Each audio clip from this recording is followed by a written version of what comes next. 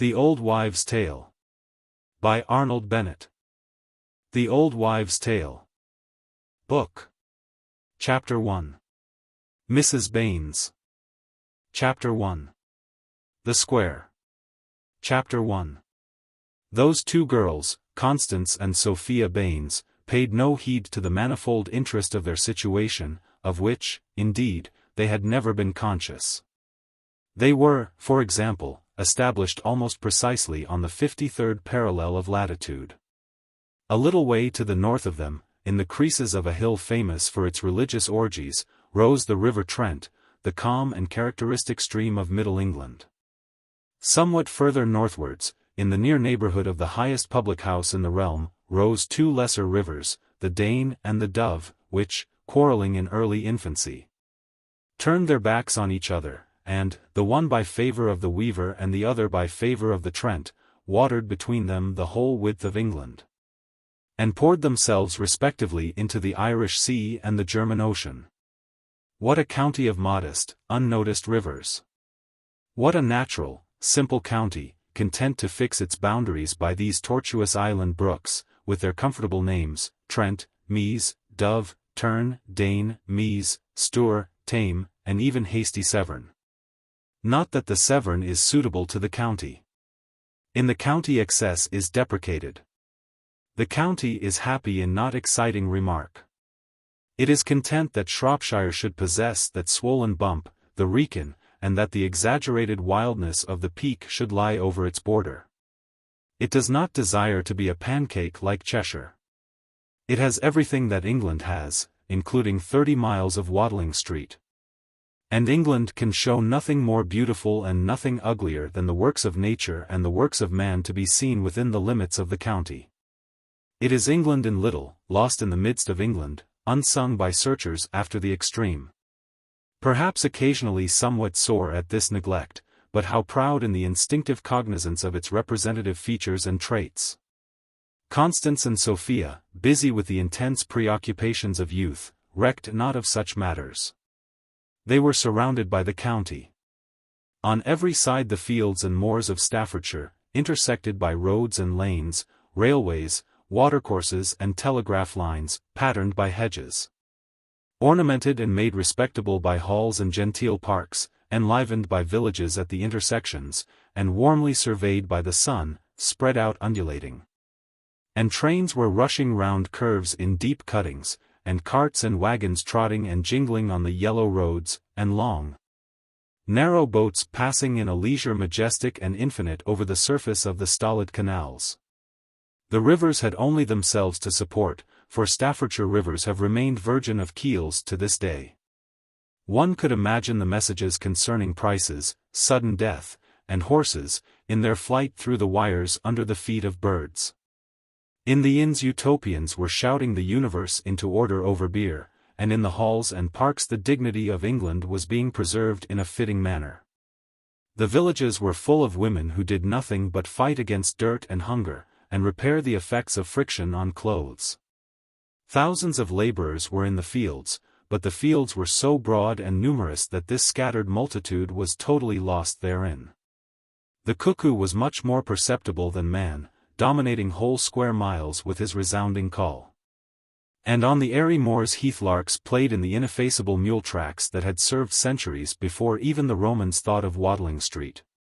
In short, the usual daily life of the county was proceeding with all its immense variety and importance, but though Constance and Sophia were in it they were not of it. The fact is, that while in the county they were also in the district. And no person who lives in the district, even if he should be old and have nothing to do but reflect upon things in general, ever thinks about the county. So far as the county goes, the district might almost as well be in the middle of the Sahara. It ignores the county, save that it uses it nonchalantly sometimes as leg stretcher on holiday afternoons, as a man may use his back garden. It has nothing in common with the county. It is richly sufficient to itself. Nevertheless, its self-sufficiency and the true salt savour of its life can only be appreciated by picturing it hemmed in by county. It lies on the face of the county like an insignificant stain, like a dark Pleiades in a green and empty sky. And Honbridge has the shape of a horse and its rider, Bursley of half a donkey, Knipe of a pair of trousers, Longshaw of an octopus, and Little Tunhill of a beetle. The 5 towns seem to cling together for safety. Yet the idea of clinging together for safety would make them laugh. They are unique and indispensable. From the north of the county right down to the south they alone stand for civilization, applied science, organized manufacture, and the century, until you come to Wolverhampton. They are unique and indispensable because you cannot drink tea out of a teacup without the aid of the 5 towns, because you cannot eat a meal in decency without the aid of the 5 towns. For this the architecture of the 5 towns is an architecture of ovens and chimneys, for this its atmosphere is as black as its mud. For this it burns and smokes all night, so that Longshaw has been compared to hell. For this it is unlearned in the ways of agriculture, never having seen corn except as packing straw and in quartern loaves. For this, on the other hand, it comprehends the mysterious habits of fire and pure, sterile earth. For this it lives crammed together in slippery streets where the housewife must change white window curtains at least once a fortnight if she wishes to remain respectable. For this it gets up in the mass at 6 a.m., winter and summer, and goes to bed when the public houses close. For this it exists, that you may drink tea out of a teacup and toy with a chop on a plate. All the everyday crockery used in the kingdom is made in the 5 towns, all, and much besides. A district capable of such gigantic manufacture, of such a perfect monopoly, and which finds energy also to produce coal and iron and great men, may be an insignificant stain on a county. Considered geographically, but it is surely well justified in treating the county as its back garden once a week, and in blindly ignoring it the rest of the time. Even the majestic thought that whenever and wherever in all England a woman washes up, she washes up the product of the district. That whenever and wherever in all England a plate is broken the fracture means new business for the district, even this majestic thought had probably never occurred to either of the girls. The fact is, that while in the 5 towns they were also in the square, Bursley and the square ignored the staple manufacture as perfectly as the district ignored the county. Bursley has the honors of antiquity in the 5 towns. No industrial development can ever rob it of its superiority in age, which makes it absolutely sure in its conceit.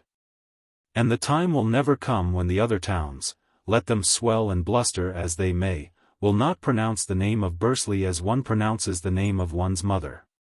Add to this that the square was the center of Bursley's retail trade, which scorned the staple as something wholesale, vulgar, and assuredly filthy.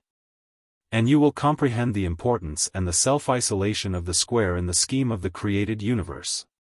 There you have it, embedded in the district, and the district embedded in the county, and the county lost and dreaming in the heart of England.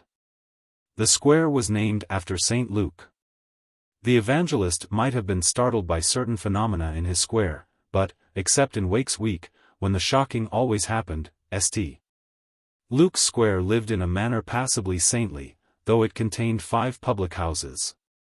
It contained 5 public houses, a bank, a barber's, a confectioner's, 3 grocers, 2 chemists, an ironmonger's, a clothier's, and 5 drapers.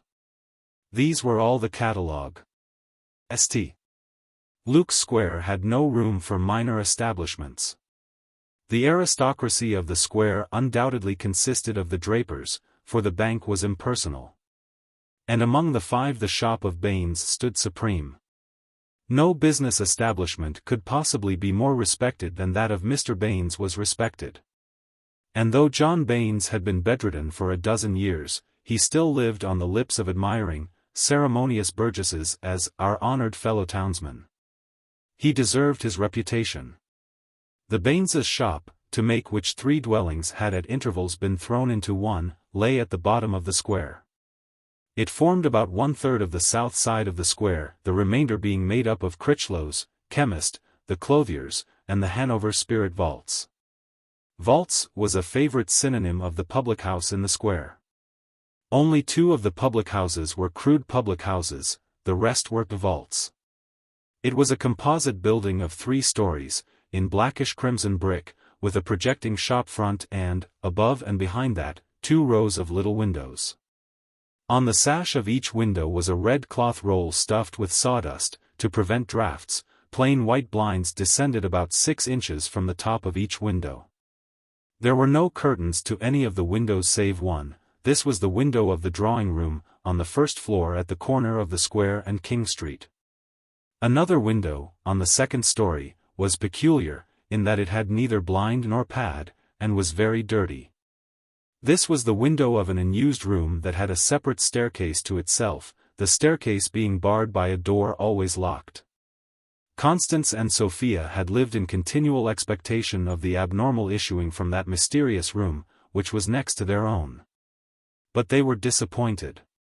The room had no shameful secret except the incompetence of the architect who had made one house out of 3, it was just an empty, unemployable room. The building had also a considerable frontage on King Street, where, behind the shop, was sheltered the parlor, with a large window and a door that led directly by 2 steps into the street. A strange peculiarity of the shop was that it bore no signboard. Once it had had a large signboard which a memorable gale had blown into the square. Mr. Baines had decided not to replace it. He had always objected to what he called puffing, and for this reason would never hear of such a thing as a clearance sale. The hatred of puffing grew on him until he came to regard even a sign as puffing. Uninformed persons who wished to find Baineses must ask and learn. For Mr. Baines, to have replaced the sign would have been to condone, to participate in, the modern craze for unscrupulous self-advertisement. This abstention of Mr. Baines's from indulgence in signboards was somehow accepted by the more thoughtful members of the community as evidence that the height of Mr. Baines's principles was greater even than they had imagined. Constance and Sophia were the daughters of this credit to human nature. He had no other children. Chapter 2.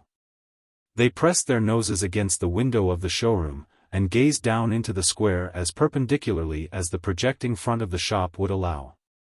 The showroom was over the millinery and silken half of the shop. Over the woolen and shirting half were the drawing room and the chief bedroom. When in quest of articles of coquetry, you mounted from the shop by a curving stair. And your head gradually rose level with a large apartment having a mahogany counter in front of the window and along one side, yellow linoleum on the floor, many cardboard boxes.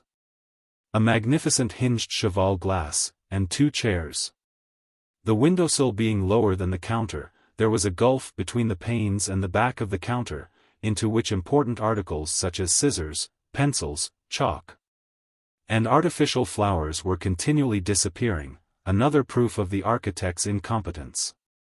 The girls could only press their noses against the window by kneeling on the counter, and this they were doing.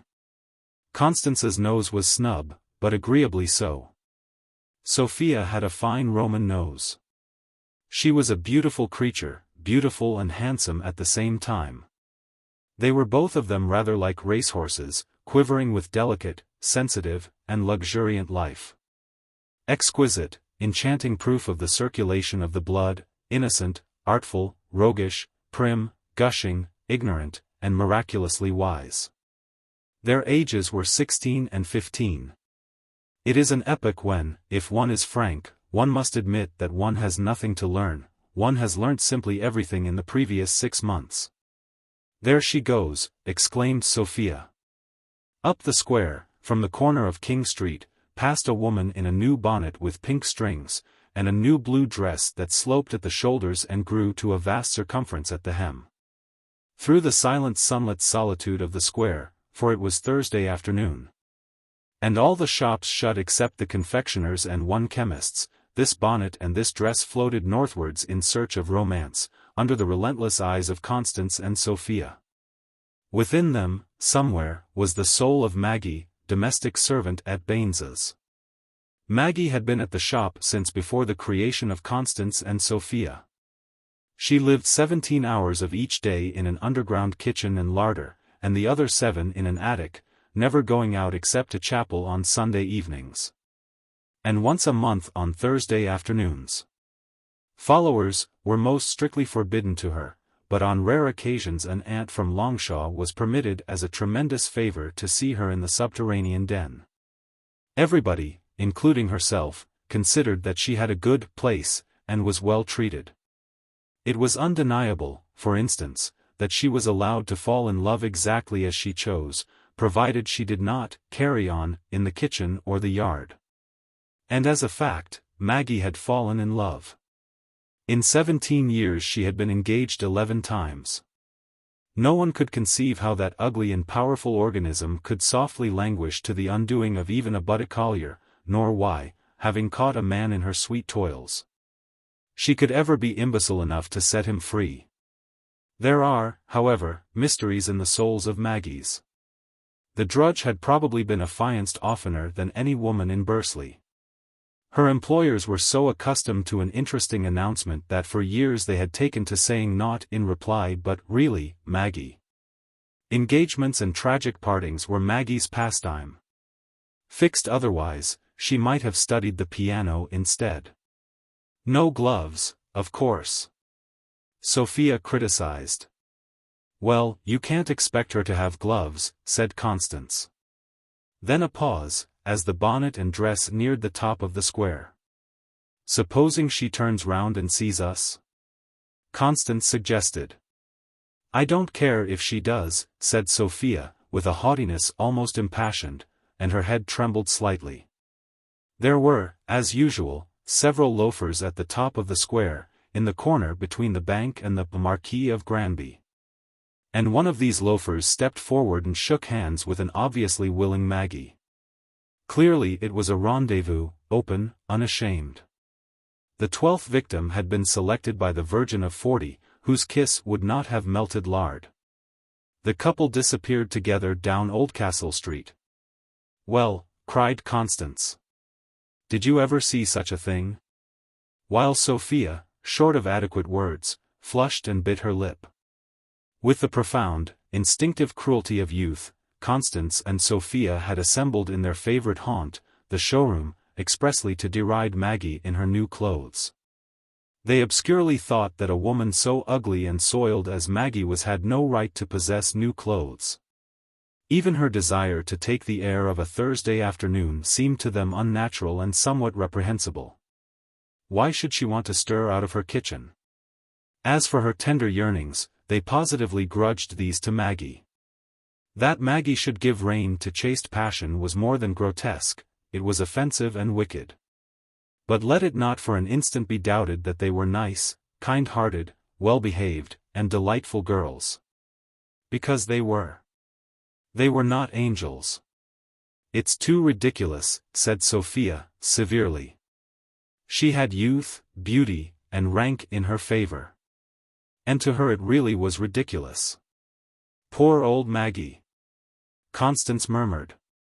Constance was foolishly good-natured, a perfect manufactory of excuses for other people, and her benevolence was eternally rising up and overpowering her reason. What time did Mother say she should be back? Sophia asked. Not until supper. Oh. Hallelujah. Sophia burst out, clasping her hands in joy. And they both slid down from the counter just as if they had been little boys, and not, as their mother called them, great girls. Let's go and play the Osborne quadrilles, Sophia suggested, the Osborne quadrilles being a series of dances arranged to be performed on drawing-room pianos by 4 jeweled hands.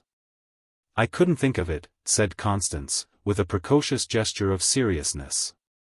In that gesture, and in her tone, was something which conveyed to Sophia, Sophia. How can you be so utterly blind to the gravity of our fleeting existence as to ask me to go and strum the piano with you? Yet a moment before she had been a little boy. Why not? Sophia demanded. I shall never have another chance like today for getting on with this, said Constance, picking up a bag from the counter. She sat down and took from the bag a piece of loosely woven canvas, on which she was embroidering a bunch of roses in colored wools. The canvas had once been stretched on a frame, but now, as the delicate labor of the petals and leaves was done, and nothing remained to do but the monotonous background, Constance was content to pin the stuff to her knee. With the long needle and several skeins of mustard-tinted wool, she bent over the canvas and resumed the filling in of the tiny squares. The whole design was in squares, the gradations of red and greens, the curves of the smallest buds, all was contrived in squares. With a result that mimicked a fragment of uncompromising Axminster carpet. Still, the fine texture of the wool, the regular and rapid grace of those fingers moving incessantly at back and front of the canvas, the gentle sound of the wool as it passed through the holes. And the intent, youthful earnestness of that lowered gaze, excused and invested with charm an activity which, on artistic grounds, could not possibly be justified. The canvas was destined to adorn a gilt fire screen in the drawing-room, and also to form a birthday gift to Mrs. Baines from her elder daughter. But whether the enterprise was as secret from Mrs. Baines as Constance hoped, none save Mrs. Baines knew. Murmured Sophia, "you're too sickening sometimes." "Well," said Constance, blandly, "it's no use pretending that this hasn't got to be finished before we go back to school, because it has." Sophia wandered about, a prey ripe for the evil one. "Oh," she exclaimed joyously, even ecstatically, looking behind the cheval glass, "here's Mother's new skirt. Miss Dunn's been putting the gimp on it. Oh, Mother, what a proud thing you will be." Constance heard swishings behind the glass. "What are you doing, Sophia?" "Nothing." "You surely aren't putting that skirt on?" "Why not?" "You'll catch it finely, I can tell you." Without further defense, Sophia sprang out from behind the immense glass.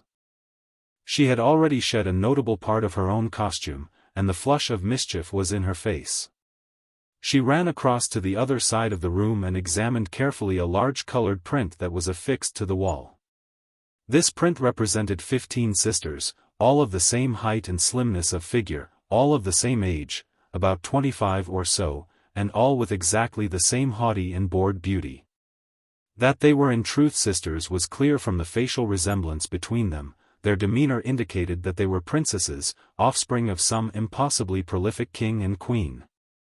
Those hands had never toiled, nor had those features ever relaxed from the smile of courts. The princesses moved in a landscape of marble steps and verandas, with a bandstand and strange trees in the distance. One was in a riding habit, another in evening attire, another dressed for tea, another for the theatre, another seemed to be ready to go to bed. One held a little girl by the hand. It could not have been her own little girl, for these princesses were far beyond human passions. Where had she obtained the little girl? Why was one sister going to the theatre, another to tea, another to the stable, and another to bed? Why was one in a heavy mantle, and another sheltering from the sun's rays under a parasol? The picture was drenched in mystery, and the strangest thing about it was that all these highnesses were apparently content with the most ridiculous and outmoded fashions. Absurd hats, with veils flying behind, absurd bonnets, fitting close to the head, and spotted, absurd coiffures that nearly lay on the nape, absurd, clumsy sleeves.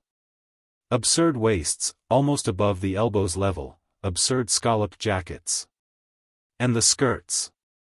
What a sight were those skirts! They were nothing but vast decorated pyramids. On the summit of each was stuck the upper half of a princess. It was astounding that princesses should consent to be so preposterous and so uncomfortable. But Sophia perceived nothing uncanny in the picture, which bore the legend, "Newest summer fashions from Paris." Gratis supplement to Myra's journal. Sophia had never imagined anything more stylish, lovely, and dashing than the raiment of the 15 princesses. For Constance and Sophia had the disadvantage of living in the Middle Ages. The crinoline had not quite reached its full circumference, and the dress improver had not even been thought of. In all the 5 towns there was not a public bath, nor a free library, nor a municipal park, nor a telephone, nor yet a board school. People had not understood the vital necessity of going away to the seaside every year. Bishop Colenso had just staggered Christianity by his shameless notions on the Pentateuch. Half Lancashire was starving on account of the American War. Garroting was the chief amusement of the homicidal classes. Incredible as it may appear, there was nothing but a horse-tram running between Bursley and Honbridge, and that only twice an hour, and between the other towns no stage of any kind. One went to Longshaw as one now goes to Peking. It was an era so dark and backward that one might wonder how people could sleep in their beds at night for thinking about their sad state. Happily the inhabitants of the 5 towns in that era were passably pleased with themselves, and they never even suspected that they were not quite modern and quite awake. They thought that the intellectual, the industrial, and the social movements had gone about as far as these movements could go, and they were amazed at their own progress. Instead of being humble and ashamed, they actually showed pride in their pitiful achievements. They ought to have looked forward meekly to the prodigious feats of posterity. But, having too little faith and too much conceit, they were content to look behind and make comparisons with the past. They did not foresee the miraculous generation which is us. A poor, blind, complacent people. The ludicrous horse-car was typical of them. The driver rang a huge bell, 5 minutes before starting, that could be heard from the Wesleyan Chapel to the Cock Yard.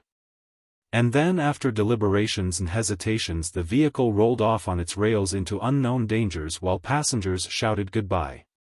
At Bleakridge it had to stop for the turnpike, and it was assisted up the mountains of Leveson Place and Sutherland Street, towards Honbridge, by a third horse, on whose back was perched a tiny, whip-cracking boy. That boy lived like a shuttle on the road between Leveson Place and Sutherland Street, and even in wet weather he was the envy of all other boys.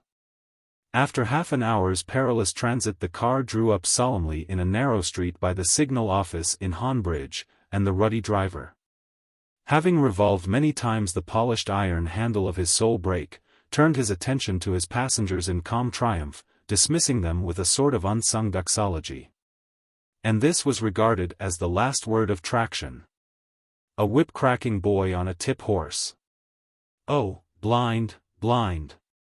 You could not foresee the 120 electric cars that now rush madly bumping and thundering at 20 miles an hour through all the main streets of the district.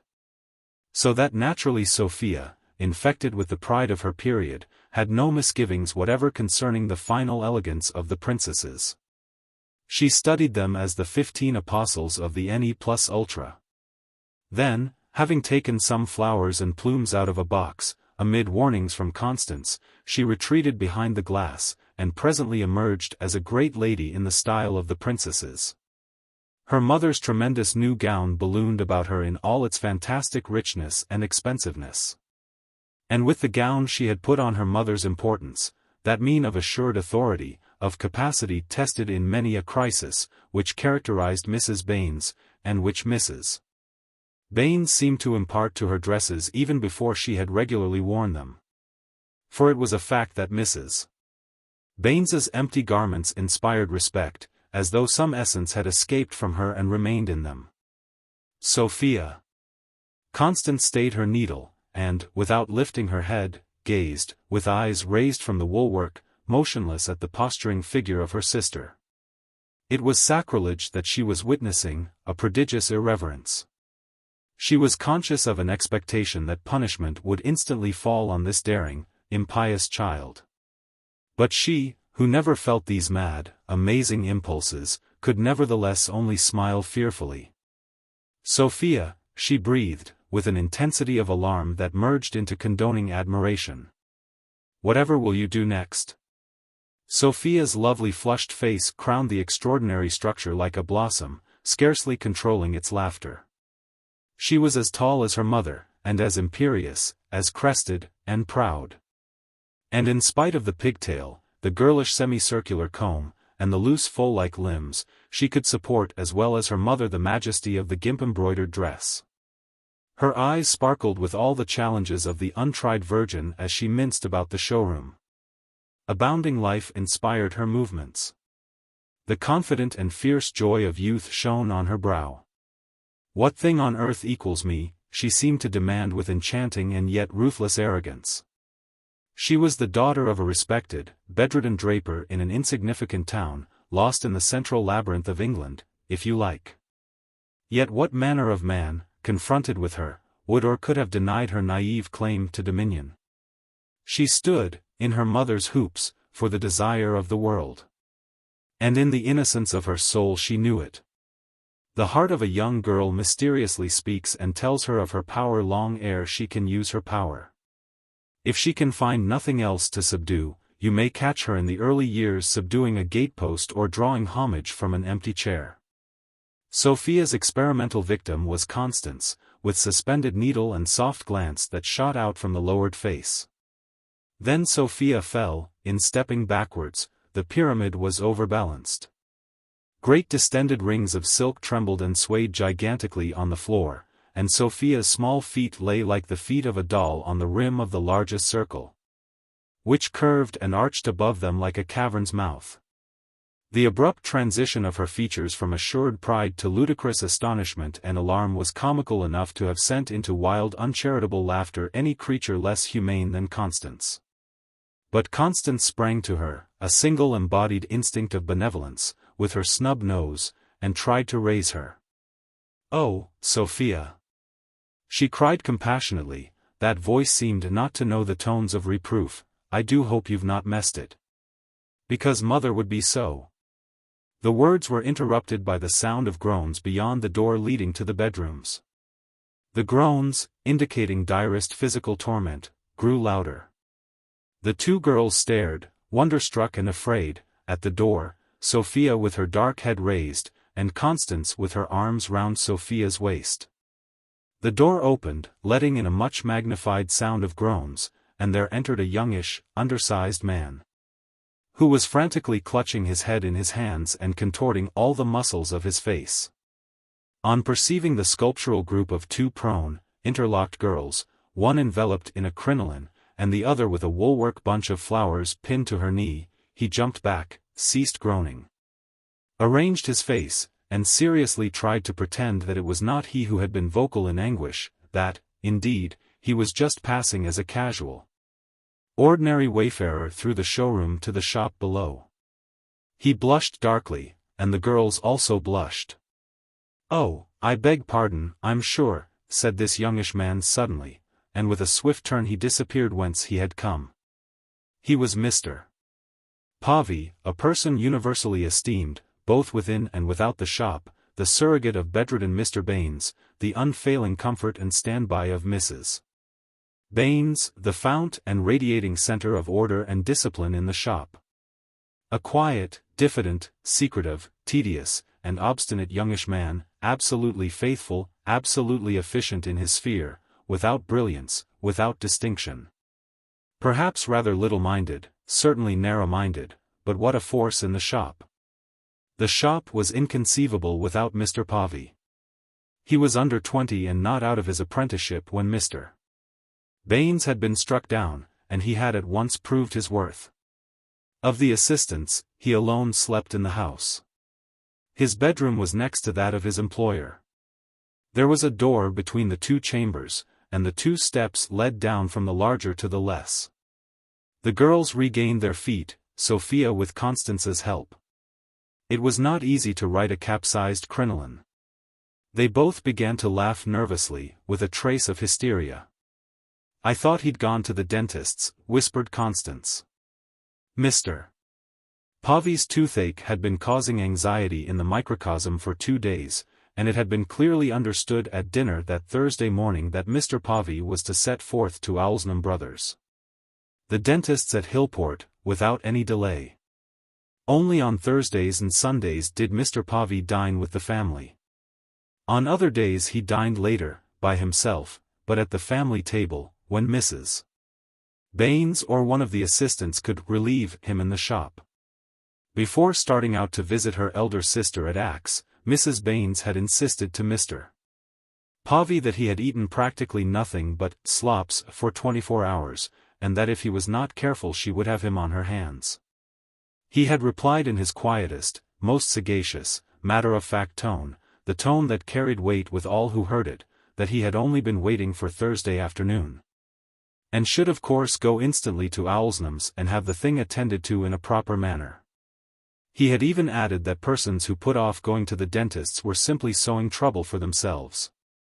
None could possibly have guessed that Mr. Povey was afraid of going to the dentist's. But such was the case. He had not dared to set forth. The paragon of common sense, pictured by most people as being somehow unliable to human frailties, could not yet screw himself up to the point of ringing a dentist's doorbell. "He did look funny," said Sophia. "I wonder what he thought." I couldn't help laughing. Constance made no answer. But when Sophia had resumed her own clothes, and it was ascertained beyond doubt that the new dress had not suffered, and Constance herself was calmly stitching again, she said, poising her needle as she had poised it to watch Sophia, "I was just wondering whether something oughtn't to be done for Mr. Povey." "What?" Sophia demanded. "Has he gone back to his bedroom?" "Let's go and listen," said Sophia the adventuress. They went, through the showroom door, past the foot of the stairs leading to the second story. Down the long corridor broken in the middle by 2 steps and carpeted with a narrow bordered carpet whose parallel lines increased its apparent length. They went on tiptoe, sticking close to one another. Mr. Povey's door was slightly ajar. They listened, not a sound. "Mr. Povey." Constance coughed discreetly. No reply. It was Sophia who pushed the door open. Constance made an elderly prim plucking gesture at Sophia's bare arm, but she followed Sophia gingerly into the forbidden room, which was, however, empty. The bed had been ruffled, and on it lay a book, The Harvest of a Quiet Eye. Harvest of a Quiet Tooth. Sophia whispered, giggling very low. "HSH." Constance put her lips forward. From the next room came a regular, muffled, oratorical sound, as though someone had begun many years ago to address a meeting and had forgotten to leave off and never would leave off. They were familiar with the sound, and they quitted Mr. Povey's chamber in fear of disturbing it. At the same moment Mr. Povey reappeared, this time in the drawing-room doorway at the other extremity of the long corridor. He seemed to be trying ineffectually to flee from his tooth as a murderer tries to flee from his conscience. "Oh, Mr. Povey," said Constance quickly, for he had surprised them coming out of his bedroom, "we were just looking for you. To see if we could do anything for you," Sophia added. "Oh no, thanks," said Mr. Povey. Then he began to come down the corridor, slowly. "You haven't been to the dentist's," said Constance sympathetically. "No, I haven't," said Mr. Povey, as if Constance was indicating a fact which had escaped his attention. "The truth is, I thought it looked like rain, and if I'd got wet, you see." Miserable Mr. Povey. "Yes," said Constance, "you certainly ought to keep out of drafts. Don't you think it would be a good thing if you went and sat in the parlor? There's a fire there." "I shall be all right, thank you," said Mr. Povey. And after a pause, "Well, thanks, I will." Chapter 3. The girls made way for him to pass them at the head of the twisting stairs which led down to the parlor. Constance followed, and Sophia followed Constance. "Have father's chair," said Constance. There were 2 rocking chairs with fluted backs covered by antimacassars, one on either side of the hearth. That to the left was still entitled Father's Chair, though its owner had not sat in it since long before the Crimean War, and would never sit in it again. "I think I'd sooner have the other one," said Mr. Povey, "because it's on the right side, you see." And he touched his right cheek. Having taken Mrs. Baines's chair, he bent his face down to the fire, seeking comfort from its warmth. Sophia poked the fire, whereupon Mr. Povey abruptly withdrew his face. He then felt something light on his shoulders. Constance had taken the antimacassar from the back of the chair, and protected him with it from the drafts. He did not instantly rebel, and therefore was permanently barred from rebellion. He was entrapped by the antimacassar. It formally constituted him an invalid, and Constance and Sophia his nurses. Constance drew the curtain across the street door. No draught could come from the window, for the window was not made to open. The age of ventilation had not arrived. Sophia shut the other 2 doors. And, each near a door, the girls gazed at Mr. Povey behind his back, irresolute, but filled with a delicious sense of responsibility. The situation was on a different plane now. The seriousness of Mr. Povey's toothache, which became more and more manifest, had already wiped out the ludicrous memory of the encounter in the showroom. Looking at these 2 big girls, with their short-sleeved black frocks and black aprons, and their smooth hair, and their composed serious faces, one would have judged them incapable of the least lapse from an archangelic primness. Sophia especially presented a marvelous imitation of saintly innocence. As for the toothache, its action on Mr. Povey was apparently periodic. It gathered to a crisis like a wave, gradually, the torture increasing till the wave broke and left Mr. Povey exhausted, but free for a moment from pain. These crises recurred about once a minute. And now, accustomed to the presence of the young virgins, and having tacitly acknowledged by his acceptance of the antimacassar that his state was abnormal, he gave himself up frankly to affliction. He concealed nothing of his agony, which was fully displayed by sudden contortions of his frame, and frantic oscillations of the rocking chair. Presently, as he lay back enfeebled in the wash of a spent wave, he murmured with a sick man's voice, "I suppose you haven't got any laudanum?" The girl started into life. "Laudanum, Mr. Povey?" "Yes, to hold in my mouth." He sat up, tense. Another wave was forming. The excellent fellow was lost to all self-respect, all decency. "There's sure to be some in mother's cupboard," said Sophia. Constance, who bore Mrs. Baines's bunch of keys at her girdle, a solemn trust, moved a little fearfully to a corner cupboard which was hung in the angle to the right of the projecting fireplace, over a shelf on which stood a large copper tea-urn. That corner cupboard, of oak inlaid with maple and ebony in a simple border pattern, was typical of the room. It was of a piece with the deep green flock wall-paper, and the tea-urn, and the rocking chairs with their antimacassars, and the harmonium in rosewood with a Chinese papier-mâché tea-caddy on the top of it. Even with the carpet, certainly the most curious parlor carpet that ever was, being made of lengths of the stair carpet sewn together side by side. That corner cupboard was already old in service. It had held the medicines of generations. It gleamed darkly with the grave and genuine polish which comes from ancient use alone. The key which Constance chose from her bunch was like the cupboard, smooth and shining with years. It fitted and turned very easily, yet with a firm snap. The single wide door opened sedately as a portal. The girls examined the sacred interior, which had the air of being inhabited by an army of diminutive prisoners, each crying aloud with the full strength of its label to be set free on a mission. "There it is," said Sophia eagerly. And there it was, a blue bottle, with a saffron label, "Caution. Poison. Laudanum.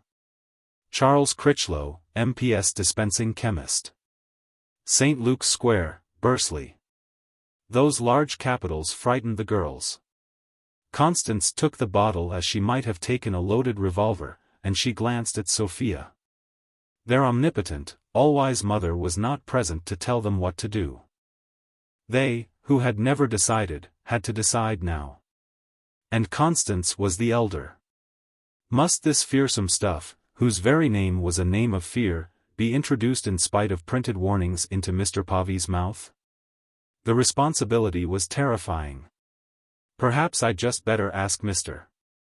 Critchlow," Constance faltered. The expectation of beneficent laudanum had enlivened Mr. Povey, had already, indeed, by a sort of suggestion, half cured his toothache. "Oh no," he said. "No need to ask Mr. Critchlow. 2 or 3 drops in a little water." He showed impatience to be at the laudanum. The girls knew that an antipathy existed between the chemist and Mr. Povey. "It's sure to be all right," said Sophia. "I'll get the water." With youthful cries and alarms they succeeded in pouring 4 mortal dark drops, one more than Constance intended, into a cup containing a little water. And as they handed the cup to Mr. Pavy, their faces were the faces of affrighted comical conspirators. They felt so old and they looked so young. Mr. Pavy imbibed eagerly of the potion, put the cup on the mantelpiece, and then tilted his head to the right so as to submerge the affected tooth. In this posture he remained, awaiting the sweet influence of the remedy. The girls, out of a nice modesty, turned away, for Mr. Pavy must not swallow the medicine, and they preferred to leave him unhampered in the solution of a delicate problem. When next they examined him, he was leaning back in the rocking chair with his mouth open and his eyes shut. "Has it done you any good, Mr. Pavy?" "I think I'll lie down on the sofa for a minute," was Mr. Pavy's strange reply. And forthwith he sprang up and flung himself onto the horsehair sofa between the fireplace and the window, where he lay stripped of all his dignity. A mere beaten animal in a grey suit with peculiar coat-tails, and a very creased waistcoat, and a lapel that was planted with pins, and a paper collar and close-fitting paper cuffs. Constance ran after him with the antimacassar, which she spread softly on his shoulders, and Sophia put another one over his thin little legs, all drawn up. They then gazed at their handiwork, with secret self-accusations and the most dreadful misgivings. "He surely never swallowed it," Constance whispered. "He's asleep, anyhow," said Sophia, more loudly. Mr. Pavy was certainly asleep, and his mouth was very wide open, like a shop door. The only question was whether his sleep was not an eternal sleep, the only question was whether he was not out of his pain forever. Then he snored, horribly. His snore seemed a portent of disaster. Sophia approached him as though he were a bomb, and stared, growing bolder, into his mouth. "Oh, Con," she summoned her sister, "do come and look. It's too droll." In an instant all their 4 eyes were exploring the singular landscape of Mr. Pavy's mouth. In a corner, to the right of that interior, was one sizable fragment of a tooth, that was attached to Mr. Pavy by the slenderest tie, so that at each respiration of Mr. Pavy, when his body slightly heaved and the gale moaned in the cavern, this tooth moved separately, showing that its long connection with Mr. Pavy was drawing to a close. "That's the one," said Sophia, pointing. "And it's as loose as anything. Did you ever see such a funny thing?" The extreme funniness of the thing had lulled in Sophia the fear of Mr. Pavy's sudden death. "I'll see how much he's taken," said Constance, preoccupied, going to the mantelpiece. "Why, I do believe," Sophia began, and then stopped, glancing at the sewing machine, which stood next to the sofa. It was a house sewing machine. It had a little tool drawer, and in the tool drawer was a small pair of pliers. Constance, engaged in sniffing at the lees of the potion in order to estimate its probable deadliness, heard the well-known click of the little tool drawer, and then she saw Sophia nearing Mr. Pavy's mouth with the pliers. "Sophia," she exclaimed, aghast. "What in the name of goodness are you doing?" "Nothing," said Sophia. The next instant Mr. Pavy sprang up out of his laudanum dream. "It jumps," he muttered, and, after a reflective pause, "but it's much better. He had at any rate escaped death." Sophia's right hand was behind her back. Just then a hawker passed down King Street, crying mussels and cockles. "Oh!" Sophia almost shrieked. "Do let's have mussels and cockles for tea." And she rushed to the door, and unlocked and opened it, regardless of the risk of draughts to Mr. Pavy. In those days people often depended upon the caprices of hawkers for the tastiness of their teas, but it was an adventurous age, when errant knights of commerce were numerous and enterprising. You went on to your doorstep, caught your meal as it passed, withdrew, cooked it and ate it, quite in the manner of the early Briton. Constance was obliged to join her sister on the top step. Sophia descended to the second step. "Fresh mussels and cockles all alive, oh," bawled the hawker, looking across the road in the April breeze. He was the celebrated Hollands, a professional Irish drunkard, aged in iniquity, who cheerfully saluted magistrates in the street and referred to the workhouse, which he occasionally visited, as the Bastille. Sophia was trembling from head to foot. "What are you laughing at, you silly thing?" Constance demanded. Sophia surreptitiously showed the pliers, which she had partly thrust into her pocket. Between their points was a most perceptible, and even recognizable, fragment of Mr. Povey. This was the crown of Sophia's career as a perpetrator of the unutterable. What? Constance's face showed the final contortions of that horrified incredulity which is forced to believe. Sophia nudged her violently to remind her that they were in the street, and also quite close to Mr. Povey. "Now, my little missies," said the vile Hollins. "3d. a pint, and how's your honored mother today?" "Yes, fresh, so help me God." "How do you find this book? Any thoughts about the book or the author? Any suggestion for improvement? Please take a moment to share your thoughts in a comment. If you like it, share it with your friends who might enjoy it as well. Subscribe to keep in touch. Visit CompleteAudiobooks.com for more quality content. Chapter 2. The Tooth. Chapter 1. The two girls came up the unlighted stone staircase which led from Maggie's cave to the door of the parlor. Sophia, foremost, was carrying a large tray, and Constance a small one. Constance, who had nothing on her tray but a teapot, a bowl of steaming and balmy-scented mussels and cockles, and a plate of hot buttered toast, went directly into the parlor on the left. Sophia had in her arms the entire material and apparatus of a high tea for two, including eggs, jam, and toast, covered with the slop basin turned upside down, but not including mussels and cockles. She turned to the right, passed along the corridor by the cutting-out room, up 2 steps into the sheeted and shuttered gloom of the closed shop, up the showroom stairs, through the showroom, and so into the bedroom corridor. Experience had proved it easier to make this long detour than to round the difficult corner of the parlor stairs with a large loaded tray. Sophia knocked with the edge of the tray at the door of the principal bedroom. The muffled oratorical sound from within suddenly ceased, and the door was opened by a very tall, very thin, black-bearded man, who looked down at Sophia as if to demand what she meant by such an interruption. "I've brought the tea, Mr. Critchlow," said Sophia. And Mr. Critchlow carefully accepted the tray. "Is that my little Sophia?" asked a faint voice from the depths of the bedroom. "Yes, father," said Sophia. But she did not attempt to enter the room. Mr. Critchlow put the tray on a white-clad chest of drawers near the door, and then he shut the door, with no ceremony. Mr. Critchlow was John Baines's oldest and closest friend, though decidedly younger than the draper. He frequently popped in to have a word with the invalid. But Thursday afternoon was his special afternoon, consecrated by him to the service of the sick. From 2 o'clock precisely till 8 o'clock precisely he took charge of John Baines, reigning autocratically over the bedroom. It was known that he would not tolerate invasions, nor even ambassadorial visits. No.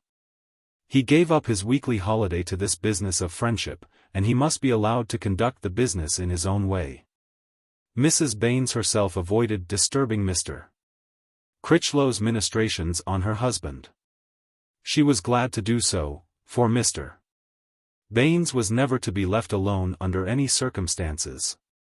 And the convenience of being able to rely upon the presence of a staid member of the Pharmaceutical Society for 6 hours of a given day every week outweighed the slight affront to her prerogatives as wife and house mistress.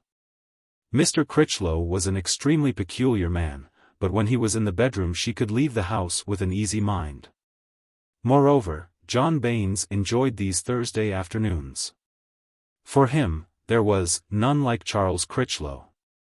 The two old friends experienced a sort of grim, desiccated happiness, cooped up together in the bedroom, secure from women and fools generally. How they spent the time did not seem to be certainly known, but the impression was that politics occupied them.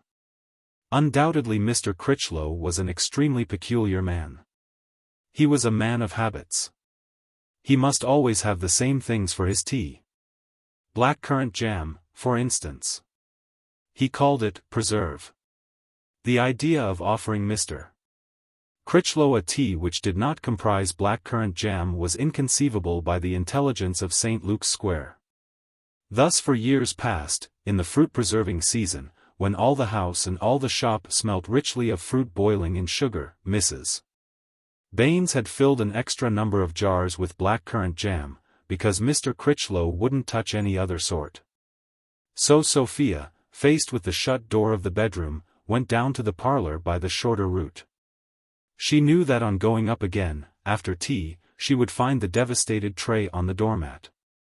Constance was helping Mr. Povey to mussels and cockles. And Mr. Povey still wore one of the antimacassars. It must have stuck to his shoulders when he sprang up from the sofa, woolen antimacassars being notoriously parasitic things. Sophia sat down, somewhat self-consciously. The serious Constance was also perturbed. Mr. Povey did not usually take tea in the house on Thursday afternoons. His practice was to go out into the great, mysterious world. Never before had he shared a meal with the girls alone. The situation was indubitably unexpected, unforeseen. It was, too, piquant, and what added to its piquancy was the fact that Constance and Sophia were, somehow, responsible for Mr. Povey. They felt that they were responsible for him. They had offered the practical sympathy of two intelligent and well-trained young women, born nurses by reason of their sex, and Mr. Povey had accepted. He was now on their hands. Sophia's monstrous, sly operation in Mr. Povey's mouth did not cause either of them much alarm, Constance having apparently recovered from the first shock of it. They had discussed it in the kitchen while preparing the teas. Constance's extraordinarily severe and dictatorial tone in condemning it had led to a certain heat. But the success of the impudent wrench justified it despite any irrefutable argument to the contrary. Mr. Povey was better already, and he evidently remained in ignorance of his loss. "Have some?" Constance asked of Sophia, with a large spoon hovering over the bowl of shells. "Yes, please," said Sophia, positively. Constance well knew that she would have some, and had only asked from sheer nervousness. "Pass your plate, then." Now when everybody was served with mussels, cockles, tea, and toast, and Mr. Povey had been persuaded to cut the crust off his toast, and Constance had, quite unnecessarily, warned Sophia against the deadly green stuff in the mussels. And Constance had further pointed out that the evenings were getting longer, and Mr. Povey had agreed that they were. There remained nothing to say. An irksome silence fell on them all, and no one could lift it off. Tiny clashes of shell and crockery sounded with the terrible clearness of noises heard in the night. Each person avoided the eyes of the others.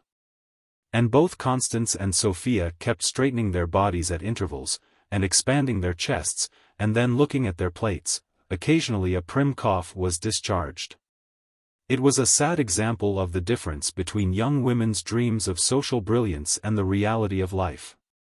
These girls got more and more girlish, until, from being women at the administering of laudanum, they sank back to about 8 years of age, perfect children, at the tea-table. The tension was snapped by Mr. Povey. "My God!" he muttered, moved by a startling discovery to this impious and disgraceful oath, he, the pattern and exemplar, and in the presence of innocent girlhood too. "I've swallowed it." "Swallowed what, Mr. Povey?" Constance inquired. The tip of Mr. Povey's tongue made a careful voyage of inspection all round the right side of his mouth. "Oh yes," he said, as if solemnly accepting the inevitable. "I've swallowed it." Sophia's face was now scarlet. She seemed to be looking for some place to hide it. Constance could not think of anything to say. "That tooth has been loose for 2 years, said Mr. Povey, and now I've swallowed it with a mussel." "Oh, Mr. Povey!" Constance cried in confusion, and added, "There's one good thing, it can't hurt you any more now." "Oh," said Mr. Povey. "It wasn't that tooth that was hurting me. It's an old stump at the back that's upset me so this last day or two. I wish it had been." Sophia had her teacup close to her red face. At these words of Mr. Pavy, her cheeks seemed to fill out like plump apples. She dashed the cup into its saucer, spilling tea recklessly, and then ran from the room with stifled snorts. Sophia! Constance protested. I must just, Sophia incoherently spluttered in the doorway. I shall be all right. Don't. Constance, who had risen, sat down again. Chapter 2. Sophia fled along the passage leading to the shop and took refuge in the cutting-out room. A room which the astonishing architect had devised upon what must have been a backyard of one of the 3 constituent houses. It was lighted from its roof, and only a wooden partition, 8 feet high, separated it from the passage. Here Sophia gave rein to her feelings. She laughed and cried together, weeping generously into her handkerchief and wildly giggling, in a hysteria which she could not control. The spectacle of Mr. Pavy mourning for a tooth which he thought he had swallowed, but which in fact lay all the time in her pocket, seemed to her to be by far the most ridiculous, side-splitting thing that had ever happened or could happen on earth. It utterly overcame her. And when she fancied that she had exhausted and conquered its surpassing ridiculousness, this ridiculousness seized her again and rolled her anew in depths of mad, trembling laughter. Gradually she grew calmer. She heard the parlor door open, and Constance descend the kitchen steps with a rattling tray of tea things. Tea, then, was finished, without her. Constance did not remain in the kitchen, because the cups and saucers were left for Maggie to wash up as a fitting coda to Maggie's monthly holiday. The parlor door closed. And the vision of Mr. Pavy in his antimacassar swept Sophia off into another convulsion of laughter and tears. Upon this the parlor door opened again, and Sophia choked herself into silence while Constance hastened along the passage. In a minute Constance returned with her woolwork, which she had got from the showroom, and the parlor received her.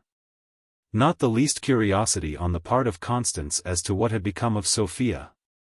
At length Sophia, a faint meditative smile being all that was left of the storm in her, ascended slowly to the showroom, through the shop. Nothing there of interest. Thence she wandered towards the drawing-room, and encountered Mr. Critchlow's tray on the mat. She picked it up and carried it by way of the showroom and shop down to the kitchen, where she dreamily munched 2 pieces of toast that had cooled to the consistency of leather. She mounted the stone steps and listened at the door of the parlor. No sound. This seclusion of Mr. Pavy and Constance was really very strange. She roved right round the house, and descended creepingly by the twisted house stairs, and listened intently at the other door of the parlor. She now detected a faint regular snore. Mr. Pavy, a prey to laudanum and muscles, was sleeping while Constance worked at her fire screen. It was now in the highest degree odd, this seclusion of Mr. Pavy in Constance. Unlike anything in Sophia's experience. She wanted to go into the parlor, but she could not bring herself to do so. She crept away again, forlorn and puzzled, and next discovered herself in the bedroom which she shared with Constance at the top of the house. She lay down in the dusk on the bed and began to read the Days of Bruce, but she read only with her eyes. Later, she heard movements on the house stairs, and the familiar whining creak of the door at the foot thereof. She skipped lightly to the door of the bedroom. "Good night, Mr. Pavy. I hope you'll be able to sleep." Constance's voice. "It will probably come on again."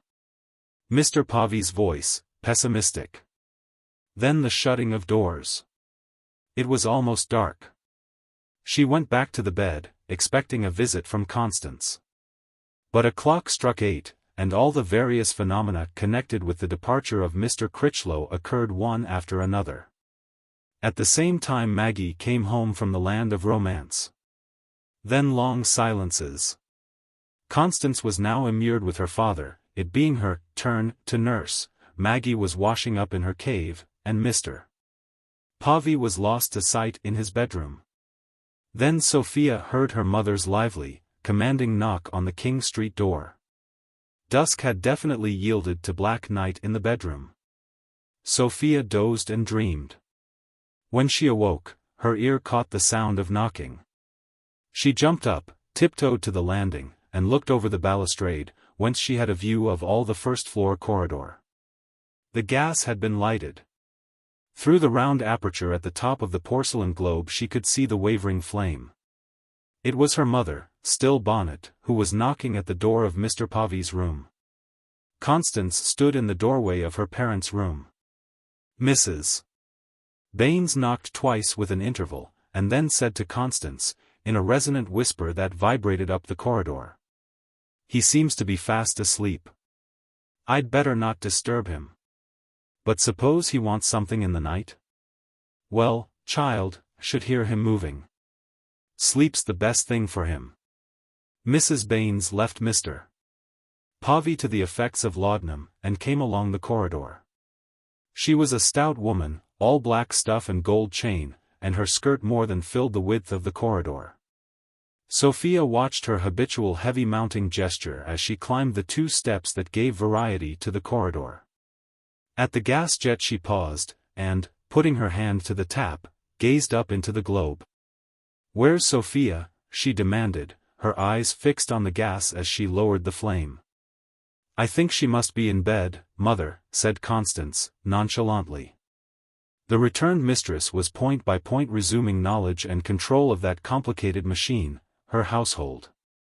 Then Constance and her mother disappeared into the bedroom, and the door was shut with a gentle, decisive bang that to the silent watcher on the floor above seemed to create a special excluding intimacy round about the figures of Constance and her father and mother.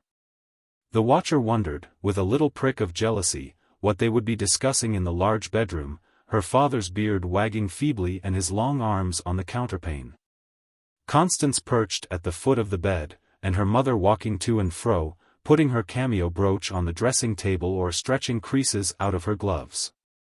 Certainly, in some subtle way, Constance had a standing with her parents which was more confidential than Sophia's. Chapter 3. When Constance came to bed, half an hour later, Sophia was already in bed.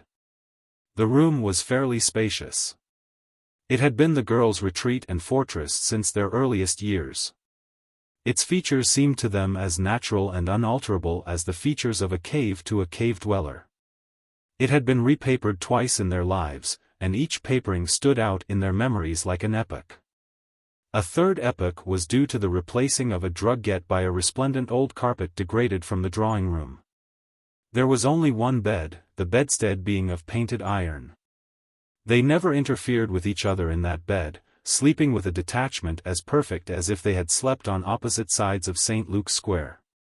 Yet if Constance had one night lain down on the half near the window instead of on the half near the door, the secret nature of the universe would have seemed to be altered. The small fire grate was filled with a mass of shavings of silver paper.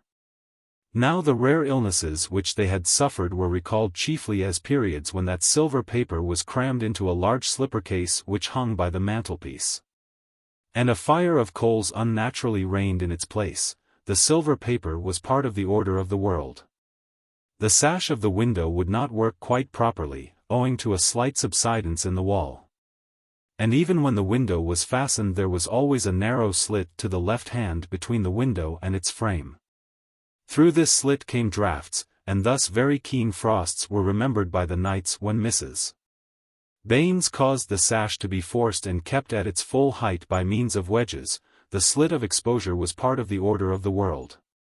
They possessed only one bed, one washstand, and one dressing table, but in some other respects they were rather fortunate girls, for they had 2 mahogany wardrobes. This mutual independence as regards wardrobes was due partly to Mrs. Baines's strong common sense, and partly to their father's tendency to spoil them a little. They had, moreover, a chest of drawers with a curved front, of which structure Constance occupied 2 short drawers and 1 long one, and Sophia 2 long drawers. On it stood 2 fancy workboxes, in which each sister kept jewelry, a savings bank book, and other treasures, and these boxes were absolutely sacred to their respective owners. They were different, but one was not more magnificent than the other. Indeed, a rigid equality was the rule in the chamber, the single exception being that behind the door were 3 hooks, of which Constance commanded 2. "Well," Sophia began, when Constance appeared. "How's darling Mr. Povey?"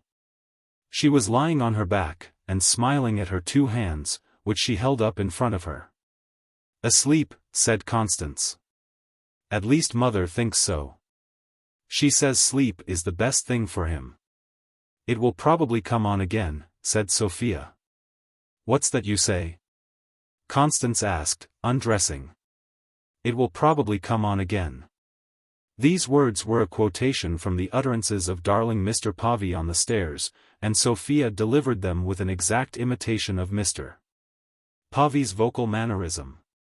"Sophia," said Constance, firmly, approaching the bed, "I wish you wouldn't be so silly." She had benevolently ignored the satirical note in Sophia's first remark, but a strong instinct in her rose up and objected to further derision. "Surely you've done enough for one day," she added. For answer Sophia exploded into violent laughter, which she made no attempt to control. She laughed too long and too freely while Constance stared at her. "I don't know what's come over you," said Constance. "It's only because I can't look at it without simply going off into fits," Sophia gasped out. And she held up a tiny object in her left hand. Constance started, flushing. "You don't mean to say you've kept it," she protested earnestly. "How horrid you are, Sophia. Give it me at once and let me throw it away. I never heard of such doings. Now give it me." "No," Sophia objected, still laughing. "I wouldn't part with it for worlds. It's too lovely." She had laughed away all her secret resentment against Constance for having ignored her during the whole evening and for being on such intimate terms with their parents. And she was ready to be candidly jolly with Constance. "Give it me," said Constance, doggedly. Sophia hid her hand under the clothes. "You can have his old stump, when it comes out, if you like. But not this. What a pity it's the wrong one. Sophia, I'm ashamed of you. Give it me." Then it was that Sophia first perceived Constance's extreme seriousness. She was surprised and a little intimidated by it. For the expression of Constance's face, usually so benign and calm, was harsh, almost fierce.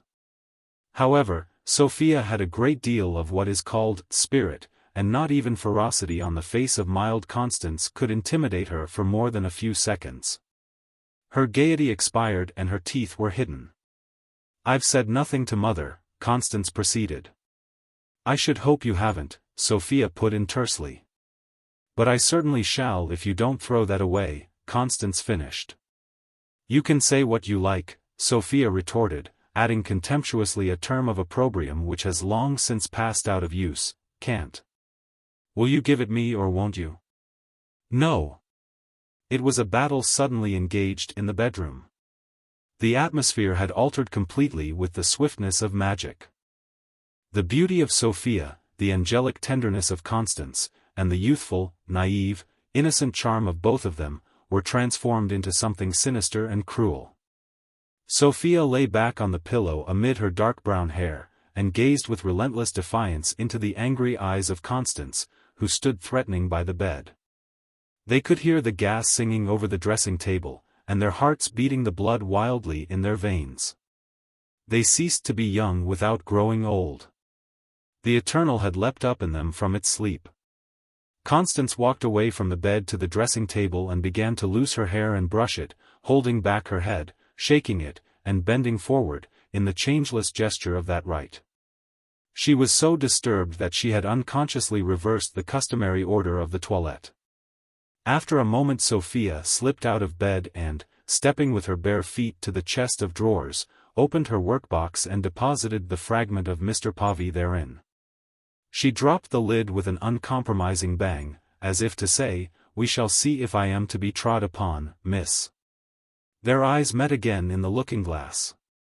Then Sophia got back into bed. 5 minutes later, when her hair was quite finished, Constance knelt down and said her prayers. Having said her prayers, she went straight to Sophia's workbox, opened it, seized the fragment of Mr. Povey, ran to the window, and frantically pushed the fragment through the slit into the square. "There," she exclaimed nervously. She had accomplished this inconceivable transgression of the code of honor, beyond all undoing, before Sophia could recover from the stupefaction of seeing her sacred workbox impudently violated. In a single moment one of Sophia's chief ideals had been smashed utterly, and that by the sweetest, gentlest creature she had ever known. It was a revealing experience for Sophia, and also for Constance. And it frightened them equally. Sophia, staring at the text, "Thou God sayest me," framed in straw over the chest of drawers, did not stir. She was defeated, and so profoundly moved in her defeat that she did not even reflect upon the obvious inefficacy of illuminated texts as a deterrent from evildoing. Not that she cared a fig for the fragment of Mr. Povey. It was the moral aspect of the affair, and the astounding, inexplicable development in Constance's character, that staggered her into silent acceptance of the inevitable. Constance, trembling, took pains to finish undressing with dignified deliberation. Sophia's behavior under the blow seemed too good to be true, but it gave her courage. At length she turned out the gas and lay down by Sophia. And there was a little shuffling, and then stillness for a while. "And if you want to know," said Constance in a tone that mingled amicableness with righteousness, "Mother's decided with Aunt Harriet that we are both to leave school next term." Chapter 3. A Battle. Chapter 1. The day sanctioned by custom in the 5 towns for the making of pastry is Saturday. But Mrs.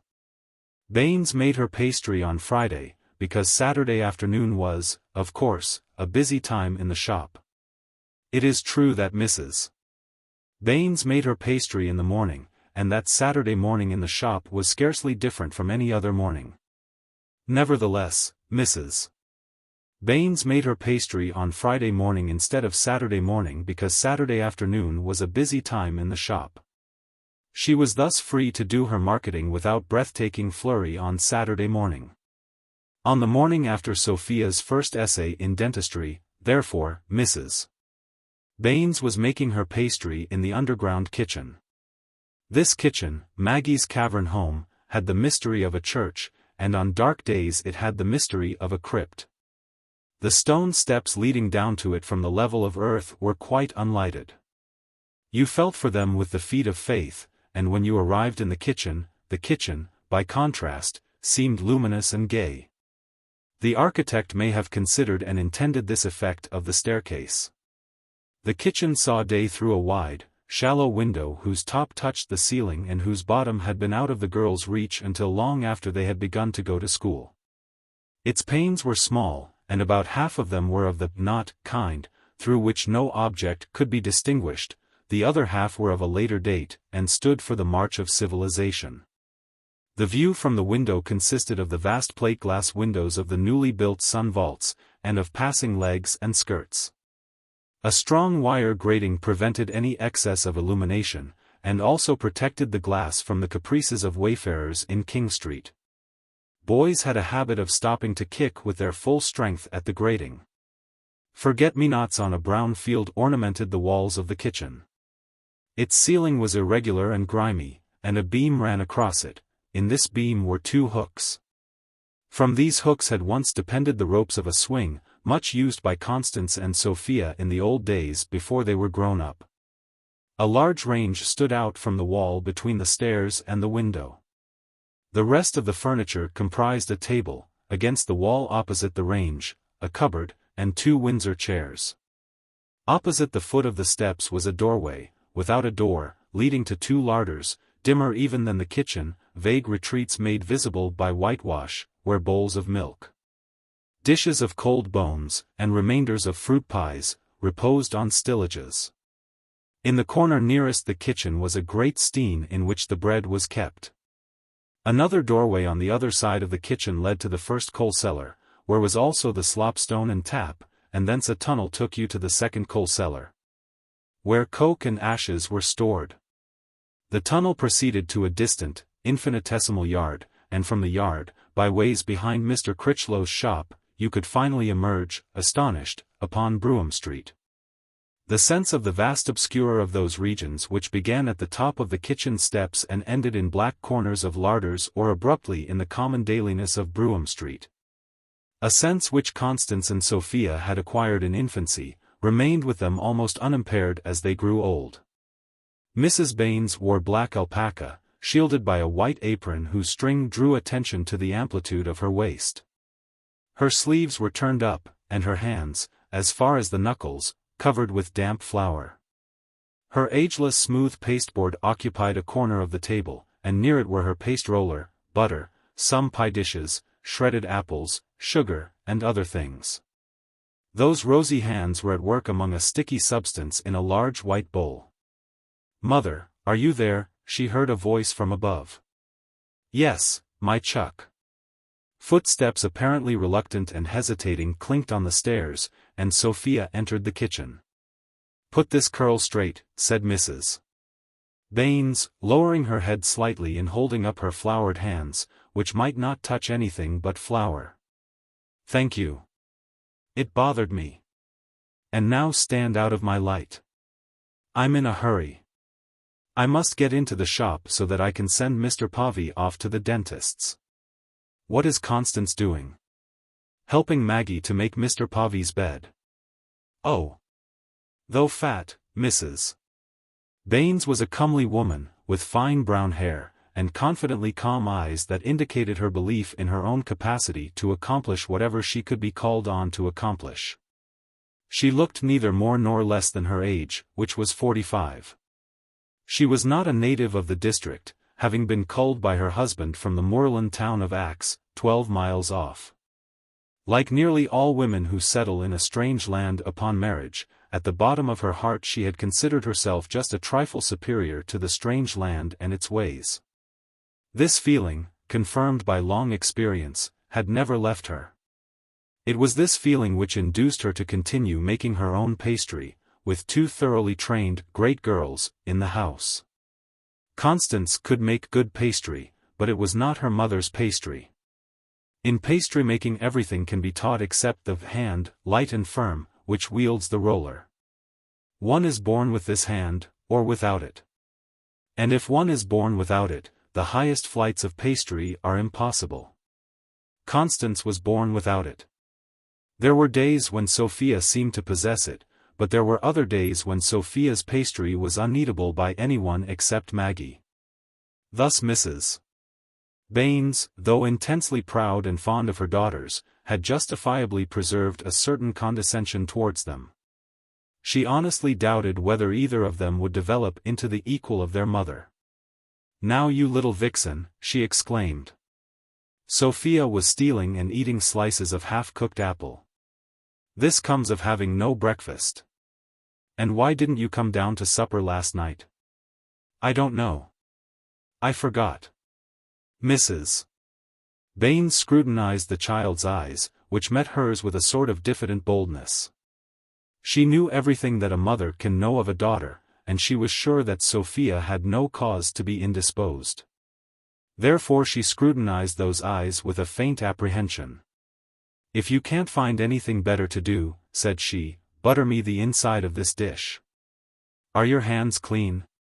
"No, better not touch it." Mrs. Baines was now at the stage of depositing little pats of butter in rows on a large plane of paste. The best fresh butter. Cooking butter, to say naught of lard, was unknown in that kitchen on Friday mornings.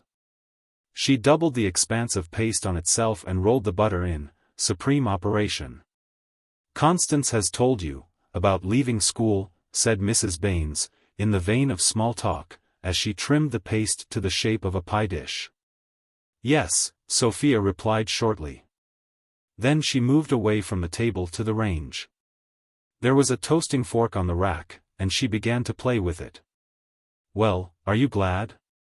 Your Aunt Harriet thinks you are quite old enough to leave. And as we'd decided in any case that Constance was to leave, it's really much simpler that you should both leave together." "Mother," said Sophia, rattling the toasting fork, "what am I going to do after I've left school?" "I hope, Mrs. Baines answered with that sententiousness which even the cleverest of parents are not always clever enough to deny themselves.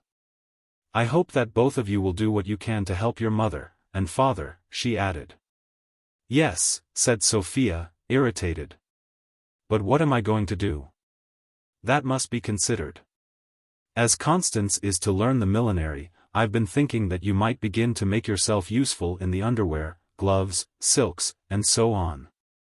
Then between you, you would one day be able to manage quite nicely all that side of the shop, and I should be." "I don't want to go into the shop, mother." This interruption was made in a voice apparently cold and inimical. But Sophia trembled with nervous excitement as she uttered the words. Mrs. Baines gave a brief glance at her, unobserved by the child, whose face was towards the fire. She deemed herself a finished expert in the reading of Sophia's moods. Nevertheless, as she looked at that straight back and proud head, she had no suspicion that the whole essence and being of Sophia was silently but intensely imploring sympathy. "I wish you would be quiet with that fork," said Mrs. Baines, with the curious, grim politeness which often characterized her relations with her daughters. The toasting fork fell on the brick floor, after having rebounded from the ash tin. Sophia hurriedly replaced it on the rack. "Then what shall you do?" Mrs. Baines proceeded, conquering the annoyance caused by the toasting fork. "I think it's me that should ask you instead of you asking me. What shall you do? Your father and I were both hoping you would take kindly to the shop and try to repay us for all the—" Mrs. Baines was unfortunate in her phrasing that morning. She happened to be, in truth, rather an exceptional parent. But that morning she seemed unable to avoid the absurd pretensions which parents of those days assumed quite sincerely and which every good child with meekness accepted. Sophia was not a good child, and she obstinately denied in her heart the cardinal principle of family life, namely, that the parent has conferred on the offspring a supreme favor by bringing it into the world. She interrupted her mother again, rudely. "I don't want to leave school at all," she said passionately. "But you will have to leave school sooner or later," argued Mrs. Baines, with an air of quiet reasoning, of putting herself on a level with Sophia. "You can't stay at school forever, my pet, can you? Out of my way." She hurried across the kitchen with a pie, which she whipped into the oven, shutting the iron door with a careful gesture. "Yes," said Sophia. "I should like to be a teacher. That's what I want to be." The tap in the coal cellar, out of repair, could be heard distinctly and systematically dropping water into a jar on the slop stone. "A schoolteacher?" inquired Mrs. Baines. "Of course. What other kind is there?" said Sophia, sharply. "With Miss Chetwynd." "I don't think your father would like that," Mrs. Baines replied. "I'm sure he wouldn't like it." "Why not?" "It wouldn't be quite suitable." "Why not, mother?" the girl demanded with a sort of ferocity. She had now quitted the range. A man's feet twinkled past the window. Mrs. Baines was startled and surprised. Sophia's attitude was really very trying, her manners deserved correction. But it was not these phenomena which seriously affected Mrs. Baines. She was used to them and had come to regard them as somehow the inevitable accompaniment of Sophia's beauty. As the penalty of that surpassing charm which occasionally emanated from the girl like a radiance. What startled and surprised Mrs. Baines was the perfect and unthinkable madness of Sophia's infantile scheme. It was a revelation to Mrs. Baines. Why in the name of heaven had the girl taken such a notion into her head? Orphans, widows, and spinsters of a certain age suddenly thrown on the world, these were the women who, naturally, became teachers, because they had to become something. But that the daughter of comfortable parents, surrounded by love and the pleasures of an excellent home, should wish to teach in a school was beyond the horizons of Mrs. Baines's common sense. Comfortable parents of today who have a difficulty in sympathizing with Mrs. Baines, should picture what their feelings would be if their Sophias showed a rude desire to adopt the vocation of chauffeur. It would take you too much away from home, said Mrs. Baines, achieving a second pie. She spoke softly. The experience of being Sophia's mother for nearly 16 years had not been lost on Mrs. Baines, and though she was now discovering undreamt-of dangers in Sophia's erratic temperament, she kept her presence of mind sufficiently well to behave with diplomatic smoothness. It was undoubtedly humiliating to a mother to be forced to use diplomacy in dealing with a girl in short sleeves. In her day mothers had been autocrats. But Sophia was Sophia. What if it did? Sophia curtly demanded. And there's no opening in Bursley, said Mrs. Baines. Miss Chetwynd would have me, and then after a time I could go to her sister. Her sister? What sister? Her sister that has a big school in London somewhere. Mrs. Baines covered her unprecedented emotions by gazing into the oven at the first pie. The pie was doing well, under all the circumstances. In those few seconds she reflected rapidly and decided that to a desperate disease a desperate remedy must be applied. London. She herself had never been further than Manchester. London, after a time. No, diplomacy would be misplaced in this crisis of Sophia's development. Sophia, she said, in a changed and solemn voice, fronting her daughter, and holding away from her apron those floured, ringed hands, I don't know what has come over you. Truly I don't. Your father and I are prepared to put up with a certain amount, but the line must be drawn. The fact is, we've spoilt you, and instead of getting better as you grow up, you're getting worse. Now let me hear no more of this, please. I wish you would imitate your sister a little more. Of course, if you won't do your share in the shop, no one can make you. If you choose to be an idler about the house, we shall have to endure it. We can only advise you for your own good. But as for this, she stopped, and let silence speak, and then finished, let me hear no more of it. It was a powerful and impressive speech, enunciated clearly in such a tone as Mrs. Baines had not employed since dismissing a young lady assistant 5 years ago for light conduct. But, mother. A commotion of pails resounded at the top of the stone steps. It was Maggie in descent from the bedrooms. Now, the Baines family passed its life in doing its best to keep its affairs to itself, the assumption being that Maggie and all the shop staff, Mr. Povey possibly excepted, were obsessed by a ravening appetite for that which did not concern them. Therefore the voices of the Baineses always died away, or fell to a hushed, mysterious whisper, whenever the foot of the eavesdropper was heard. Mrs. Baines put a floured finger to her double chin. That will do, said she, with finality. Maggie appeared, and Sophia, with a brusque precipitation of herself, vanished upstairs. Chapter 2. Now, really, Mr. Povey, this is not like you, said Mrs. Baines, who, on her way into the shop, had discovered the indispensable in the cutting-out room. It is true that the cutting-out room was almost Mr. Povey's sanctum, whither he retired from time to time to cut out suits of clothes and odd garments for the tailoring department. It is true that the tailoring department flourished with orders, employing several tailors who crossed legs in their own homes. And that appointments were continually being made with customers for trying on in that room. But these considerations did not affect Mrs. Baines's attitude of disapproval. I'm just cutting out that suit for the minister, said Mr. Povey. The Reverend Mr. Murley, superintendent of the Wesleyan Methodist Circuit, called on Mr. Baines every week. On a recent visit Mr. Baines had remarked that the parson's coat was aging into green, and had commanded that a new suit should be built and presented to Mr. Murley. Mr. Murley, who had a genuine medieval passion for souls, and who spent his money and health freely in gratifying the passion, had accepted the offer strictly on behalf of Christ. And had carefully explained to Mr. Povey Christ's use for multifarious pockets. I see you are, said Mrs. Baines tartly.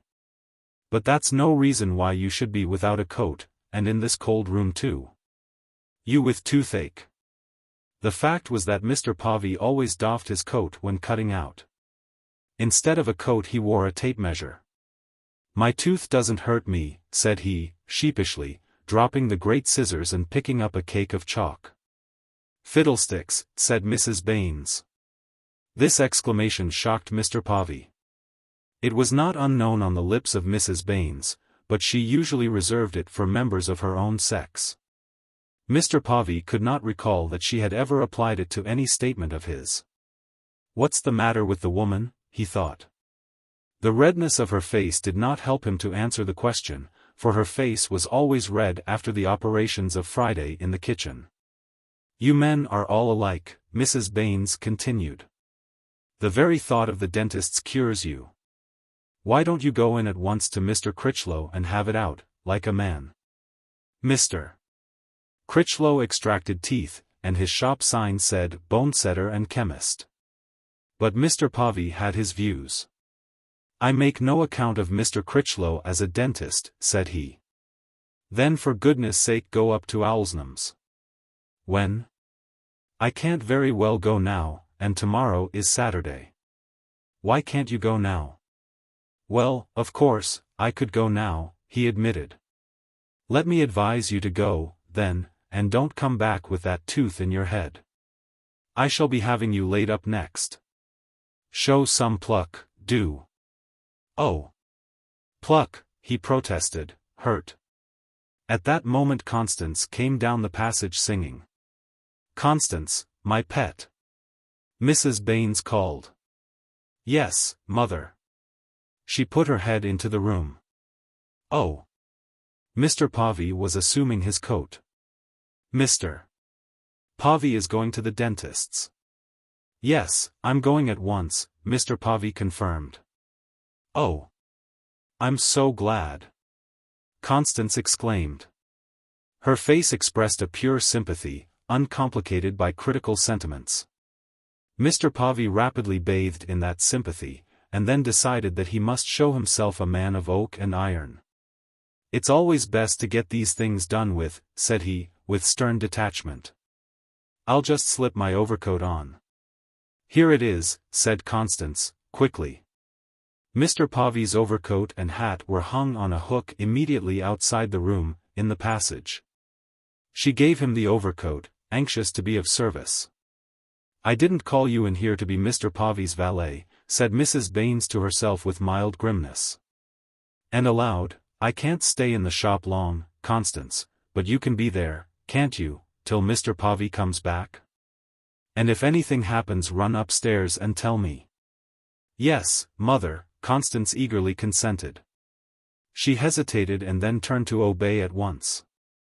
"I want to speak to you first, my pet," Mrs. Baines stopped her. And her tone was peculiar, charged with import, confidential, and therefore very flattering to Constance. "I think I'll go out by the side door," said Mr. Povey. "It'll be nearer." This was truth.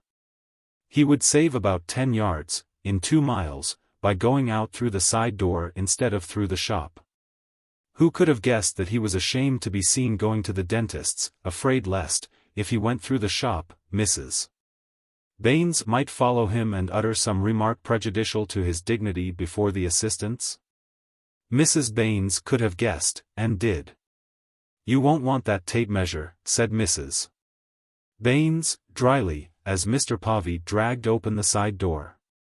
The ends of the forgotten tape measure were dangling beneath coat and overcoat. "Oh." Mr. Povey scowled at his forgetfulness. "I'll put it in its place," said Constance, offering to receive the tape measure. "Thank you," said Mr. Povey, gravely. "I don't suppose they'll be long over my bit of a job," he added, with a difficult, miserable smile. Then he went off down King Street, with an exterior of gay briskness and dignified joy in the fine May morning. But there was no May morning in his cowardly human heart. "Hi! Povey!" cried a voice from the square. But Mr. Povey disregarded all appeals. He had put his hand to the plough, and he would not look back. "Hi! Povey!" Useless. Mrs. Baines and Constance were both at the door. A middle-aged man was crossing the road from Bolton Terrace, the lofty erection of new shops which the envious rest of the square had decided to call showy. He waved a hand to Mrs. Baines, who kept the door open. "It's Dr. Harrop," she said to Constance. "I shouldn't be surprised if that baby's come at last, and he wanted to tell Mr. Povey." Constance blushed, full of pride. Mrs. Povey, wife of our Mr. Povey's renowned cousin, the high-class confectioner and baker in Bolton Terrace, was a frequent subject of discussion in the Baines family, but this was absolutely the first time that Mrs. Baines had acknowledged, in presence of Constance, the marked and growing change which had characterized Mrs. Povey's condition during recent months. Such frankness on the part of her mother, coming after the decision about leaving school, proved indeed that Constance had ceased to be a mere girl. "Good morning, Doctor." The doctor, who carried a little bag and wore riding breeches, he was the last doctor in Bursley to abandon the saddle for the dog-cart, saluted and straightened his high, black stock. "Morning." "Morning, Missy." "Well, it's a boy." "What?" "Yonder?" asked Mrs. Baines, indicating the confectioners. Dr. Harrop nodded. "I wanted to inform him," said he, jerking his shoulder in the direction of the swaggering coward. "What did I tell you, Constance?" said Mrs. Baines, turning to her daughter. Constance's confusion was equal to her pleasure. The alert doctor had halted at the foot of the 2 steps, and with one hand in the pocket of his full-fall breeches, he gazed up, smiling out of little eyes, at the ample matron and the slender virgin. "Yes," he said. "Been up most of night. Difficult. Difficult. It's all right, I hope?" "Oh yes. Fine child. Fine child." But he put his mother to some trouble, for all that. "Nothing fresh?" This time he lifted his eyes to indicate Mr. Baines's bedroom. "No," said Mrs. Baines, with a different expression. "Keeps cheerful?" "Yes." "Good. A very good morning to you." He strode off towards his house, which was lower down the street. "I hope she'll turn over a new leaf now," observed Mrs. Baines to Constance as she closed the door. Constance knew that her mother was referring to the confectioner's wife. She gathered that the hope was slight in the extreme. "What did you want to speak to me about, mother?" she asked, as a way out of her delicious confusion. "Shut that door," Mrs. Baines replied, pointing to the door which led to the passage, and while Constance obeyed, Mrs. Baines herself shut the staircase door. She then said, in a low, guarded voice, "What's all this about Sophia wanting to be a schoolteacher?" "Wanting to be a schoolteacher?" Constance repeated, in tones of amazement. "Yes. Hasn't she said anything to you?" "Not a word." "Well, I never. She wants to keep on with Miss Chetwynd and be a teacher." Mrs. Baines had half a mind to add that Sophia had mentioned London. But she restrained herself. There are some things which one cannot bring one's self to say. She added, instead of going into the shop, "I never heard of such a thing." Constance murmured brokenly, in the excess of her astonishment. She was rolling up Mr. Povey's tape measure. "Neither did I," said Mrs. Baines. "And shall you let her, mother?" "Neither your father nor I would ever dream of it," Mrs. Baines replied, with calm and yet terrible decision.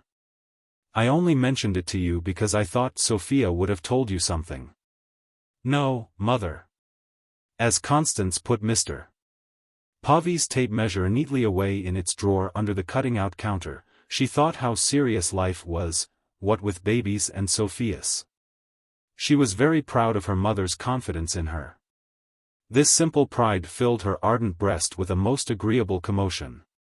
And she wanted to help everybody, to show in some way how much she sympathized with and loved everybody. Even the madness of Sophia did not weaken her longing to comfort Sophia. Chapter 3. That afternoon there was a search for Sophia, whom no one had seen since dinner. She was discovered by her mother, sitting alone and unoccupied in the drawing-room. The circumstance was in itself sufficiently peculiar, for on weekdays the drawing-room was never used, even by the girls during their holidays, except for the purpose of playing the piano. However, Mrs. Baines offered no comment on Sophia's geographical situation, nor on her idleness. "My dear," she said, standing at the door, with a self-conscious effort to behave as though nothing had happened, "will you come and sit with your father a bit?" "Yes, mother," answered Sophia, with a sort of cold alacrity. "Sophia is coming, father," said Mrs. Baines at the open door of the bedroom, which was at right angles with, and close to, the drawing-room door. Then she surged swishing along the corridor and went into the showroom, whither she had been called. Sophia passed to the bedroom, the eternal prison of John Baines. Although, on account of his nervous restlessness, Mr. Baines was never left alone, it was not a part of the usual duty of the girls to sit with him. The person who undertook the main portion of the vigils was a certain Aunt Maria, whom the girls knew to be not a real aunt, not a powerful, effective aunt like Aunt Harriet of Axe, but a poor second cousin of John Baines. One of those necessitous, pitiful relatives who so often make life difficult for a great family in a small town. The existence of Aunt Maria, after being rather a trial to the Baineses, had for 12 years past developed into something absolutely providential for them. It is to be remembered that in those days Providence was still busying himself with everybody's affairs, and foreseeing the future in the most extraordinary manner. Thus, having foreseen that John Baines would have a stroke and need a faithful, tireless nurse, he had begun 50 years in advance by creating Aunt Maria, and had kept her carefully in misfortune's way, so that at the proper moment she would be ready to cope with the stroke. Such at least is the only theory which will explain the use by the Baineses, and indeed by all thinking Bursley, of the word providential in connection with Aunt Maria. She was a shriveled little woman, capable of sitting 12 hours a day in a bedroom and thriving on the regime. At nights she went home to her little cottage in Brougham Street. She had her Thursday afternoons and generally her Sundays, and during the school vacations she was supposed to come only when she felt inclined, or when the cleaning of her cottage permitted her to come. Hence, in holiday seasons, Mr. Baines weighed more heavily on his household than at other times, and his nurses relieved each other according to the contingencies of the moment rather than by a set program of hours. The tragedy in 10,000 acts of which that bedroom was the scene, almost entirely escaped Sophia's perception, as it did Constance's. Sophia went into the bedroom as though it were a mere bedroom, with its majestic mahogany furniture, its crimson rep curtains, edged with gold, and its white, heavily tasseled counterpane. She was aged 4 when John Baines had suddenly been seized with giddiness on the steps of his shop, and had fallen, and, without losing consciousness, had been transformed from John Baines into a curious and pathetic survival of John Baines. She had no notion of the thrill which ran through the town on that night when it was known that John Baines had had a stroke, and that his left arm and left leg and his right eyelid were paralyzed, and that the active member of the local board, the orator, the religious worker, the very life of the town's life, was permanently done for. She had never heard of the crisis through which her mother, assisted by Aunt Harriet, had passed, and out of which she had triumphantly emerged. She was not yet old enough even to suspect it. She possessed only the vaguest memory of her father before he had finished with the world. She knew him simply as an organism on a bed, whose left side was wasted, whose eyes were often inflamed, whose mouth was crooked, who had no creases from the nose to the corners of the mouth like other people, who experienced difficulty in eating because the food would somehow get between his gums and his cheek, who slept a great deal but was excessively fidgety while awake, who seemed to hear what was said to him a long time after it was uttered, as if the sense had to travel miles by labyrinthine passages to his brain, and who talked very, very slowly in a weak, trembling voice. And she had an image of that remote brain as something with a red spot on it, for once Constance had said, "Mother, why did father have a stroke?" and Mrs. Baines had replied, it was a hemorrhage of the brain, my dear, here, putting a thimbled finger on a particular part of Sophia's head. Not merely had Constance and Sophia never really felt their father's tragedy, Mrs. Baines herself had largely lost the sense of it, such is the effect of use. Even the ruined organism only remembered fitfully and partially that it had once been John Baines. And if Mrs. Baines had not, by the habit of years, gradually built up a gigantic fiction that the organism remained ever the supreme consultative head of the family, if Mr. Critchlow had not obstinately continued to treat it as a crony, the mass of living and dead nerves on the rich Victorian bedstead would have been of no more account than some Aunt Maria in similar case. These two persons, his wife and his friend, just managed to keep him morally alive by indefatigably feeding his importance and his dignity. The feat was a miracle of stubborn self-deceiving, splendidly blind devotion, and incorrigible pride. When Sophia entered the room, the paralytic followed her with his nervous gaze until she had sat down on the end of the sofa at the foot of the bed. He seemed to study her for a long time, and then he murmured in his slow, enfeebled, irregular voice. "Is that Sophia?" "Yes, father," she answered cheerfully. And after another pause, the old man said, "Aye. It's Sophia. And later, your mother said she should send ye." Sophia saw that this was one of his bad, dull days. He had, occasionally, days of comparative nimbleness, when his wit seized almost easily the meanings of external phenomena. Presently his sallow face and long white beard began to slip down the steep slant of the pillows, and a troubled look came into his left eye. Sophia rose and, putting her hands under his armpits, lifted him higher in the bed. He was not heavy, but only a strong girl of her years could have done it. He muttered. "That's it. That's it." And, with his controllable right hand, he took her hand as she stood by the bed.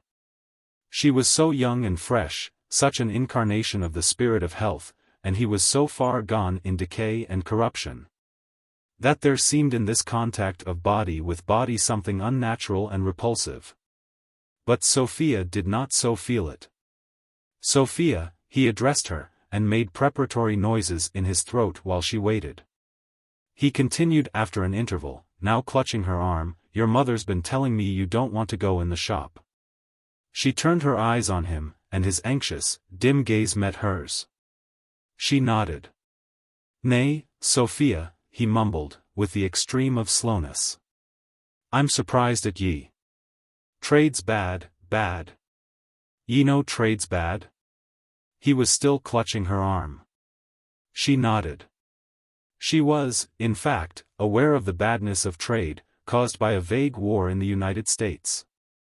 The words North and South had a habit of recurring in the conversation of adult persons.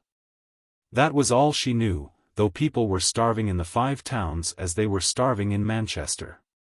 "There's your mother," his thought struggled on, like an aged horse over a hilly road.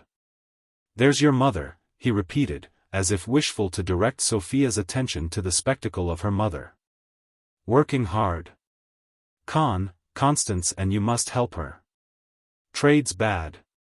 What can I do, lying here?" The heat from his dry fingers was warming her arm. She wanted to move, but she could not have withdrawn her arm without appearing impatient. For a similar reason she would not avert her glance. A deepening flush increased the luster of her immature loveliness as she bent over him. But though it was so close he did not feel that radiance. He had long outlived a susceptibility to the strange influences of youth and beauty. "Teaching," he muttered. Nay.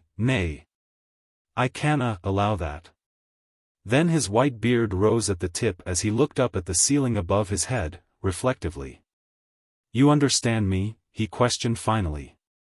She nodded again. He loosed her arm, and she turned away. She could not have spoken. Glittering tears enriched her eyes. She was saddened into a profound and sudden grief by the ridiculousness of the scene.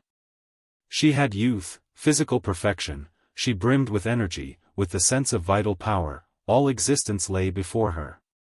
When she put her lips together she felt capable of outvying no matter whom in fortitude of resolution. She had always hated the shop. She did not understand how her mother and Constance could bring themselves to be deferential and flattering to every customer that entered. No, she did not understand it. But her mother, though a proud woman, and Constance seemed to practice such behavior so naturally, so unquestioningly, that she had never imparted to either of them her feelings. She guessed that she would not be comprehended. But long ago she had decided that she would never go into the shop. She knew that she would be expected to do something, and she had fixed on teaching as the one possibility.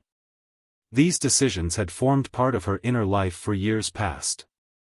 She had not mentioned them, being secretive and scarcely anxious for unpleasantness. But she had been slowly preparing herself to mention them. The extraordinary announcement that she was to leave school at the same time as Constance had taken her unawares, before the preparations ripening in her mind were complete, before, as it were, she had girded up her loins for the fray. She had been caught unready, and the opposing forces had obtained the advantage of her. But did they suppose she was beaten? No argument from her mother. No hearing, even. Just a curt and haughty, "Let me hear no more of this." And so the great desire of her life, nourished year after year in her inmost bosom, was to be flouted and sacrificed with a word. Her mother did not appear ridiculous in the affair, for her mother was a genuine power, commanding by turns genuine love and genuine hate, and always, till then, obedience and the respect of reason. It was her father who appeared tragically ridiculous, and, in turn, the whole movement against her grew grotesque in its absurdity. Here was this antique wreck, helpless, useless, powerless, merely pathetic, actually thinking that he had only to mumble in order to make her understand. He knew nothing, he perceived nothing. He was a ferocious egoist, like most bedridden invalids, out of touch with life, and he thought himself justified in making destinies, and capable of making them. Sophia could not, perhaps, define the feelings which overwhelmed her, but she was conscious of their tendency. They aged her, by years.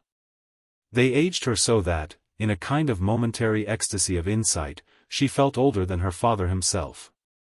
"You will be a good girl," he said. "I'm sure that." It was too painful. The grotesqueness of her father's complacency humiliated her past bearing. She was humiliated, not for herself, but for him. Singular creature. She ran out of the room. Fortunately Constance was passing in the corridor, otherwise Sophia had been found guilty of a great breach of duty. "Go to father," she whispered hysterically to Constance, and fled upwards to the second floor. Chapter 4. At supper, with her red, downcast eyes, she had returned to sheer girlishness again, overawed by her mother. The meal had an unusual aspect. Mr. Pavy, safe from the dentist's, but having lost 2 teeth in 2 days, was being fed on slops, bread and milk, to wit, he sat near the fire. The others had cold pork, half a cold apple pie, and cheese, but Sophia only pretended to eat. Each time she tried to swallow, the tears came into her eyes, and her throat shut itself up. Mrs. Baines and Constance had a too careful air of eating just as usual. Mrs. Baines's handsome ringlets dominated the table under the gas. "I'm not so set up with my pastry today," observed Mrs. Baines, critically munching a fragment of pie crust. She rang a little handbell. Maggie appeared from the cave. She wore a plain white bibless apron, but no cap. "Maggie, will you have some pie?" "Yes, if you can spare it, ma'am." This was Maggie's customary answer to offers of food. "We can always spare it, Maggie," said her mistress, as usual. "Sophia, if you aren't going to use that plate, give it to me." Maggie disappeared with liberal pie. Mrs. Baines then talked to Mr. Pavy about his condition, and in particular as to the need for precautions against taking cold in the bereaved gum. She was a brave and determined woman. From start to finish she behaved as though nothing whatever in the household except her pastry and Mr. Povey had deviated that day from the normal. She kissed Constance and Sophia with the most exact equality, and called them "my chucks" when they went up to bed. Constance, excellent kind heart, tried to imitate her mother's tactics as the girls undressed in their room. She thought she could not do better than ignore Sophia's deplorable state. "Mother's new dress is quite finished, and she's going to wear it on Sunday," said she, blandly. "If you say another word I'll scratch your eyes out." Sophia turned on her viciously, with a catch in her voice, and then began to sob at intervals. She did not mean this threat, but its utterance gave her relief. Constance, faced with the fact that her mother's shoes were too big for her, decided to preserve her eyesight. Long after the gas was out, rare sobs from Sophia shook the bed, and they both lay awake in silence. "I suppose you and Mother have been talking me over finely today?" Sophia burst forth, to Constance's surprise, in a wet voice. "No," said Constance soothingly. "Mother only told me." "Told you what?" "That you wanted to be a teacher." "And I will be, too," said Sophia, bitterly. "You don't know Mother," thought Constance, but she made no audible comment. There was another detached, hard sob. And then, such is the astonishing talent of youth, they both fell asleep.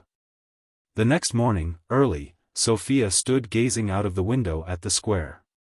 It was Saturday, and all over the square little stalls, with yellow linen roofs, were being erected for the principal market of the week.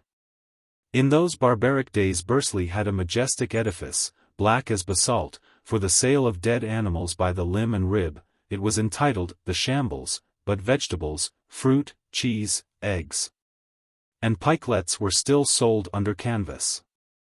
Eggs are now offered at 5 farthings apiece in a palace that cost £25,000. Yet you will find people in Bursley ready to assert that things generally are not what they were, and that in particular the romance of life has gone. But until it has gone it is never romance. To Sophia, though she was in a mood which usually stimulates the sense of the romantic, there was nothing of romance in this picturesque tented field. It was just the market. Hull's, the leading grocer's, was already open, at the extremity of the square, and a boy apprentice was sweeping the pavement in front of it. The public houses were open, several of them specializing in hot rum at 5:30 a.m. The town crier, in his blue coat with red facings, crossed the square, carrying his big bell by the tongue. There was the same shocking hole in one of Mrs. Povey's, confectioner's, window curtains, a hole which even her recent travail could scarcely excuse. Such matters it was that Sophia noticed with dull, smarting eyes. "Sophia, you'll take your death of cold standing there like that." She jumped. The voice was her mother's. That vigorous woman, after a calm night by the side of the paralytic, was already up and neatly dressed. She carried a bottle and an egg cup, and a small quantity of jam in a tablespoon. "Get into bed again, do. There's a dear. You're shivering." White Sophia obeyed. It was true, she was shivering. Constance awoke. Mrs. Baines went to the dressing table and filled the egg cup out of the bottle. "Who's that for, Mother?" Constance asked sleepily. "It's for Sophia," said Mrs. Baines, with good cheer. "Now, Sophia." And she advanced with the egg cup in one hand and the tablespoon in the other. "What is it, Mother?" asked Sophia, who well knew what it was. "Castor oil, my dear," said Mrs. Baines, winningly. The ludicrousness of attempting to cure obstinacy and yearnings for a freer life by means of castor oil is perhaps less real than apparent. The strange interdependence of spirit and body, though only understood intelligently in these intelligent days, was guessed at by sensible medieval mothers. And certainly, at the period when Mrs. Baines represented modernity, castor oil was still the remedy of remedies. It had supplanted cupping. And, if part of its vogue was due to its extreme unpleasantness, it had at least proved its qualities in many a contest with disease. less than 2 years previously old Dr. Harrop, father of him who told Mrs. Baines about Mrs. Povey, being then aged 86, had fallen from top to bottom of his staircase. He had scrambled up, taken a dose of castor oil at once, and on the morrow was as well as if he had never seen a staircase. This episode was town property and had sunk deep into all hearts. "I don't want any, mother," said Sophia, in dejection. "I'm quite well." "You simply ate nothing all day yesterday," said Mrs. Baines. And she added, "Come." As if to say, there's always this silly fuss with castor oil. "Don't keep me waiting." "I don't want any," said Sophia, irritated and captious. The two girls lay side by side, on their backs. They seemed very thin and fragile in comparison with the solidity of their mother. Constance wisely held her peace. Mrs. Baines put her lips together, meaning, "This is becoming tedious. I shall have to be angry in another moment." "Come," said she again. The girls could hear her foot tapping on the floor. "I really don't want it, Mama," Sophia fought. "I suppose I ought to know whether I need it or not." This was insolence. "Sophia, will you take this medicine, or won't you?" In conflicts with her children, the mother's ultimatum always took the formula in which this phrase was cast. The girls knew, when things had arrived at the pitch of, "or won't you," spoken in Mrs. Baines's firmest tone, that the end was upon them. Never had the ultimatum failed. There was a silence. "And I'll thank you to mind your manners," Mrs. Baines added. "I won't take it," said Sophia, sullenly and flatly, and she hid her face in the pillow.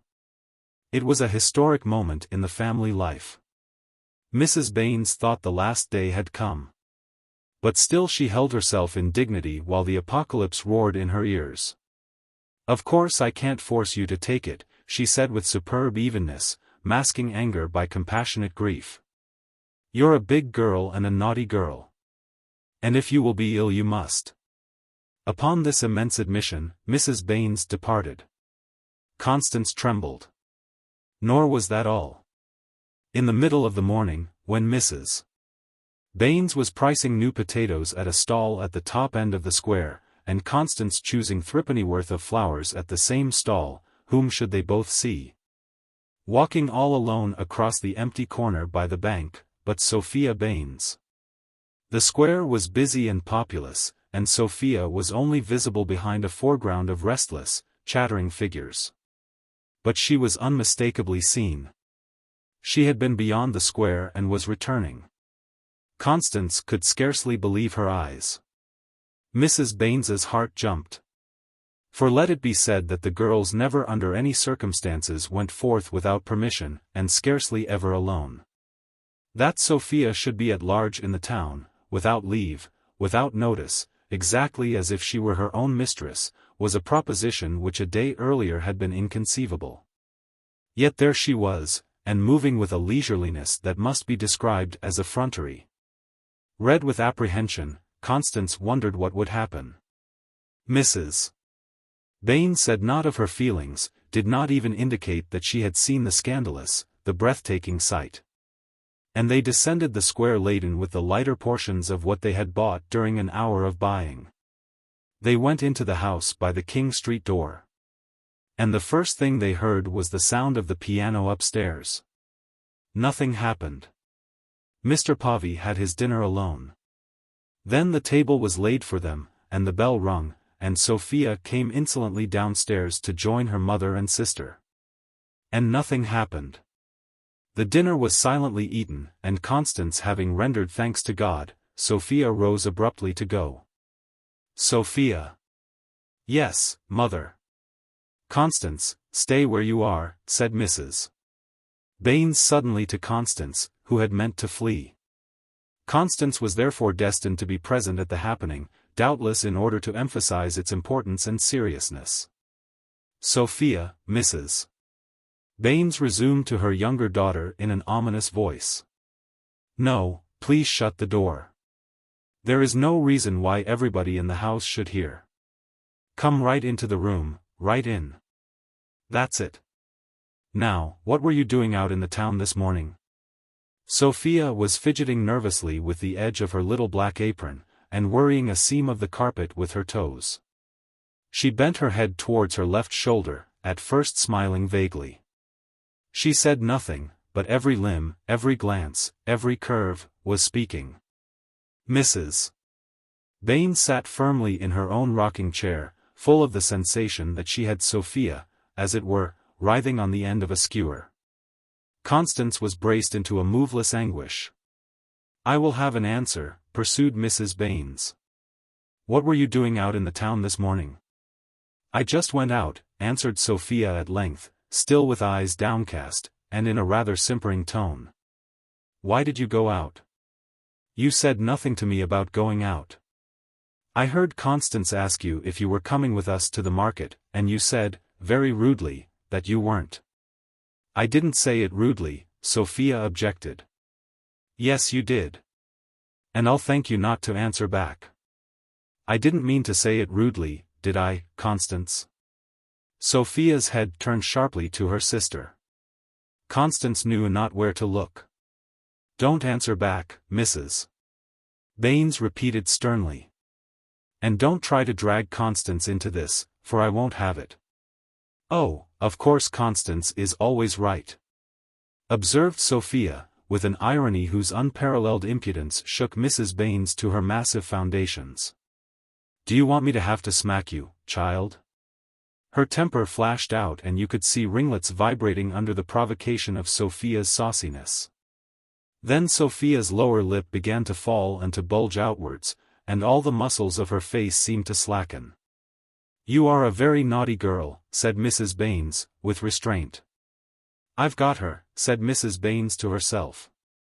"I may just as well keep my temper." And a sob broke out of Sophia. She was behaving like a little child. She bore no trace of the young maiden sedately crossing the square without leave and without an escort. "I knew she was going to cry," said Mrs. Baines, breathing relief. "I'm waiting," said Mrs. Baines aloud. A second sob. Mrs. Baines manufactured patience to meet the demand. "You tell me not to answer back, and then you say you're waiting," Sophia blubbered thickly. "What's that you say? How can I tell what you say if you talk like that?" But Mrs. Baines failed to hear out of discretion, which is better than valor. "It's of no consequence," Sophia blurted forth in a sob. She was weeping now, and tears were ricocheting off her lovely crimson cheeks onto the carpet, her whole body was trembling. "Don't be a great baby, Mrs. Baines enjoined, with a touch of rough persuasiveness in her voice. "It's you who make me cry," said Sophia, bitterly. "You make me cry and then you call me a great baby." And sobs ran through her frame like waves one after another. She spoke so indistinctly that her mother now really had some difficulty in catching her words. "Sophia," said Mrs. Baines, with godlike calm, "it is not I who make you cry. It is your guilty conscience makes you cry. I have merely asked you a question, and I intend to have an answer. I've told you." Here Sophia checked the sobs with an immense effort. "What have you told me?" "I just went out." "I will have no trifling," said Mrs. Baines. "What did you go out for, and without telling me? If you had told me afterwards, when I came in, of your own accord, it might have been different. But no, not a word. It is I who have to ask. Now, quick. I can't wait any longer." "I gave way over the castor oil, my girl," Mrs. Baines said in her own breast. "But not again. Not again." "I don't know," Sophia murmured. "What do you mean, you don't know?" The sobbing recommenced tempestuously. "I mean I don't know. I just went out." Her voice rose, it was noisy, but scarcely articulate. "What if I did go out?" "Sophia, I am not going to be talked to like this. If you think because you're leaving school you can do exactly as you like." "Do I want to leave school?" yelled Sophia, stamping. In a moment a hurricane of emotion overwhelmed her, as though that stamping of the foot had released the demons of the storm. Her face was transfigured by uncontrollable passion. "You all want to make me miserable," she shrieked with terrible violence. "And now I can't even go out. You are a horrid, cruel woman, and I hate you. And you can do what you like. Put me in prison if you like. I know you'd be glad if I was dead." She dashed from the room, banging the door with a shock that made the house rattle. And she had shouted so loud that she might have been heard in the shop, and even in the kitchen. It was a startling experience for Mrs. Baines. "Mrs. Baines, why did you saddle yourself with a witness? Why did you so positively say that you intended to have an answer?" "Really," she stammered, pulling her dignity about her shoulders like a garment that the wind has snatched off. "I never dreamed that poor girl had such a dreadful temper. What a pity it is, for her own sake. It was the best she could do." Constance, who could not bear to witness her mother's humiliation, vanished very quietly from the room. She got halfway upstairs to the second floor, and then, hearing the loud, rapid, painful, regular intake of sobbing breaths, she hesitated and crept down again. This was Mrs. Baines's first costly experience of the child thankless for having been brought into the world. It robbed her of her profound, absolute belief in herself. She had thought she knew everything in her house and could do everything there. And lo! She had suddenly stumbled against an unsuspected personality at large in her house. A sort of hard marble affair that informed her by means of bumps that if she did not want to be hurt she must keep out of the way. Chapter 5. On the Sunday afternoon Mrs. Baines was trying to repose a little in the drawing-room, where she had caused a fire to be lighted. Constance was in the adjacent bedroom with her father. Sophia lay between blankets in the room overhead with a feverish cold. This cold and her new dress were Mrs. Baines's sole consolation at the moment. She had prophesied a cold for Sophia, refuser of castor oil, and it had come. Sophia had received, for standing in her nightdress at a draughty window of a May morning, what Mrs. Baines called nature's slap in the face. As for the dress, she had worshipped God in it, and prayed for Sophia in it, before dinner, and its 4 double rows of gimp on the skirt had been accounted a great success. With her lace-bordered mantle and her low, stringed bonnet she had assuredly given a unique luster to the congregation at chapel. She was stout. But the fashions, prescribing vague outlines, broad downward slopes, and vast amplitudes, were favorable to her shape. It must not be supposed that stout women of a certain age never seek to seduce the eye and trouble the meditations of man by other than moral charms. Mrs. Baines knew that she was comely, natty, imposing, and elegant, and the knowledge gave her real pleasure. She would look over her shoulder in the glass as anxious as a girl, make no mistake. She did not repose, she could not. She sat thinking, in exactly the same posture as Sophia's 2 afternoons previously. She would have been surprised to hear that her attitude, bearing, and expression powerfully recalled those of her reprehensible daughter. But it was so. A good angel made her restless, and she went idly to the window and glanced upon the empty, shuttered square. She too, majestic matron, had strange, brief yearnings for an existence more romantic than this, shootings across her spirit's firmament of tailed comets, soft, inexplicable melancholies. The good angel, withdrawing her from such a mood, directed her gaze to a particular spot at the top of the square. She passed at once out of the room, not precisely in a hurry, yet without wasting time. In a recess under the stairs, immediately outside the door, was a box about a foot square and 18 inches deep covered with black American cloth. She bent down and unlocked this box, which was padded within and contained the Baines silver tea service. She drew from the box teapot, sugar bowl, milk jug, sugar tongs, hot water jug, and cake stand, a flattish dish with an arching semicircular handle, chased vessels. Silver without and silver gilt within. glittering heirlooms that shone in the dark corner like the secret pride of respectable families. These she put on a tray that always stood on end in the recess. Then she looked upwards through the banisters to the second floor. "Maggie," she piercingly whispered. "Yes, Mum," came a voice. "Are you dressed?" "Yes, Mum. I'm just coming." "Well, put on your muslin."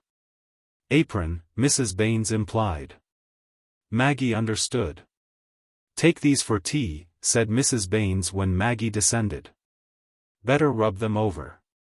You know where the cake is, that new one. The best cups. And the silver spoons." They both heard a knock at the side door, far off, below. "There," exclaimed Mrs. Baines. "Now take these right down into the kitchen before you open." "Yes, Mum," said Maggie, departing. Mrs. Baines was wearing a black alpaca apron. She removed it and put on another one of black satin embroidered with yellow flowers, which, by merely inserting her arm into the chamber, she had taken from off the chest of drawers in her bedroom.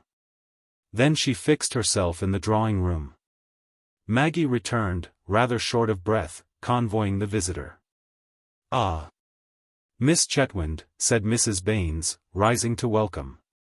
"I'm sure I'm delighted to see you. I saw you coming down the square, and I said to myself, now, I do hope Miss Chetwynd isn't going to forget us."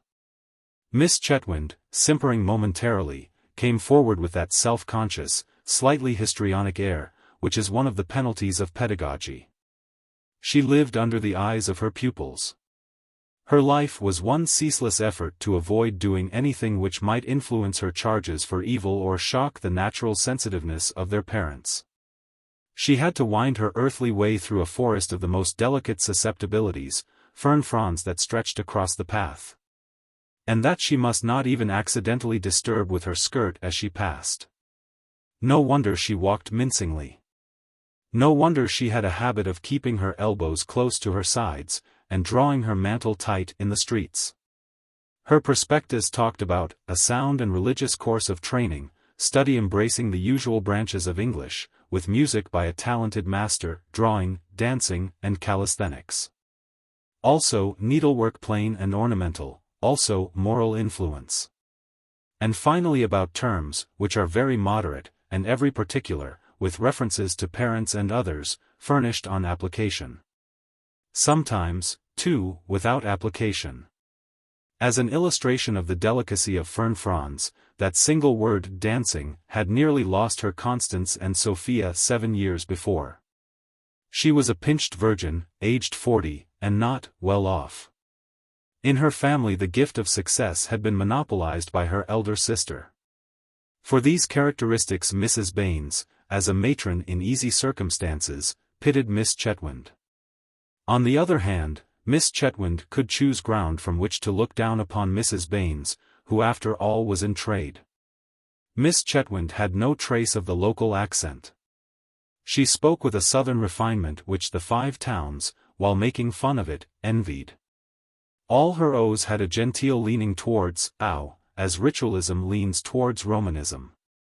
And she was the fount of etiquette, a wonder of correctness, in the eyes of her pupils' parents not so much a perfect lady as a perfect lady.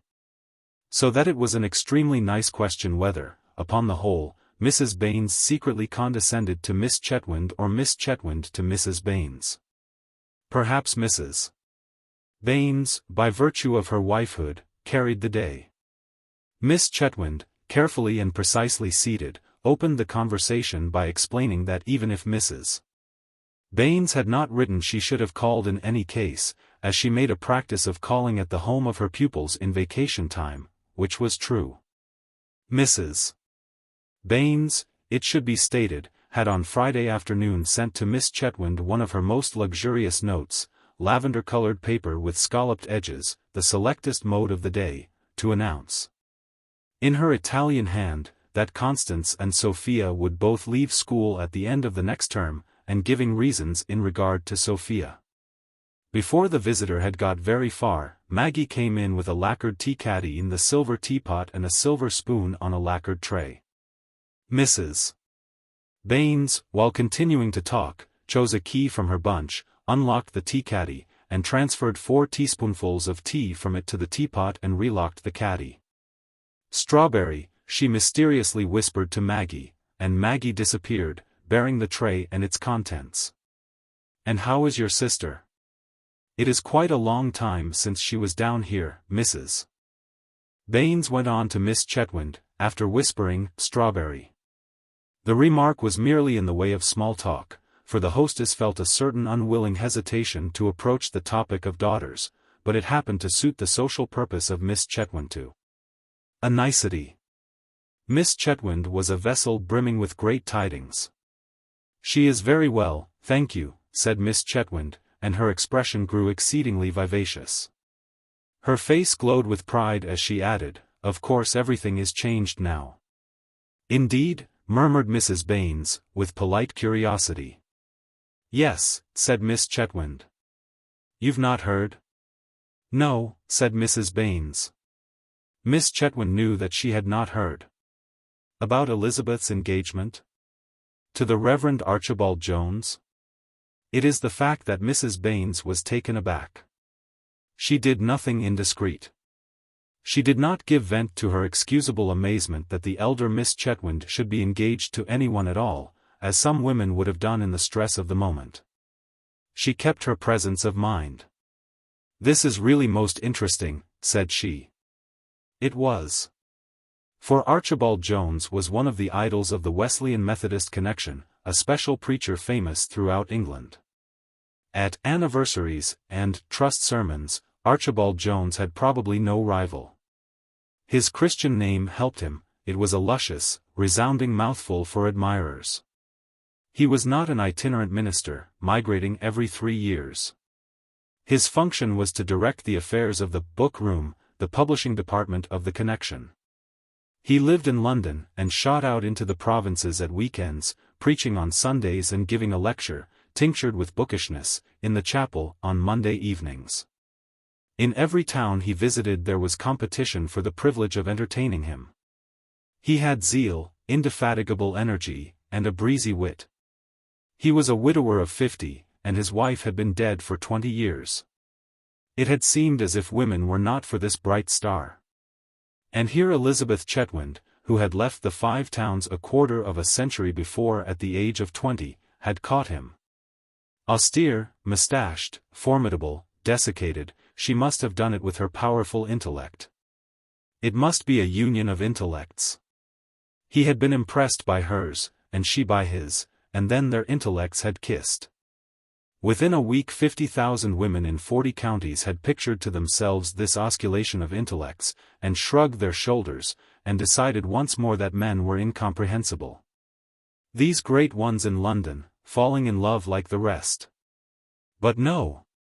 Love was a ribald and voluptuous word to use in such a matter as this. It was generally felt that the Reverend Archibald Jones and Miss Chetwynd the elder would lift marriage to what would now be termed an astral plane. After tea had been served, Mrs. Baines gradually recovered her position, both in her own private esteem and in the deference of Miss Aline Chetwynd. "Yes," said she. "You can talk about your sister, and you can call him Archibald, and you can mince up your words. But have you got a tea service like this? Can you conceive more perfect strawberry jam than this? Did not my dress cost more than you spend on your clothes in a year? Has a man ever looked at you? After all, is there not something about my situation, in short, something?" She did not say this aloud. She in no way deviated from the scrupulous politeness of a hostess. There was nothing in even her tone to indicate that Mrs. John Baines was a personage. Yet it suddenly occurred to Miss Chetwynd that her pride in being the prospective sister-in-law of the Reverend Archibald Jones would be better for a while in her pocket. And she inquired after Mr. Baines. After this the conversation limped somewhat. "I suppose you weren't surprised by my letter," said Mrs. Baines. "I was and I wasn't," answered Miss Chetwynd, in her professional manner and not her manner of a prospective sister-in-law. "Of course I am naturally sorry to lose 2 such good pupils, but we can't keep our pupils forever. She smiled. She was not without fortitude. It is easier to lose pupils than to replace them. Still, a pause. What you say of Sophia is perfectly true, perfectly. She is quite as advanced as Constance. Still, another pause and a more rapid enunciation. Sophia is by no means an ordinary girl. I hope she hasn't been a very great trouble to you. Oh no, exclaimed Miss Chetwynd. Sophia and I have got on very well together. I have always tried to appeal to her reason. I have never forced her. Now, with some girls. In some ways I look on Sophia as the most remarkable girl, not pupil, but the most remarkable, what shall I say? Individuality, that I have ever met with. And her demeanor added, and, mind you, this is something, from me. Indeed, said Mrs. Baines. She told herself, I am not your common foolish parent. I see my children impartially. I am incapable of being flattered concerning them. Nevertheless she was flattered, and the thought shaped itself that really Sophia was no ordinary girl. I suppose she has talked to you about becoming a teacher, asked Miss Chetwynd, taking a morsel of the unparalleled jam. She held the spoon with her thumb and 3 fingers. Her 4th finger, in matters of honest labor, would never associate with the other 3, delicately curved, it always drew proudly away from them. Has she mentioned that to you? Mrs. Baines demanded, startled. Oh yes, said Miss Chetwynd. Several times. Sophia is a very secretive girl, very, but I think I may say I have always had her confidence. There have been times when Sophia and I have been very near each other. Elizabeth was much struck with her. Indeed, I may tell you that in one of her last letters to me she spoke of Sophia and said she had mentioned her to Mr. Jones, and Mr. Jones remembered her quite well. Impossible for even a wise, uncommon parent not to be affected by such an announcement.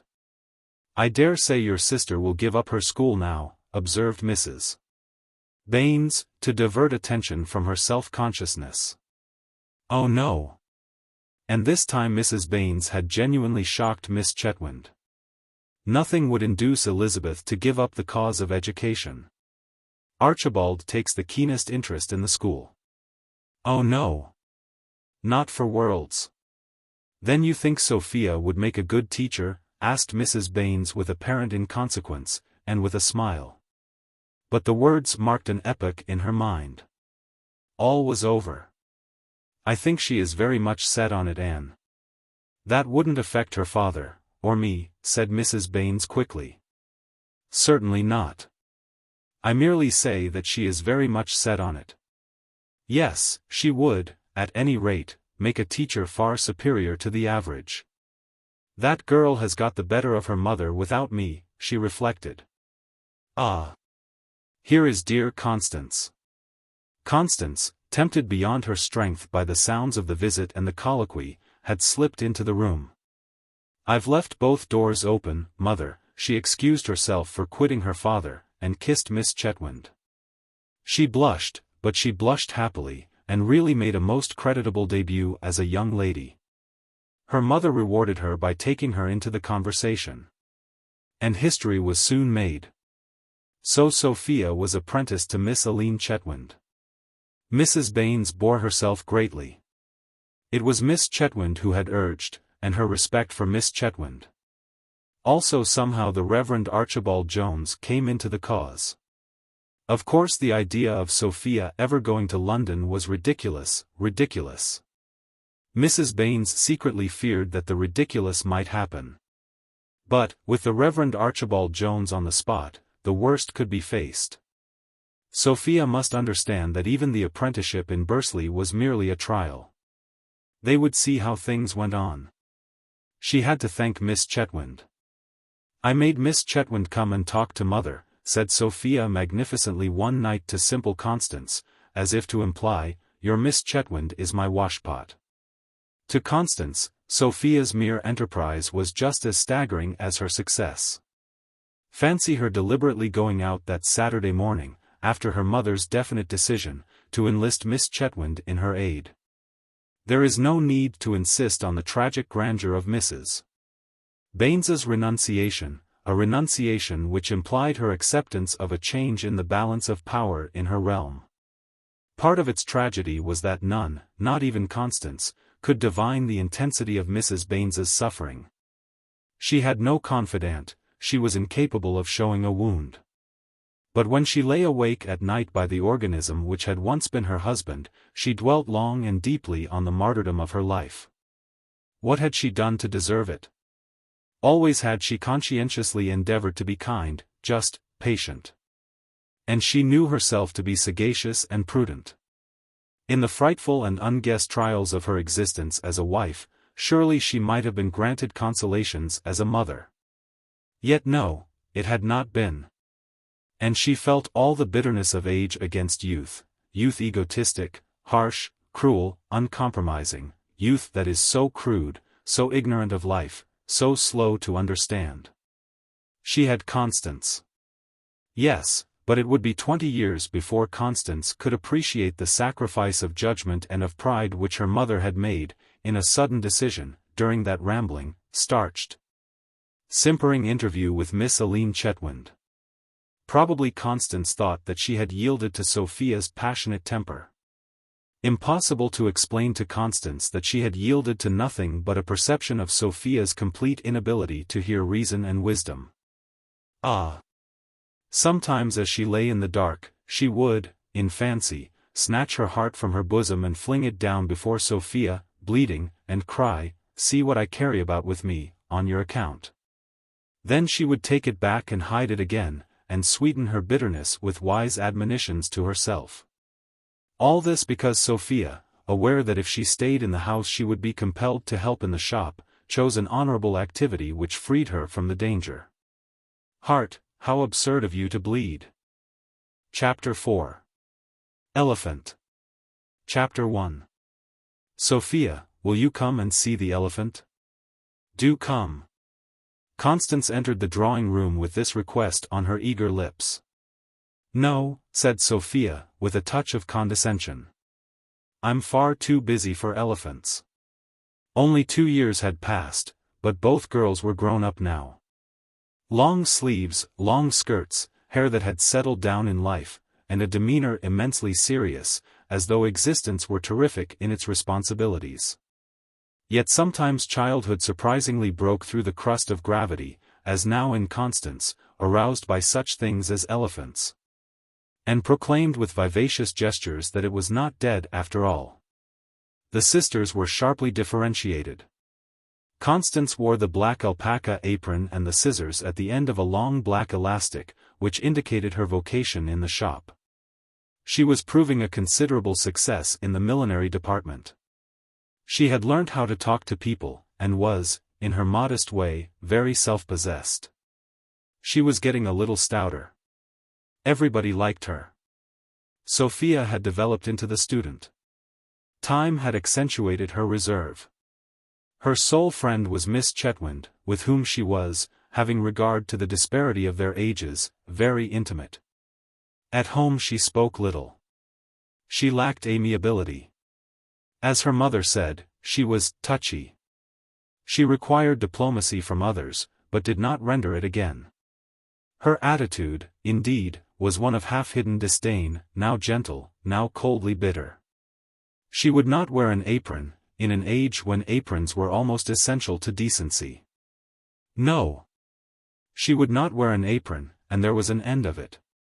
She was not so tidy as Constance, and if Constance's hands had taken on the coarse texture which comes from commerce with needles, pins, artificial flowers, and stuffs, Sophia's fine hands were seldom innocent of ink.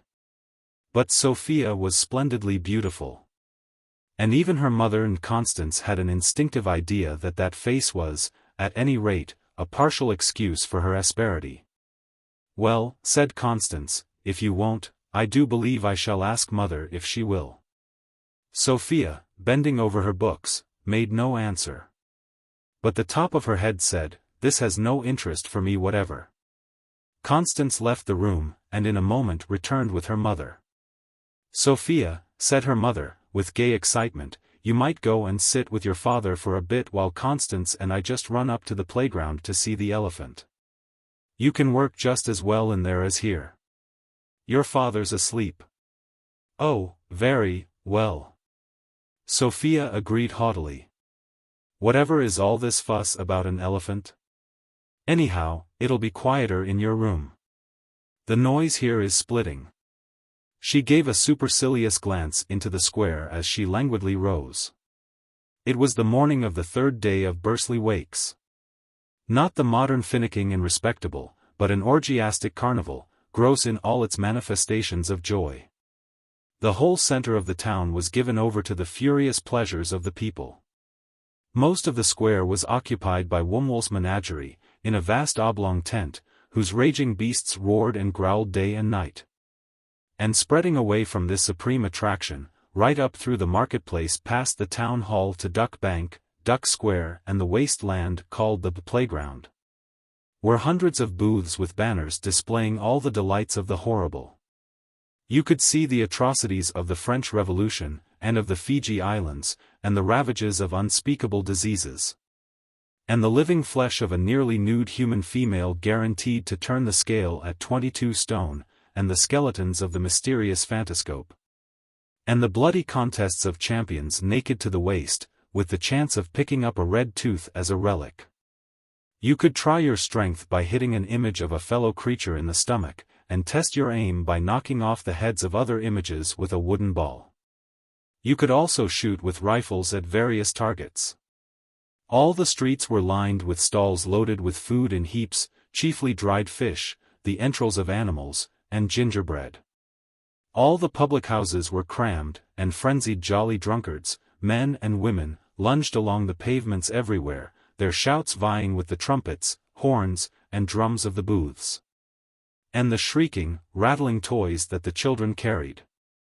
It was a glorious spectacle, but not a spectacle for the leading families. Miss Chetwynd's school was closed, so that the daughters of leading families might remain in seclusion till the worst was over. The Baineses ignored the wakes in every possible way, choosing that week to have a show of morning goods in the left-hand window, and refusing to let Maggie outside on any pretext. Therefore the dazzling social success of the elephant, which was quite easily drawing Mrs. Baines into the vortex, cannot imaginably be overestimated. On the previous night one of the 3 Wombwell elephants had suddenly knelt on a man in the tent. He had then walked out of the tent and picked up another man at haphazard from the crowd which was staring at the great pictures in front, and tried to put this second man into his mouth. Being stopped by his Indian attendant with a pitchfork, he placed the man on the ground and stuck his tusk through an artery of the victim's arm. He then, amid unexampled excitement, suffered himself to be led away. He was conducted to the rear of the tent, just in front of Baines's shuttered windows, and by means of stakes, pulleys, and ropes forced to his knees. His head was whitewashed, and 6 men of the Rifle Corps were engaged to shoot at him at a distance of 5 yards, while constables kept the crowd off with truncheons. He died instantly, rolling over with a soft thud. The crowd cheered, and, intoxicated by their importance, the volunteers fired 3 more volleys into the carcass, and were then borne off as heroes to different inns. The elephant, by the help of his 2 companions, was got onto a railway lorry and disappeared into the night. Such was the greatest sensation that has ever occurred, or perhaps will ever occur, in Bursley. The excitement about the repeal of the Corn Laws, or about Inkerman, was feeble compared to that excitement. Mr. Critchlow, who had been called on to put a hasty tourniquet round the arm of the second victim, had popped in afterwards to tell John Baines all about it. Mr. Baines's interest, however, had been slight. Mr. Critchlow succeeded better with the ladies, who, though they had witnessed the shooting from the drawing-room, were thirsty for the most trifling details. The next day it was known that the elephant lay near the playground, pending the decision of the chief bailiff and the medical officer as to his burial. And everybody had to visit the corpse. No social exclusiveness could withstand the seduction of that dead elephant. Pilgrims travelled from all the 5 towns to see him. "We're going now," said Mrs. Baines, after she had assumed her bonnet and shawl. "All right," said Sophia, pretending to be absorbed in study, as she sat on the sofa at the foot of her father's bed. And Constance, having put her head in at the door, drew her mother after her like a magnet. Then Sophia heard a remarkable conversation in the passage. "Are you going up to see the elephant, Mrs. Baines?" asked the voice of Mr. Povey. "Yes." "Why?" "I think I had better come with you. The crowd is sure to be very rough." Mr. Povey's tone was firm, he had a position. "But the shop?" "We shall not be long," said Mr. Povey. "Oh yes, mother," Constance added appealingly. Sophia felt the house thrill as the side door banged. She sprang up and watched the 3 cross King Street diagonally, and so plunge into the wakes. This triple departure was surely the crowning tribute to the dead elephant. It was simply astonishing. It caused Sophia to perceive that she had miscalculated the importance of the elephant. It made her regret her scorn of the elephant as an attraction. She was left behind. And the joy of life was calling her. She could see down into the vaults on the opposite side of the street, where working men, potters and colliers, in their best clothes, some with high hats, were drinking, gesticulating, and laughing in a row at a long counter. She noticed, while she was thus at the bedroom window, a young man ascending King Street, followed by a porter trundling a flat barrow of luggage. He passed slowly under the very window. She flushed. She had evidently been startled by the sight of this young man into no ordinary state of commotion. She glanced at the books on the sofa, and then at her father. Mr.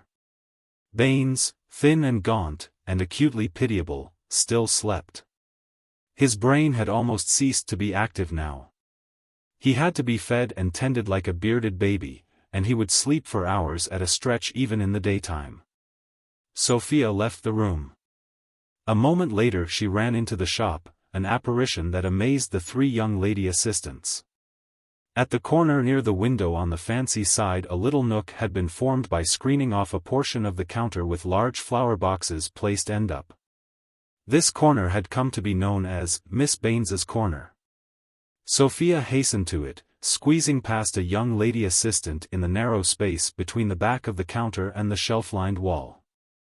She sat down in Constance's chair and pretended to look for something. She had examined herself in the cheval glass in the showroom, on her way from the sick chamber.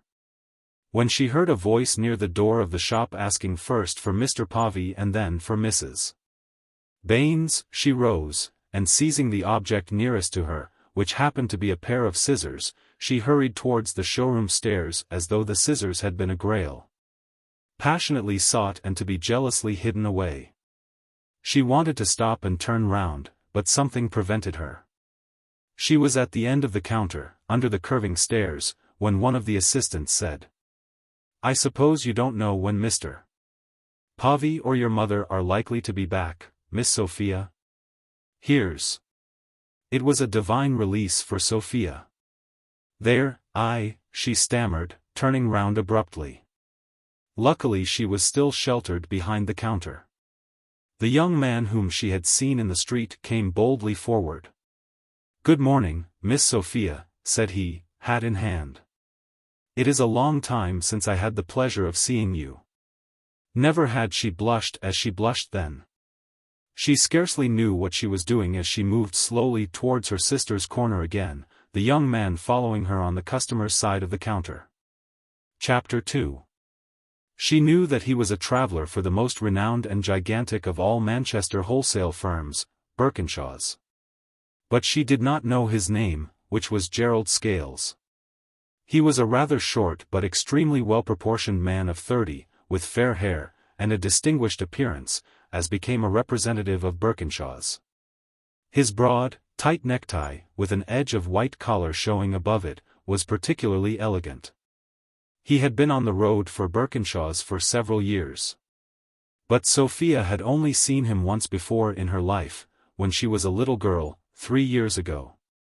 The relations between the travelers of the great firms and their solid, sure clients in small towns were in those days often cordially intimate. The traveler came with the luster of a historic reputation around him, there was no need to fawn for orders. And the client's immense and immaculate respectability made him the equal of no matter what ambassador. It was a case of mutual esteem, and of that confidence-generating phenomenon, an old account. The tone in which a commercial traveler of middle age would utter the phrase, an old account, revealed in a flash all that was romantic, prim, and stately in mid-Victorian commerce. In the days of Baines, after one of the elaborately engraved advice circulars had arrived, our Mr. will have the pleasure of waiting upon you on, day next, the INST. John might in certain cases be expected to say, on the morning of, day, Mrs., what have ye gotten for supper tonight? Mr. Gerald Scales had never been asked to supper. He had never even seen John Baines, but, as the youthful successor of an aged traveller who had had the pleasure of St. Luke's Square, on behalf of Birkinshaw's, since before railways, Mrs. Baines had treated him with a faint agreeable touch of maternal familiarity. And, both her daughters being once in the shop during his visit, she had on that occasion commanded the gawky girls to shake hands with him. Sophia had never forgotten that glimpse. The young man without a name had lived in her mind, brightly glowing, as the very symbol and incarnation of the masculine and the elegant. The renewed sight of him seemed to have wakened her out of a sleep. Assuredly she was not the same Sophia. As she sat in her sister's chair in the corner, entrenched behind the perpendicular boxes, playing nervously with the scissors, her beautiful face was transfigured into the ravishingly angelic. It would have been impossible for Mr. Gerald Scales, or anybody else, to credit, as he gazed at those lovely, sensitive, vivacious, responsive features, that Sophia was not a character of heavenly sweetness and perfection. She did not know what she was doing, she was nothing but the exquisite expression of a deep instinct to attract and charm. Her soul itself emanated from her in an atmosphere of allurement and acquiescence. Could those laughing lips hang in a heavy pout? Could that delicate and mild voice be harsh? Could those burning eyes be coldly inimical? Never. The idea was inconceivable. And Mr. Gerald Scales, with his head over the top of the boxes, yielded to the spell. Remarkable that Mr. Gerald Scales, with all his experience, should have had to come to Bursley to find the pearl, the paragon, the ideal. But so it was. They met in an equal abandonment. The only difference between them was that Mr. Scales, by force of habit, kept his head. "I see it's your Wakes here," said he. He was polite to the Wakes. But now, with the least inflection in the world, he put the Wakes at its proper level in the scheme of things as a local unimportance. She adored him for this. She was athirst for sympathy in the task of scorning everything local. "I expect you didn't know," she said, implying that there was every reason why a man of his mundane interests should not know. "I should have remembered if I had thought," said he. "But I didn't think. What's this about an elephant?" "Oh," she exclaimed. "Have you heard of that? My porter was full of it." "Well," she said, "of course it's a very big thing in Bursley." As she smiled in gentle pity of poor Bursley, he naturally did the same. And he thought how much more advanced and broad the younger generation was than the old. He would never have dared to express his real feelings about Bursley to Mrs. Baines, or even to Mr. Pavey, who was, however, of no generation, yet here was a young woman actually sharing them. She told him all the history of the elephant. "Must have been very exciting," he commented, despite himself. "Do you know," she replied, "it was. After all, Bursley was climbing in their opinion. And mother and my sister and Mr. Pavey have all gone to see it. That's why they're not here." That the elephant should have caused both Mr. Pavey and Mrs. Baines to forget that the representative of Birkinshaw's was due to call was indeed a final victory for the elephant. "But not you," he exclaimed. "No," she said. "Not me. Why didn't you go too? He continued his flattering investigations with a generous smile. I simply didn't care to, said she, proudly nonchalant. And I suppose you are in charge here? No, she answered. I just happened to have run down here for these scissors. That's all. I often see your sister, said he. Often, do I say, that is, generally, when I come, but never you. I'm never in the shop, she said. It's just an accident today. Oh. So you leave the shop to your sister? Yes. She said nothing of her teaching. Then there was a silence. Sophia was very thankful to be hidden from the curiosity of the shop. The shop could see nothing of her, and only the back of the young man, and the conversation had been conducted in low voices. She tapped her foot, stared at the worn, polished surface of the counter, with the brass yard measure nailed along its edge. And then she uneasily turned her gaze to the left and seemed to be examining the backs of the black bonnets which were perched on high stands in the great window.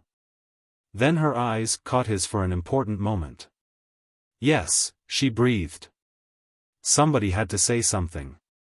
If the shop missed the murmur of their voices, the shop would wonder what had happened to them. Mr. Scales looked at his watch. I dare say if I come in again about 2, he began. Oh yes, they're sure to be in then, she burst out before he could finish his sentence. He left abruptly, queerly, without shaking hands, but then it would have been difficult, she argued, for him to have put his arm over the boxes, and without expressing the hope of seeing her again. She peeped through the black bonnets, and saw the porter put the leather strap over his shoulders, raise the rear of the barrow, and trundle off, but she did not see Mr. Scales. She was drunk. Thoughts were tumbling about in her brain like cargo loose in a rolling ship. Her entire conception of herself was being altered, her attitude towards life was being altered. The thought which knocked hardest against its fellows was, only in these moments have I begun to live. And as she flitted upstairs to resume watch over her father, she sought to devise an innocent-looking method by which she might see Mr. Scales when he next called. And she speculated as to what his name was. Chapter 3. When Sophia arrived in the bedroom, she was startled because her father's head and beard were not in their accustomed place on the pillow. She could only make out something vaguely unusual sloping off the side of the bed. A few seconds passed, not to be measured in time, and she saw that the upper part of his body had slipped down, and his head was hanging, inverted, near the floor between the bed and the ottoman. His face, neck, and hands were dark and congested, his mouth was open, and the tongue protruded between the black, swollen, mucous lips, his eyes were prominent and coldly staring. The fact was that Mr. Baines had wakened up, and, being restless, had slid out partially from his bed and died of asphyxia. After having been unceasingly watched for 14 years, he had, with an invalid's natural perverseness, taken advantage of Sophia's brief dereliction to expire. Say what you will, amid Sophia's horror, and her terrible grief and shame, she had visitings of the idea, he did it on purpose. She ran out of the room, knowing by intuition that he was dead, and shrieked out, Maggie, at the top of her voice. The house echoed. Yes, miss, said Maggie, quite close, coming out of Mr. Povey's chamber with a slop pail. Fetch Mr. Critchlow at once. Be quick. Just as you are. It's father. Maggie, perceiving darkly that disaster was in the air, and instantly filled with importance and a sort of black joy, dropped her pail in the exact middle of the passage. And almost fell down the crooked stairs. One of Maggie's deepest instincts, always held in check by the stern dominance of Mrs. Baines, was to leave pails prominent on the main roots of the house.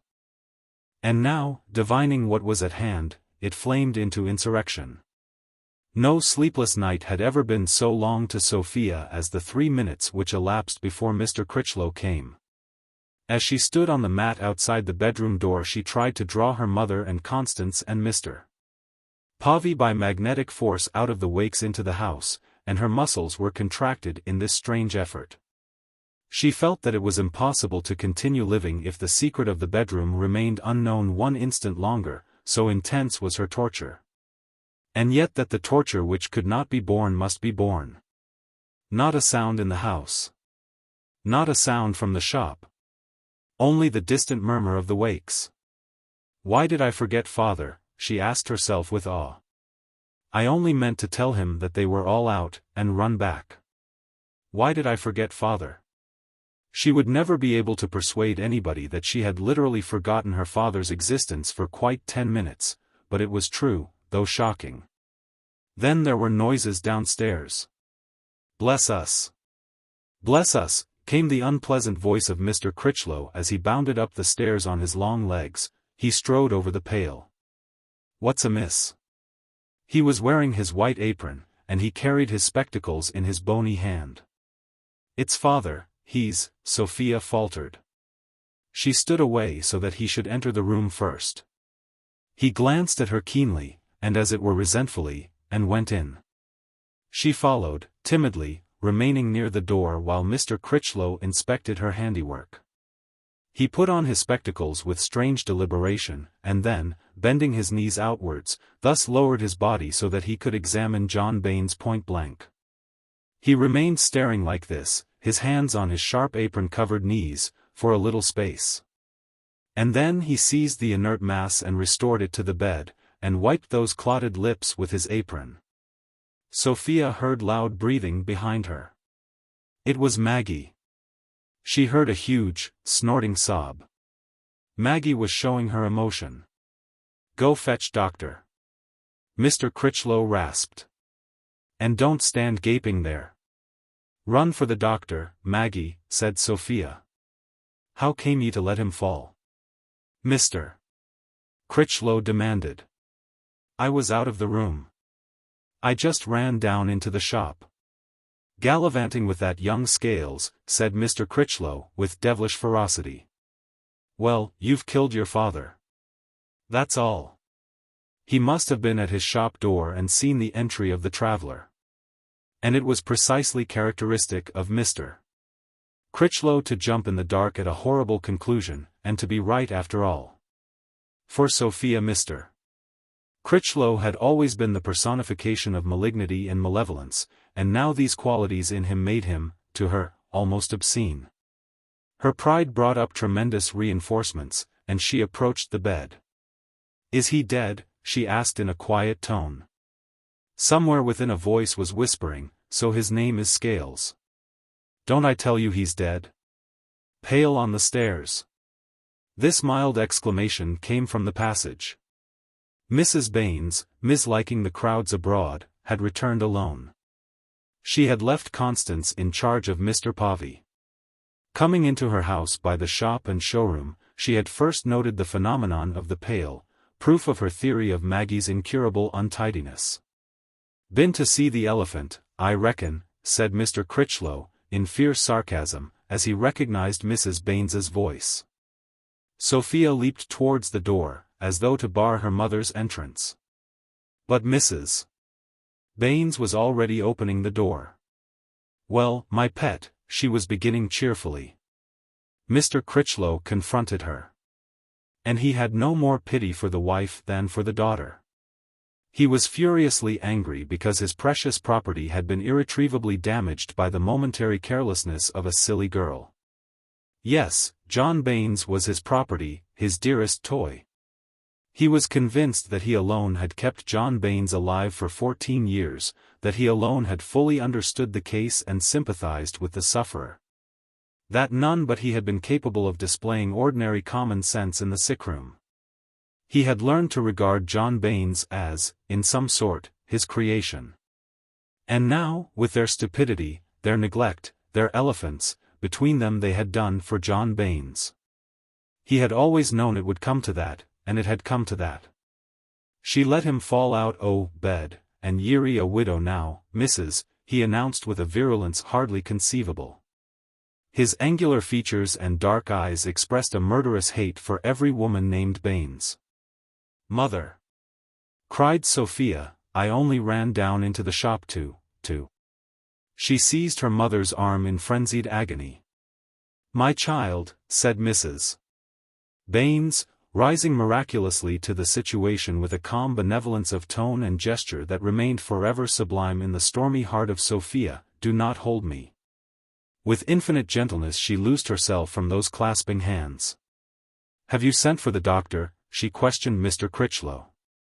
The fate of her husband presented no mysteries to Mrs. Baines. Everybody had been warned 1,000 times of the danger of leaving the paralytic, whose life depended on his position, and whose fidgetiness was thereby a constant menace of death to him. For 5,000 nights she had wakened infallibly every time he stirred, and rearranged him by the flicker of a little oil lamp. But Sophia, unhappy creature, had merely left him. That was all. Mr. Critchlow and the widow gazed, helplessly waiting, at the pitiable corpse, of which the salient part was the white beard. They knew not that they were gazing at a vanished era. John Baines had belonged to the past, to the age when men really did think of their souls, when orators by phrases could move crowds to fury or to pity, when no one had learnt to hurry. When Demos was only turning in his sleep, when the sole beauty of life resided in its inflexible and slow dignity, when hell really had no bottom.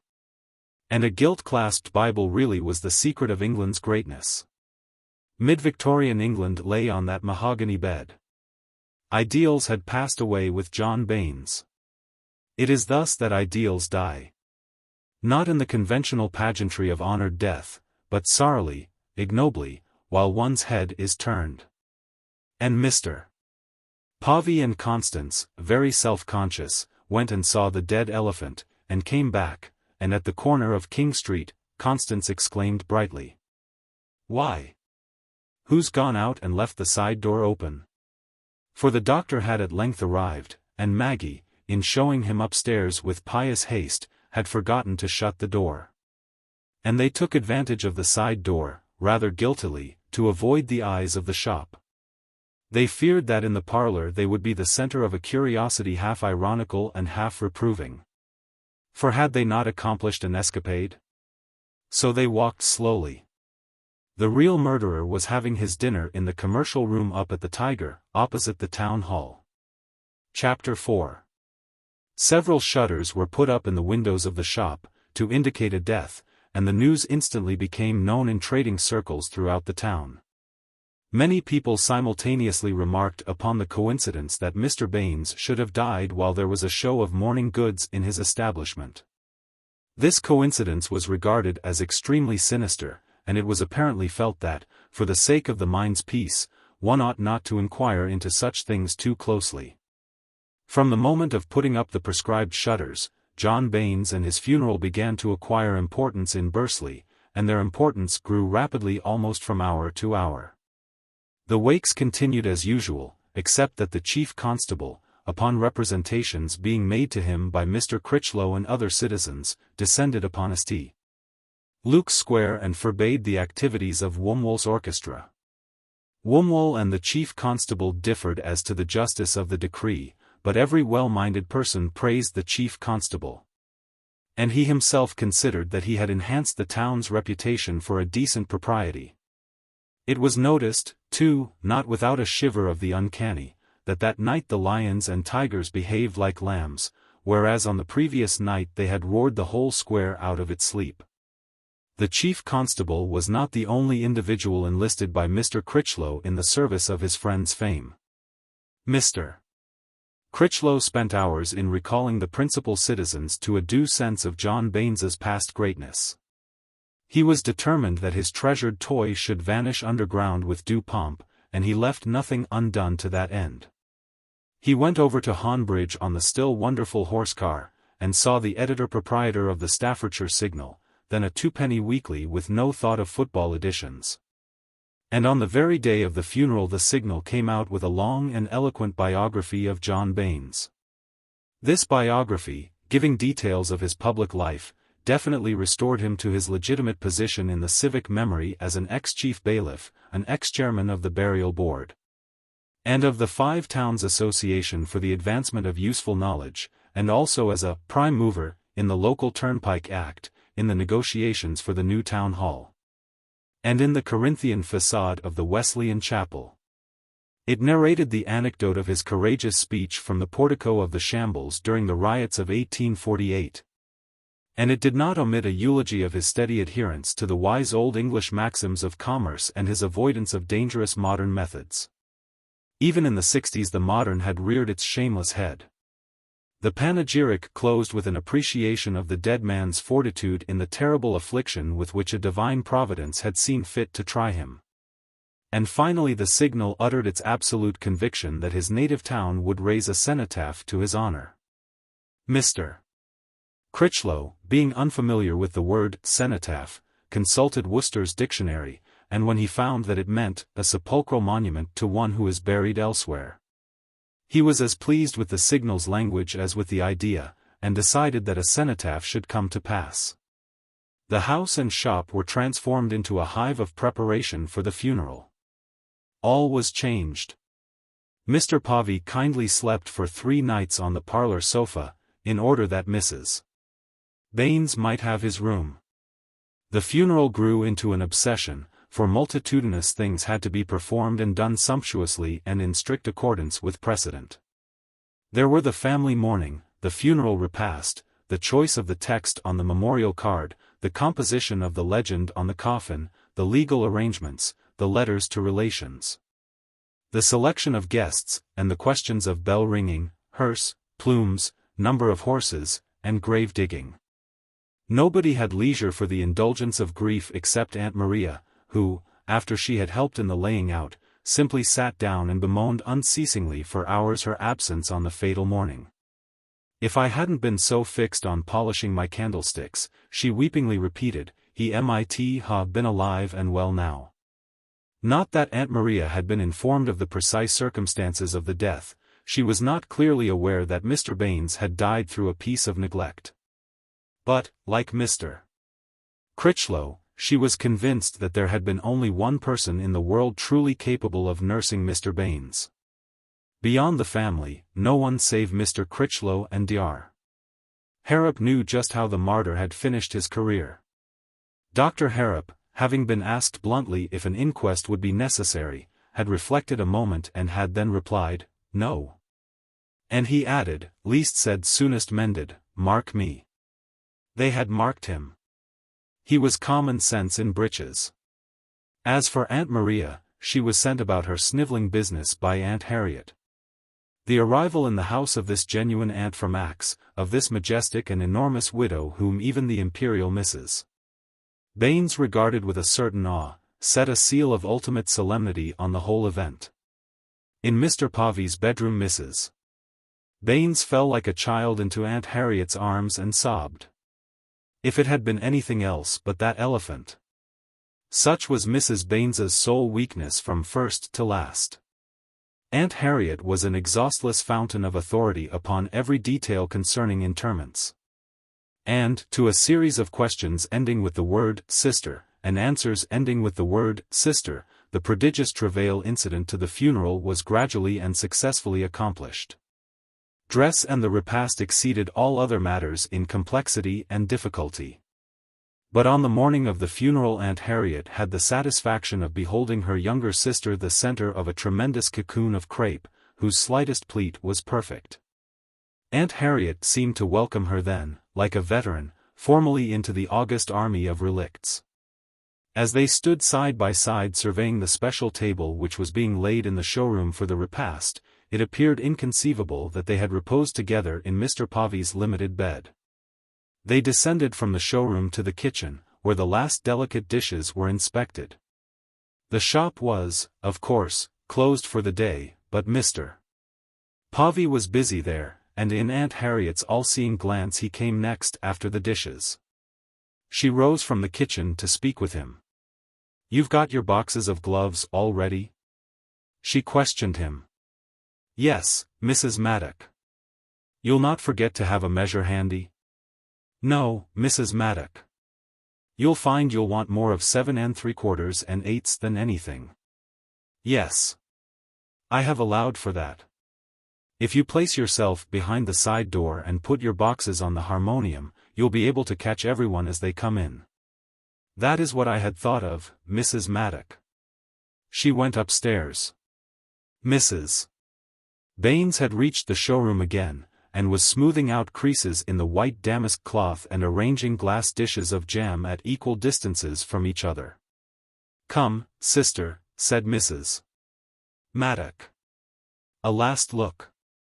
And they passed into the mortuary bedroom to gaze at Mr. Baines before he should be everlastingly nailed down. In death he had recovered some of his earlier dignity. But even so he was a startling sight. The two widows bent over him, one on either side, and gravely stared at that twisted, worn white face all neatly tucked up in linen. "I shall fetch Constance and Sophia," said Mrs. Maddock, with tears in her voice. "Do you go into the drawing-room, sister?" But Mrs. Maddock only succeeded in fetching Constance. Then there was the sound of wheels in King Street. The long rite of the funeral was about to begin. Every guest, after having been measured and presented with a pair of the finest black kid gloves by Mr. Povey, had to mount the crooked stairs and gaze upon the carcass of John Baines, going afterwards to the drawing-room to condole briefly with the widow. And every guest, while conscious of the enormity of so thinking, thought what an excellent thing it was that John Baines should be at last dead and gone. The tramping on the stairs was continual, and finally Mr. Baines himself went downstairs, bumping against corners, and led a cortege of 20 vehicles. The funeral tea was not over at 7 o'clock, 5 hours after the commencement of the rite. It was a gigantic and faultless meal, worthy of John Baines's distant past. Only 2 persons were absent from it, John Baines and Sophia. The emptiness of Sophia's chair was much noticed. Mrs. Maddock explained that Sophia was very high-strung and could not trust herself. Great efforts were put forth by the company to be lugubrious and inconsolable, but the secret relief resulting from the death would not be entirely hidden. The vast pretense of acute sorrow could not stand intact against that secret relief and the lavish richness of the food. To the offending of sundry important relatives from a distance, Mr. Critchlow informally presided over that assemblage of grave men in high stocks and crinolined women. He had closed his shop, which had never before been closed on a weekday, and he had a great deal to say about this extraordinary closure. It was due as much to the elephant as to the funeral. The elephant had become a victim to the craze for souvenirs. Already in the night his tusks had been stolen. Then his feet disappeared for umbrella stands, and most of his flesh had departed in little hunks. Everybody in Bursley had resolved to participate in the elephant. One consequence was that all the chemists' shops in the town were assaulted by strings of boys. "Please a pen north o, alum to tack, smell out o, a bit o, elephant." Mr. Critchlow hated boys. "I'll alum ye," says I, and I did. I allumed him out o, my shop with a pestle. If there'd been one there'd been 20 between opening and 9 o'clock. "George," I says to my apprentice, "shut shop up. My old friend John Baines is going to his long home today, and I'll close. I've had enough o, alum for one day." The elephant fed the conversation until after the second relay of hot muffins. When Mr. Critchlow had eaten to his capacity, he took the signal importantly from his pocket, posed his spectacles, and read the obituary all through in slow, impressive accents. Before he reached the end Mrs. Baines began to perceive that familiarity had blinded her to the heroic qualities of her late husband. The 14 years of ceaseless care were quite genuinely forgotten, and she saw him in his strength and in his glory. When Mr. Critchlow arrived at the eulogy of the husband and father, Mrs. Baines rose and left the showroom. The guests looked at each other in sympathy for her. Mr. Critchlow shot a glance at her over his spectacles and continued steadily reading. After he had finished he approached the question of the cenotaph. Mrs. Baines, driven from the banquet by her feelings, went into the drawing-room. Sophia was there, and Sophia, seeing tears in her mother's eyes, gave a sob, and flung herself bodily against her mother, clutching her, and hiding her face in that broad crape which abraded her soft skin. "Mother," she wept passionately, "I want to leave the school now. I want to please you. I'll do anything in the world to please you." I'll go into the shop if you'd like me to." Her voice lost itself in tears. "Calm yourself, my pet," said Mrs. Baines, tenderly, caressing her. It was a triumph for the mother in the very hour when she needed a triumph.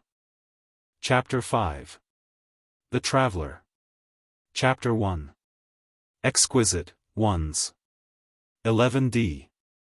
These singular signs were being painted in shiny black on an unrectangular parallelogram of white cardboard by Constance one evening in the parlour. She was seated, with her left side to the fire and to the fizzing gas, at the dining table, which was covered with a checked cloth in red and white. Her dress was of dark crimson. She wore a cameo brooch and a gold chain round her neck. Over her shoulders was thrown a white knitted shawl, for the weather was extremely cold, the English climate being much more serious and downright at that day than it is now. She bent low to the task, holding her head slightly askew, putting the tip of her tongue between her lips, and expending all the energy of her soul and body in an intense effort to do what she was doing as well as it could be done.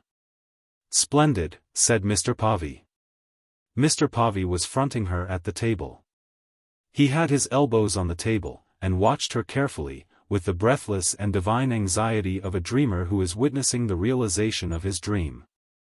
And Constance, without moving any part of her frame except her head, looked up at him and smiled for a moment, and he could see her delicious little nostrils at the end of her snub nose. Those two, without knowing or guessing it, were making history, the history of commerce. They had no suspicion that they were the forces of the future insidiously at work to destroy what the forces of the past had created, but such was the case. They were conscious merely of a desire to do their duty in the shop and to the shop. Probably it had not even occurred to them that this desire, which each stimulated in the breast of the other, had assumed the dimensions of a passion. It was aging Mr. Povey, and it had made of Constance a young lady tremendously industrious and preoccupied. Mr. Povey had recently been giving attention to the question of tickets. It is not too much to say that Mr.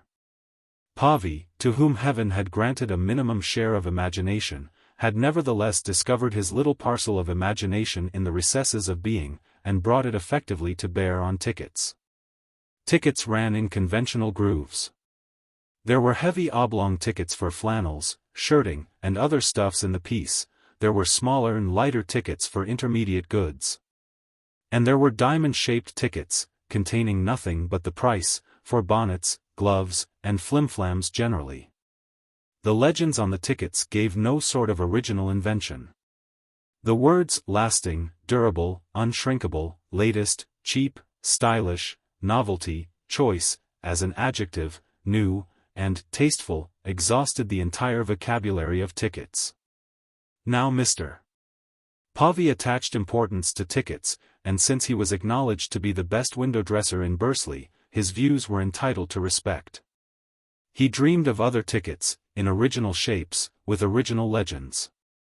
In brief, he achieved, in regard to tickets, the rare feat of ridding himself of preconceived notions, and of approaching a subject with fresh, virginal eyes. When he indicated the nature of his wishes to Mr. Chawner, the wholesale stationer who supplied all the 5 towns with shop tickets, Mr. Chawner grew uneasy and worried. Mr. Chawner was indeed shocked. For Mr. Chawner there had always been certain well-defined genera of tickets, and he could not conceive the existence of other genera. When Mr. Povey suggested circular tickets, tickets with a blue and a red line round them, tickets with legends such as, unsurpassable, very dainty, or, please note, Mr. Chawner hummed and hawed, and finally stated that it would be impossible to manufacture these preposterous tickets, these tickets which would outrage the decency of trade. If Mr. Povey had not happened to be an exceedingly obstinate man, he might have been defeated by the crass Toryism of Mr. Chawner. But Mr. Povey was obstinate, and he had resources of ingenuity which Mr. Chawner little suspected. The great, tramping march of progress was not to be impeded by Mr. Chawner. Mr. Povey began to make his own tickets. At first he suffered as all reformers and inventors suffer. He used the internal surface of collar boxes and ordinary ink and pens, and the result was such as to give customers the idea that Baines's were too poor or too mean to buy tickets like other shops. For bought tickets had an ivory-tinted gloss, and the ink was black and glossy, and the edges were very straight and did not show yellow between two layers of white. Whereas Mr. Povey's tickets were of a bluish-white, without gloss. The ink was neither black nor shiny, and the edges were amateurishly rough. The tickets had an unmistakable air of having been made out of something else. Moreover, the lettering had not the free, dashing style of Mr. Chawner's tickets. And did Mrs. Baines encourage him in his single-minded enterprise on behalf of her business? Not a bit. Mrs. Baines's attitude, when not disdainful, was inimical. So curious is human nature, so blind is man to his own advantage. Life was very complex for Mr. Povey. It might have been less complex had Bristol board and Chinese ink been less expensive. With these materials he could have achieved marvels to silence all prejudice and stupidity. But they were too costly. Still, he persevered, and Constance morally supported him. He drew his inspiration and his courage from Constance. Instead of the internal surface of collar boxes, he tried the external surface, which was at any rate shiny. But the ink would not take on it. He made as many experiments as Edison was to make, and as many failures. Then Constance was visited by a notion for mixing sugar with ink. Simple, innocent creature, why should Providence have chosen her to be the vessel of such a sublime notion? Puzzling enigma, which, however, did not exercise Mr. Povey. He found it quite natural that she should save him. Save him she did. Sugar and ink would take on anything, and it shone like a patent leather boot. Further, Constance developed a hand for lettering which outdid Mr. Povey's. Between them they manufactured tickets by the dozen and by the score, tickets which, while possessing nearly all the smartness and finish of Mr. Chawner's tickets, were much superior to these in originality and strikingness. Constance and Mr. Povey were delighted and fascinated by them. As for Mrs. Baines, she said little, but the modern spirit was too elated by its success to care whether she said little or much. And every few days Mr. Povey thought of some new and wonderful word to put on a ticket. His last miracle was the word exquisite. Exquisite, pinned on a piece of broad tartan ribbon, appeared to Constance and Mr. Povey as the finality of appropriateness. A climax worthy to close the year. Mr.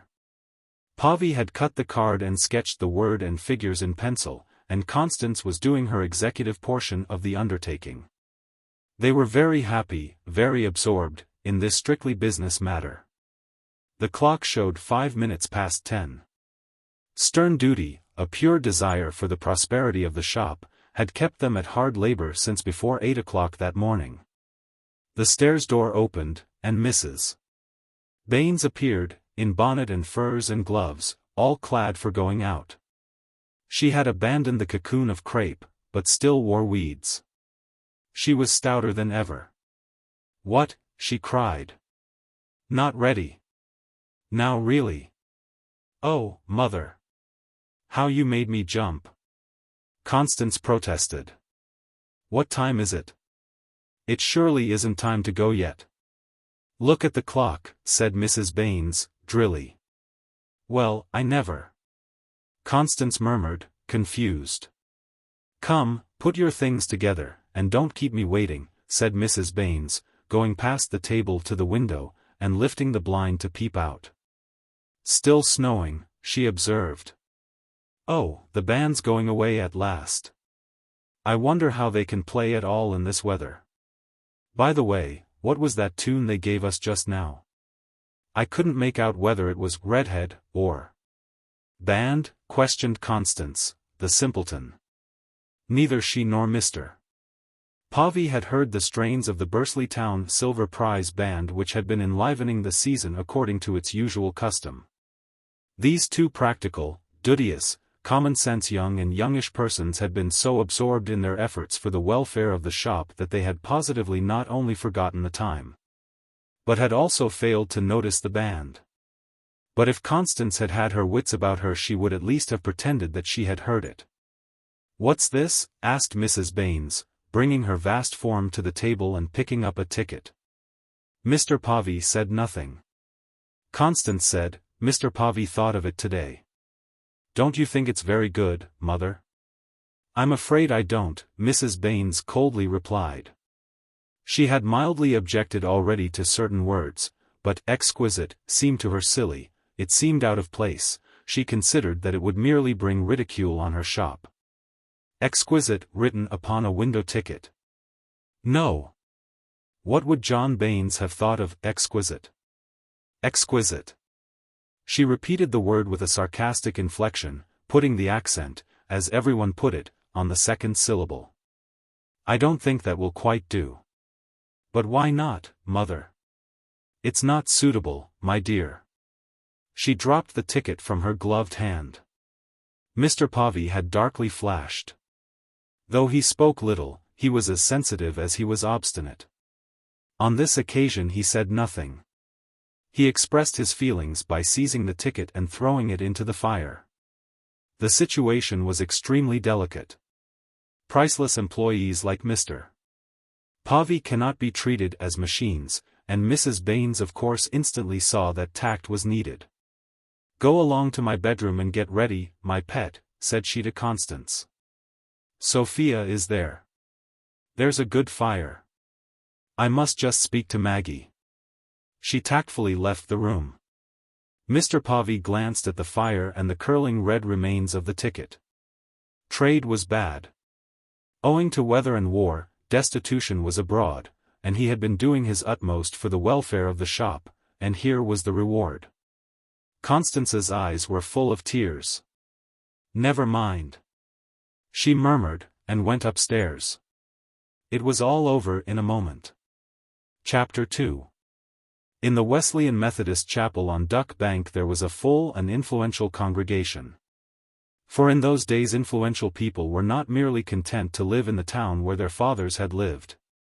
Without dreaming of country residences and smokeless air, they were content also to believe what their fathers had believed about the beginning and the end of all. There was no such thing as the unknowable in those days. The eternal mysteries were as simple as an addition sum. A child could tell you with absolute certainty where you would be and what you would be doing 1,000,000 years hence, and exactly what God thought of you. Accordingly, everyone being of the same mind, everyone met on certain occasions in certain places in order to express the universal mind. And in the Wesleyan Methodist Chapel, for example, instead of a sparse handful of persons disturbingly conscious of being in a minority, as now, a magnificent and proud majority had collected, deeply aware of its rightness and its correctness.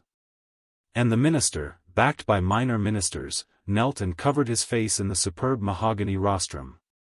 And behind him, in what was then still called the orchestra, though no musical instruments except the grand organ had sounded in it for decades, the choir knelt and covered their faces.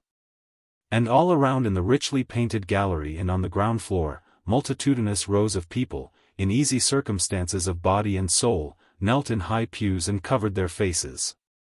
And there floated before them, in the intense and prolonged silence, the clear vision of Jehovah on a throne, a God of 60 or so with a mustache and a beard. And a noncommittal expression which declined to say whether or not he would require more bloodshed. And this God, destitute of pinions, was surrounded by white-winged creatures that wafted themselves to and fro while chanting. And afar off was an obscene monstrosity, with cloven hoofs and a tail very dangerous and rude and interfering, who could exist comfortably in the middle of a coal fire. And who took a malignant and exhaustless pleasure in coaxing you by false pretenses into the same fire. But of course you had too much sense to swallow his wicked absurdities. Once a year, for 10 minutes by the clock, you knelt thus, in mass, and by meditation convinced yourself that you had too much sense to swallow his wicked absurdities. And the hour was very solemn, the most solemn of all the hours. Strange that immortal souls should be found with the temerity to reflect upon mundane affairs in that hour. Yet there were undoubtedly such in the congregation. There were perhaps many to whom the vision, if clear, was spasmodic and fleeting. And among them the inhabitants of the Baines family pew. Who would have supposed that Mr. Pavey, a recent convert from primitive Methodism in King Street to Wesleyan Methodism on Duck Bank, was dwelling upon window tickets and the injustice of women, instead of upon his relations with Jehovah and the Tailed One? Who would have supposed that the gentle-eyed Constance, pattern of daughters, was risking her eternal welfare by smiling at the Tailed One, who, concealing his tail, had assumed the image of Mr. Pavey? Who would have supposed that Mrs. Baines, instead of resolving that Jehovah and not the Tailed One should have ultimate rule over her, was resolving that she and not Mr. Pavey should have ultimate rule over her house and shop? It was a pew full that belied its highly satisfactory appearance. And possibly there were other pewfuls equally deceptive. Sophia alone, in the corner next to the wall, with her beautiful stern face pressed convulsively against her hands, was truly busy with immortal things. Turbulent heart, the violence of her spiritual life had made her older. Never was a passionate, proud girl in a harder case than Sophia. In the splendor of her remorse for a fatal forgetfulness, she had renounced that which she loved and thrown herself into that which she loathed. It was her nature so to do. She had done it haughtily, and not with kindness, but she had done it with the whole force of her will. Constance had been compelled to yield up to her the millinery department, for Sophia's fingers had a gift of manipulating ribbons and feathers that was beyond Constance. Sophia had accomplished miracles in the millinery. Yes, and she would be utterly polite to customers, but afterwards, when the customers were gone, let mothers, sisters, and Mr. Pavey's beware of her fiery darts. But why, when nearly 3 months had elapsed after her father's death, had she spent more and more time in the shop, secretly aflame with expectancy? Why, when one day a strange traveller entered the shop and announced himself the new representative of Birkinshaw's, why had her very soul died away within her and an awful sickness seized her? She knew then that she had been her own deceiver. She recognized and admitted, abasing herself lower than the lowest, that her motive in leaving Miss Chetwynd's and joining the shop had been, at the best, very mixed, very impure. Engaged at Miss Chetwynd's, she might easily have never set eyes on Gerald Scales again. Employed in the shop, she could not fail to meet him. In this light was to be seen the true complexion of the splendor of her remorse. A terrible thought for her. And she could not dismiss it. It contaminated her existence, this thought. And she could confide in no one. She was incapable of showing a wound. Quarter had succeeded quarter, and Gerald Scales was no more heard of. She had sacrificed her life for worse than nothing. She had made her own tragedy. She had killed her father, cheated and shamed herself with a remorse horribly spurious, exchanged content for misery and pride for humiliation, and with it all, Gerald Scales had vanished. She was ruined. She took to religion, and her conscientious Christian virtues, practiced with stern inclemency, were the canker of the family. Thus 1.5 years had passed. And then, on this last day of the year, the 2nd year of her shame and of her heart's widowhood, Mr. Scales had reappeared. She had gone casually into the shop and found him talking to her mother and Mr. Pavey. He had come back to the provincial round and to her. She shook his hand and fled, because she could not have stayed. None had noticed her agitation, for she had held her body as in a vice. She knew the reason neither of his absence nor of his return. She knew nothing. And not a word had been said at meals. And the day had gone and the night come, and now she was in chapel, with Constance by her side and Gerald Scales in her soul. Happy beyond previous conception of happiness. Wretched beyond an unutterable woe. And none knew. What was she to pray for? To what purpose and end ought she to steel herself? Ought she to hope, or ought she to despair? O God, help me, she kept whispering to Jehovah whenever the heavenly vision shone through the rack of her meditation. "Oh God, help me." She had a conscience that, when it was in the mood for severity, could be unspeakably cruel to her. And whenever she looked, with dry, hot eyes, through her gloved fingers, she saw in front of her on the wall a marble tablet inscribed in gilt letters, the cenotaph. She knew all the lines by heart, in their spacious grandiloquence. Lines such as, "Ever ready with his tongue his pen and his purse, to help the church of his fathers.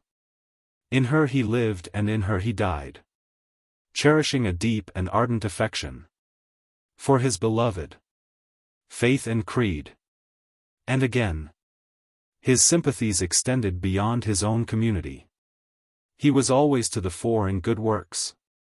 And he served the circuit, the town and the district, with great acceptance and usefulness." Thus had Mr. Critchlow's vanity been duly appeased. As the minutes sped in the breathing silence of the chapel, the emotional tension grew tighter. Worshippers sighed heavily, or called upon Jehovah for a sign, or merely coughed an invocation. And then at last the clock in the middle of the balcony gave forth the single stroke to which it was limited, the ministers rose, and the congregation after them. And everybody smiled as though it was the millennium, and not simply the new year, that had set in. Then, faintly, through walls and shut windows, came the sound of bells and of steam sirens and whistles. The superintendent minister opened his hymn book, and the hymn was sung which had been sung in Wesleyan chapels on New Year's morn since the era of John Wesley himself. The organ finished with a clangor of all its pipes, the minister had a few last words with Jehovah, and nothing was left to do except to persevere in well-doing. The people leaned towards each other across the high backs of the pews. "A happy new year." Thank ye." "The same to you." "Another watch night service over." Yes." And a sigh. Then the aisles were suddenly crowded, and there was a good-humored, optimistic pushing towards the door. In the Corinthian porch occurred a great putting on of cloaks, ulsters, galoshes, and even pattens, and a great putting up of umbrellas. And the congregation went out into the whirling snow, dividing into several black, silent-footed processions, down Trafalgar Road, up towards the playground, along the marketplace, and across Duck Square in the direction of St. Luke's Square. Mr. Povey was between Mrs. Baines and Constance. "You must take my arm, my pet," said Mrs. Baines to Sophia. Then Mr. Povey and Constance waded on in front through the drifts. Sophia balanced that enormous swaying mass, her mother. Owing to their hoops, she had much difficulty in keeping close to her. Mrs. Baines laughed with the complacent ease of obesity, yet a fall would have been almost irremediable for her, and so Sophia had to laugh too. But, though she laughed, God had not helped her.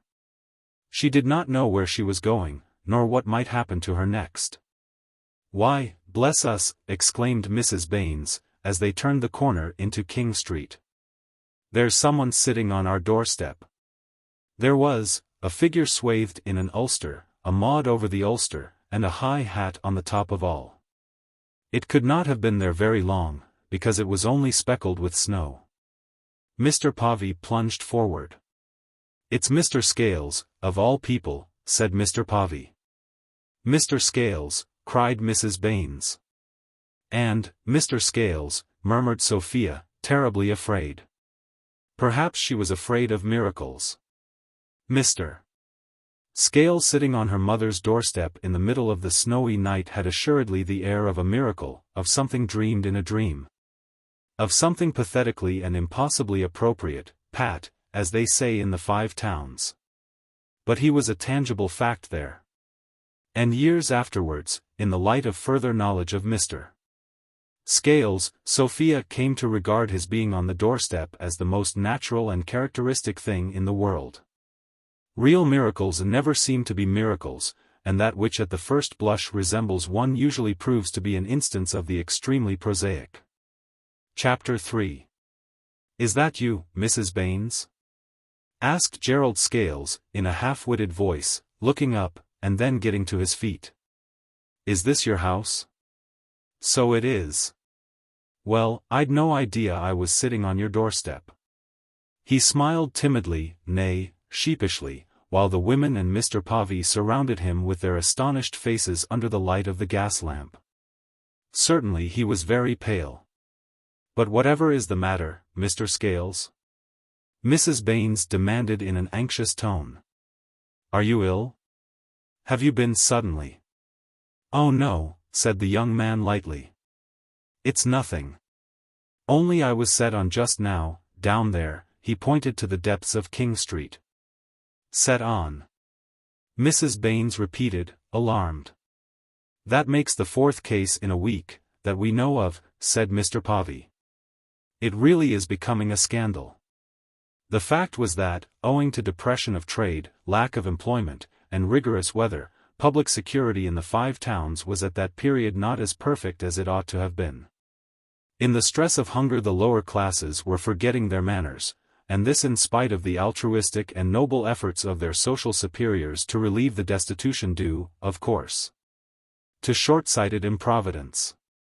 When, the social superiors were asking in despair, will the lower classes learn to put by for a rainy day? They might have said a snowy and a frosty day.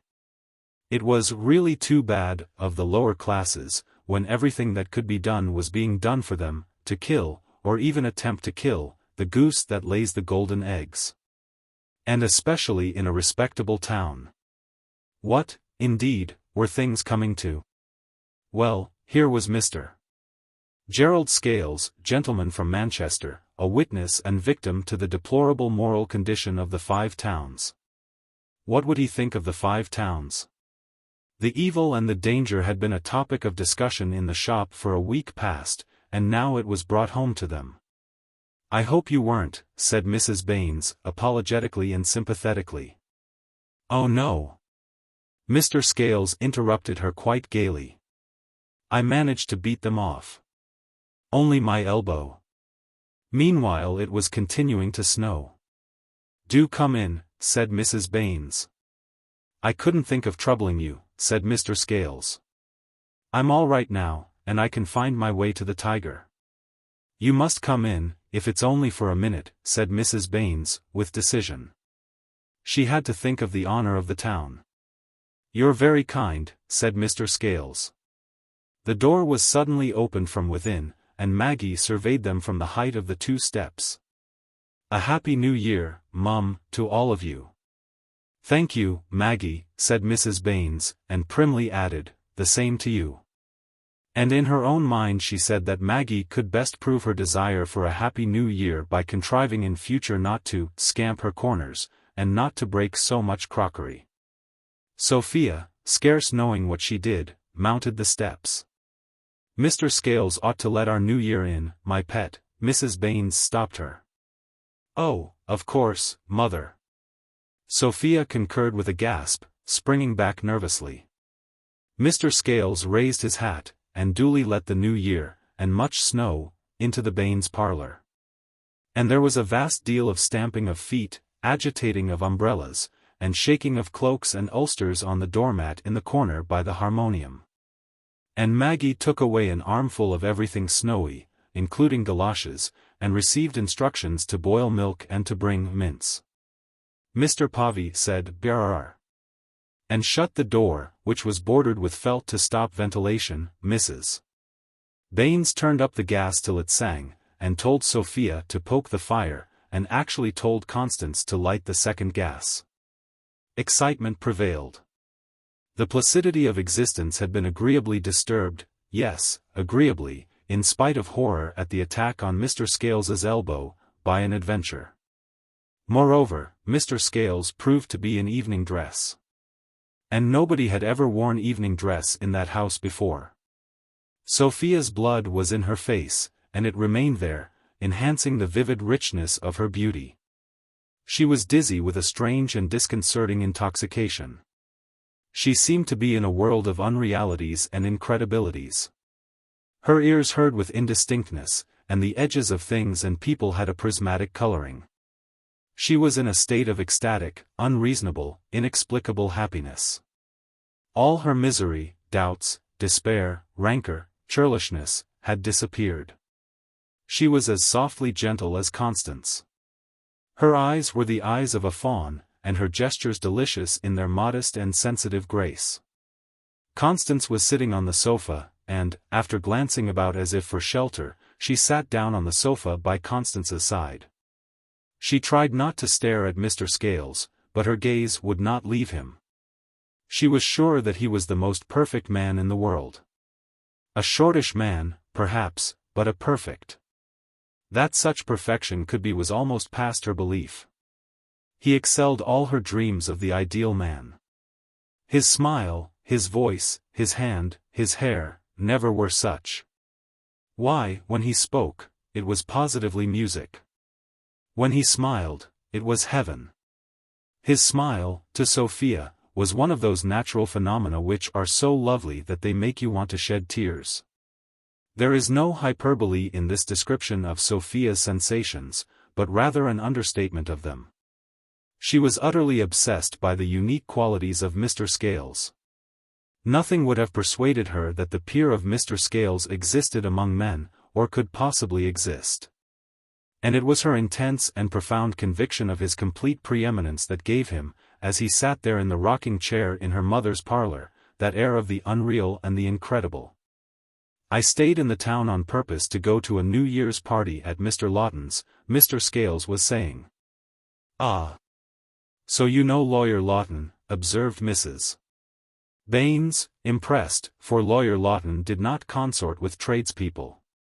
He was jolly with them, and he did their legal business for them, but he was not of them. His friends came from afar. "My people are old acquaintances of his," said Mr. Scales, sipping the milk which Maggie had brought. "Now, Mr. Scales, you must taste my mince." "A happy month for every tart you eat, you know," Mrs. Baines reminded him. He bowed. "And it was as I was coming away from there that I got into difficulties." He laughed. Then he recounted the struggle, which had, however, been brief, as the assailants lacked pluck.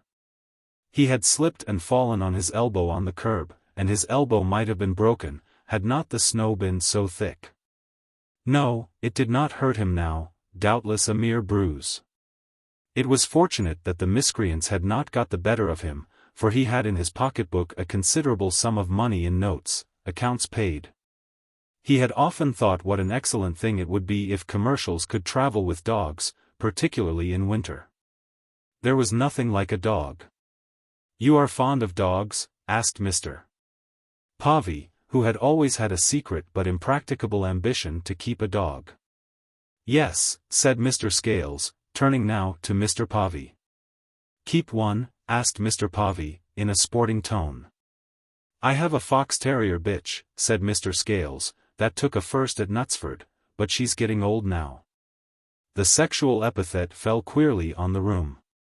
Mr. Pavey, being a man of the world, behaved as if nothing had happened, but Mrs. Baines's curls protested against this unnecessary coarseness. Constance pretended not to hear. Sophia did not understandingly hear. Mr. Scales had no suspicion that he was transgressing a convention by virtue of which dogs have no sex. Further, he had no suspicion of the local fame of Mrs. Baines's mince tarts. He had already eaten more mince tarts than he could enjoy, before beginning upon hers, and Mrs. Baines missed the enthusiasm to which she was habituated from consumers of her pastry. Mr. Pavey, fascinated, proceeded in the direction of dogs, and it grew more and more evident that Mr. Scales, who went out to parties in evening dress, instead of going in respectable broadcloth to watch night services, who knew the great ones of the land, and who kept dogs of an inconvenient sex, was neither an ordinary commercial traveler or the kind of man to which the square was accustomed.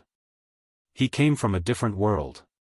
Lawyer Lawton's party broke up early, at least I mean, considering. Mrs. Baines hesitated. After a pause Mr. Scales replied, "Yes, I left immediately the clock struck 12. I've a heavy day tomorrow, I mean today." It was not an hour for a prolonged visit, and in a few minutes Mr. Scales was ready again to depart. He admitted a certain feebleness, wankiness, he playfully called it, being proud of his skill in the dialect, and a burning in his elbow. But otherwise he was quite well, thanks to Mrs. Baines's most kind hospitality. He really didn't know how he came to be sitting on her doorstep. Mrs.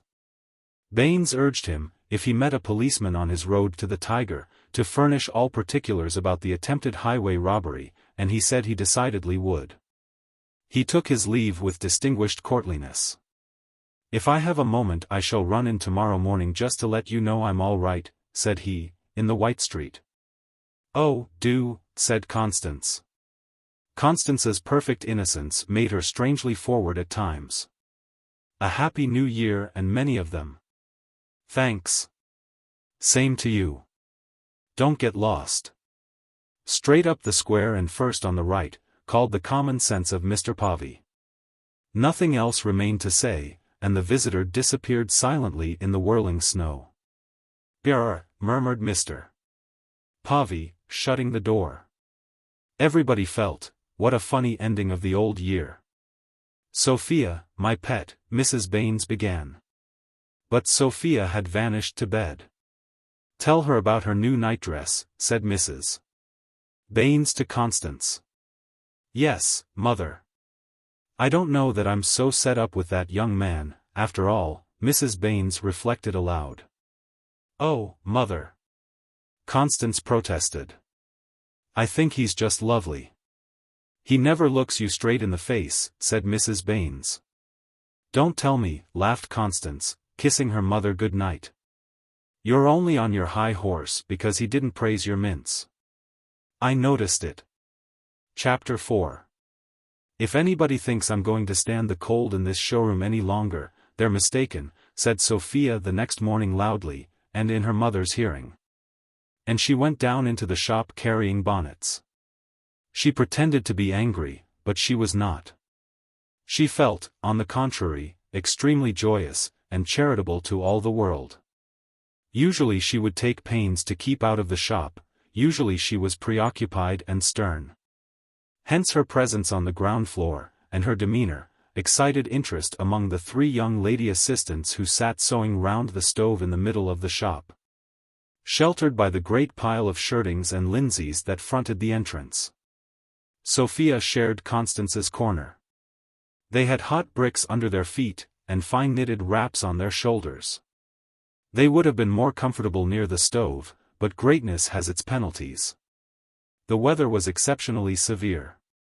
The windows were thickly frosted over, so that Mr. Povey's art in dressing them was quite wasted. And, rare phenomenon, the doors of the shop were shut. In the ordinary way they were not merely open, but hidden by a display of cheap lines. Mr. Povey, after consulting Mrs. Baines, had decided to close them, foregoing the customary display. Mr. Povey had also, in order to get a little warmth into his limbs, personally assisted 2 casual laborers to scrape the thick frozen snow off the pavement, and he wore his kid mittens. All these things together proved better than the evidence of barometers how the weather nipped.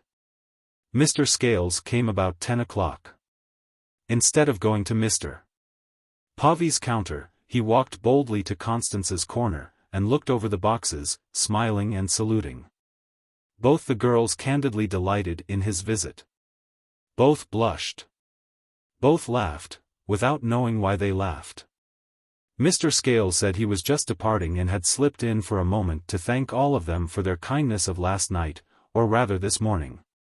The girls laughed again at this witticism. Nothing could have been more simple than his speech. Yet it appeared to them magically attractive. A customer entered, a lady. One of the assistants rose from the neighborhood of the stove, but the daughters of the house ignored the customer. It was part of the etiquette of the shop that customers, at any rate chance customers, should not exist for the daughters of the house, until an assistant had formally drawn attention to them. Otherwise everyone who wanted a pennyworth of tape would be expecting to be served by Miss Baines, or Miss Sophia, if Miss Sophia were there. which would have been ridiculous. Sophia, glancing sidelong, saw the assistant parleying with the customer, and then the assistant came softly behind the counter and approached the corner. "Miss Constance, can you spare a minute?" the assistant whispered discreetly. Constance extinguished her smile for Mr. Scales, and, turning away, lighted an entirely different and inferior smile for the customer. "Good morning, Miss Baines. Very cold, isn't it?" "Good morning, Mrs. Chatterley." "Yes, it is. I suppose you're getting anxious about those." Constance stopped. Sophia was now alone with Mr. Scales, for in order to discuss the unnameable freely with Mrs. Chatterley her sister was edging up the counter. Sophia had dreamed of a private conversation as something delicious and impossible. But chance had favored her. She was alone with him. And his neat fair hair and his blue eyes and his delicate mouth were as wonderful to her as ever. He was gentlemanly to a degree that impressed her more than anything had impressed her in her life. And all the proud and aristocratic instinct that was at the base of her character sprang up and seized on his gentlemanliness like a famished animal seizing on food. "The last time I saw you," said Mr. Scales, in a new tone, "you said you were never in the shop." "What? Yesterday? Did I?" "No, I mean the last time I saw you alone," said he. "Oh!" she exclaimed. "It's just an accident." "That's exactly what you said last time." "Is it?" Was it his manner, or what he said, that flattered her, that intensified her beautiful vivacity? "I suppose you don't often go out," he went on. "What? In this weather?" "Any time. I go to chapel," said she, "and marketing with mother." There was a little pause. "And to the free library." "Oh yes. You've got a free library here now, haven't you?" "Yes. We've had it over a year." "And you belong to it? What do you read?" "Oh, stories, you know. I get a fresh book out once a week." "Saturdays, I suppose?" "No," she said. "Wednesdays." And she smiled. "Usually." "It's Wednesday today," said he. "Not been already?" She shook her head. "I don't think I shall go today. It's too cold. I don't think I shall venture out today." "You must be very fond of reading," said he. Then Mr. Pavey appeared, rubbing his mittened hands. And Mrs. Chatterley went. "I'll run and fetch mother," said Constance. Mrs. Baines was very polite to the young man. He related his interview with the police, whose opinion was that he had been attacked by stray members of a gang from Honbridge. The young lady assistants, with ears cocked, gathered the nature of Mr. Scales's adventure, and were thrilled to the point of questioning Mr. Pavey about it after Mr. Scales had gone. His farewell was marked by much hand-shaking, and finally Mr. Pavey ran after him into the square to mention something about dogs. At 1:30, while Mrs. Baines was dozing after dinner, Sophia wrapped herself up, and with a book under her arm went forth into the world, through the shop. She returned in less than 20 minutes. But her mother had already awakened, and was hovering about the back of the shop. Mothers have supernatural gifts. Sophia nonchalantly passed her and hurried into the parlor where she threw down her muff and a book and knelt before the fire to warm herself. Mrs. Baines followed her. "Been to the library?" questioned Mrs. Baines. "Yes, mother. And it's simply perishing. I wonder at your going on a day like today. I thought you always went on Thursdays." "So I do. But I'd finished my book." "What is this?" Mrs. Baines picked up the volume, which was covered with black oilcloth. She picked it up with a hostile air. For her attitude towards the free library was obscurely inimical. She never read anything herself except the Sunday at Home, and Constance never read anything except the Sunday at Home. There were scriptural commentaries, Dugdale's Gazetteer, Culpeper's Herbal, and works by Bunyan and Flavius Josephus in the drawing-room bookcase, also Uncle Tom's Cabin. And Mrs. Baines, in considering the welfare of her daughters, looked askance at the whole remainder of printed literature. If the Free Library had not formed part of the famous Wedgwood institution, which had been opened with immense eclat by the semi-divine Gladstone. If the first book had not been ceremoniously taken out of the Free Library by the chief bailiff in person, a grandfather of stainless renown, Mrs. Baines would probably have risked her authority in forbidding the Free Library. "You needn't be afraid," said Sophia, laughing. "It's Miss Sewell's experience of life." "A novel, I see," observed Mrs. Baines, dropping the book. Gold and jewels would probably not tempt a Sophia of these days to read experience of life. But to Sophia Baines the bland story had the piquancy of the disapproved. The next day Mrs. Baines summoned Sophia into her bedroom. "Sophia," said she, trembling, "I shall be glad if you will not walk about the streets with young men until you have my permission." The girl blushed violently. I. "You were seen in Wedgwood Street," said Mrs. Baines. "Who's been gossiping, Mr. Critchlow, I suppose?" Sophia exclaimed scornfully. "No one has been gossiping," said Mrs. Baines. "Well, if I meet someone by accident in the street I can't help it, can I?" Sophia's voice shook. "You know what I mean, my child," said Mrs. Baines, with careful calm. Sophia dashed angrily from the room. "I like the idea of him having a heavy day." Mrs. Baines reflected ironically, recalling a phrase which had lodged in her mind. And very vaguely, with an uneasiness scarcely perceptible, she remembered that he, and no other, had been in the shop on the day her husband died. Chapter 6. Escapade. Chapter 1. The uneasiness of Mrs. Baines flowed and ebbed, during the next 3 months, influenced by Sophia's moods. There were days when Sophia was the old Sophia, the forbidding, difficult, waspish, and even hedgehog Sophia. But there were other days on which Sophia seemed to be drawing joy and gaiety and goodwill from some secret source, from some fount whose nature and origin none could divine. It was on these days that the uneasiness of Mrs. Baines waxed. She had the wildest suspicions. She was almost capable of accusing Sophia of carrying on a clandestine correspondence. She saw Sophia and Gerald Scales deeply and wickedly in love. She saw them with their arms round each other's necks.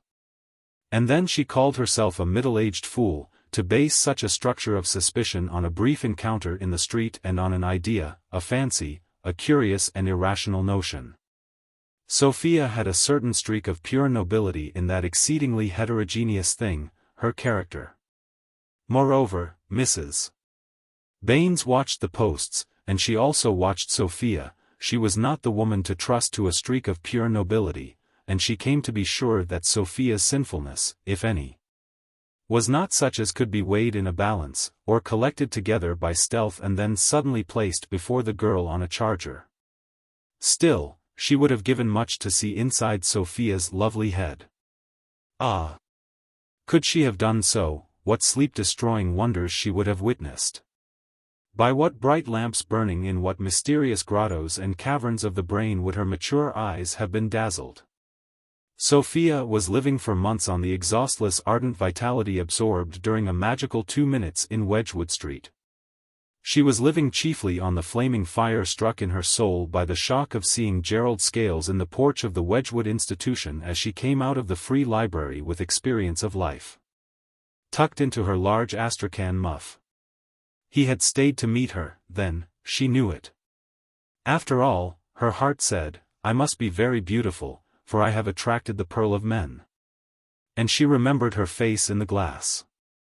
The value and the power of beauty were tremendously proved to her. He, the great man of the world, the handsome and elegant man with 1,000 strange friends and 1,000 interests far remote from her, had remained in Bursley on the mere chance of meeting her. She was proud, but her pride was drowned in bliss. I was just looking at this inscription about Mr. Gladstone. So you decided to come out as usual. And may I ask what book you have chosen? These were the phrases she heard, and to which she responded with similar phrases. And meanwhile a miracle of ecstasy had opened like a flower. She was walking along Wedgwood Street by his side, slowly, on the scraped pavements, where marble bulbs of snow had defied the spade and remained. She and he were exactly of the same height, and she kept looking into his face and he into hers. This was all the miracle.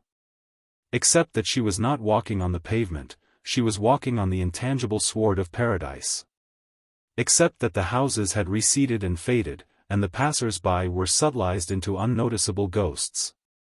Except that her mother and Constance had become phantasmal beings existing at an immense distance. What had happened?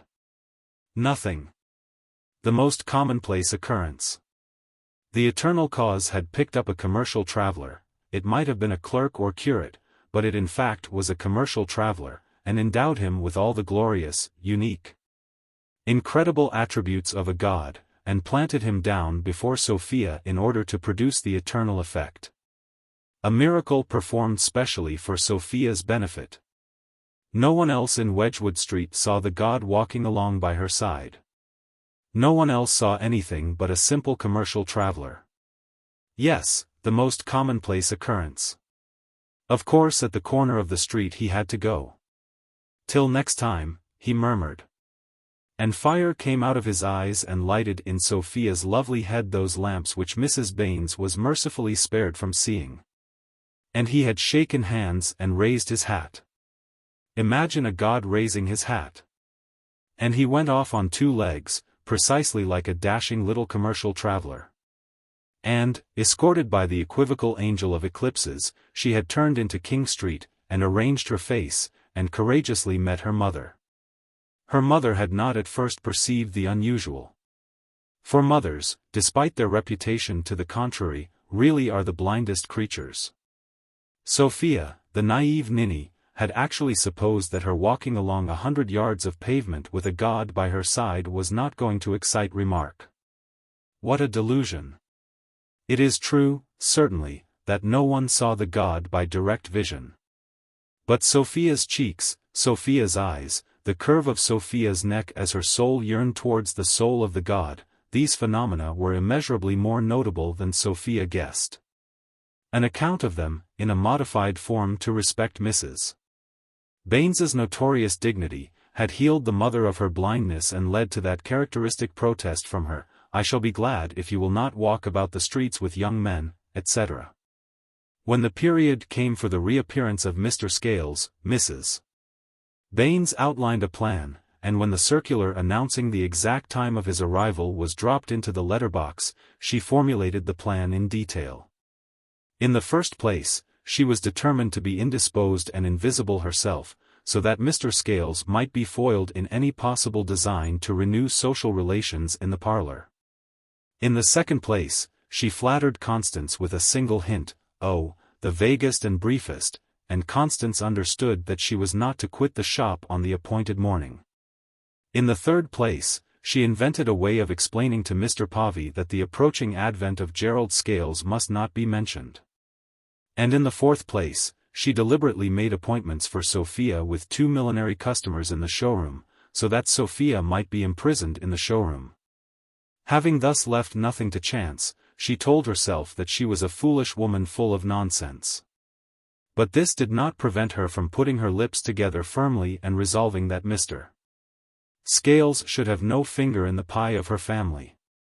She had acquired information concerning Mr. Scales, at second hand, from Lawyer Pratt. More than this, she posed the question in a broader form: why should a young girl be permitted any interest in any young man whatsoever? The everlasting purpose had made use of Mrs. Baines and cast her off, and, like most persons in a similar situation, she was, unconsciously and quite honestly, at odds with the everlasting purpose. Chapter 2.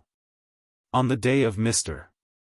Scales's visit to the shop to obtain orders and money on behalf of Birkinshaw's, a singular success seemed to attend the machinations of Mrs. Baines. With Mr. Scales' punctuality was not an inveterate habit, and he had rarely been known, in the past, to fulfill exactly the prophecy of the letter of advice concerning his arrival. But that morning his promptitude was unexampled. He entered the shop, and by chance Mr. Povey was arranging unshrinkable flannels in the doorway. The two youngish little men talked amiably about flannels, dogs, and quarter-day, which was just past, and then Mr. Povey led Mr. Scales to his desk in the dark corner behind the high pile of twills, and paid the quarterly bill, in notes and gold, as always, and then Mr. Scales offered for the August inspection of Mr. Povey all that Manchester had recently invented for the temptation of drapers, and Mr. Povey gave him an order which, if not reckless, was nearer handsome than good.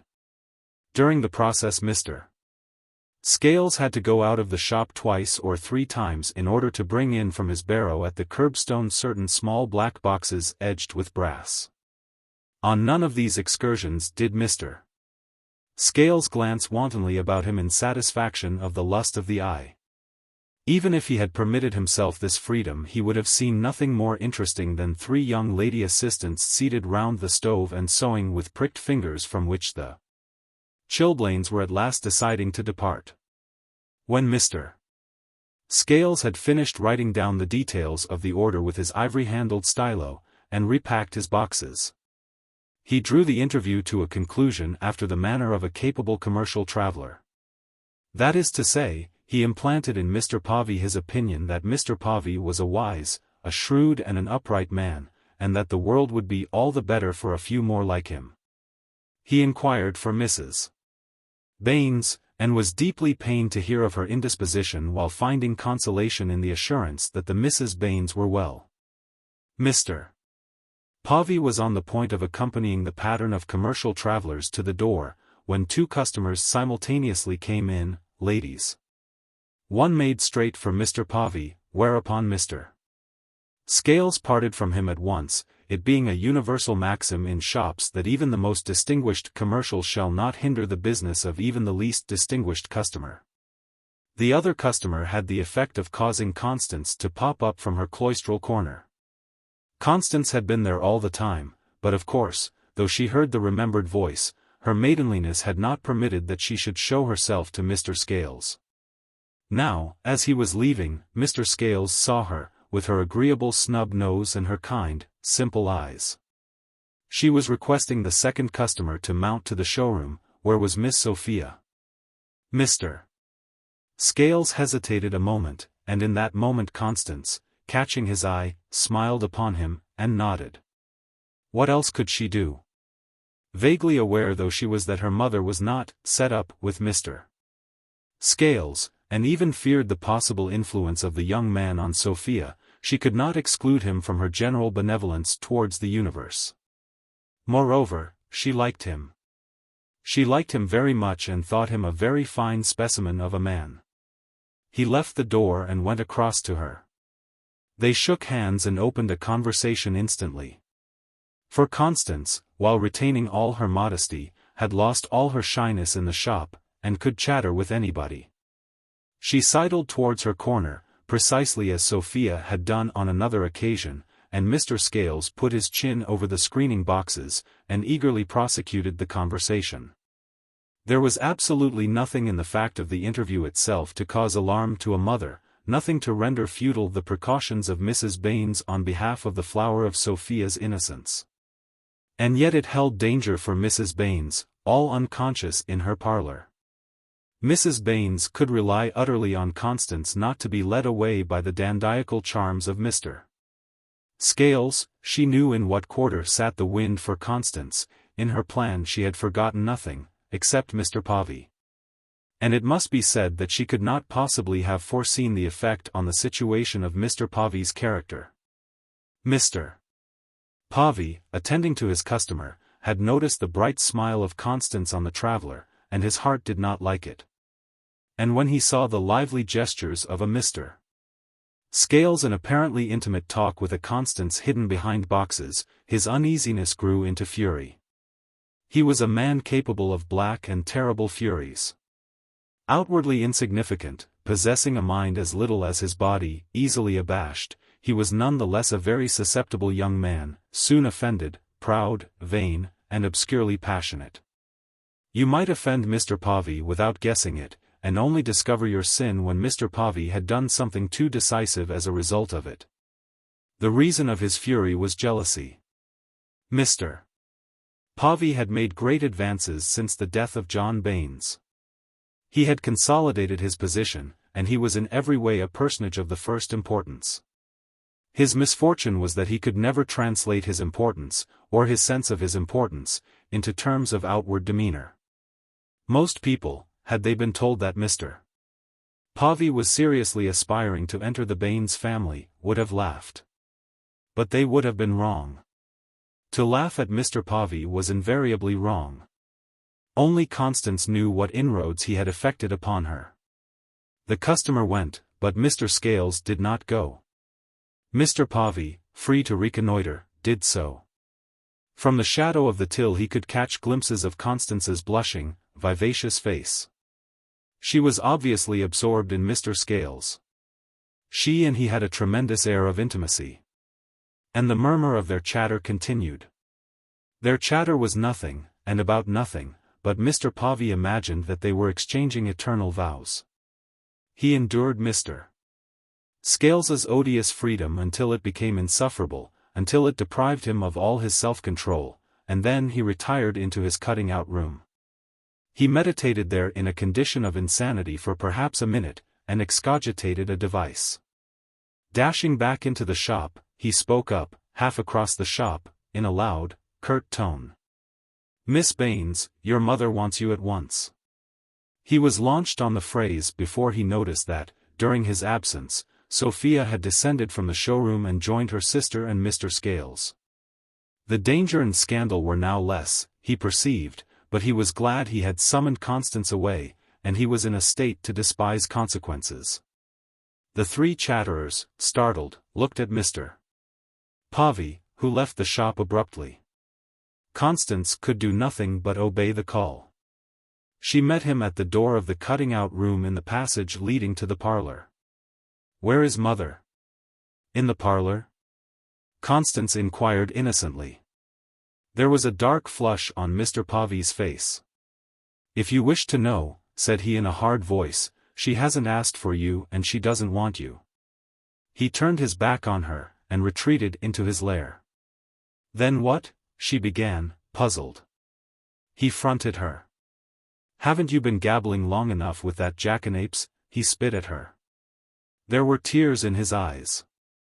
Constance, though without experience in these matters, comprehended. She comprehended perfectly and immediately. She ought to have put Mr. Povey into his place.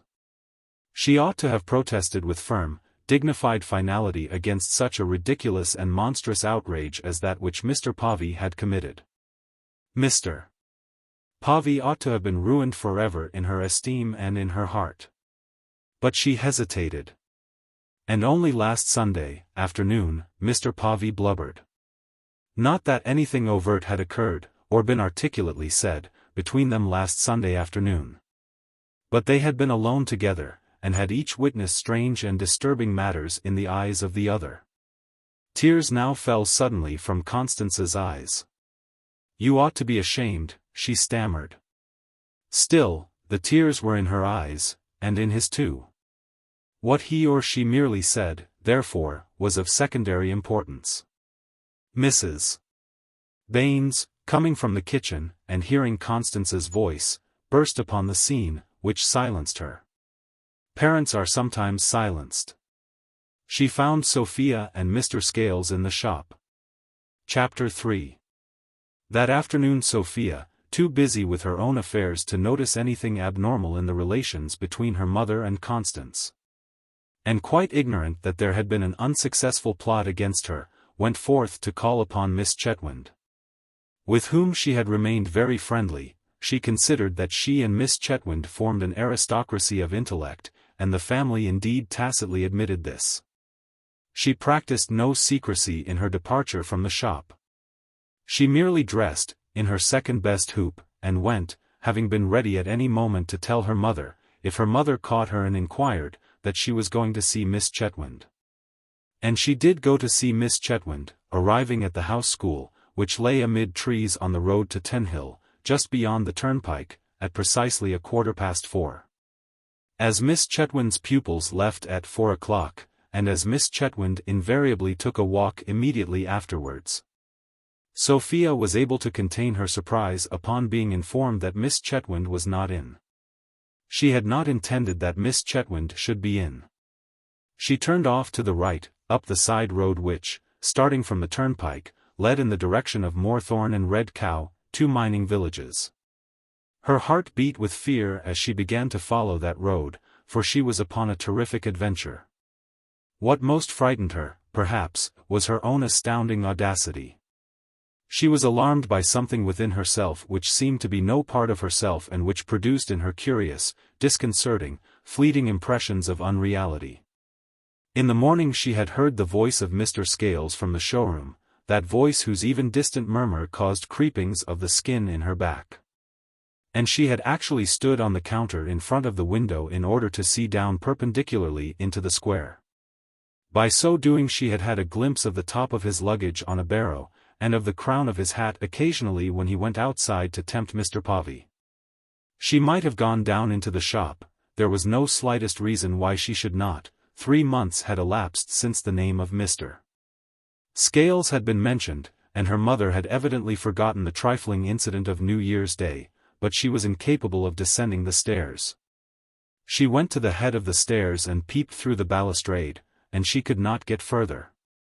For nearly 100 days those extraordinary lamps had been brightly burning in her head. And now the light-giver had come again, and her feet would not move to the meeting. Now the moment had arrived for which alone she had lived, and she could not seize it as it passed. "Why don't I go downstairs?" she asked herself. "Am I afraid to meet him?" The customer sent up by Constance had occupied the surface of her life for 10 minutes, trying on hats.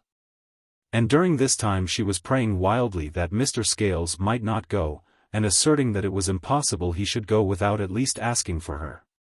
Had she not counted the days to this day? When the customer left, Sophia followed her downstairs, and saw Mr. Scales chatting with Constance. All her self-possession instantly returned to her, and she joined them with a rather mocking smile. After Mr. Povey's strange summons had withdrawn Constance from the corner, Mr. Scales's tone had changed. It had thrilled her. "You are you," it had said, "there is you, and there is the rest of the universe." Then he had not forgotten, she had lived in his heart. She had not for 3 months been the victim of her own fancies. She saw him put a piece of folded white paper on the top edge of the screening box and flick it down to her. She blushed scarlet, staring at it as it lay on the counter. He said nothing, and she could not speak. He had prepared that paper, then, beforehand, on the chance of being able to give it to her. This thought was exquisite but full of terror. "I must really go," he had said, lamely, with emotion in his voice, and he had gone, like that. And she put the piece of paper into the pocket of her apron, and hastened away.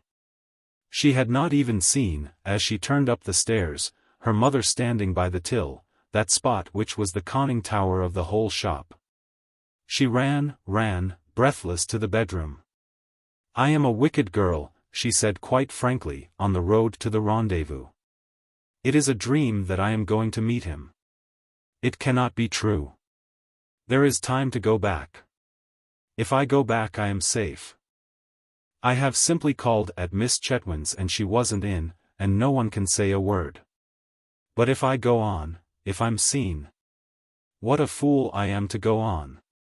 And she went on, impelled by, amongst other things, an immense, naive curiosity, and the vanity which the bare fact of his note had excited. The loop railway was being constructed at that period, and hundreds of navvies were at work on it between Bursley and Tenhill. When she came to the new bridge over the cutting, he was there, as he had written that he would be. They were very nervous, they greeted each other stiffly and as though they had met then for the first time that day. Nothing was said about his note, nor about her response to it. Her presence was treated by both of them as a basic fact of the situation which it would be well not to disturb by comment. Sophia could not hide her shame, but her shame only aggravated the stinging charm of her beauty. She was wearing a hard Amazonian hat, with a lifted veil, the final word of fashion that spring in the Five Towns. Her face, beaten by the fresh breeze, shone rosily.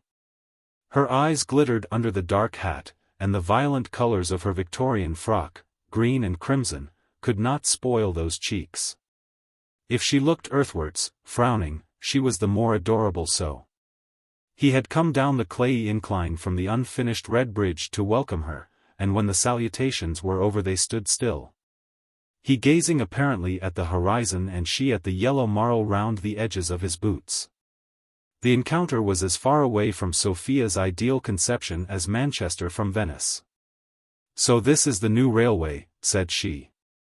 "Yes," said he. "This is your new railway.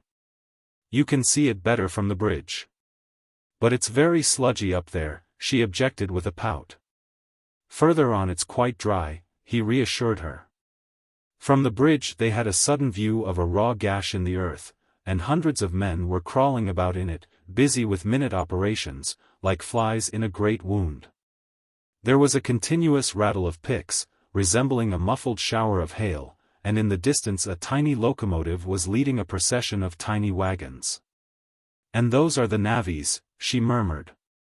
The unspeakable doings of the navvies in the Five Towns had reached even her, how they drank and swore all day on Sundays, how their huts and houses were dens of the most appalling infamy. How they were the curse of a God-fearing and respectable district. She and Gerald Scales glanced down at these dangerous beasts of prey in their yellow corduroys and their open shirts revealing hairy chests. No doubt they both thought how inconvenient it was that railways could not be brought into existence without the aid of such revolting and swinish animals. They glanced down from the height of their nice decorum and felt the powerful attraction of similar superior manners. The manners of the navvies were such that Sophia could not even regard them, nor Gerald Scales permit her to regard them, without blushing. In a united blush they turned away, up the gradual slope. Sophia knew no longer what she was doing. For some minutes she was as helpless as though she had been in a balloon with him. "I got my work done early," he said. And added complacently, "As a matter of fact I've had a pretty good day." She was reassured to learn that he was not neglecting his duties. To be philandering with a commercial traveler who has finished a good day's work seemed less shocking than dalliance with a neglecter of business. It seemed indeed, by comparison, respectable. "It must be very interesting," she said primly. "What, my trade?" "Yes. Always seeing new places and so on." "In a way it is," he admitted judicially. "But I can tell you it was much more agreeable being in Paris." "Oh. Have you been to Paris?" "Lived there for nearly 2 years," he said carelessly. Then, looking at her, "Didn't you notice I never came for a long time?" "I didn't know you were in Paris," she evaded him. "I went to start a sort of agency for Birkinshaws," he said. "I suppose you talk French like anything." "Of course one has to talk French," said he.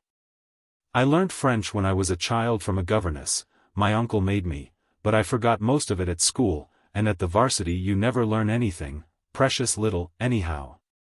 Certainly not French." She was deeply impressed. He was a much greater personage than she had guessed. It had never occurred to her that commercial travelers had to go to a university to finish their complex education.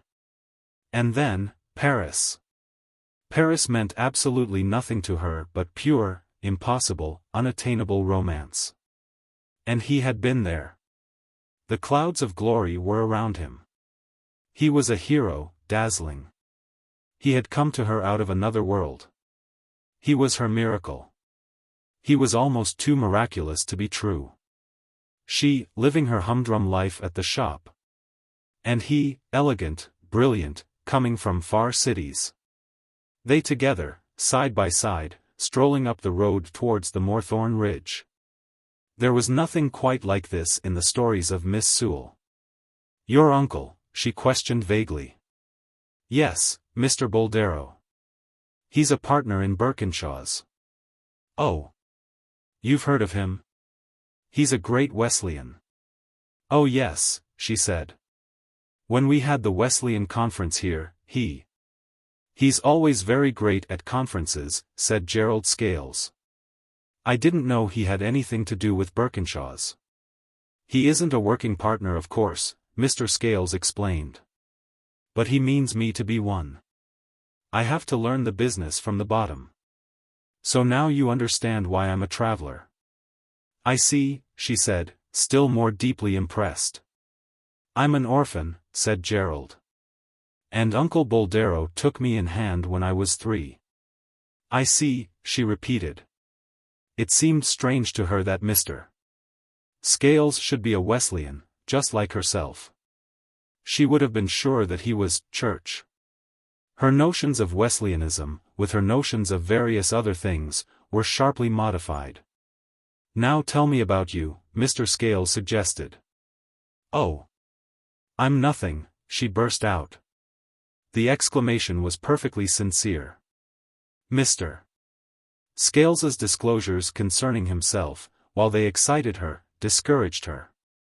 You're the finest girl I've ever met, anyhow, said Mr. Scales with gallant emphasis, and he dug his stick into the soft ground. She blushed and made no answer. They walked on in silence, each wondering apprehensively what might happen next. Suddenly Mr. Scales stopped at a dilapidated low brick wall, built in a circle, close to the side of the road. I expect that's an old pit shaft, said he. Yes, I expect it is. He picked up a rather large stone and approached the wall. Be careful, she enjoined him. Oh. It's all right, he said lightly. Let's listen. Come near and listen. She reluctantly obeyed, and he threw the stone over the dirty ruined wall, the top of which was about level with his hat. For 2 or 3 seconds there was no sound. Then a faint reverberation echoed from the depths of the shaft. And on Sophia's brain arose dreadful images of the ghosts of miners wandering forever in subterranean passages, far, far beneath. The noise of the falling stone had awakened for her the secret terrors of the earth. She could scarcely even look at the wall without a spasm of fear. How strange, said Mr. Scales, a little awe in his voice, too, that should be left there like that. I suppose it's very deep. Some of them are, she trembled. I must just have a look, he said, and put his hands on the top of the wall. Come away, she cried. Oh. It's all right, he said again, soothingly. The wall's as firm as a rock. And he took a slight spring and looked over. She shrieked loudly. She saw him at the distant bottom of the shaft, mangled, drowning. The ground seemed to quake under her feet. A horrible sickness seized her. And she shrieked again. Never had she guessed that existence could be such pain. He slid down from the wall, and turned to her. No bottom to be seen, he said. Then, observing her transformed face, he came close to her, with a superior masculine smile. Silly little thing, he said coaxingly, endearingly, putting forth all his power to charm. He perceived at once that he had miscalculated the effects of his action. Her alarm changed swiftly to angry offense. She drew back with a haughty gesture, as if he had intended actually to touch her. Did he suppose, because she chanced to be walking with him, that he had the right to address her familiarly, to tease her, to call her silly little thing, and to put his face against hers? She resented his freedom with quick and passionate indignation. She showed him her proud back and nodding head and wrathful skirts, and hurried off without a word, almost running. As for him, he was so startled by unexpected phenomena that he did nothing for a moment, merely stood looking and feeling foolish. Then she heard him in pursuit. She was too proud to stop or even to reduce her speed. I didn't mean to, he muttered behind her.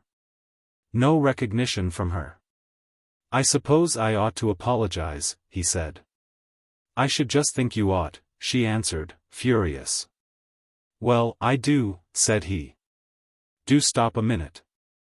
I'll thank you not to follow me, Mr. Scales. She paused, and scorched him with her displeasure. Then she went forward. And her heart was in torture because it could not persuade her to remain with him, and smile and forgive, and win his smile. "I shall write to you," he shouted down the slope. She kept on, the ridiculous child. But the agony she had suffered as he clung to the frail wall was not ridiculous, nor her dark vision of the mine, nor her tremendous indignation when, after disobeying her, he forgot that she was a queen. To her the scene was sublimely tragic. Soon she had recrossed the bridge, but not the same she. So this was the end of the incredible adventure. When she reached the turnpike she thought of her mother and of Constance. She had completely forgotten them, for a space they had utterly ceased to exist for her. Chapter 4. "You've been out, Sophia," said Mrs. Baines in the parlor, questioningly. Sophia had taken off her hat and mantle hurriedly in the cutting-out room, for she was in danger of being late for tea. But her hair and face showed traces of the March breeze. Mrs. Baines, whose stoutness seemed to increase, sat in the rocking chair with a number of the Sunday at Home in her hand. Tea was set. "Yes, mother. I called to see Miss Chetwynd. I wish you'd tell me when you are going out. I looked all over for you before I started." "No, you didn't, for I haven't stirred from this room since 4 o'clock. "You should not say things like that," Mrs. Baines added in a gentler tone.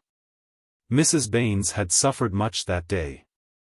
She knew that she was in an irritable, nervous state, and therefore she said to herself, in her quality of wise woman, "I must watch myself. I mustn't let myself go." And she thought how reasonable she was.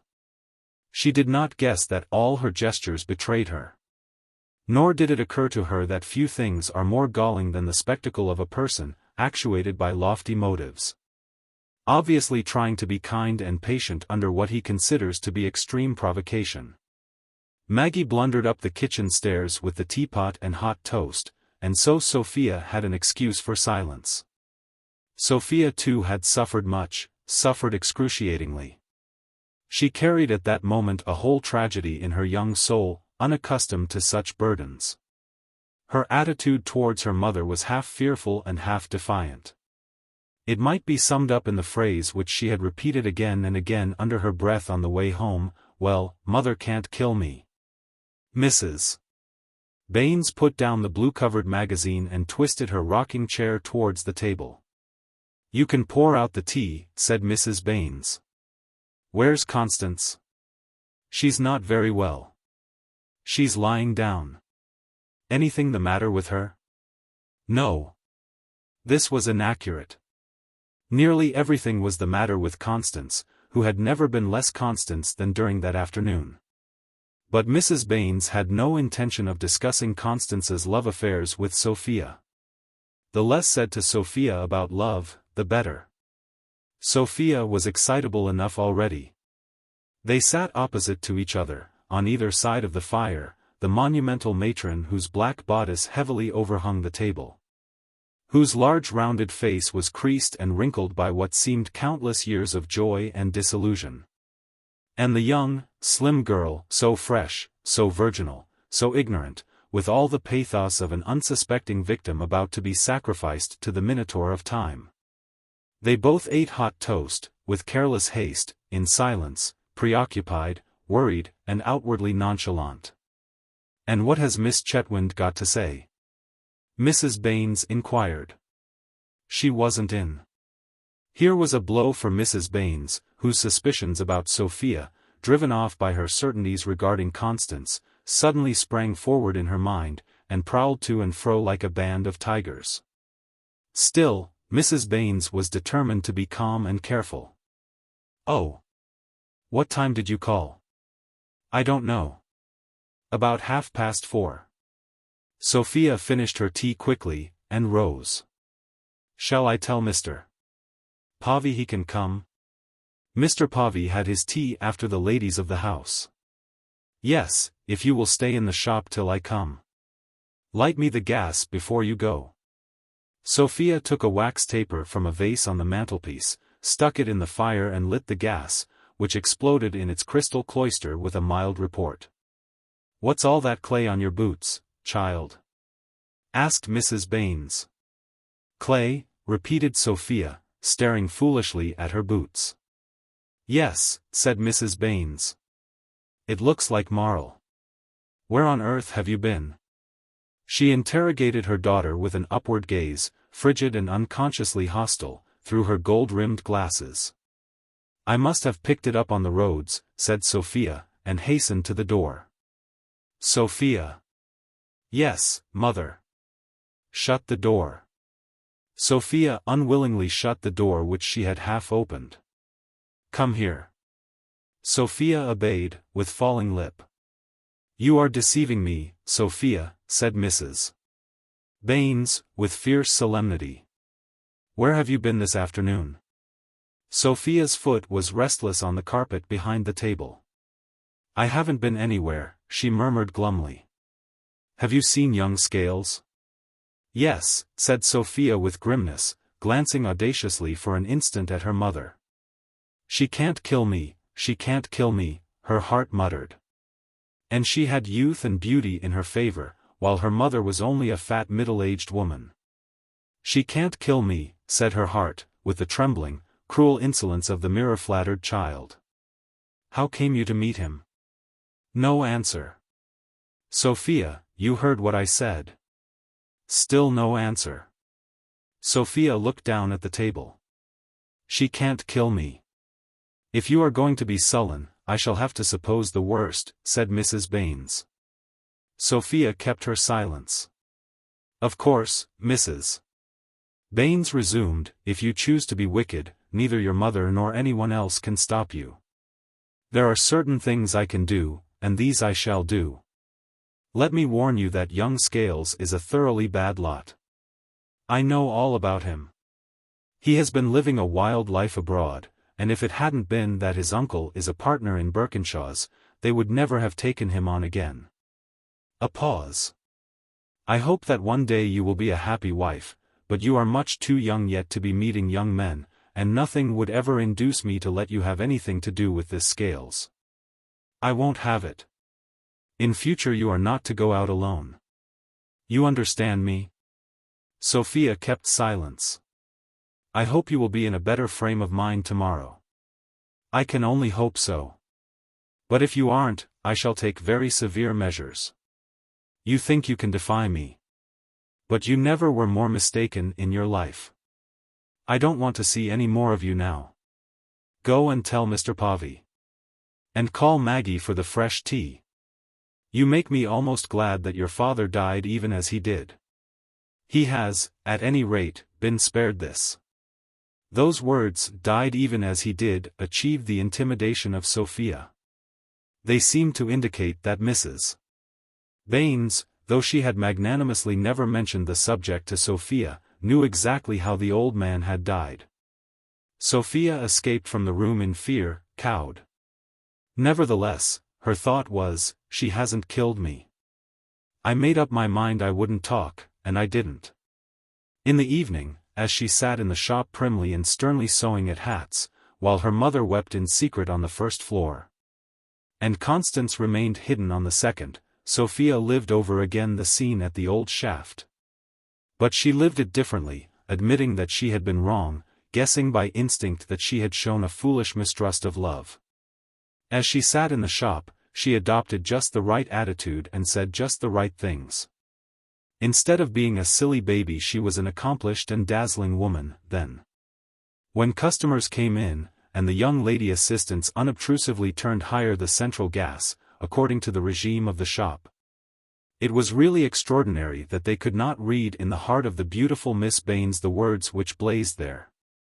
"You're the finest girl I ever met, and I shall write to you."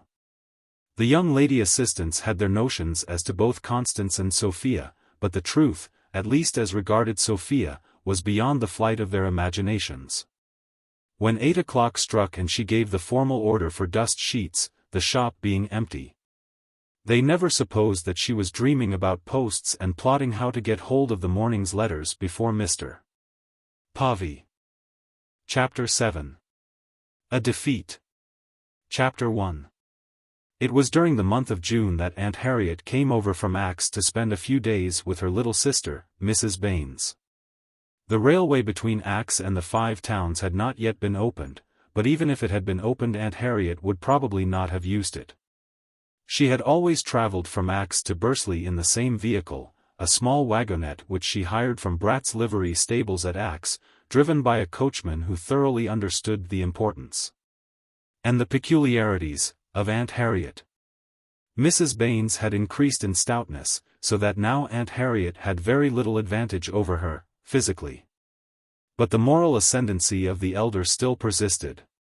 The two vast widows shared Mrs. Baines's bedroom, spending much of their time there in long, hushed conversations, interviews from which Mrs.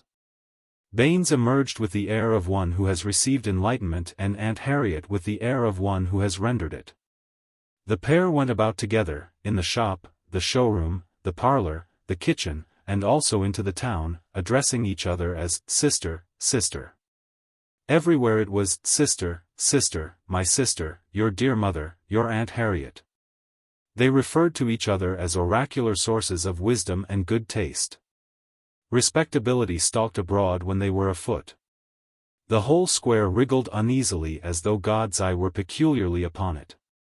The meals in the parlor became solemn collations, at which shone the best silver and the finest diaper, but from which gaiety and naturalness seemed to be banished. I say, seemed, because it cannot be doubted that Aunt Harriet was natural. And there were moments when she possibly considered herself to be practicing gaiety, a gaiety more desolating than her severity. The younger generation was extinguished, pressed flat and lifeless under the ponderosity of the widows. Mr. Povey was not the man to be easily flattened by ponderosity of any kind, and his suppression was a striking proof of the prowess of the widows, who, indeed, went over Mr. Povey like traction engines, with the sublime unconsciousness of traction engines, leaving an inanimate object in the road behind them, and scarce aware even of the jolt. Mr. Povey hated Aunt Harriet, but, lying crushed there in the road, how could he rebel? He felt all the time that Aunt Harriet was adding him up, and reporting the result at frequent intervals to Mrs. Baines in the bedroom. He felt that she knew everything about him, even to those tears which had been in his eyes. He felt that he could hope to do nothing right for Aunt Harriet. That absolute perfection in the performance of duty would make no more impression on her than a caress on the flywheel of a traction engine. Constance, the dear Constance, was also looked at askance. There was nothing in Aunt Harriet's demeanor to her that you could take hold of, but there was emphatically something that you could not take hold of, a hint, an inkling. That insinuated to Constance, have a care, lest peradventure you become the second cousin of the Scarlet Woman. Sophia was petted. Sophia was liable to be playfully tapped by Aunt Harriet's thimble when Aunt Harriet was hemming dusters, for the elderly lady could lift a duster to her own dignity. Sophia was called on 2 separate occasions, my little butterfly. And Sophia was entrusted with the trimming of Aunt Harriet's new summer bonnet. Aunt Harriet deemed that Sophia was looking pale. As the days passed, Sophia's pallor was emphasized by Aunt Harriet until it developed into an article of faith, to which you were compelled to subscribe on pain of excommunication. Then dawned the day when Aunt Harriet said, staring at Sophia as an affectionate Aunt May, that child would do with a change. And then there dawned another day when Aunt Harriet, staring at Sophia compassionately, as a devoted Aunt May, said, it's a pity that child can't have a change. And Mrs. Baines also stared, and said, it is. And on another day Aunt Harriet said, I've been wondering whether my little Sophia would care to come and keep her old aunt company a while. There were few things for which Sophia would have cared less. The girl swore to herself angrily that she would not go, that no allurement would induce her to go. But she was in a net. She was in the meshes of family correctness. Do what she would, she could not invent a reason for not going. Certainly she could not tell her aunt that she merely did not want to go. She was capable of enormities, but not of that. And then began Aunt Harriet's intricate preparations for going. Aunt Harriet never did anything simply. And she could not be hurried. 72 hours before leaving she had to commence upon her trunk, but first the trunk had to be wiped by Maggie with a damp cloth under the eye and direction of Aunt Harriet.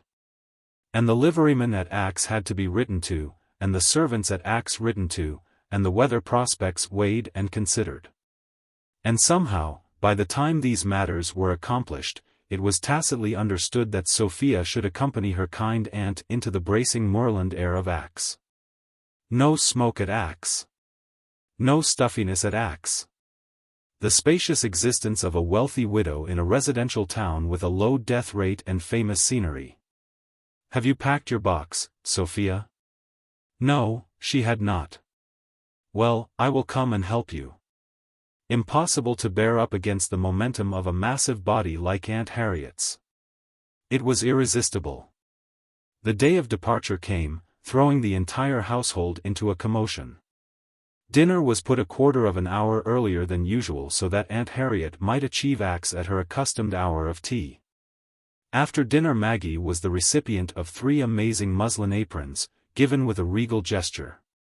And the trunk and the box were brought down, and there was a slight odor of black kid gloves in the parlor. The wagonette was due and the wagonette appeared. "I can always rely upon Bladen," said Aunt Harriet, and the door was opened, and Bladen, stiff on his legs, descended from the box and touched his hat to Aunt Harriet as she filled up the doorway. "Have you baited, Bladen?" asked she. "Yes'm," said he, assuringly. Bladen and Mr. Povey carried out the trunk and the box, and Constance charged herself with parcels which she bestowed in the corners of the vehicle according to her aunt's prescription. It was like stowing the cargo of a vessel. "Now, Sophia, my chuck." Mrs. Baines called up the stairs. And Sophia came slowly downstairs. Mrs. Baines offered her mouth. Sophia glanced at her. "You needn't think I don't see why you're sending me away," exclaimed Sophia in a hard, furious voice, with glistening eyes.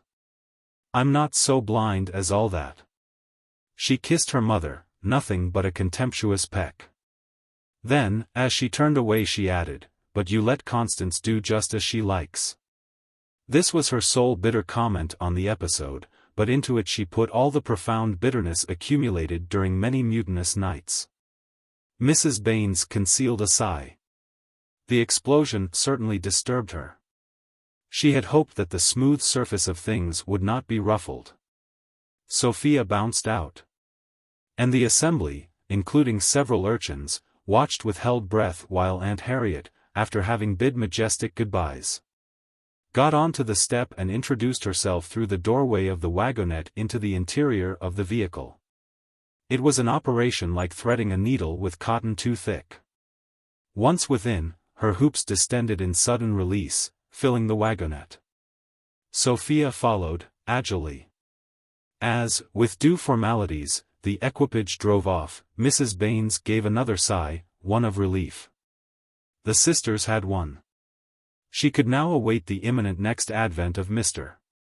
Gerald Scales with tranquility. Chapter 2. Those singular words of Sophia's, "But you let Constance do just as she likes," had disturbed Mrs. Baines more than was at first apparent. They worried her like a late fly in autumn. For she had said nothing to anyone about Constance's case, Mrs. Maddock of course excepted. She had instinctively felt that she could not show the slightest leniency towards the romantic impulses of her elder daughter without seeming unjust to the younger, and she had acted accordingly. On the memorable morn of Mr. Povey's acute jealousy, she had, temporarily at any rate, slaked the fire, banked it down, and hidden it. And since then no word had passed as to the state of Constance's heart. In the great peril to be feared from Mr. Scales, Constance's heart had been put aside as a thing that could wait. So one puts aside the mending of linen when earthquake shocks are about. Mrs. Baines was sure that Constance had not chattered to Sophia concerning Mr. Povey. Constance, who understood her mother, had too much common sense and too nice a sense of propriety to do that, and yet here was Sophia exclaiming, "But you let Constance do just as she likes." Were the relations between Constance and Mr. Povey, then, common property? Did the young lady assistants discuss them? As a fact, the young lady assistants did discuss them. Not in the shop, for either one of the principal parties, or Mrs. Baines herself, was always in the shop, but elsewhere. They discussed little else, when they were free. How she had looked at him today, and how he had blushed, and so forth interminably. Yet Mrs. Baines really thought that she alone knew. Such is the power of the ineradicable delusion that one's own affairs, and especially one's own children, are mysteriously different from those of others.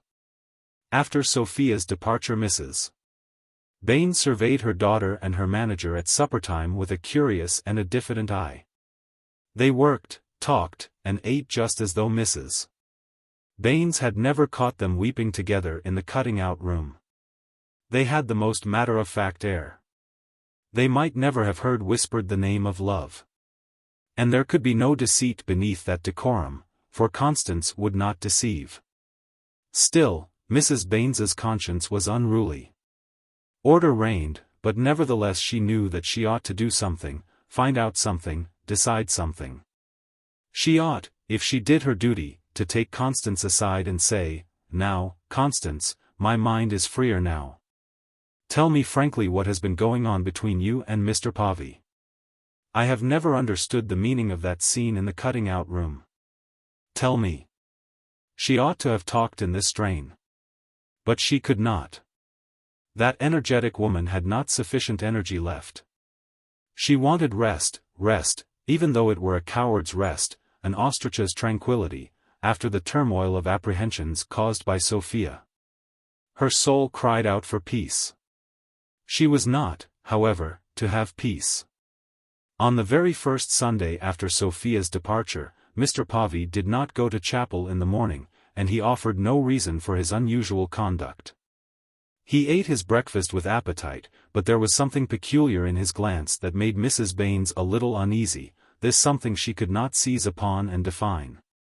When she and Constance returned from chapel Mr. Povey was playing "Rock of Ages" on the harmonium, again unusual. The serious part of the dinner comprised roast beef and Yorkshire pudding, the pudding being served as a sweet course before the meat. Mrs. Baines ate freely of these things, for she loved them, and she was always hungry after a sermon. She also did well with the Cheshire cheese. Her intention was to sleep in the drawing-room after the repast. On Sunday afternoons she invariably tried to sleep in the drawing-room, and she did not often fail. As a rule the girls accompanied her thither from the table. And either settled down, likewise, or crept out of the room when they perceived the gradual sinking of the majestic form into the deep hollows of the easy-chair. Mrs. Baines was anticipating with pleasure her somnolent Sunday afternoon. Constance said grace after meat, and the formula on this particular occasion ran thus: "Thank God for our good dinner, amen, mother, I must just run upstairs to my room." My room, Sophia being far away. And off she ran, strangely girlish. "Well, child, you needn't be in such a hurry," said Mrs. Baines, ringing the bell and rising. She hoped that Constance would remember the conditions precedent to sleep. "I should like to have a word with you, if it's all the same to you, Mrs. Baines," said Mr. Povey suddenly, with obvious nervousness. And his tone struck a rude unexpected blow at Mrs. Baines's peace of mind. It was a portentous tone.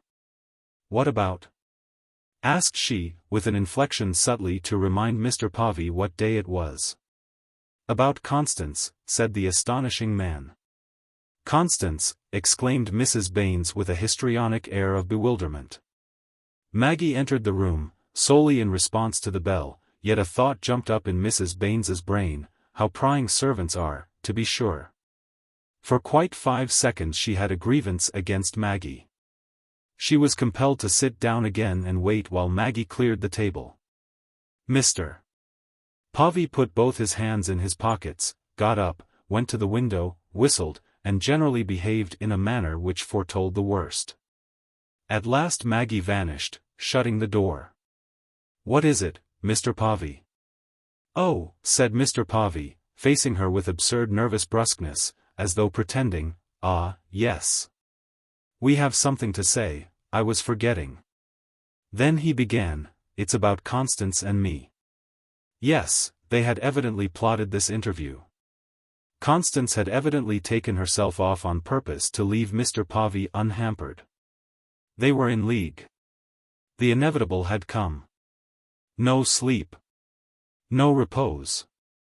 Nothing but worry once more. I'm not at all satisfied with the present situation, said Mr. Povey, in a tone that corresponded to his words. I don't know what you mean, Mr. Povey, said Mrs. Baines stiffly. This was a simple lie. Well, really, Mrs. Baines. Mr. Povey protested, I suppose you won't deny that you know there is something between me and Constance? I suppose you won't deny that? What is there between you and Constance? I can assure you That depends on you, Mr. Povey interrupted her. When he was nervous his manners deteriorated into a behavior that resembled rudeness. That depends on you. He repeated grimly. But. Are we to be engaged or are we not? Pursued Mr. Povey, as though Mrs. Baines had been guilty of some grave lapse and he was determined not to spare her. That's what I think ought to be settled, one way or the other. I wish to be perfectly open and aboveboard, in the future, as I have been in the past. But you have said nothing to me at all. Mrs. Baines remonstrated, lifting her eyebrows. The way in which the man had sprung this matter upon her was truly too audacious. Mr. Povey approached her as she sat at the table, shaking her ringlets and looking at her hands. You know there's something between us, he insisted. How should I know there is something between you? Constance has never said a word to me. And have you? Well, said he. We've hidden nothing. What is there between you and Constance? If I may ask. That depends on you, said he again. Have you asked her to be your wife? No. I haven't exactly asked her to be my wife. He hesitated. You see. Mrs. Baines collected her forces. Have you kissed her? This in a cold voice. Mr. Povey now blushed.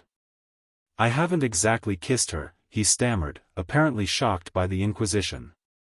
No, I should not say that I had kissed her. It might have been that before committing himself he felt a desire for Mrs. Baines's definition of a kiss. You are very extraordinary, she said loftily. It was no less than the truth. All I want to know is, have you got anything against me? He demanded roughly.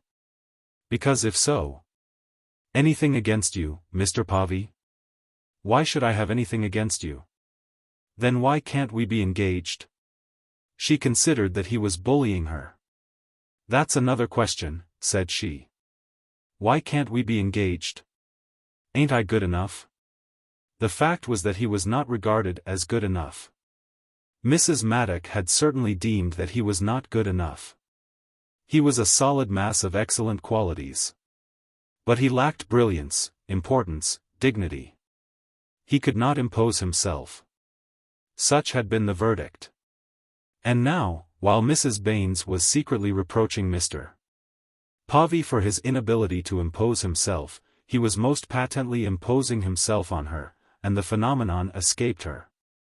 She felt that he was bullying her, but somehow she could not perceive his power. Yet the man who could bully Mrs. Baines was surely no common soul. You know my very high opinion of you, she said. Mr. Povey pursued in a mollified tone. Assuming that Constance is willing to be engaged, do I understand you consent? But Constance is too young. Constance is 20. She is more than 20. In any case you won't expect me to give you an answer now. Why not? You know my position. She did. From a practical point of view the match would be ideal, no fault could be found with it on that side. But Mrs. Baines could not extinguish the idea that it would be a come-down for her daughter. Who, after all, was Mr. Povey? Mr. Povey was nobody. I must think things over, she said firmly, putting her lips together. I can't reply like this. It is a serious matter. When can I have your answer? Tomorrow? No, really. In a week, then? I cannot bind myself to a date, said Mrs. Baines, haughtily. She felt that she was gaining ground. Because I can't stay on here indefinitely as things are, Mr. Povey burst out, and there was a touch of hysteria in his tone. Now, Mr. Povey, please do be reasonable. That's all very well, he went on. That's all very well. But what I say is that employers have no right to have male assistants in their houses unless they are prepared to let their daughters marry. That's what I say. No right. Mrs. Baines did not know what to answer. The aspirant wound up, I must leave if that's the case. If what's the case, she asked herself. What has come over him? And aloud, you know you would place me in a very awkward position by leaving, and I hope you don't want to mix up two quite different things. I hope you aren't trying to threaten me. Threaten you, he cried. Do you suppose I should leave here for fun? If I leave it will be because I can't stand it. That's all. I can't stand it. I want Constance, and if I can't have her, then I can't stand it. What do you think I'm made of? I'm sure, she began. That's all very well, he almost shouted. But please let me speak, she said quietly. All I say is I can't stand it. That's all. Employers have no right. We have our feelings like other men. He was deeply moved. He might have appeared somewhat grotesque to the strictly impartial observer of human nature.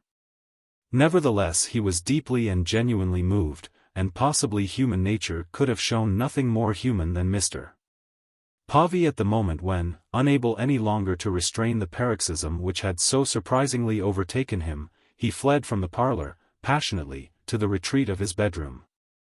That's the worst of those quiet calm ones, said Mrs. Baines to herself. You never know if they won't give way. And when they do, it's awful, awful. What did I do, what did I say, to bring it on? Nothing. Nothing. And where was her afternoon sleep? What was going to happen to her daughter? What could she say to Constance? How next could she meet Mr. Povey? Ah!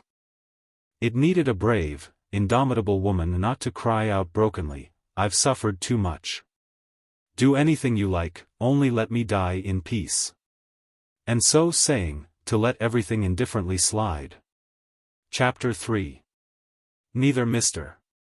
Povey nor Constance introduced the delicate subject to her again, and she was determined not to be the first to speak of it. She considered that Mr. Povey had taken advantage of his position, and that he had also been infantile and impolite. And somehow she privately blamed Constance for his behavior. So the matter hung, as it were, suspended in the ether between the opposing forces of pride and passion. Shortly afterwards events occurred compared to which the vicissitudes of Mr. Povey's heart were of no more account than a shower of rain in April.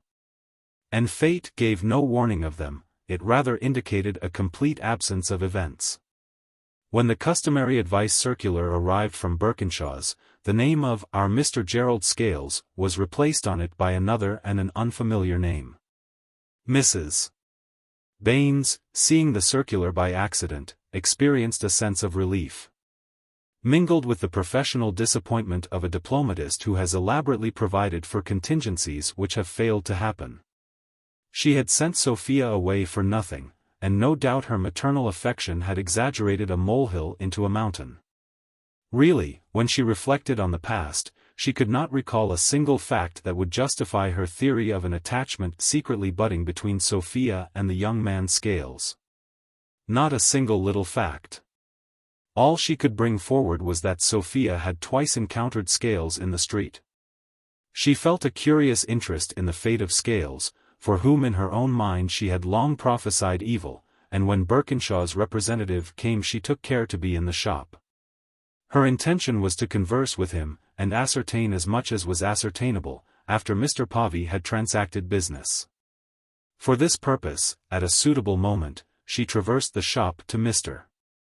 Povey's side, and in so doing she had a fleeting view of King Street, and in King Street of a familiar vehicle.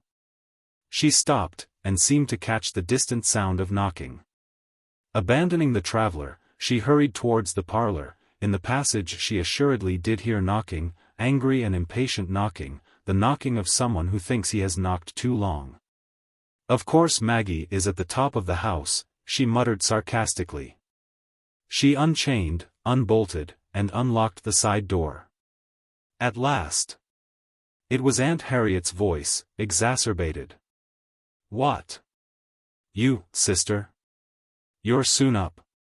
What a blessing." The two majestic and imposing creatures met on the mat, craning forward so that their lips might meet above their terrific bosoms. "What's the matter?" Mrs. Baines asked, fearfully. "Well, I do declare," said Mrs. Maddock. "And I've driven specially over to ask you." "Where's Sophia?" demanded Mrs. Baines. "You don't mean to say she's not come, sister?" Mrs. Maddock sank down onto the sofa. "Come?" Mrs. Baines repeated. "Of course she's not come." "What do you mean, sister?" "The very moment she got Constance's letter yesterday, saying you were ill in bed and she'd better come over to help in the shop, she started. I got Brat's dog-cart for her." Mrs. Baines in her turn also sank down onto the sofa. "I've not been ill," she said. "And Constance hasn't written for a week. Only yesterday I was telling her." "Sister, it can't be." Sophia had letters from Constance every morning. At least she said they were from Constance. "I told her to be sure and write me how you were last night, and she promised faithfully she would. And it was because I got nothing by this morning's post that I decided to come over myself, to see if it was anything serious." "Serious it is," murmured Mrs. Baines. "What?" "Sophia's run off." "That's the plain English of it," said Mrs. Baines with frigid calm. "Nay. That I'll never believe. I've looked after Sophia night and day as if she was my own, and if she hasn't run off, where is she?" Mrs. Maddock opened the door with a tragic gesture. "Blaydon," she called in a loud voice to the driver of the wagonette, who was standing on the pavement. "Yes'm." "It was Pember drove Miss Sophia yesterday, wasn't it?" "Yes'm." She hesitated. A clumsy question might enlighten a member of the class which ought never to be enlightened about one's private affairs. "He didn't come all the way here?" "No'm. He happened to say last night when he got back as Miss Sophia had told him to set her down at Knype Station." "I thought so," said Mrs. Maddock, courageously. "Yes'm. Sister," she moaned, after carefully shutting the door. They clung to each other. The horror of what had occurred did not instantly take full possession of them, because the power of credence, of imaginatively realizing a supreme event, whether of great grief or of great happiness, is ridiculously finite. But every minute the horror grew more clear, more intense, more tragically dominant over them.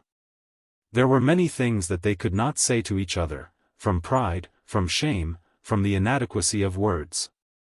Neither could utter the name of Gerald Scales. And Aunt Harriet could not stoop to defend herself from a possible charge of neglect, nor could Mrs. Baines stoop to assure her sister that she was incapable of preferring such a charge. And the sheer, immense criminal folly of Sophia could not even be referred to, it was unspeakable. So the interview proceeded, lamely, clumsily, inconsequently, leading to naught. Sophia was gone. She was gone with Gerald Scales. That beautiful child, that incalculable, untamable, impossible creature, had committed the final folly, without pretext or excuse, and with what elaborate deceit. Yes, without excuse. She had not been treated harshly, she had had a degree of liberty which would have astounded and shocked her grandmothers, she had been petted, humored, spoilt. And her answer was to disgrace the family by an act as irrevocable as it was utterly vicious. If among her desires was the desire to humiliate those majesties, her mother and Aunt Harriet, she would have been content could she have seen them on the sofa there, humbled, shamed, mortally wounded. Ah, the monstrous Chinese cruelty of youth! What was to be done? Tell dear Constance?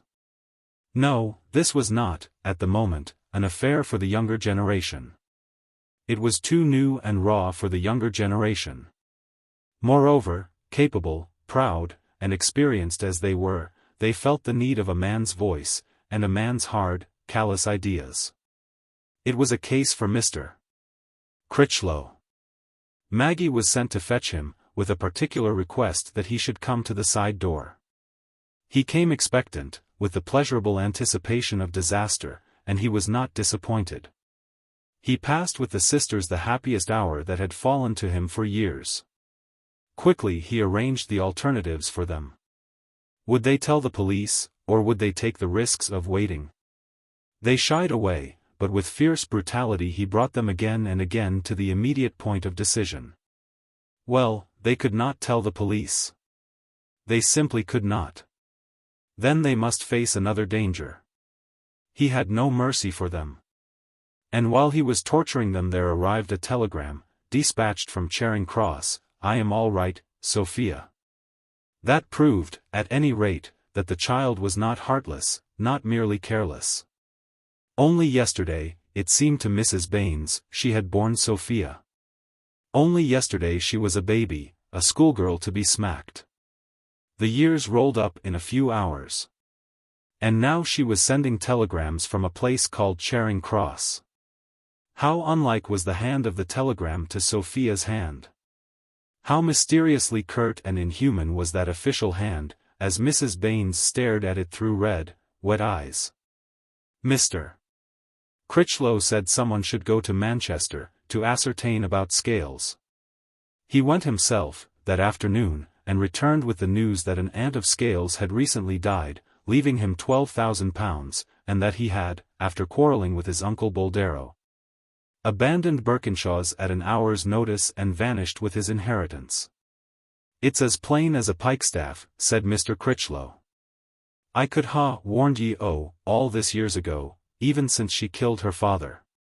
Mr. Critchlow left nothing unsaid. During the night Mrs.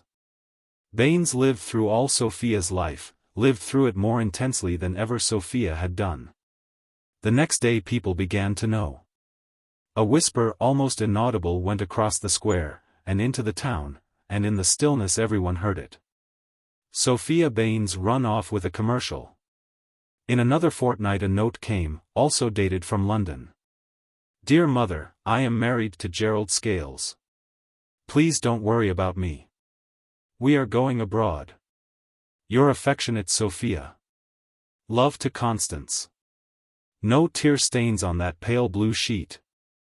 No sign of agitation. And Mrs. Baines said, "My life is over." It was, though she was scarcely 50. She felt old and beaten. She had fought and been vanquished. The everlasting purpose had been too much for her. Virtue had gone out of her, the virtue to hold up her head and look the square in the face. She, the wife of John Baines. She, a Sime of Axe. Old houses, in the course of their history, see sad sights, and never forget them. And ever since, in the solemn physiognomy of the triple house of John Baines at the corner of St. Luke's Square and King Street, have remained the traces of the sight it saw on the morning of the afternoon when Mr. and Mrs. Povey returned from their honeymoon, the sight of Mrs. Baines getting into the wagonette for Axe, Mrs. Baines, encumbered with trunks and parcels, leaving the scene of her struggles and her defeat, whither she had once come as slim as a wand, to return stout and heavy-hearted. To her childhood. Content to live with her grandiose sister until such time as she should be ready for burial. The grimy and impassive old house perhaps heard her heart saying, "Only yesterday they were little girls, ever so tiny, and now, the driving off of a wagonette can be a dreadful thing." Book. Chapter 2. Constance. Chapter 1. Revolution. Chapter 1. Well, said Mr. Pavey, rising from the rocking chair that in a previous age had been John Baines's, I've got to make a start some time, so I may as well begin now. And he went from the parlor into the shop. Constance as I followed him as far as the door, where their glances met for an instant in the transient gaze which expresses the tenderness of people who feel more than they kiss. It was on the morning of this day that Mrs. Baines, relinquishing the sovereignty of St. Luke's Square, had gone to live as a younger sister in the house of Harriet Maddock at Axe. Constance guessed little of the secret anguish of that departure. She only knew that it was just like her mother, having perfectly arranged the entire house for the arrival of the honeymoon couple from Buxton. To flit early away so as to spare the natural blushing diffidence of the said couple. It was like her mother's common sense and her mother's sympathetic comprehension. Further, Constance did not pursue her mother's feelings, being far too busy with her own. She sat there full of new knowledge and new importance, brimming with experience and strange, unexpected aspirations, purposes, yes, and cunnings. And yet, though the very curves of her cheeks seemed to be mysteriously altering, the old Constance still lingered in that frame. An innocent soul hesitating to spread its wings and quit forever the body which had been its home.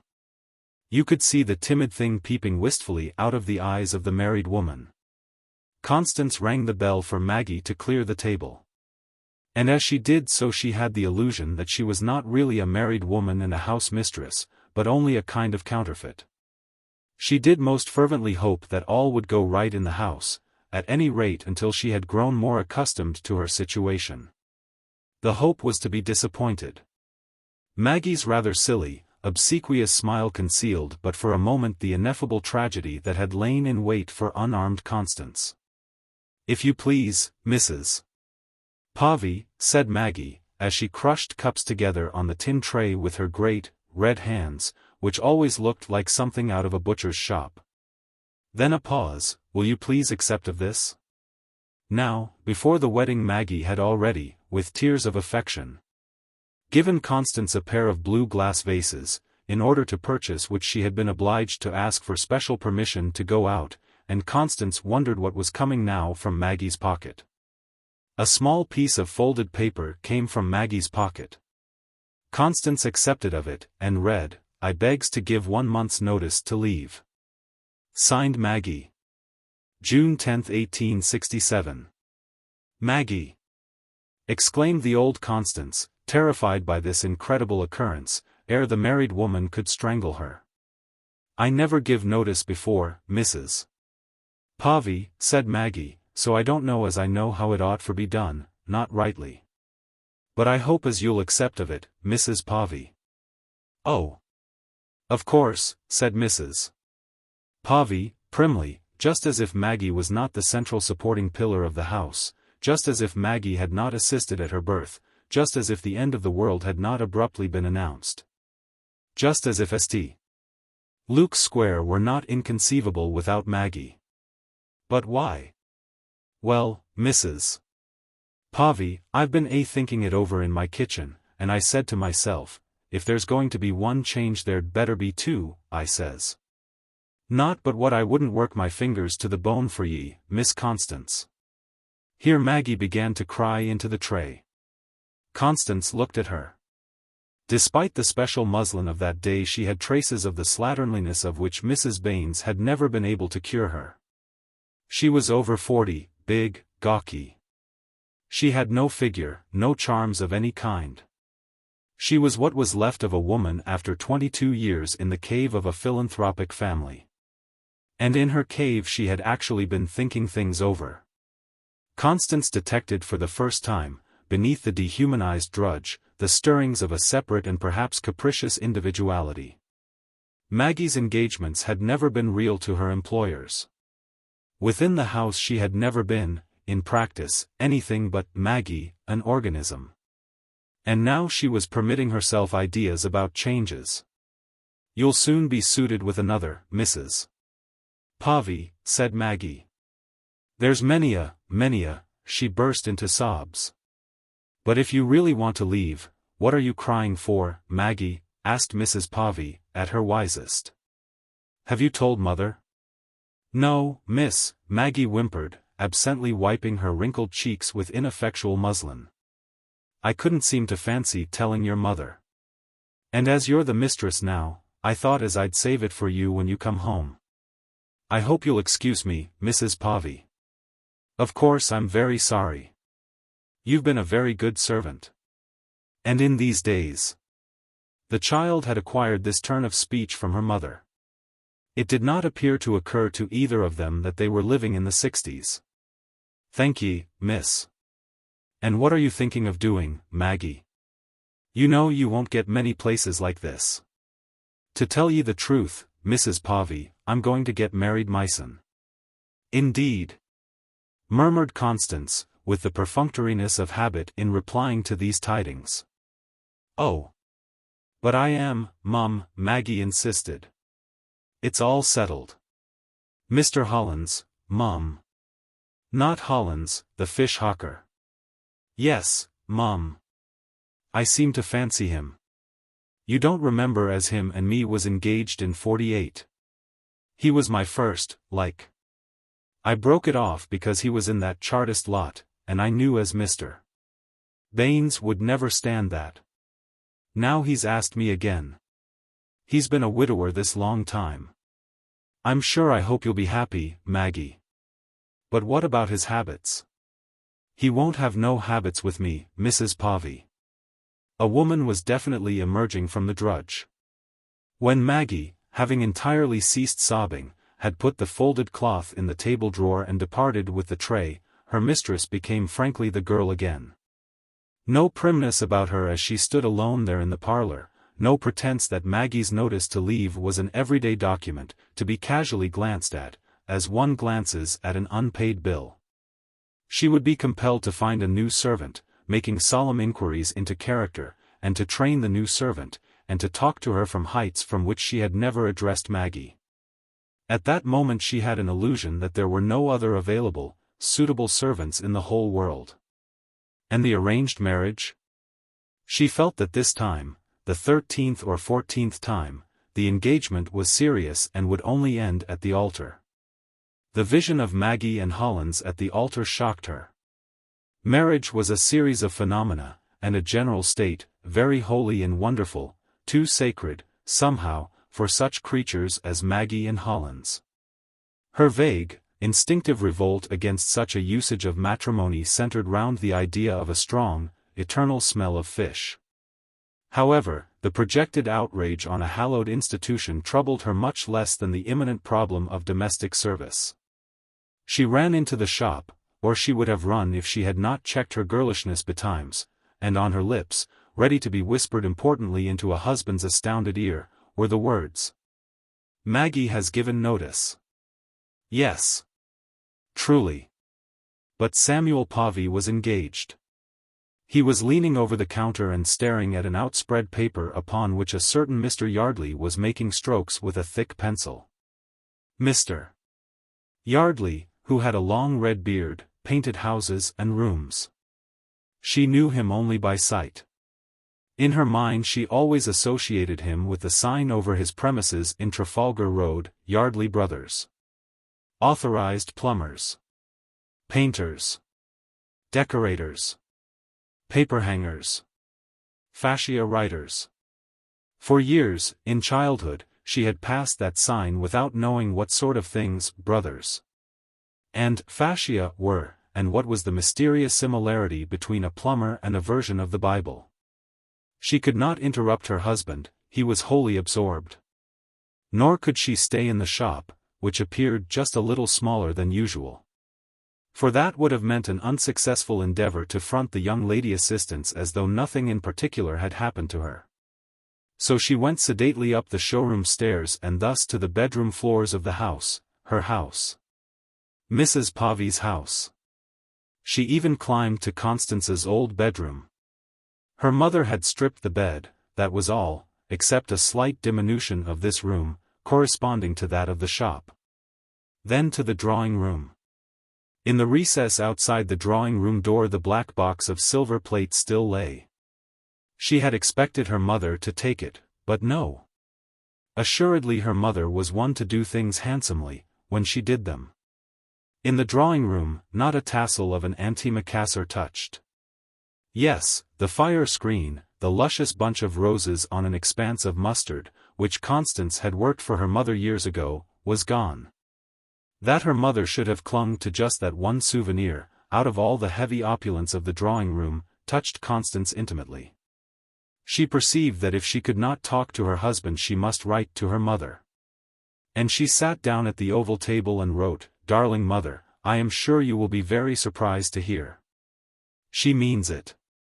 I think she is making a serious mistake. Ought I to put an advertisement in the Signal, or will it do if? Please write by return. We are back and have enjoyed ourselves very much. Sam says he enjoys getting up late," and so on to the last inch of the fourth scalloped page. She was obliged to revisit the shop for a stamp, stamps being kept in Mr. Pavy's desk in the corner, a high desk, at which you stood. Mr. Pavy was now in earnest converse with Mr. Yardley at the door, and twilight, which began a full hour earlier in the shop than in the square, had cast faint shadows in corners behind counters. "Will you just run out with this to the pillar, Miss Dodd?" "With pleasure, Mrs. Pavy." "Where are you going to?" Mr. Pavy interrupted his conversation to stop the flying girl. "She's just going to the post for me," Constance called out from the region of the till. "Oh. All right. A trifle. A nothing." Yet somehow, in the quiet customerless shop, the episode, with the scarce perceptible difference in Samuel's tone at his second remark, was delicious to Constance. Somehow it was the real beginning of her wifehood. There had been about 9 other real beginnings in the past fortnight. Mr. Pavy came in to supper, laden with ledgers and similar works which Constance had never even pretended to understand. It was a sign from him that the honeymoon was over. He was proprietor now, and his ardor for ledgers most justifiable. Still, there was the question of her servant. "Never," he exclaimed, when she told him all about the end of the world. A "never" which expressed extreme astonishment and the liveliest concern. But Constance had anticipated that he would have been just a little more knocked down, bowled over, staggered, stunned, flabbergasted. In a swift gleam of insight she saw that she had been in danger of forgetting her role of experienced, capable married woman. "I shall have to set about getting a fresh one," she said hastily, with an admirable assumption of light and easy casualness. Mr. Pavy seemed to think that Hollands would suit Maggie pretty well. He made no remark to the betrothed when she answered the final bell of the night. He opened his ledgers, whistling. "I think I shall go up, dear," said Constance. "I've a lot of things to put away." "Do," said he. "Call out when you've done." Chapter 2. "Sam," she cried from the top of the crooked stairs. No answer. The door at the foot was closed. "Sam." "Hello?" Distantly, faintly. "I've done all I'm going to do tonight." And she ran back along the corridor, a white figure in the deep gloom, and hurried into bed, and drew the clothes up to her chin. In the life of a bride there are some dramatic moments. If she has married the industrious apprentice, one of those moments occurs when she first occupies the sacred bedchamber of her ancestors, and the bed on which she was born. Her parents' room had always been to Constance, if not sacred, at least invested with a certain moral solemnity. She could not enter it as she would enter another room. The course of nature, with its succession of deaths, conceptions, and births, slowly makes such a room august with a mysterious quality which interprets the grandeur of mere existence and imposes itself on all. Constance had the strangest sensations in that bed, whose heavy dignity of ornament symbolized a past age. Sensations of sacrilege and trespass, of being a naughty girl to whom punishment would accrue for this shocking freak. Not since she was quite tiny had she slept in that bed, one night with her mother, before her father's seizure, when he had been away. What a limitless, unfathomable bed it was then. Now it was just a bed, so she had to tell herself, like any other bed. The tiny child that, safely touching its mother, had slept in the vast expanse, seemed to her now a pathetic little thing. Its image made her feel melancholy.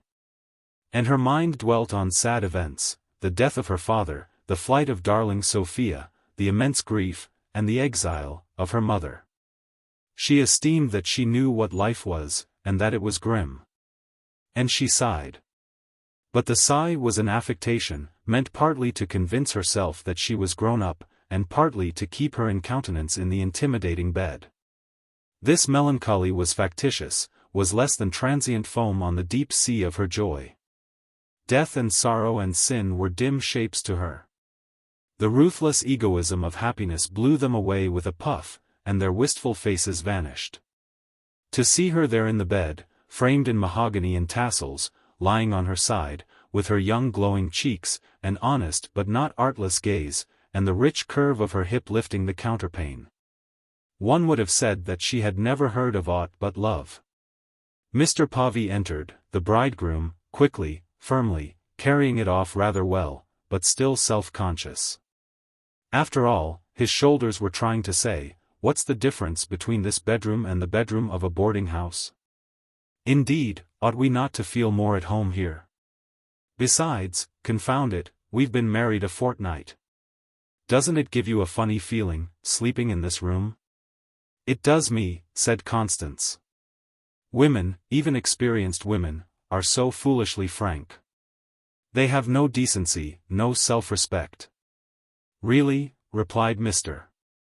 Pavey, with loftiness, as who should say, what an extraordinary thing that a reasonable creature can have such fancies. Now to me this room is exactly like any other room. And he added aloud, glancing away from the glass, where he was unfastening his necktie, it's not a bad room at all. This, with the judicial air of an auctioneer. Not for an instant did he deceive Constance, who read his real sensations with accuracy. But his futile poses did not in the slightest degree lessen her respect for him. On the contrary, she admired him the more for them, they were a sort of embroidery on the solid stuff of his character. At that period he could not do wrong for her. The basis of her regard for him was, she often thought, his honesty, his industry, his genuine kindliness of act, his grasp of the business, his perseverance. His passion for doing at once that which had to be done. She had the greatest admiration for his qualities, and he was in her eyes an indivisible whole, she could not admire one part of him and frown upon another. Whatever he did was good because he did it. She knew that some people were apt to smile at certain phases of his individuality. She knew that far down in her mother's heart was a suspicion that she had married ever so little beneath her. But this knowledge did not disturb her. She had no doubt as to the correctness of her own estimate. Mr. Pavey was an exceedingly methodical person, and he was also one of those persons who must always be beforehand with time. Thus at night he would arrange his raiment so that in the morning it might be reassumed in the minimum of minutes. He was not a man, for example, to leave the changing of studs from one shirt to another till the morrow. Had it been practicable, he would have brushed his hair the night before. Constance already loved to watch his meticulous preparations. She saw him now go into his old bedroom and return with a paper collar, which he put on the dressing table next to a black necktie. His shop suit was laid out on a chair. "Oh, Sam," she exclaimed impulsively, "you surely aren't going to begin wearing those horrid paper collars again." During the honeymoon he had worn linen collars. Her tone was perfectly gentle, but the remark, nevertheless, showed a lack of tact. It implied that all his life Mr. Pavey had been enveloping his neck in something which was horrid. Like all persons with a tendency to fall into the ridiculous, Mr. Pavey was exceedingly sensitive to personal criticisms. He flushed darkly. "I didn't know they were horrid," he snapped. He was hurt and angry. Anger had surprised him unawares. Both of them suddenly saw that they were standing on the edge of a chasm, and drew back. They had imagined themselves to be wandering safely in a flowered meadow, and here was this bottomless chasm. It was most disconcerting. Mr. Pavi's hand hovered undecided over the collar. However, he muttered. She could feel that he was trying with all his might to be gentle and pacific. And she was aghast at her own stupid clumsiness, she so experienced. "Just as you like, dear," she said quickly. "Please." "Oh no." And he did his best to smile, and went off gawkily with the collar and came back with a linen one. Her passion for him burned stronger than ever. She knew then that she did not love him for his good qualities, but for something boyish and naive that there was about him, an indescribable something that occasionally, when his face was close to hers, made her dizzy. The chasm had disappeared. In such moments, when each must pretend not to have seen or even suspected the chasm, small talk is essential. "Wasn't that Mr. Yardley in the shop tonight?" began Constance. "Yes." "What did he want?" "I'd sent for him. He's going to paint us a signboard." Useless for Samuel to make believe that nothing in this world is more ordinary than a signboard. "Oh," murmured Constance. She said no more, the episode of the paper collar having weakened her self-confidence. But a signboard. What with servants, chasms, and signboards, Constance considered that her life as a married woman would not be deficient in excitement. Long afterwards, she fell asleep, thinking of Sophia. Chapter 3. A few days later Constance was arranging the more precious of her wedding presents in the parlor. Some had to be wrapped in tissue and in brown paper and then tied with string and labeled, others had special cases of their own, leather without and velvet within. Among the latter was the resplendent egg stand holding 12 silver-gilt egg cups and 12 chased spoons to match, presented by Aunt Harriet. In the Five Towns phrase, it must have cost money.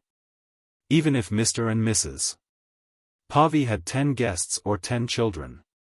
And all the 12 of them were simultaneously gripped by a desire to eat eggs at breakfast or tea, even in this remote contingency Aunt Harriet would have been pained to see the egg stand in use. Such treasures are not designed for use. The presents, few in number, were mainly of this character, because, owing to her mother's heroic cession of the entire interior, Constance already possessed every necessary. The fewness of the presents was accounted for by the fact that the wedding had been strictly private and had taken place at Axe. There is nothing like secrecy in marriage for discouraging the generous impulses of one's friends. It was Mrs. Baines, abetted by both the chief parties, who had decided that the wedding should be private and secluded. Sophia's wedding had been altogether too private and secluded. But the casting of a veil over Constance's, whose union was irreproachable, somehow justified, after the event, the circumstances of Sophia's, indicating as it did that Mrs. Baines believed in secret weddings on principle. In such matters Mrs. Baines was capable of extraordinary subtlety. And while Constance was thus taking her wedding presents with due seriousness, Maggie was cleaning the steps that led from the pavement of King Street to the side door, and the door was ajar. It was a fine June morning. Suddenly, over the sound of scouring, Constance heard a dog's low growl and then the hoarse voice of a man. "Mester in, wench?" "Happen he is, happen he isn't," came Maggie's answer. She had no fancy for being called wench. Constance went to the door, not merely from curiosity, but from a feeling that her authority and her responsibilities as house-mistress extended to the pavement surrounding the house. The famous James Boone, of Buck Row, the greatest dog-fancier in the Five Towns, stood at the bottom of the steps, a tall, fat man, clad in stiff, stained brown and smoking a black clay pipe less than 3 inches long. Behind him attended 2 bulldogs. "Morning, missus," cried Boone, cheerfully. "I've heerd tell as Mr. is looking out for a dog, as you might say. I don't stay here with them animals sniffing at me, no, that I don't," observed Maggie, picking herself up. "Is he?" Constance hesitated. She knew that Samuel had vaguely referred to dogs. She had not, however, imagined that he regarded a dog as aught but a beautiful dream. No dog had ever put paw into that house, and it seemed impossible that one should ever do so. As for those beasts of prey on the pavement, said James Boone, calmly. I'll tell him you're here, said Constance. But I don't know if he's at liberty. He seldom is at this time of day. Maggie, you'd better come in. She went slowly to the shop, full of fear for the future. Sam, she whispered to her husband, who was writing at his desk, here's a man come to see you about a dog. Assuredly he was taken aback. Still, he behaved with much presence of mind. Oh, about a dog. Who is it? It's that Jim Boone. He says he's heard you want one. The renowned name of Jim Boone gave him pause. But he had to go through with the affair, and he went through with it, though nervously. Constance followed his agitated footsteps to the side door. Morning, Boone. Morning, master. They began to talk dogs, Mr. Povey, for his part, with due caution. Now, there's a dog, said Boone, pointing to one of the bulldogs, a miracle of splendid ugliness. Yes, responded Mr. Povey, insincerely. He is a beauty. What's it worth now, at a venture? I'll tack 120 sovereigns for her, said Boone. Others a bit cheaper, 100. Oh, Sam! Gasped Constance. And even Mr. Povey nearly lost his nerve. That's more than I want to give, said he timidly. But look at her. Boone persisted, roughly snatching up the more expensive animal, and displaying her cannibal teeth. Mr. Povey shook his head. Constance glanced away. That's not quite the sort of dog I want, said Mr. Povey. Fox terrier? Yes, that's more like, Mr. Povey agreed eagerly. What'll ye run to? Oh, said Mr. Povey, largely, I don't know. Will ye run to a tenner? I thought of something cheaper. Well, who much? Outwight it, Mester. Not more than £2, said Mr. Povey. He would have said £1 had he dared. The prices of dogs amazed him. I thought it was a dog as ye wanted, said Boone. Look there, Mester. Come up to my yard and see what I've got. I will, said Mr. Povey. And bring Mrs. along too. Now, what about a cat for Mrs.? Or a goldfish? The end of the episode was that a young lady aged some 12 months entered the Povey household on trial. Her exiguous legs twinkled all over the parlor, and she had the oddest appearance in the parlor. But she was so confiding, so affectionate, so timorous, and her black nose was so icy in that hot weather, that Constance loved her violently within an hour.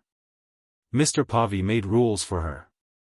He explained to her that she must never go into the shop.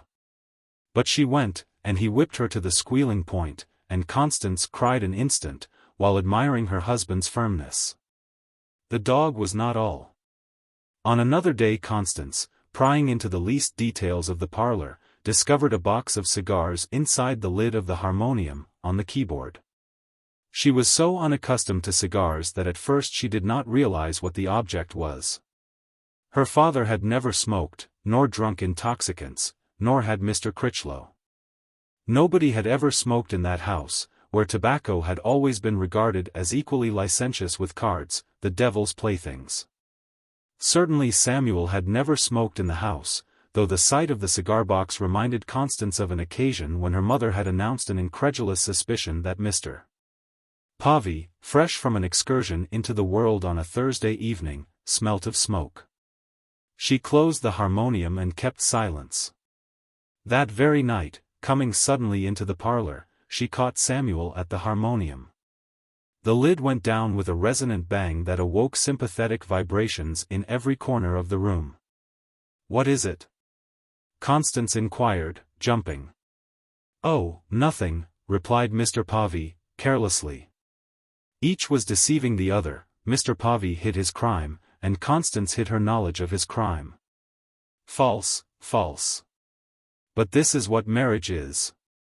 And the next day Constance had a visit in the shop from a possible new servant, recommended to her by Mr. Hull, the grocer. "Will you please step this way?" said Constance, with affable primness, steeped in the novel sense of what it is to be the sole responsible mistress of a vast household. She preceded the girl to the parlor, and as they passed the open door of Mr. Povey's cutting-out room, Constance had the clear vision and titillating odor of her husband smoking a cigar. He was in his shirt-sleeves, calmly cutting out, and Fan, the lady companion, at watch on the bench, yapped at the possible new servant. "I think I shall try that girl," said she to Samuel at tea. She said nothing as to the cigar, nor did he. On the following evening, after supper, Mr. Povey burst out. "I think I'll have a weed. You didn't know I smoked, did you?" Thus Mr.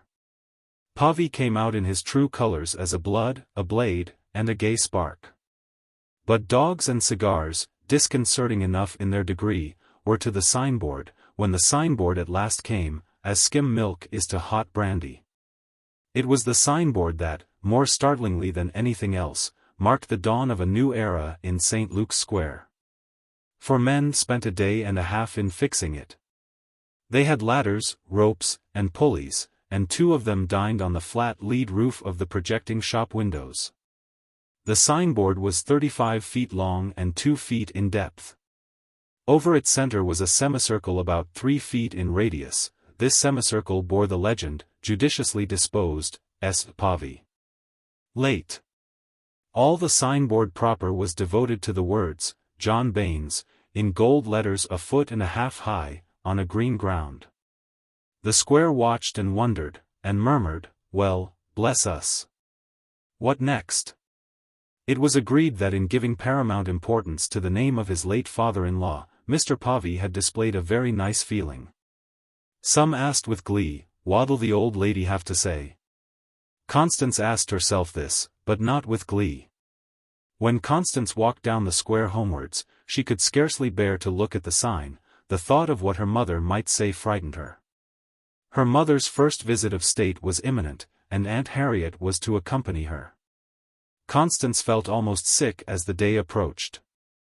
When she faintly hinted her apprehensions to Samuel, he demanded, as if surprised, "Haven't you mentioned it in one of your letters?" "Oh no. If that's all," said he, with bravado, "I'll write and tell her myself." Chapter 4. So that Mrs. Baines was duly apprised of the signboard before her arrival. The letter written by her to Constance after receiving Samuel's letter, which was merely the amiable epistle of a son-in-law anxious to be a little more than correct, contained no reference to the signboard. This silence, however, did not in the least allay Constance's apprehensions as to what might occur when her mother and Samuel met beneath the signboard itself. It was therefore with a fearful as well as an eager, loving heart that Constance opened her side door and ran down the steps when the wagonette stopped in King Street on the Thursday morning of the great visit of the sisters. But a surprise awaited her. Aunt Harriet had not come. Mrs. Baines explained, as she soundly kissed her daughter, that at the last moment Aunt Harriet had not felt well enough to undertake the journey. She sent her fondest love, and cake. Her pains had recurred. It was these mysterious pains which had prevented the sisters from coming to Bursley earlier. The word cancer, the continual terror of stout women, had been on their lips, without having been actually uttered. Then there was a surcease, and each was glad that she had refrained from the dread syllables. In view of the recurrence, it was not unnatural that Mrs. Baines's vigorous cheerfulness should be somewhat forced. "What is it, do you think?" Constance inquired. Mrs. Baines pushed her lips out and raised her eyebrows, a gesture which meant that the pains might mean God knew what. "I hope she'll be all right alone," observed Constance. "Of course," said Mrs. Baines, quickly. "But you don't suppose I was going to disappoint you, do you?" she added, looking round as if to defy the fates in general. This speech, and its tone, gave intense pleasure to Constance. And, laden with parcels, they mounted the stairs together, very content with each other, very happy in the discovery that they were still mother and daughter, very intimate in an inarticulate way. Constance had imagined long, detailed, absorbing, and highly novel conversations between herself and her mother upon this their first meeting after her marriage. But alone in the bedroom, and with a clear half-hour to dinner, they neither of them seemed to have a great deal to impart. Mrs. Baines slowly removed her light mantle and laid it with precautions on the white damask counterpane. Then, fingering her weeds, she glanced about the chamber. Nothing was changed. Though Constance had, previous to her marriage, envisaged certain alterations, she had determined to postpone them, feeling that one revolutionist in a house was enough. "Well, my Chuck, you all right?" said Mrs. Baines, with hearty and direct energy, gazing straight into her daughter's eyes. Constance perceived that the question was universal in its comprehensiveness, the one unique expression that the mother would give to her maternal concern and curiosity. And that it condensed into 6 words as much interest as would have overflowed into a whole day of the chatter of some mothers. She met the candid glance, flushing. "Oh yes," she answered with ecstatic fervor. "Perfectly." And Mrs. Baines nodded, as if dismissing that. "You're stouter," said she, curtly. "If you aren't careful you'll be as big as any of us." "Oh, mother." The interview fell to a lower plane of emotion. It even fell as far as Maggie. What chiefly preoccupied Constance was a subtle change in her mother. She found her mother fussy in trifles. Her manner of laying down her mantle, of smoothing out her gloves, and her anxiety that her bonnet should not come to harm, were rather trying, were perhaps, in the very slightest degree, pitiable. It was nothing, it was barely perceptible, and yet it was enough to alter Constance's mental attitude to her mother. "Poor dear," thought Constance. "I'm afraid she's not what she was." Incredible that her mother could have aged in less than 6 weeks. Constance did not allow for the chemistry that had been going on in herself. The encounter between Mrs. Baines and her son-in-law was of the most satisfactory nature. He was waiting in the parlor for her to descend. He made himself exceedingly agreeable, kissing her, and flattering her by his evidently sincere desire to please. He explained that he had kept an eye open for the wagonette, but had been called away. His "dear me" on learning about Aunt Harriet lacked nothing in conviction, though both women knew that his affection for Aunt Harriet would never get the better of his reason. To Constance, her husband's behavior was marvelously perfect. She had not suspected him to be such a man of the world. And her eyes said to her mother, quite unconsciously, "You see, after all, you didn't rate Sam as high as you ought to have done. Now you see your mistake." As they sat waiting for dinner, Constance and Mrs. Baines on the sofa, and Samuel on the edge of the nearest rocking chair, a small scuffling noise was heard outside the door which gave on the kitchen steps. The door yielded to pressure. And Fan rushed importantly in, deranging Mats. Fan's nose had been hinting to her that she was behind the times, not up to date in the affairs of the household, and she had hurried from the kitchen to make inquiries. It occurred to her en route that she had been washed that morning. The spectacle of Mrs. Baines stopped her. She stood, with her legs slightly outstretched, her nose lifted, her ears raking forward, her bright eyes blinking, and her tail undecided. "I was sure I'd never smelt anything like that before," she was saying to herself, as she stared at Mrs. Baines. And Mrs. Baines, staring at Fan, had a similar though not the same sentiment. The silence was terrible. Constance took on the mien of a culprit, and Sam had obviously lost his easy bearing of a man of the world. Mrs. Baines was merely thunderstruck. A dog. Suddenly Fan's tail began to wag more quickly, and then, having looked in vain for encouragement to her master and mistress, she gave one mighty spring and alighted in Mrs. Baines's lap. It was an aim she could not have missed. Constance emitted an "Oh, Fan" of shocked terror, and Samuel betrayed his nervous tension by an involuntary movement.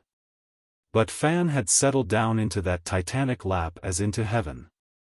It was a greater flattery than Mr. Pavy's. "So your name's Fan," murmured Mrs. Baines, stroking the animal. "You are a dear." "Yes, isn't she?" said Constance, with inconceivable rapidity. The danger was past.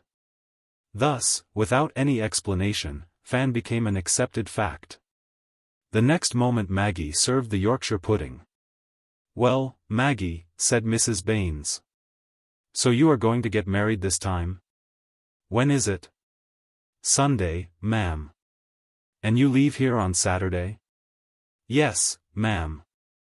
"Well, I must have a talk with you before I go." During the dinner, not a word as to the signboard. Several times the conversation curved towards that signboard in the most alarming fashion, but invariably it curved away again. Like a train from another train when two trains are simultaneously leaving a station.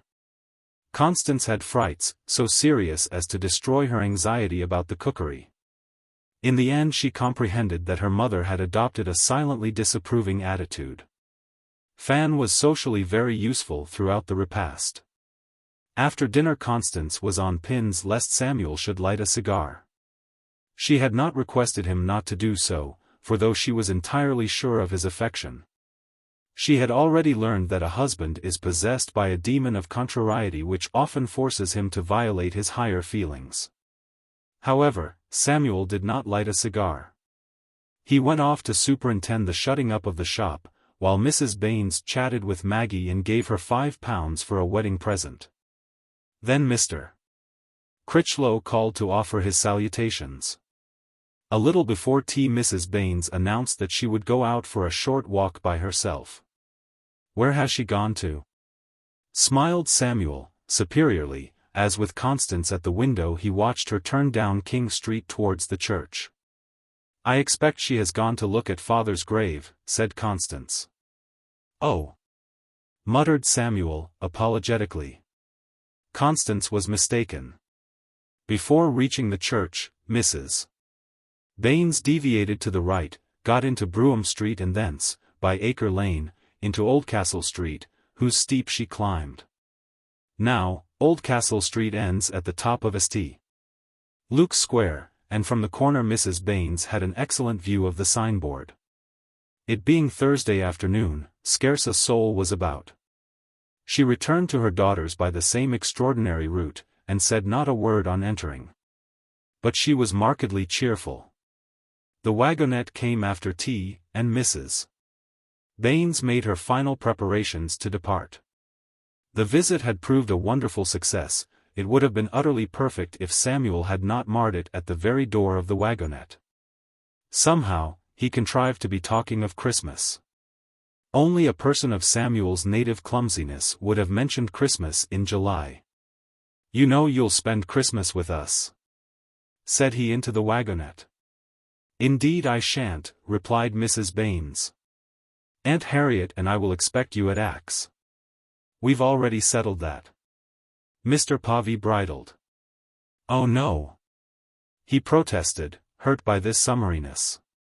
Having had no relatives, except his cousin the confectioner, for many years, he had dreamt of at last establishing a family Christmas under his own roof, and the dream was dear to him. Mrs. Baines said nothing. "We couldn't possibly leave the shop," said Mr. Povey. "Nonsense," Mrs. Baines retorted, putting her lips together. "Christmas Day is on a Monday." The wagonette in starting jerked her head towards the door and set all her curls shaking. No white in those curls yet, scarcely a touch of grey. "I shall take good care we don't go there anyway," Mr. Povey mumbled, in his heat, half to himself and half to Constance. He had stained the brightness of the day. Chapter 2. Christmas and the Future. Chapter 1. Mr. Povey was playing a hymn tune on the harmonium, it having been decided that no one should go to chapel. Constance, in mourning, with a white apron over her dress, sat on a hassock in front of the fire, and near her, in a rocking chair, Mrs. Baines swayed very gently to and fro. The weather was extremely cold. Mr. Povey's mittened hands were blue and red, but, like many shopkeepers, he had apparently grown almost insensible to vagaries of temperature. Although the fire was immense and furious, its influence, owing to the fact that the medieval grate was designed to heat the flue rather than the room, seemed to die away at the borders of the fender. Constance could not have been much closer to it without being a salamander. The era of good old-fashioned Christmases, so agreeably picturesque for the poor, was not yet at an end. Yes, Samuel Pavey had won the battle concerning the locus of the family Christmas. But he had received the help of a formidable ally, death. Mrs. Harriet Maddock had passed away, after an operation, leaving her house and her money to her sister. The solemn rite of her interment had deeply affected all the respectability of the town of Axe, where the late Mr. Maddock had been a figure of consequence. It had even shut up the shop in St. Luke's Square for a whole day.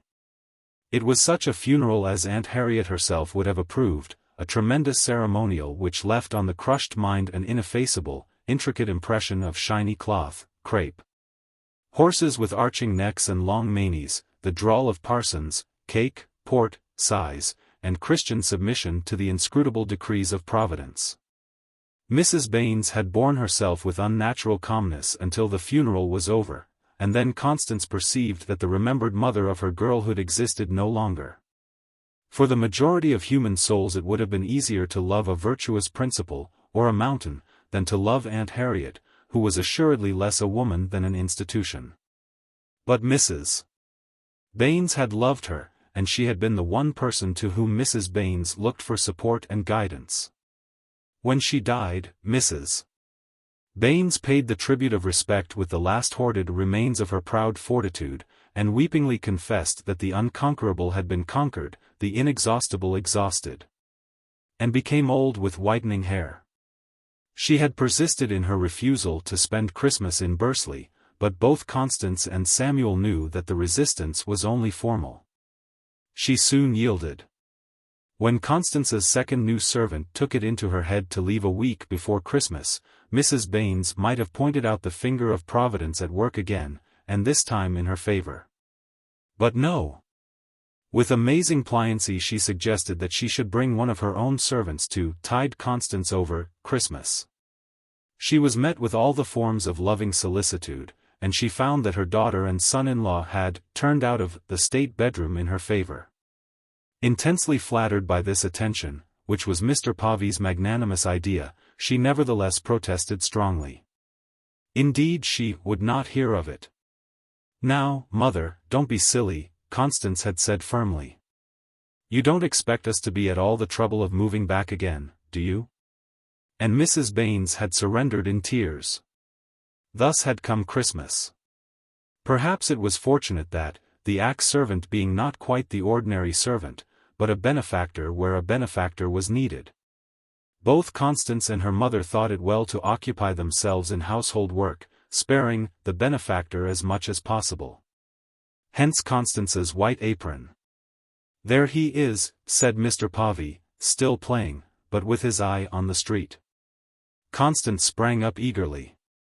Then there was a knock on the door. Constance opened, and an icy blast swept into the room. The postman stood on the steps, his instrument for knocking, like a drumstick, in one hand, a large bundle of letters in the other, and a yawning bag across the pit of his stomach. "Merry Christmas, ma'am," cried the postman, trying to keep warm by cheerfulness. Constance, taking the letters, responded, while Mr. Pavey, playing the harmonium with his right hand, drew half a crown from his pocket with the left. "Here you are," he said, giving it to Constance, who gave it to the postman. Fan, who had been keeping her muzzle warm with the extremity of her tail on the sofa, jumped down to superintend the transaction. "Brrr," vibrated Mr. Pavey as Constance shut the door. "What lots!" Constance exclaimed, rushing to the fire. "Here, mother. Here, Sam." The girl had resumed possession of the woman's body. Though the Baines family had few friends, sustained hospitality being little practiced in those days, they had, of course, many acquaintances, and, like other families, they counted their Christmas cards as an Indian counts scalps. The tale was satisfactory. There were between 30 and 40 envelopes. Constance extracted Christmas cards rapidly, reading their contents aloud, and then propping them up on the mantelpiece. Mrs. Baines assisted. Fan dealt with the envelopes on the floor. Mr. Povey, to prove that his soul was above toys and gewgaws, continued to play the harmonium. "Oh, Mother!" Constance murmured in a startled, hesitant voice, holding an envelope. "What is it, my chuck?" "It's—" The envelope was addressed to Mrs. and Miss Baines, in large, perpendicular, dashing characters which Constance instantly recognized as Sophia's. The stamps were strange, the postmark, Paris. Mrs. Baines leaned forward and looked. "Open it, child," she said. The envelope contained an English Christmas card of a common type, a spray of holly with greetings, and on it was written, "I do hope this will reach you on Christmas morning. Fondest love." No signature, nor address. Mrs. Baines took it with a trembling hand, and adjusted her spectacles. She gazed at it a long time. "And it has done," she said, and wept. She tried to speak again, but not being able to command herself, held forth the card to Constance and jerked her head in the direction of Mr. Povey. Constance rose and put the card on the keyboard of the harmonium. "Sophia," she whispered. Mr. Povey stopped playing. "Dear, dear," he muttered. Fan, perceiving that nobody was interested in her feats, suddenly stood still. Mrs. Baines tried once more to speak, but could not. Then, her ringlets shaking beneath the band of her weeds, she found her feet, stepped to the harmonium, and, with a movement almost convulsive, snatched the card from Mr. Povey, and returned to her chair. Mr. Povey abruptly left the room, followed by Fan. Both the women were in tears, and he was tremendously surprised to discover a dangerous lump in his own throat. The beautiful and imperious vision of Sophia as she had left them, innocent, wayward, had swiftly risen up before him and made even him a woman too. Yet he had never liked Sophia. The awful secret wound in the family pride revealed itself to him as never before, and he felt intensely the mother's tragedy, which she carried in her breast as Aunt Harriet had carried a cancer. At dinner he said suddenly to Mrs. Baines, who still wept, "Now, Mother, you must cheer up, you know." "Yes, I must," she said quickly. And she did do.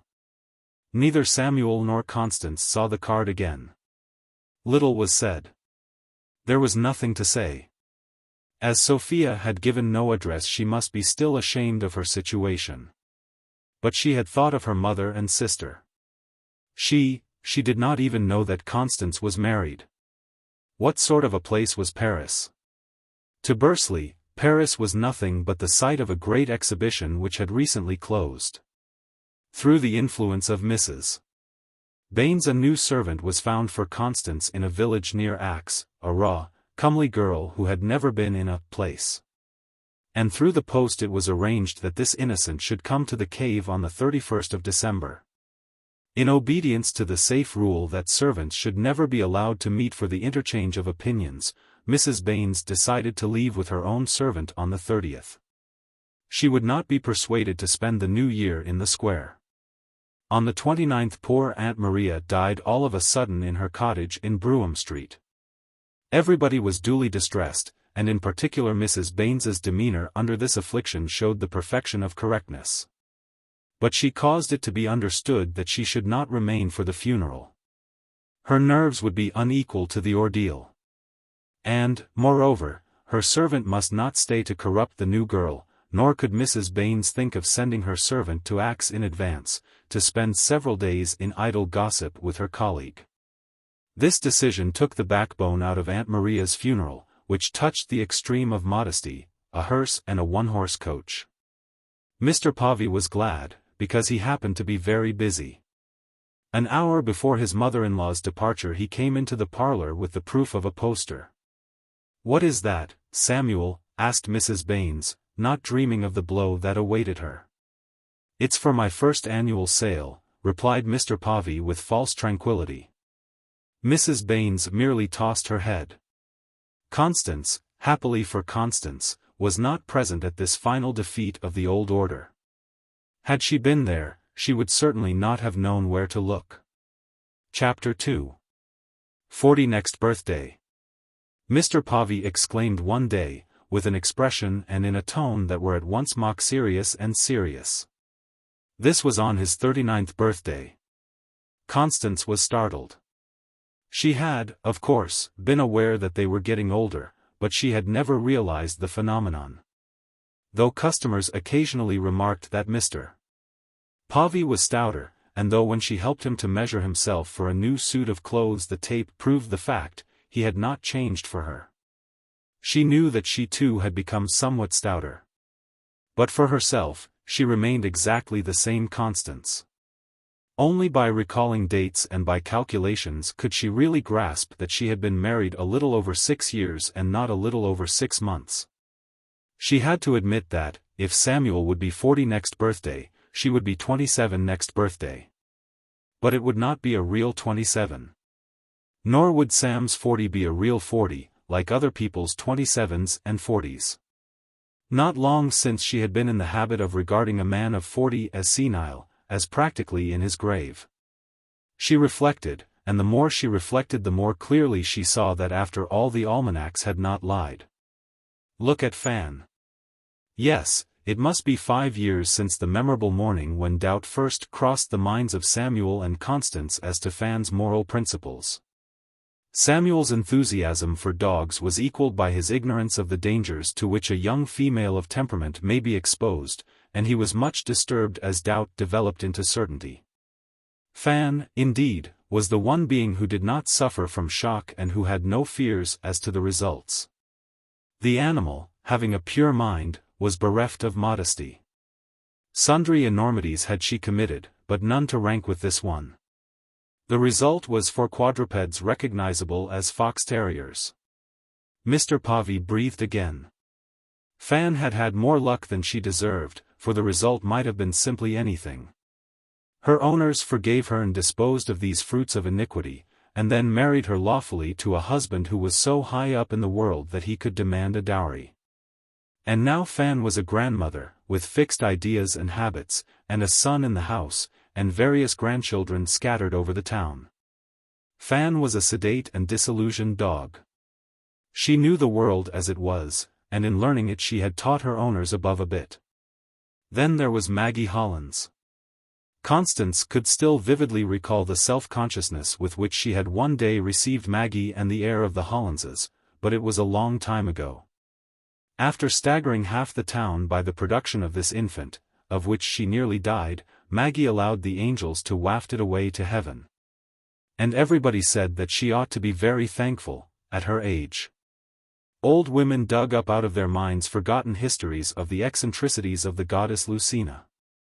Mrs. Baines was most curiously interested. She talked freely to Constance, and Constance began to see what an incredible town Bursley had always been, and she never suspected it.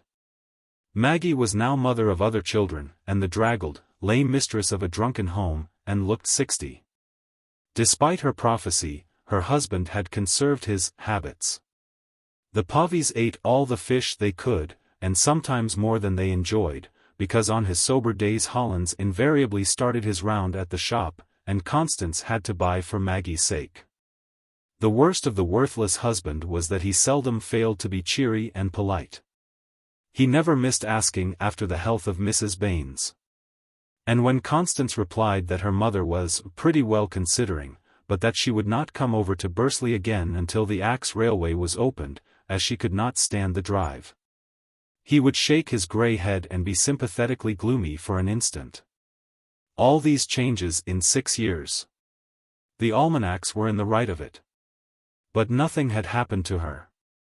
Gradually she had obtained a sure ascendancy over her mother, yet without seeking it, merely as the outcome of time's influences on her and on her mother respectively.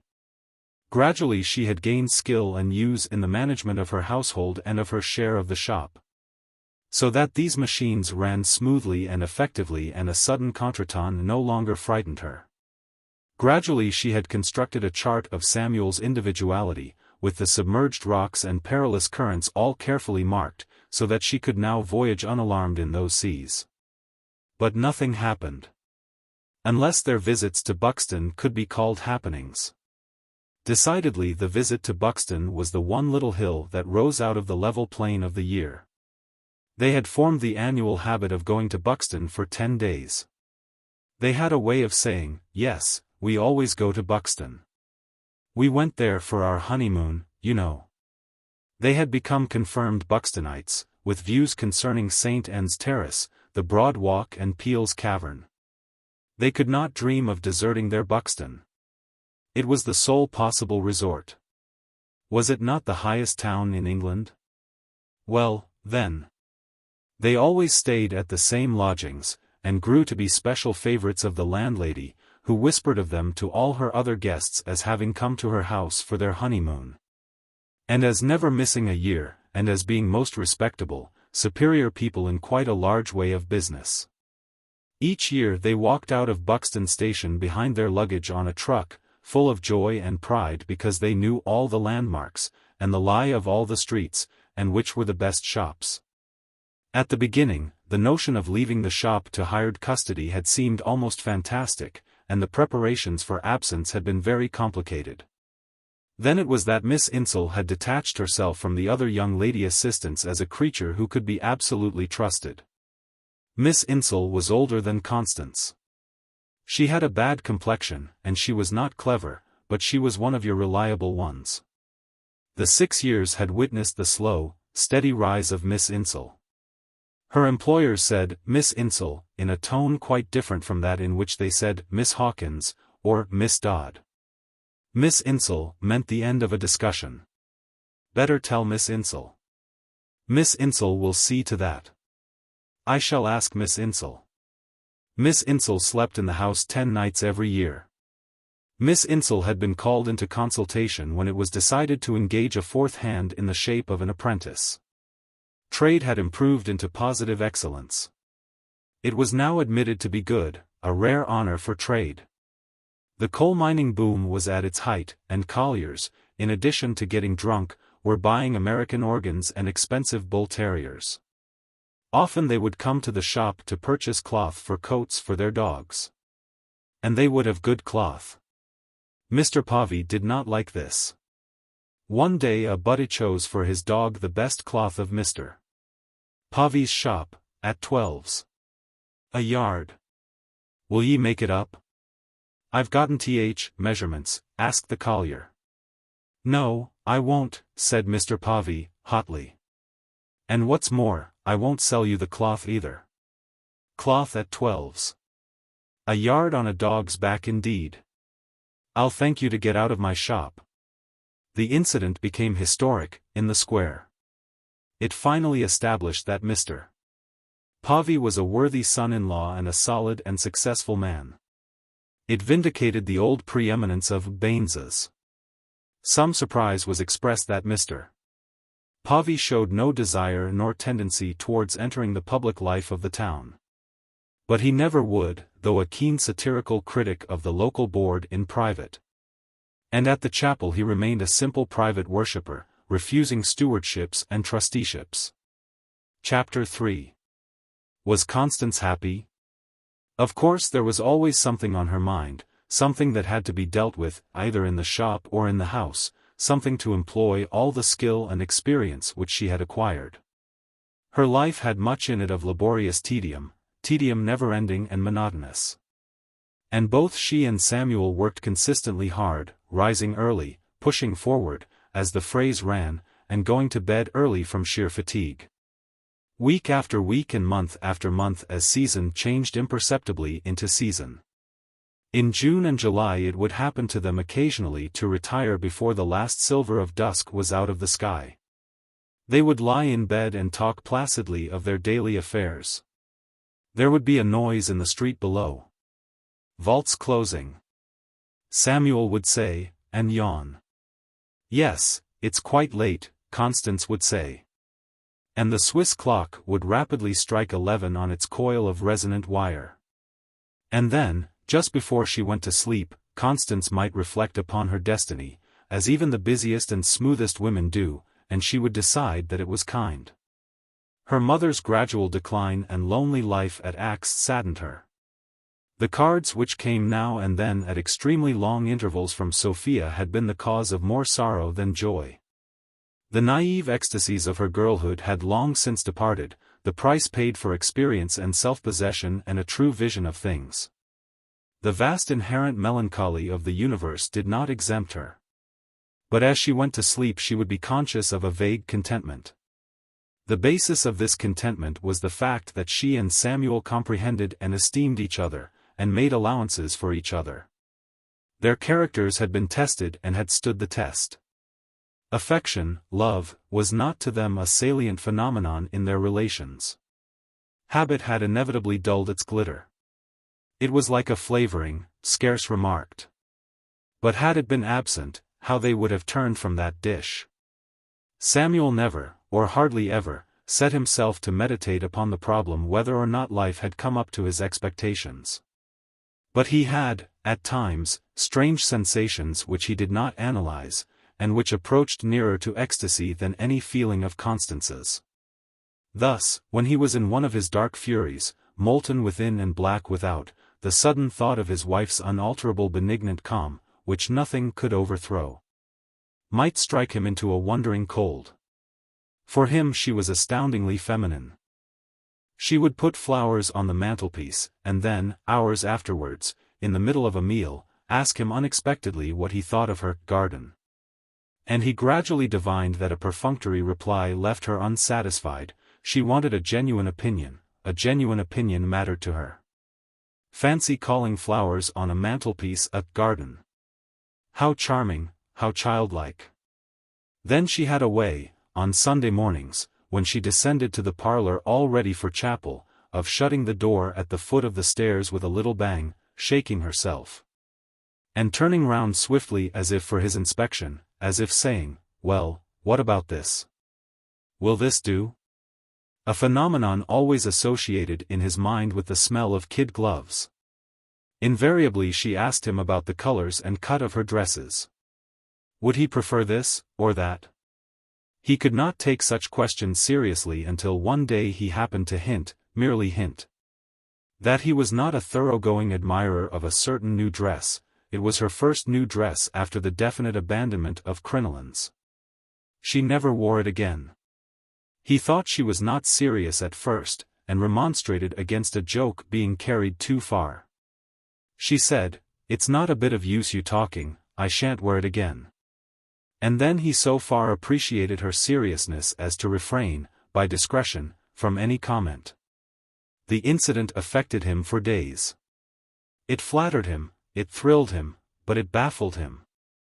Strange that a woman subject to such caprices should be so sagacious, capable, and utterly reliable as Constance was.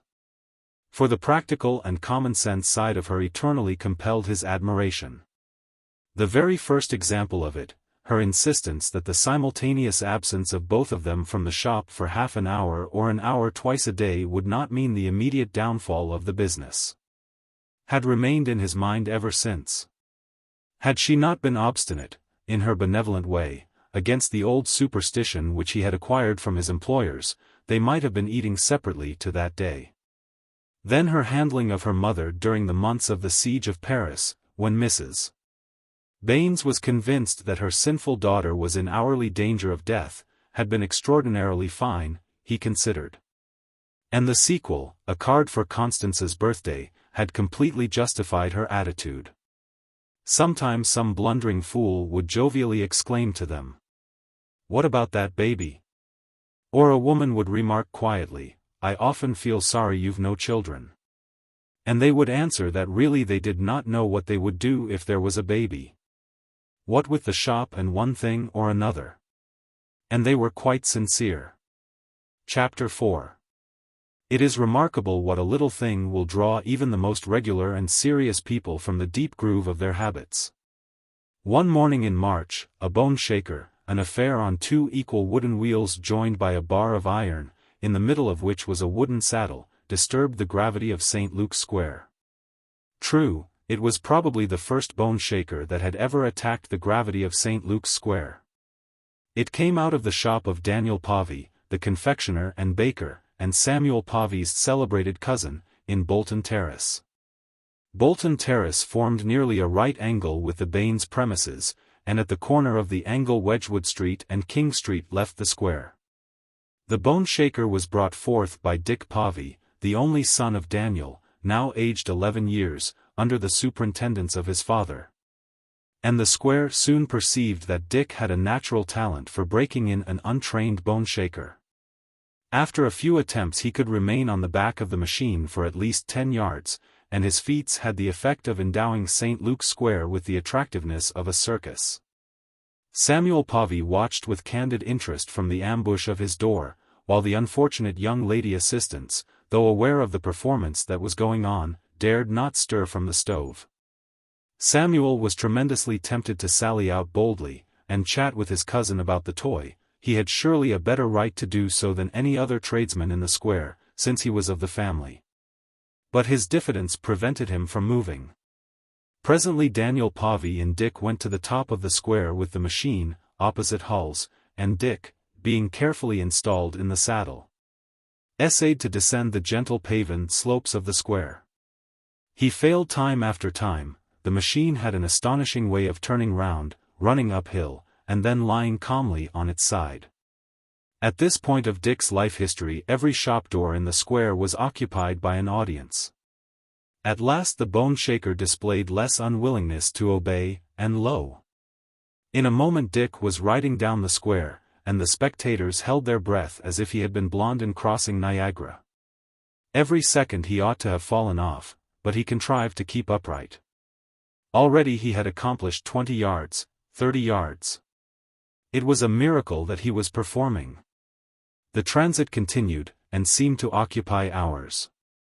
And then a faint hope rose in the breast of the watchers that the prodigy might arrive at the bottom of the square. His speed was increasing with his knack. But the square was enormous, boundless. Samuel Pavey gazed at the approaching phenomenon, as a bird at a serpent, with bulging, beady eyes. The child's speed went on increasing and his path grew straighter. Yes, he would arrive, he would do it. Samuel Pavey involuntarily lifted one leg in his nervous tension. And now the hope that Dick would arrive became a fear, as his pace grew still more rapid. Everybody lifted one leg, and gaped. And the intrepid child surged on, and, finally victorious, crashed into the pavement in front of Samuel at the rate of quite 6 miles an hour. Samuel picked him up, unscathed. And somehow this picking up of Dick invested Samuel with importance, gave him a share in the glory of the feat itself. Daniel Pavey same running and joyous. "Not so bad for a start, eh?" exclaimed the great Daniel. Though by no means a simple man, his pride in his offspring sometimes made him a little naive. Father and son explained the machine to Samuel, Dick incessantly repeating the exceedingly strange truth that if you felt you were falling to your right you must turn to your right and vice versa. Samuel found himself suddenly admitted, as it were, to the inner fellowship of the bone shaker, exalted above the rest of the square. In another adventure more thrilling events occurred. The fair-haired Dick was one of those dangerous, frenzied madcaps who are born without fear. The secret of the machine had been revealed to him in his recent transit, and he was silently determining to surpass himself. Precariously balanced, he descended the square again, frowning hard, his teeth set, and actually managed to swerve into King Street. Constance, in the parlor, saw an incomprehensible winged thing fly past the window. The cousins Pavey sounded an alarm and protest and ran in pursuit. For the gradient of King Street is, in the strict sense, steep. Halfway down King Street Dick was traveling at 20 miles an hour, and heading straight for the church, as though he meant to disestablish it and perish. The main gate of the churchyard was open, and that affrighting child, with a lunatic's luck, whizzed safely through the portals into God's acre. The cousins Pavey discovered him lying on a green grave, clothed in pride. His first words were, "Dad, did you pick my cap up?" The symbolism of the amazing ride did not escape the square. Indeed, it was much discussed. This incident led to a friendship between the cousins. They formed a habit of meeting in the square for a chat. The meetings were the subject of comment, for Samuel's relations with the greater Daniel had always been of the most distant. It was understood that Samuel disapproved of Mrs. Daniel Pavey even more than the majority of people disapproved of her. Mrs. Daniel Pavey, however, was away from home. Probably, had she not been, Samuel would not even have gone to the length of joining Daniel on the neutral ground of the open square.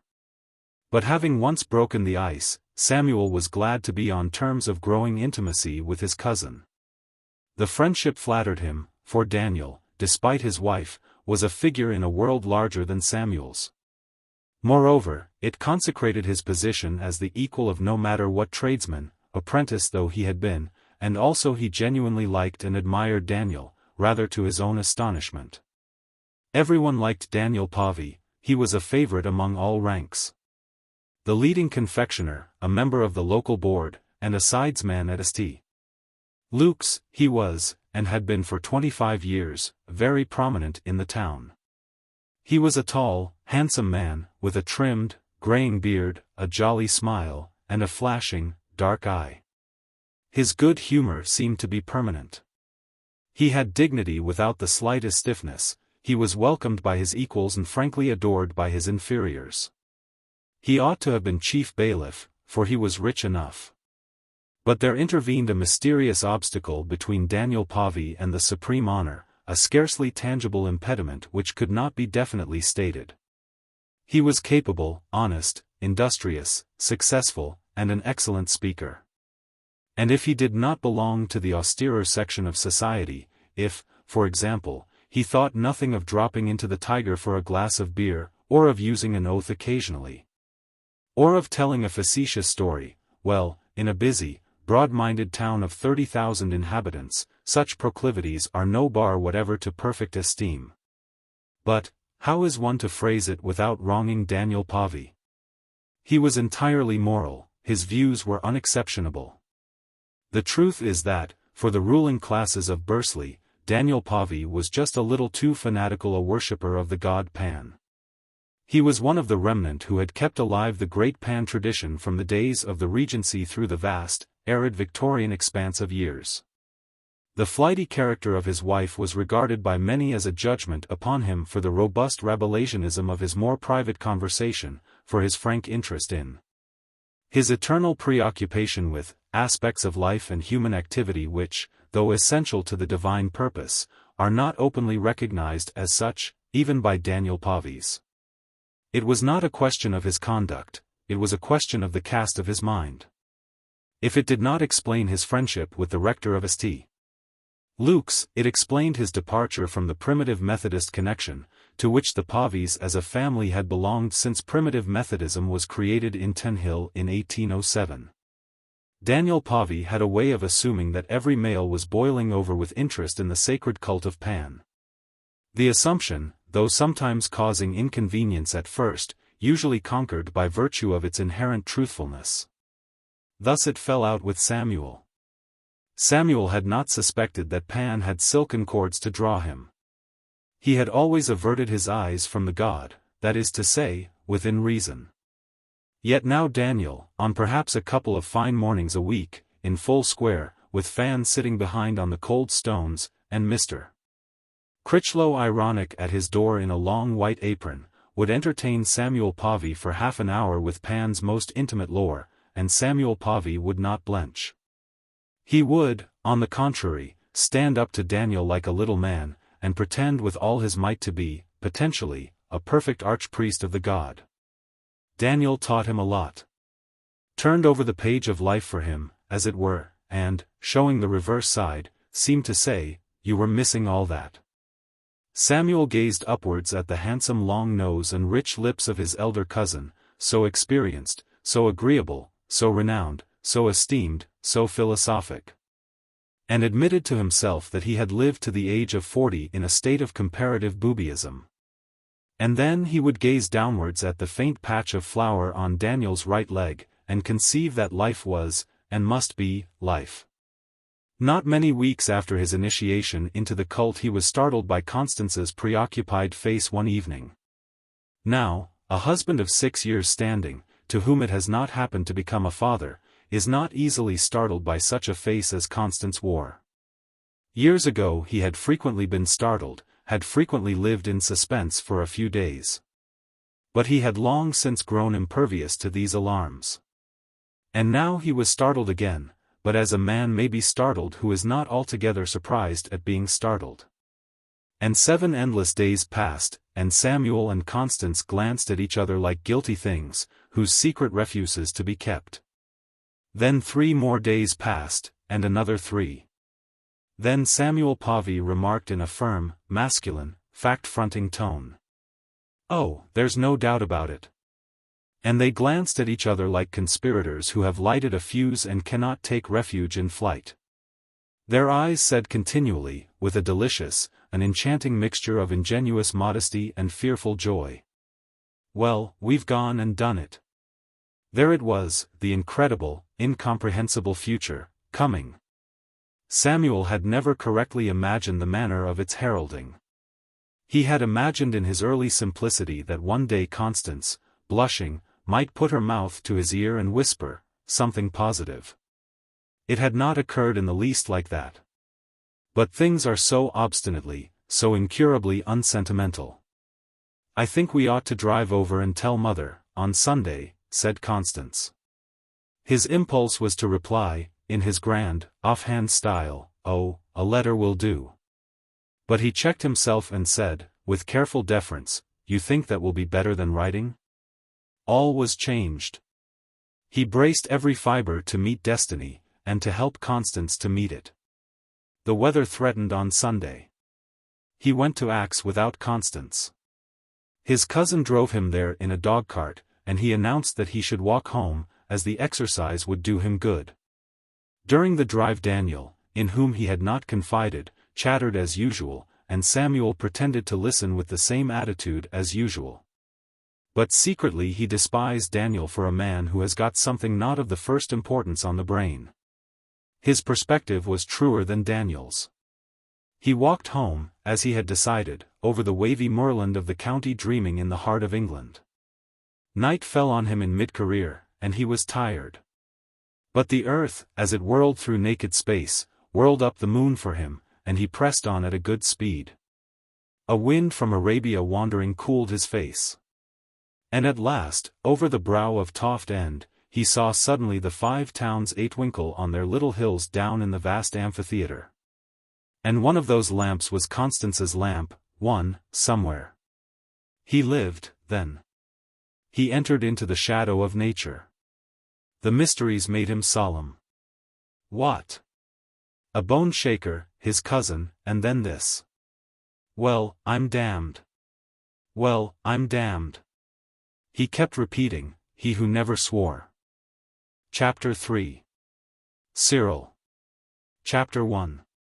Constance stood at the large, many-paned window in the parlor. She was stouter. Although always plump, her figure had been comely, with a neat, well-marked waist. But now the shapeliness had gone. The waistline no longer existed, and there were no more crinolines to create it artificially. An observer not under the charm of her face might have been excused for calling her fat and lumpy. The face, grave, kind, and expectant, with its radiant, fresh cheeks, and the rounded softness of its curves, atoned for the figure. She was nearly 29 years of age. It was late in October. In Wedgwood Street, next to Bolton Terrace, all the little brown houses had been pulled down to make room for a palatial covered market, whose foundations were then being dug. This destruction exposed a vast area of sky to the northeast. A great dark cloud with an untidy edge rose massively out of the depths and curtained off the tender blue of approaching dusk. While in the west, behind Constance, the sun was setting in calm and gorgeous melancholy on the Thursday hush of the town. It was one of those afternoons which gather up all the sadness of the moving earth and transform it into beauty. Samuel Pavey turned the corner from Wedgwood Street, and crossed King Street obliquely to the front door, which Constance opened.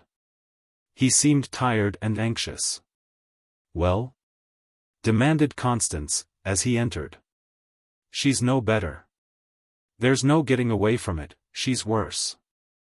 I should have stayed, only I knew you'd be worrying. So I caught the 3:50.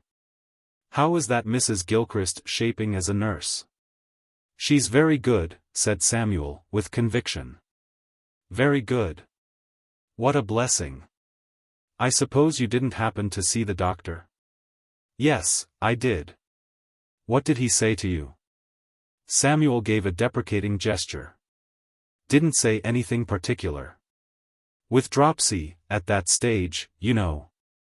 Constance had returned to the window, her expectancy apparently unappeased. "I don't like the look of that cloud," she murmured. "What? Are they out still?" Samuel inquired, taking off his overcoat.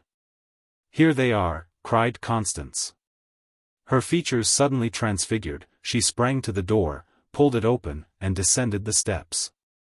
A perambulator was being rapidly pushed up the slope by a breathless girl. "Amy," Constance gently protested, "I told you not to venture far." "I hurried all I could, Mum, soon as I seed that cloud," the girl puffed, with the air of one who is seriously thankful to have escaped a great disaster. Constance dived into the recesses of the perambulator and extricated from its cocoon the center of the universe, and scrutinized him with quiet passion, and then rushed with him into the house. Though not a drop of rain had yet fallen. "Precious!" exclaimed Amy, in ecstasy, her young virginal eyes following him till he disappeared. Then she wheeled away the perambulator, which now had no more value nor interest than an eggshell. It was necessary to take it right round to the Brougham Street yard entrance, past the front of the closed shop. Constance sat down on the horsehair sofa and hugged and kissed her prize before removing his bonnet. "Here's Daddy," she said to him, as if imparting strange and rapturous tidings. "Here's Daddy come back from hanging up his coat in the passage. Daddy rubbing his hands." And then, with a swift transition of voice and features, "Do look at him, Sam." Samuel, preoccupied, stooped forward. "Oh, you little scoundrel. Oh, you little scoundrel," he greeted the baby, advancing his finger towards the baby's nose.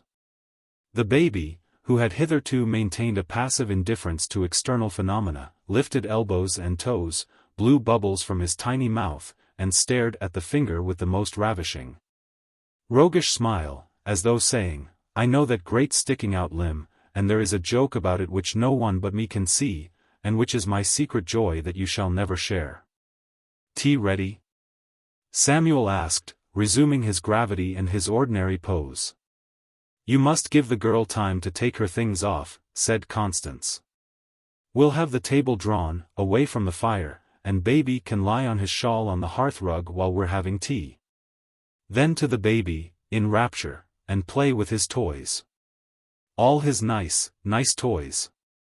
You know Miss Insel is staying for tea?" Constance, her head bent over the baby, who formed a white patch on her comfortable brown frock, nodded without speaking. Samuel Pavey, walking to and fro, began to enter into details of his hasty journey to Axe. Old Mrs. Baines, having beheld her grandson, was preparing to quit this world.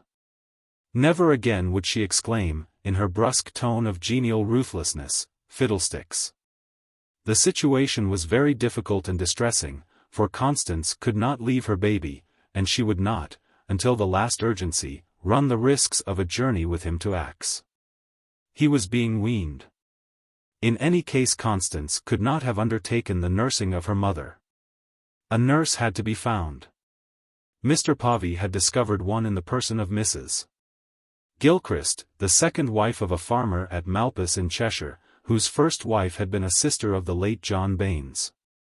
All the credit of Mrs. Gilchrist was due to Samuel Pavey. Mrs. Baines fretted seriously about Sophia, who had given no sign of life for a very long time. Mr. Pavey went to Manchester and ascertained definitely from the relatives of Scales that nothing was known of the pair. He did not go to Manchester especially on this errand.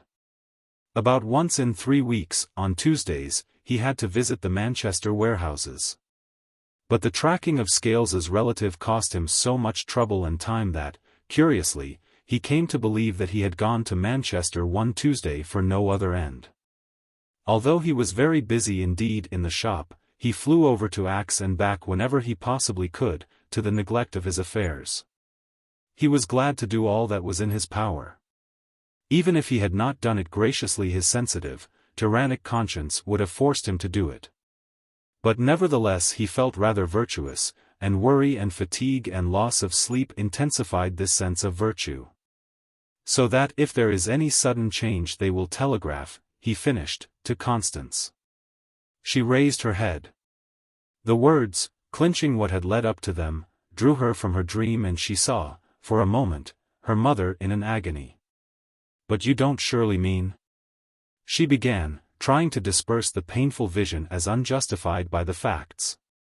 "My dear girl," said Samuel, with head singing, and hot eyes, and a consciousness of high tension in every nerve of his body, "I simply mean that if there's any sudden change they will telegraph." While they had tea, Samuel sitting opposite to his wife, and Miss Insel nearly against the wall, owing to the moving of the table, the baby rolled about on the hearth rug, which had been covered with a large soft woolen shawl, originally the property of his great-grandmother. He had no cares, no responsibilities. The shawl was so vast that he could not clearly distinguish objects beyond its confines. On it lay an india-rubber ball, an india-rubber doll, a rattle, and fan. He vaguely recollected all 4 items, with their respective properties. The fire also was an old friend. He had occasionally tried to touch it, but a high bright fence always came in between. For 10 months he had never spent a day without making experiments on this shifting universe in which he alone remained firm and stationary. The experiments were chiefly conducted out of idle amusement, but he was serious on the subject of food. Lately the behavior of the universe in regard to his food had somewhat perplexed him, had indeed annoyed him. However, he was of a forgetful, happy disposition, and so long as the universe continued to fulfill its sole end as a machinery for the satisfaction, somehow, of his imperious desires, he was not inclined to remonstrate. He gazed at the flames and laughed because he had laughed. He pushed the ball away and wriggled after it, and captured it with the assurance of practice. He tried to swallow the doll, and it was not until he had tried several times to swallow it that he remembered the failure of previous efforts and philosophically desisted. He rolled with a fearful shock, arms and legs in air, against the mountainous flank of that mammoth fan, and clutched at Fan's ear. The whole mass of Fan upheaved and vanished from his view, and was instantly forgotten by him. He seized the doll and tried to swallow it, and repeated the exhibition of his skill with the ball. Then he saw the fire again and laughed. And so he existed for centuries, no responsibilities, no appetites, and the shawl was vast. Terrific operations went on over his head. Giants moved to and fro. Great vessels were carried off and great books were brought and deep voices rumbled regularly in the spaces beyond the shawl. But he remained oblivious. At last he became aware that a face was looking down at his. He recognized it, and immediately an uncomfortable sensation in his stomach disturbed him. He tolerated it for 50 years or so, and then he gave a little cry. Life had resumed its seriousness. Black alpaca. B quality. Width 20, TA 22 yards, Miss Insel read out of a great book. She and Mr. Povey were checking stock. And Mr. Povey responded, Black alpaca B quality. Width 20, TA 22 yards. It wants 10 minutes yet. He had glanced at the clock. Does it? Said Constance, well knowing that it wanted 10 minutes. The baby did not guess that a high invisible god named Samuel Povey, whom nothing escaped, and who could do everything at once, was controlling his universe from an inconceivable distance. On the contrary, the baby was crying to himself, there is no God. His weaning had reached the stage at which a baby really does not know what will happen next. The annoyance had begun exactly 3 months after his first tooth, such being the rule of the gods, and it had grown more and more disconcerting. No sooner did he accustom himself to a new phenomenon than it mysteriously ceased, and an old one took its place which he had utterly forgotten. This afternoon his mother nursed him, but not until she had foolishly attempted to divert him from the seriousness of life by means of gewgaws of which he was sick. Still, once at her rich breast, he forgave and forgot all. He preferred her simple natural breast to more modern inventions. And he had no shame, no modesty. Nor had his mother. It was an indecent carouse at which his father and Miss Insel had to assist. But his father had shame. His father would have preferred that, as Miss Insel had kindly offered to stop and work on Thursday afternoon, and as the shop was chilly. The due rotation should have brought the bottle round at 5:30 o'clock, and not the mother's breast. He was a self-conscious parent, rather apologetic to the world, rather apt to stand off and pretend that he had nothing to do with the affair. And he genuinely disliked that anybody should witness the intimate scene of his wife feeding his baby. Especially Miss Insel, that prim, dark, mustached spinster. He would not have called it an outrage on Miss Insel, to force her to witness the scene, but his idea approached within sight of the word. Constance blandly offered herself to the child, with the unconscious primitive savagery of a young mother, and as the baby fed, thoughts of her own mother flitted to and fro ceaselessly like vague shapes over the deep sea of content which filled her mind. This illness of her mother's was abnormal, and the baby was now, for the first time perhaps, entirely normal in her consciousness. The baby was something which could be disturbed, not something which did disturb. What a change! What a change that had seemed impossible until its full accomplishment. For months before the birth, she had glimpsed at nights and in other silent hours the tremendous upset. She had not allowed herself to be silly in advance. By temperament she was too sagacious, too well balanced for that, but she had had fitful instants of terror, when solid ground seemed to sink away from her, and imagination shook at what faced her. Instants only. Usually she could play the comedy of sensible calmness to almost perfection. Then the appointed time drew nigh. And still she smiled, and Samuel smiled. But the preparations, meticulous, intricate, revolutionary, belied their smiles. The intense resolve to keep Mrs. Baines, by method scrupulous or unscrupulous, away from Bursley until all was over, belied their smiles. And then the first pains, sharp, shocking, cruel, heralds of torture. But when they had withdrawn, she smiled, again, palely.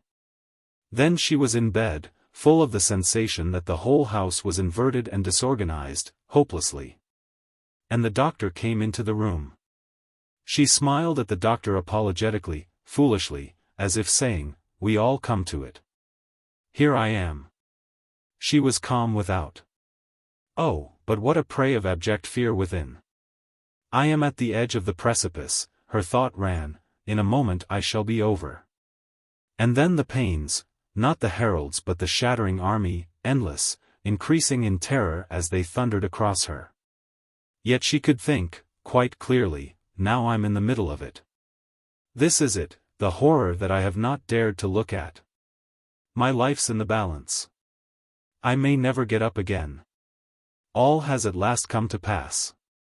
It seemed as if it would never come, as if this thing could not happen to me. But at last it has come to pass. Ah! Someone put the twisted end of a towel into her hand again, she had loosed it. And she pulled, enough to break cables. And then she shrieked. It was for pity. It was for someone to help her, at any rate to take notice of her. She was dying. Her soul was leaving her. And she was alone, panic-stricken, in the midst of a cataclysm 1,000 times surpassing all that she had imagined of sickening horror. I cannot endure this, she thought passionately. It is impossible that I should be asked to endure this. And then she wept, beaten, terrorized, smashed and riven. No common sense now. No wise calmness now. No self-respect now. Why, not even a woman now. Nothing but a kind of animalized victim. And then the supreme endless spasm, during which she gave up the ghost and bade goodbye to her very self. She was lying quite comfortable in the soft bed, idle, silly, happiness forming like a thin crust over the lava of her anguish and her fright. And by her side was the soul that had fought its way out of her, ruthlessly, the secret disturber revealed to the light of morning. Curious to look at. Not like any baby that she had ever seen. Red, creased, brutish. But, for some reason that she did not examine, she folded it in an immense tenderness. Sam was by the bed, away from her eyes. She was so comfortable and silly that she could not move her head nor even ask him to come round to her eyes. She had to wait till he came. In the afternoon the doctor returned, and astounded her by saying that hers had been an ideal confinement. She was too weary to rebuke him for a senseless, blind, callous old man. But she knew what she knew. No one will ever guess, she thought, no one ever can guess, what I've been through. Talk as you like. I know, now. Gradually she had resumed cognizance of her household, perceiving that it was demoralized from top to bottom. And that when the time came to begin upon it she would not be able to settle where to begin, even supposing that the baby were not there to monopolize her attention. The task appalled her. Then she wanted to get up. Then she got up. What a blow to self-confidence. She went back to bed like a little scared rabbit to its hole, glad to be on the soft pillows again. She said, "Yet the time must come when I shall be downstairs, and walking about and meeting people, and cooking and superintending the millinery." Well, it did come, except that she had to renounce the millinery to Miss Insel, but it was not the same. No, different. The baby pushed everything else on to another plane. He was a terrific intruder, not 1 minute of her old daily life was left, he made no compromise whatever. If she turned away her gaze from him he might pop off into eternity and leave her. And now she was calmly and sensibly giving him suck in presence of Miss Insel. She was used to his importance, to the fragility of his organism, to waking twice every night, to being fat. She was strong again. The convulsive twitching that for 6 months had worried her repose, had quite disappeared.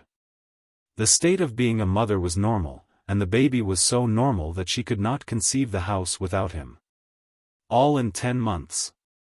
When the baby was installed in his cot for the night, she came downstairs and found Miss Insel and Samuel still working, and larder than ever, but at addition sums now. She sat down, leaving the door open at the foot of the stairs. She had embroidery in hand, a cap. And while Miss Insel and Samuel combined pounds, shillings, and pence, whispering at great speed, she bent over the delicate, intimate, wasteful handiwork, drawing the needle with slow exactitude. Then she would raise her head and listen. "Excuse me," said Miss Insel, "I think I hear baby crying. And 2 are 8 and 3 are 11. He must cry," said Mr. Pavy, rapidly, without looking up. The baby's parents did not make a practice of discussing their domestic existence even with Miss Insel, but Constance had to justify herself as a mother. "I've made perfectly sure he's comfortable," said Constance. "He's only crying because he fancies he's neglected. And we think he can't begin too early to learn." "How right you are," said Miss Insel. 2 and carry 3. That distant, feeble, querulous, pitiful cry continued obstinately. It continued for 30 minutes. Constance could not proceed with her work. The cry disintegrated her will, dissolved her hard sagacity. Without a word she crept upstairs, having carefully deposed the cap on her rocking chair. Mr. Pavy hesitated a moment and then bounded up after her, startling Fan. He shut the door on Miss Insel, but Fan was too quick for him. He saw Constance with her hand on the bedroom door. My dear girl, he protested, holding himself in. Now what are you going to do? I'm just listening, said Constance. Do be reasonable and come downstairs. He spoke in a low voice, scarcely masking his nervous irritation, and tiptoed along the corridor towards her and up the 2 steps past the gas burner. Fan followed, wagging her tail expectant. Suppose he's not well? Constance suggested. Pshaw! Mr. Povey exclaimed contemptuously. You remember what happened last night and what you said. They argued, subduing their tones to the false semblance of goodwill, there in the closeness of the corridor. Fan, deceived, ceased to wag her tail and then trotted away. The baby's cry, behind the door, rose to a mysterious despairing howl, which had such an effect on Constance's heart that she could have walked through fire to reach the baby. But Mr. Povey's will held her. And she rebelled, angry, hurt, resentful. Common sense, the ideal of mutual forbearance, had winged away from that excited pair. It would have assuredly ended in a quarrel, with Samuel glaring at her in black fury from the other side of a bottomless chasm, had not Miss Insel most surprisingly burst up the stairs. Mr. Povey turned to face her, swallowing his emotion. A telegram, said Miss Insel. The postmaster brought it down himself. What? Mr. Derry? Asked Samuel, opening the telegram with an affectation of majesty. Yes. He said it was too late for delivery by rights. But as it seemed very important. Samuel scanned it and nodded gravely. Then gave it to his wife. Tears came into her eyes. I'll get Cousin Daniel to drive me over at once, said Samuel, master of himself and of the situation. Wouldn't it be better to hire? Constance suggested. She had a prejudice against Daniel. Mr. Povey shook his head. He offered, he replied. I can't refuse his offer. Put your thick overcoat on, dear, said Constance, in a dream, descending with him. I hope it isn't, Miss Insel stopped. Yes it is, Miss Insel, said Samuel, deliberately. In less than a minute he was gone. Constance ran upstairs. But the cry had ceased. She turned the doorknob softly, slowly, and crept into the chamber. A nightlight made large shadows among the heavy mahogany and the crimson, tasseled rep in the close-curtained room. And between the bed and the ottoman, on which lay Samuel's newly bought family Bible, the cot loomed in the shadows. She picked up the nightlight and stole round the bed. Yes, he had decided to fall asleep. The hazard of death afar off had just defeated his devilish obstinacy. Fate had bested him. How marvelously soft and delicate that tear-stained cheek! How frail that tiny, tiny clenched hand! In Constance's grief and joy were mystically united. Chapter 2. The drawing-room was full of visitors, in frocks of ceremony. The old drawing-room, but newly and massively arranged with the finest Victorian furniture from dead Aunt Harriet's house at Axe. 2 Canterbury's, a large bookcase, a splendid scintillant table solid beyond lifting, intricately tortured chairs and armchairs. The original furniture of the drawing-room was now down in the parlor, making it grand. All the house breathed opulence, it was gorged with quiet, restrained expensiveness. The least considerable objects, in the most modest corners, were what Mrs. Baines would have termed good. Constance and Samuel had half of all Aunt Harriet's money and half of Mrs. Baines's. The other half was accumulating for a hypothetical Sophia, Mr. Critchlow being the trustee. The business continued to flourish. People knew that Samuel Povey was buying houses. Yet Samuel and Constance had not made friends, they had not, in the Five Towns phrase, branched out socially, though they had very meetly branched out on subscription lists. They kept themselves to themselves, emphasizing the preposition. These guests were not their guests, they were the guests of Cyril. He had been named Samuel because Constance would have him named after his father, and Cyril because his father secretly despised the name of Samuel, and he was called Cyril. Master Cyril, by Amy, definite successor to Maggie. His mother's thoughts were on Cyril as long as she was awake. His father, when not planning Cyril's welfare, was earning money whose unique object could be nothing but Cyril's welfare. Cyril was the pivot of the house, every desire ended somewhere in Cyril. The shop existed now solely for him. And those houses that Samuel bought by private treaty, or with a shamefaced air at auctions, somehow they were aimed at Cyril. Samuel and Constance had ceased to be self-justifying beings, they never thought of themselves save as the parents of Cyril. They realized this by no means fully. Had they been accused of monomania, they would have smiled the smile of people confident in their common sense and their mental balance. Nevertheless, they were monomaniacs. Instinctively they concealed the fact as much as possible, they never admitted it even to themselves. Samuel, indeed, would often say, "That child is not everybody. That child must be kept in his place." Constance was always teaching him consideration for his father as the most important person in the household. Samuel was always teaching him consideration for his mother as the most important person in the household. Nothing was left undone to convince him that he was a cipher, a nonentity, who ought to be very glad to be alive. But he knew all about his importance. He knew that the entire town was his. He knew that his parents were deceiving themselves. Even when he was punished, he well knew that it was because he was so important. He never imparted any portion of this knowledge to his parents. A primeval wisdom prompted him to retain it strictly in his own bosom. He was 4.5 years old, dark, like his father, handsome like his aunt, and tall for his age. Not one of his features resembled a feature of his mother's, but sometimes he had her look. From the capricious production of inarticulate sounds, and then a few monosyllables that described concrete things and obvious desires. He had gradually acquired an astonishing idiomatic command over the most difficult of Teutonic languages. There was nothing that he could not say. He could walk and run, was full of exact knowledge about God, and entertained no doubt concerning the special partiality of a minor deity called Jesus towards himself. Now, this party was his mother's invention and scheme.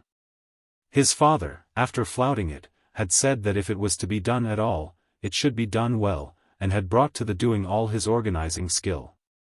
Cyril had accepted it at first, merely accepted it, but, as the day approached and the preparations increased in magnitude, he had come to look on it with favor, then with enthusiasm. His father having taken him to Daniel Pavi's opposite, to choose cakes, he had shown, by his solemn and fastidious waverings, how seriously he regarded the affair. Of course it had to occur on a Thursday afternoon. The season was summer, suitable for pale and fragile toilettes. And the 8 children who sat round Aunt Harriet's great table glittered like the sun. Not Constance's specially provided napkins could hide that wealth and profusion of white lace and stitchery. Never in afterlife are the genteel children of the 5 towns so richly clad as at the age of 4 or 5 years. Weeks of labor, thousands of cubic feet of gas, whole nights stolen from repose, eyesight, and general health, will disappear into the manufacture of a single frock that accidental jam may ruin in 10 seconds. Thus it was in those old days, and thus it is today. Cyril's guests ranged in years from 4 to 6, they were chiefly older than their host, this was a pity, it impaired his importance. But up to 4 years a child's sense of propriety, even of common decency, is altogether too unreliable for a respectable party. Round about the outskirts of the table were the elders, ladies the majority, they also in their best, for they had to meet each other. Constance displayed a new dress, of crimson silk. After having mourned for her mother she had definitely abandoned the Black Witch, by reason of her duties in the shop. She had constantly worn from the age of 16 to within a few months of Cyril's birth. She never went into the shop now, except casually, on brief visits of inspection. She was still fat, the destroyer of her figure sat at the head of the table. Samuel kept close to her.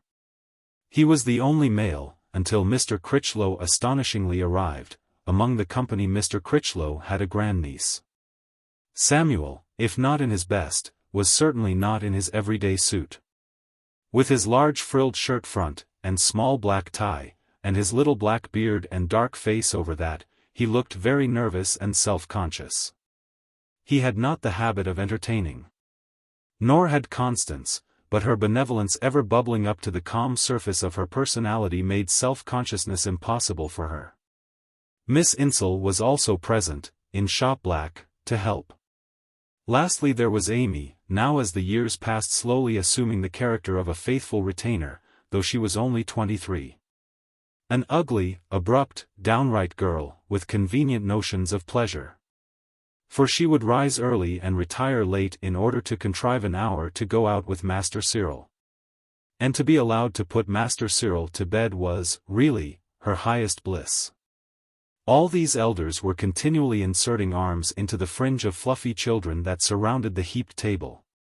Removing dangerous spoons out of cups into saucers, replacing plates, passing cakes, spreading jam, whispering consolations, explanations, and sage counsel.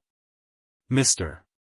Critchlow, snow-white now but unbent, remarked that there was a pretty cackle, and he sniffed. Although the window was slightly open, the air was heavy with the natural human odor which young children transpire. More than one mother, pressing her nose into a lacy mass, to whisper, inhaled that pleasant perfume with a voluptuous thrill. Cyril, while attending steadily to the demands of his body, was in a mood which approached the ideal. Proud and radiant, he combined urbanity with a certain fine condescension. His bright eyes, and his manner of scraping up jam with a spoon, said, "I am the king of this party. This party is solely in my honor. I know that. We all know it. Still, I will pretend that we are equals, you and I." He talked about his picture books to a young woman on his right named Jenny, aged 4, pale, pretty, the belle in fact, and Mr. Critchlow's grandniece. The boy's attractiveness was indisputable, he could put on quite an aristocratic air. It was the most delicious sight to see them, Cyril and Jenny, so soft and delicate, so infantile on their piles of cushions and books. With their white socks and black shoes dangling far distant from the carpet. And yet so old, so self-contained. And they were merely an epitome of the whole table. The whole table was bathed in the charm and mystery of young years, of helpless fragility, gentle forms, timid elegance, unshamed instincts, and waking souls. Constance and Samuel were very satisfied, full of praise for other people's children, but with the reserve that of course Cyril was hors concours. They both really did believe, at that moment, that Cyril was, in some subtle way which they felt but could not define, superior to all other infants. Someone, some officious relative of a visitor, began to pass a certain cake which had brown walls, a roof of coconut icing, and a yellow body studded with crimson globules. Not a conspicuously gorgeous cake, not a cake to which a Catholic child would be likely to attach particular importance, a good, average cake. Who could have guessed that it stood, in Cyril's esteem, as the cake of cakes?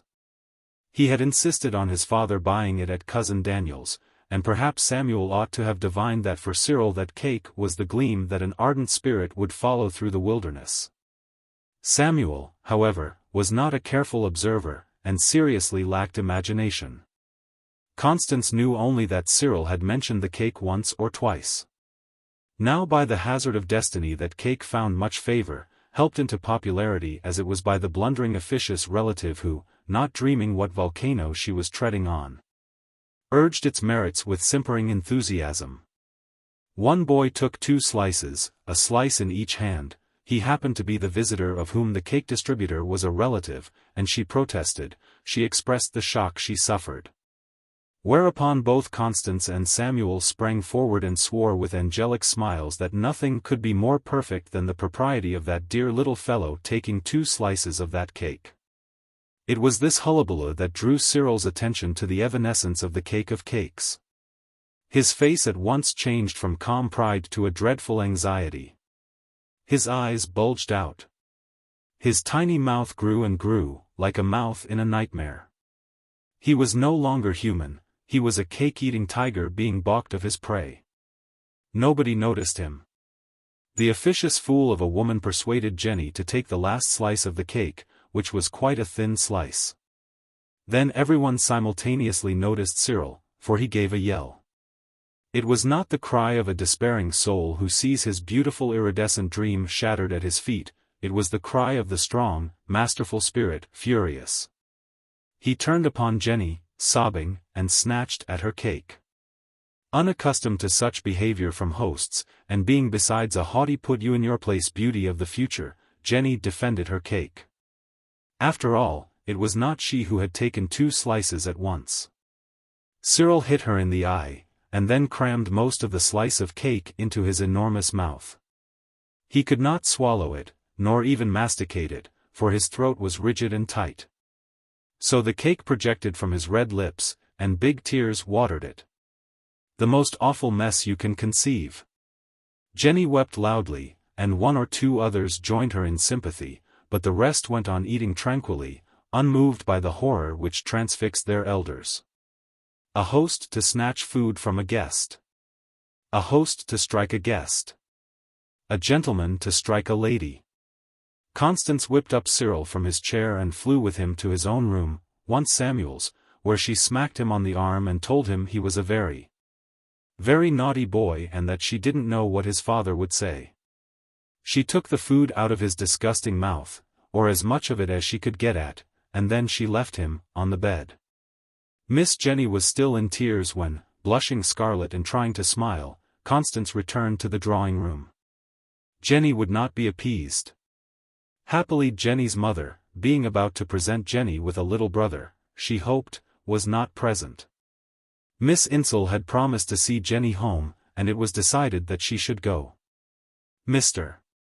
Critchlow, in high sardonic spirits, said that he would go too. The 3 departed together, heavily charged with Constance's love and apologies. Then all pretended, and said loudly, that what had happened was not, that such things were always happening at children's parties. And visitors' relatives asseverated that Cyril was a perfect darling and that really Mrs. Povey must not. But the attempt to keep up appearance was a failure. The Methuselah of visitors, a gaping girl of nearly 8 years, walked across the room to where Constance was standing, and said in a loud, confidential, fatuous voice. "Cyril has been a rude boy. Hasn't he, Mrs. Povey?" The clumsiness of children is sometimes tragic. Later, there was a trickling stream of fluffy bundles down the crooked stairs and through the parlor and so out into King Street.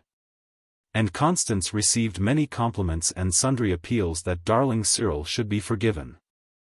"I thought you said that boy was in his bedroom," said Samuel to Constance, coming into the parlor when the last guest had gone. Each avoided the other's eyes. "Yes, isn't he?" "No. The little jockey." Jockey, an essay in the playful, towards making light of the jockey's sin. "I expect he's been in search of Amy." She went to the top of the kitchen stairs and called out, "Amy, is Master Cyril down there?" "Master Cyril? No, Mum. But he was in the parlor a bit ago, after the first and second lot had gone. I told him to go upstairs and be a good boy." Not for a few moments did the suspicion enter the minds of Samuel and Constance that Cyril might be missing, that the house might not contain Cyril. But having once entered, the suspicion became a certainty. Amy, cross-examined, burst into sudden tears, admitting that the side door might have been open when, having sped the second lot, she criminally left Cyril alone in the parlor in order to descend for an instant to her kitchen. Dusk was gathering. Amy saw the defenseless innocent wandering about all night in the deserted streets of a great city. A similar vision with precise details of canals, tramcar wheels, and cellar flaps, disturbed Constance. Samuel said that anyhow he could not have got far, that someone was bound to remark and recognize him, and restore him. Yes, of course, thought sensible Constance. But supposing... They all 3 searched the entire house again. Then, in the drawing-room, which was in a sad condition of anticlimax, Amy exclaimed. Master! There's town crier crossing the square. Hadn't ye better have him cried? Run out and stop him, Constance commanded. And Amy flew. Samuel and the aged town crier parleyed at the side door, the women in the background. I canna cry him without my bell, drawled the crier, stroking his shabby uniform. My bell's at home. I mun go and fetch my bell. Yo, write it down on a bit o' paper for me so as I can read it, and I'll foot off for my bell. Folk wouldna listen to me if I hadna gotten my bell. Thus was Cyril cried. Amy, said Constance, when she and the girl were alone, there's no use in you standing blubbering there. Get to work and clear up that drawing room, do. The child is sure to be found soon. Your master's gone out, too. Brave words. Constance aided in the drawing room and kitchen. Theirs was the woman's lot in a great crisis. Plates have always to be washed. Very shortly afterwards, Samuel Povey came into the kitchen by the underground passage which led past the 2 cellars to the yard and to Brougham Street. He was carrying in his arms an obscene black mass. This mass was Cyril, once white.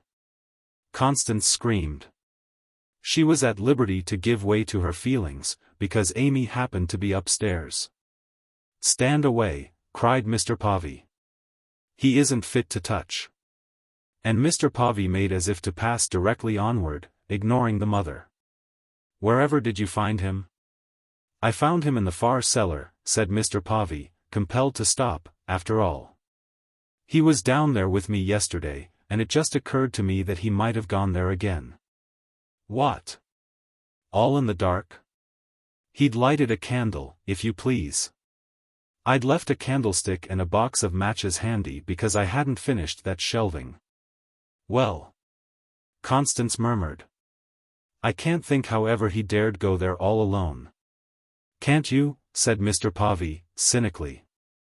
I can. He simply did it to frighten us. Oh, Cyril. Constance admonished the child. Cyril. The child showed no emotion. His face was an enigma. It might have hidden sullenness or mere callous indifference, or a perfect unconsciousness of sin. Give him to me, said Constance. I'll look after him this evening, said Samuel, grimly. But you can't wash him, said Constance, her relief yielding to apprehension. Why not? Demanded Mr. Povey. And he moved off. But Sam. I'll look after him, I tell you. Mr. Povey repeated, threateningly. But what are you going to do? Constance asked with fear. Well, said Mr. Povey, has this sort of thing got to be dealt with, or hasn't it? He departed upstairs. Constance overtook him at the door of Cyril's bedroom. Mr. Povey did not wait for her to speak. His eyes were blazing. See here, he admonished her cruelly. You get away downstairs, mother. And he disappeared into the bedroom with his vile and helpless victim. A moment later he popped his head out of the door. Constance was disobeying him. He stepped into the passage and shut the door so that Cyril should not hear. Now please do as I tell you, he hissed at his wife. Don't let's have a scene, please. She descended, slowly, weeping. And Mr. Povey retired again to the place of execution. Amy nearly fell on the top of Constance with a final tray of things from the drawing room. And Constance had to tell the girl that Cyril was found. Somehow she could not resist the instinct to tell her also that the master had the affair in hand. Amy then wept. After about an hour Mr. Povey at last reappeared. Constance was trying to count silver teaspoons in the parlor. He's in bed now, said Mr. Povey, with a magnificent attempt to be nonchalant. You mustn't go near him. But have you washed him? Constance whimpered. I've washed him, replied the astonishing Mr. Povey. What have you done to him? I've punished him, of course, said Mr. Povey, like a god who is above human weaknesses. What did you expect me to do? Someone had to do it. Constance wiped her eyes with the edge of the white apron which she was wearing over her new silk dress. She surrendered. She accepted the situation, she made the best of it. And all the evening was spent in dismally and horribly pretending that their hearts were beating as one. Mr. Povey's elaborate, cheery kindliness was extremely painful. They went to bed, and in their bedroom Constance, as she stood close to Samuel, suddenly dropped the pretense, and with eyes and voice of anguish said, "You must let me look at him." They faced each other. For a brief instant Cyril did not exist for Constance. Samuel alone obsessed her, and yet Samuel seemed a strange, unknown man. It was in Constance's life one of those crises when the human soul seems to be on the very brink of mysterious and disconcerting cognitions, and then the wave recedes as inexplicably as it surged up. "Why, of course," said Mr. Povey, turning away lightly, as though to imply that she was making tragedies out of nothing. She gave an involuntary gesture of almost childish relief. Cyril slept calmly. It was a triumph for Mr. Povey. Constance could not sleep. As she lay darkly awake by her husband, her secret being seemed to be aquiver with emotion. Not exactly sorrow. Not exactly joy, an emotion more elemental than these. A sensation of the intensity of her life in that hour, troubling, anxious, yet not sad. She said that Samuel was quite right, quite right.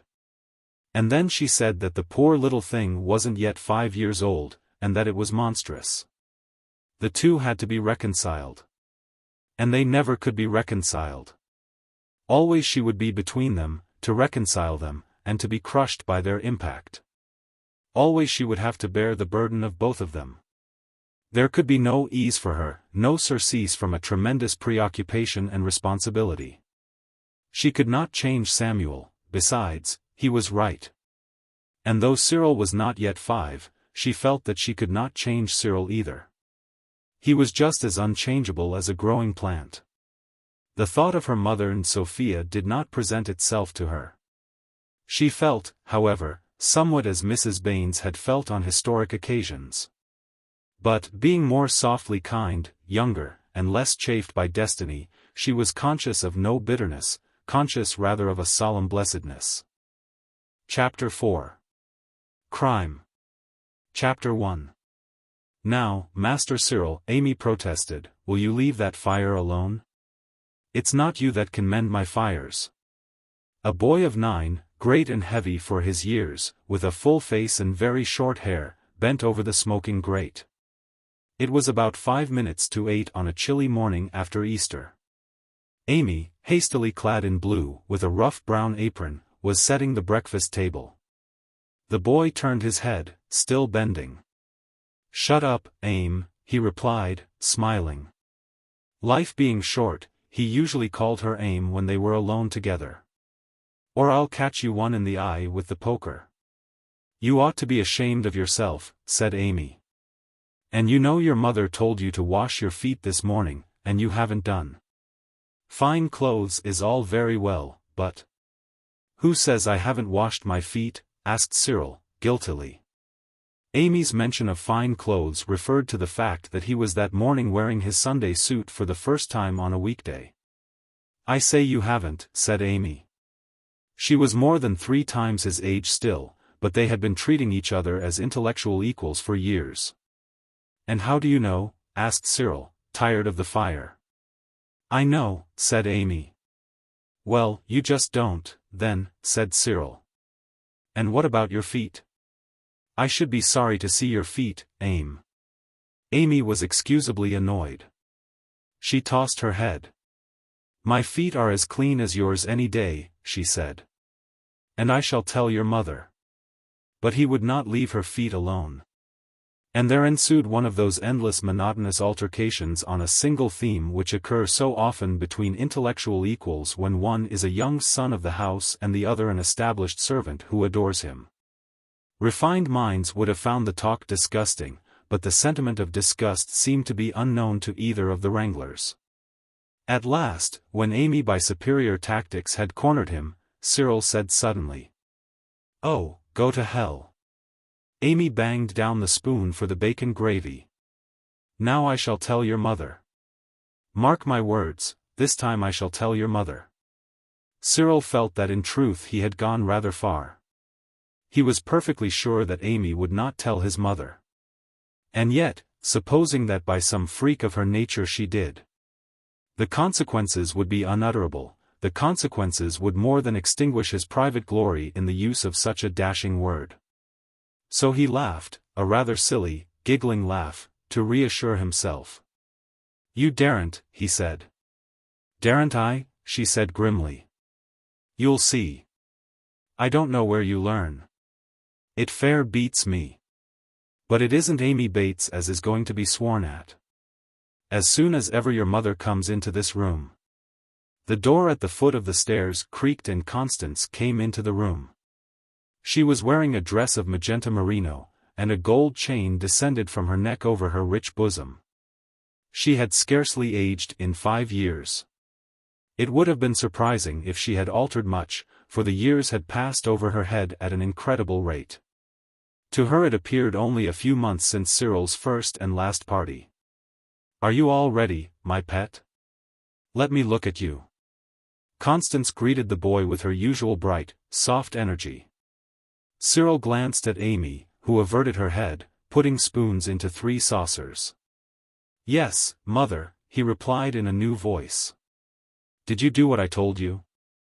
"Yes, mother," he said simply. "That's right." Amy made a faint noise with her lips, and departed.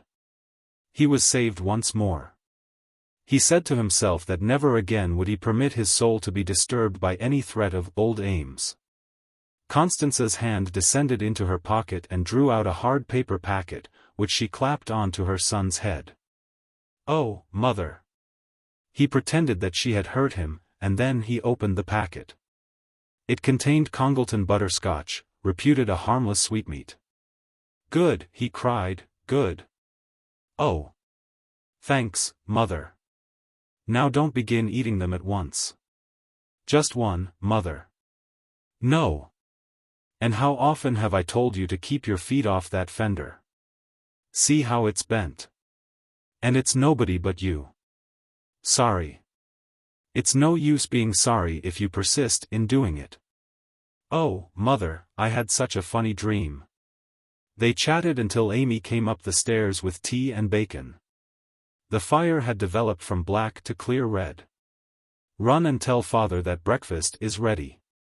After a little delay a spectacled man of 50, short and stoutish, with grey hair and a small beard half grey and half black, entered from the shop.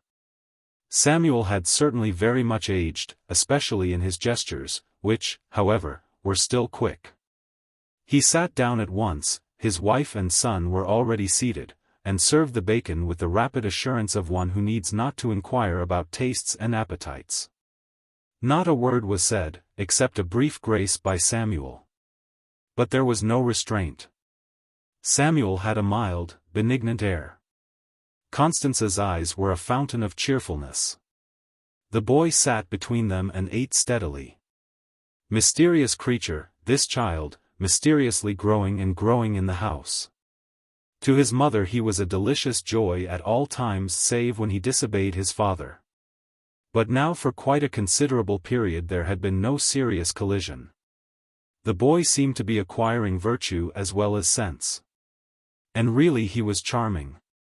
So big, truly enormous, everyone remarked on it, and yet graceful, lithe, with a smile that could ravish. And he was distinguished in his bearing. Without depreciating Samuel in her faithful heart, Constance saw plainly the singular differences between Samuel and the boy. Save that he was dark, and that his father's dangerous look came into those childish eyes occasionally, Cyril had now scarcely any obvious resemblance to his father. He was a Baines. This naturally deepened Constance's family pride. Yes, he was mysterious to Constance, though probably not more so than any other boy to any other parent. He was equally mysterious to Samuel, but otherwise Mr. Povey had learned to regard him in the light of a parcel which he was always attempting to wrap up in a piece of paper imperceptibly too small. When he successfully covered the parcel at one corner it burst out at another, and this went on forever, and he could never get the string on. Nevertheless, Mr. Povey had unabated confidence in his skill as a parcel wrapper. The boy was strangely subtle at times, but then at times he was astoundingly ingenious, and then his dodges would not deceive the dullest. Mr. Povey knew himself more than a match for his son.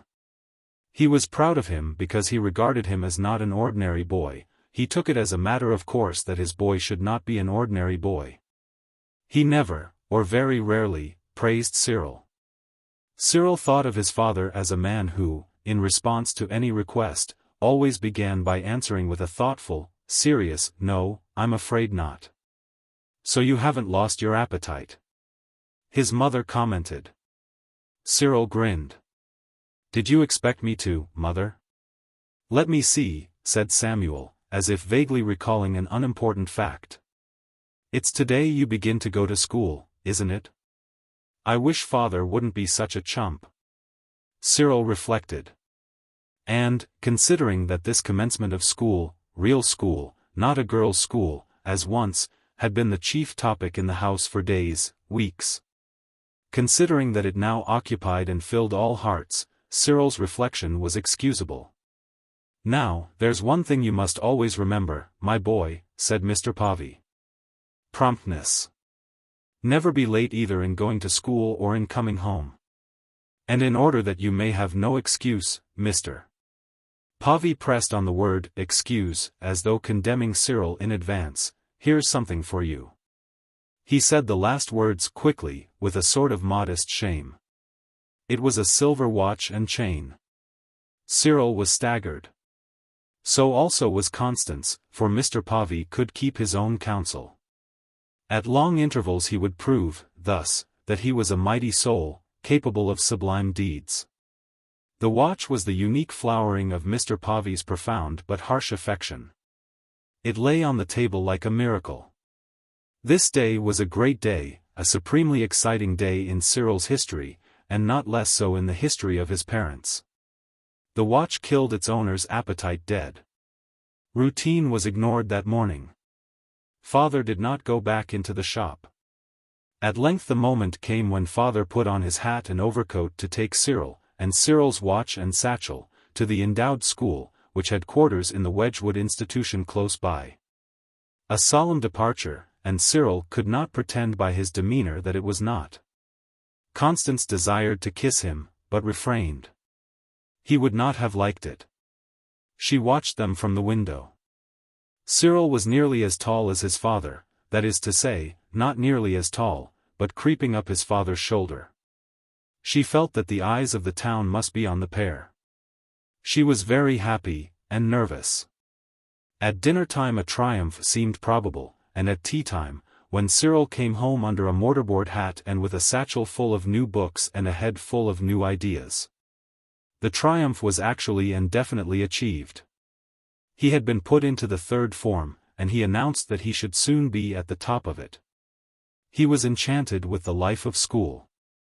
He liked the other boys, and it appeared that the other boys liked him. The fact was that, with a new silver watch and a packet of sweets, he had begun his new career in the most advantageous circumstances. Moreover, he possessed qualities which ensure success at school.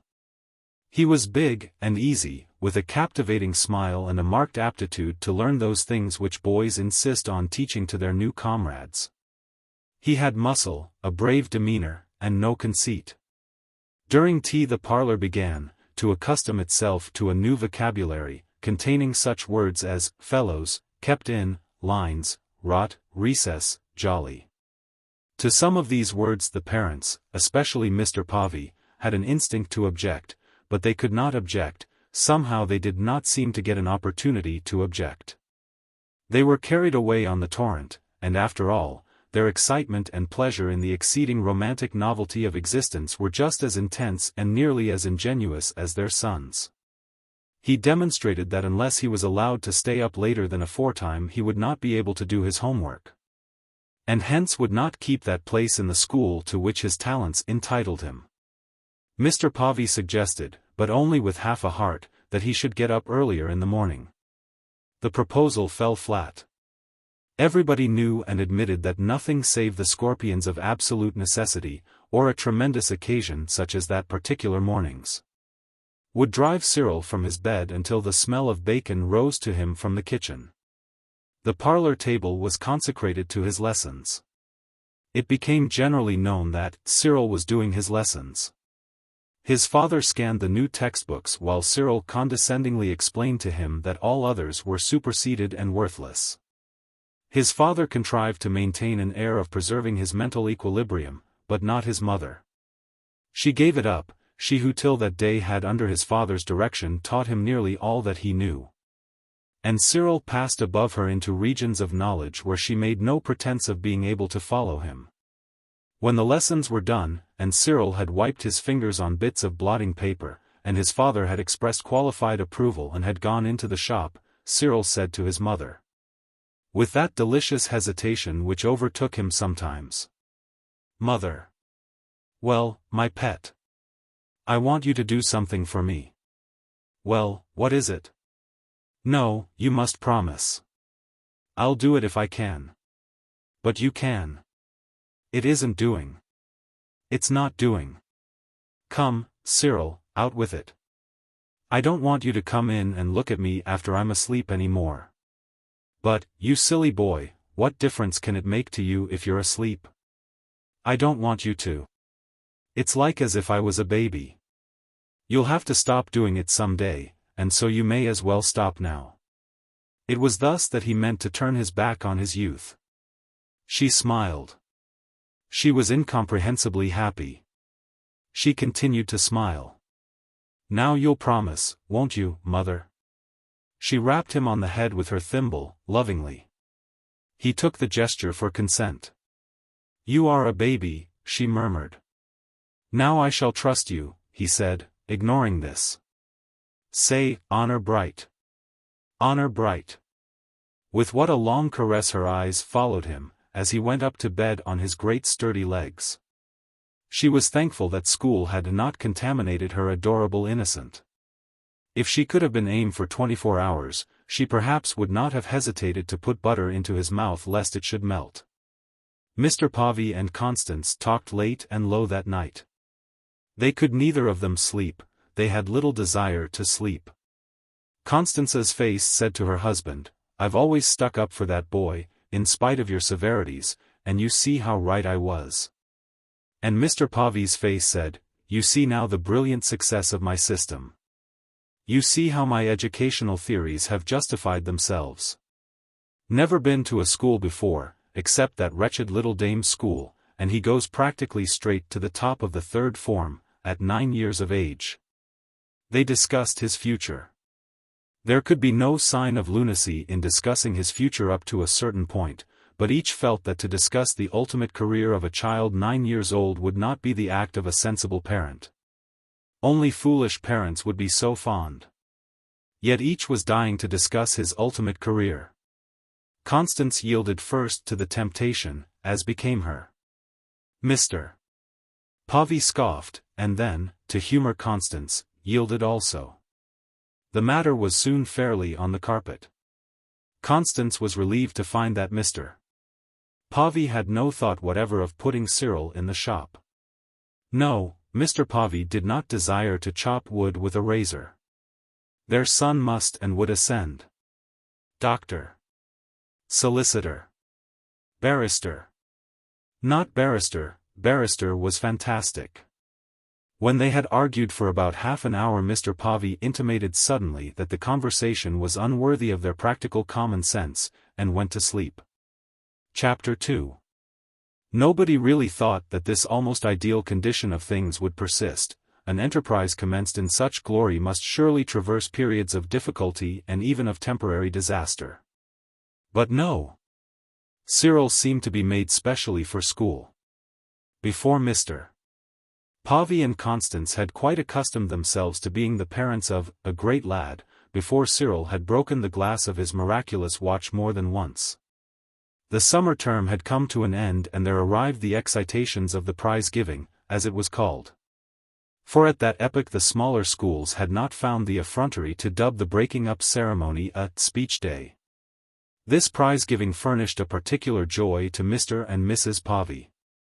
Although the prizes were notoriously few in number, partly to add to their significance, and partly to diminish their cost, the foundation was poor. Cyril won a prize. A box of geometrical instruments of precision.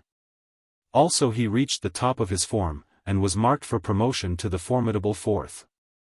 Samuel and Constance were bidden to the large hall of the Wedgwood Institution of a summer afternoon, and they saw the whole board of governors raised on a rostrum, and in the middle, in front of what he referred to, in his aristocratic London accent, as a beggarly array of rewards, the aged and celebrated Sir Thomas Wilbraham, XM.P., last respectable member of his ancient line. And Sir Thomas gave the box of instruments to Cyril, and shook hands with him.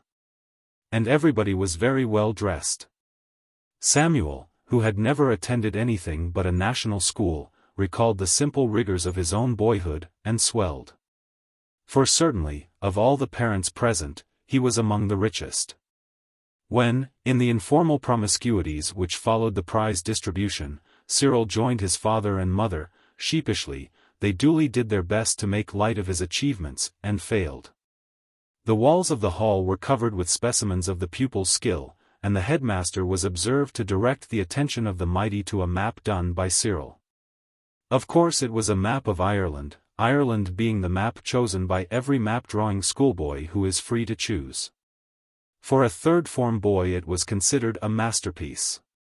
In the shading of mountains Cyril was already a prodigy. Never, it was said, had the Macgillycuddy reeks been indicated by a member of that school with a more amazing subtle refinement than by the young Povey. From a proper pride in themselves, from a proper fear lest they should be secretly accused of ostentation by other parents, Samuel and Constance did not go near that map. For the rest, they had lived with it for weeks, and Samuel, who, after all, was determined not to be dirt under his son's feet, had scratched a blot from it with a completeness that defied inquisitive examination. The fame of this map, added to the box of compasses and Cyril's own desire, pointed to an artistic career. Cyril had always drawn and daubed, and the drawing master of the endowed school, who was also headmaster of the art school, had suggested that the youth should attend the art school one night a week. Samuel, however, would not listen to the idea. Cyril was too young. It is true that Cyril was too young, but Samuel's real objection was to Cyril's going out alone in the evening. On that he was adamant. The governors had recently made the discovery that a sports department was necessary to a good school, and had rented a field for cricket, football, and rounders up at Bleakridge. An innovation which demonstrated that the town was moving with the rapid times. In June this field was open after school hours till 8 p.m. as well as on Saturdays. The squire learnt that Cyril had a talent for cricket, and Cyril wished to practice in the evenings, and was quite ready to bind himself with Bible oaths to rise at no matter what hour in the morning for the purpose of home lessons. He scarcely expected his father to say yes, as his father never did say yes, but he was obliged to ask. Samuel nonplussed him by replying that on fine evenings, when he could spare time from the shop, he would go up to Bleakridge with his son.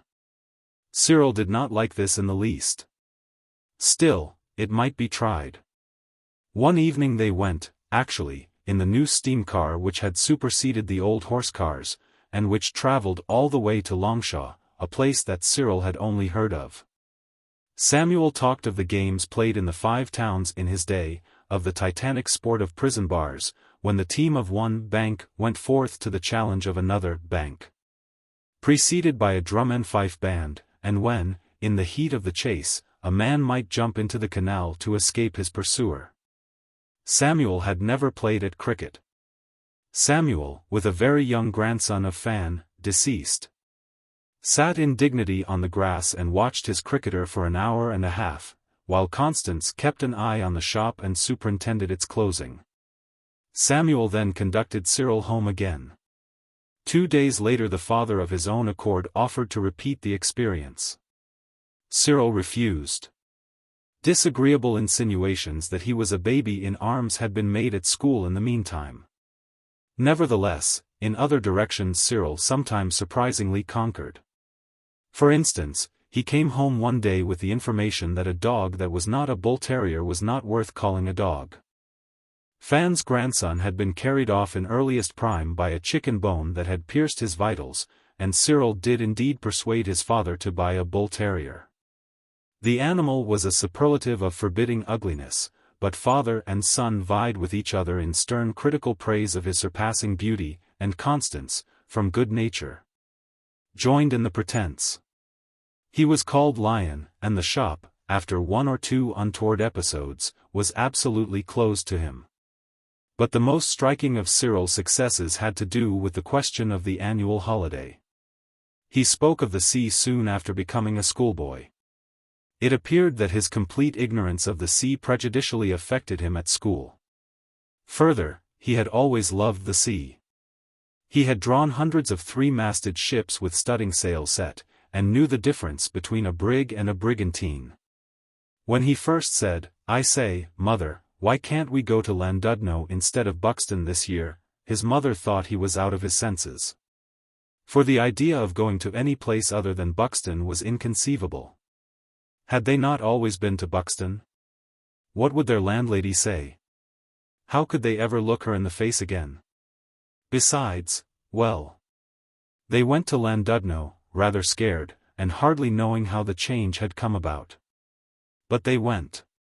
And it was the force of Cyril's will, Cyril the theoretic cipher, that took them. Chapter 3. The removal of the endowed school to more commodious premises in the shape of Shawport Hall, an ancient mansion with 50 rooms and 5 acres of land round about it, was not a change that quite pleased Samuel or Constance. They admitted the hygienic advantages, but Shawport Hall was 3/4 of a mile distant from St. Luke's Square, in the hollow that separates Bursley from its suburb of Hillport. Whereas the Wedgwood institution was scarcely a minute away. It was as if Cyril, when he set off to Shawport Hall of a morning, passed out of their sphere of influence.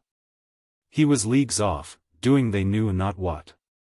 Further, his dinner hour was cut short by the extra time needed for the journey to and fro, and he arrived late for tea. It may be said that he often arrived very late for tea. The whole machinery of the meal was disturbed. These matters seemed to Samuel and Constance to be of tremendous import, seemed to threaten the very foundations of existence.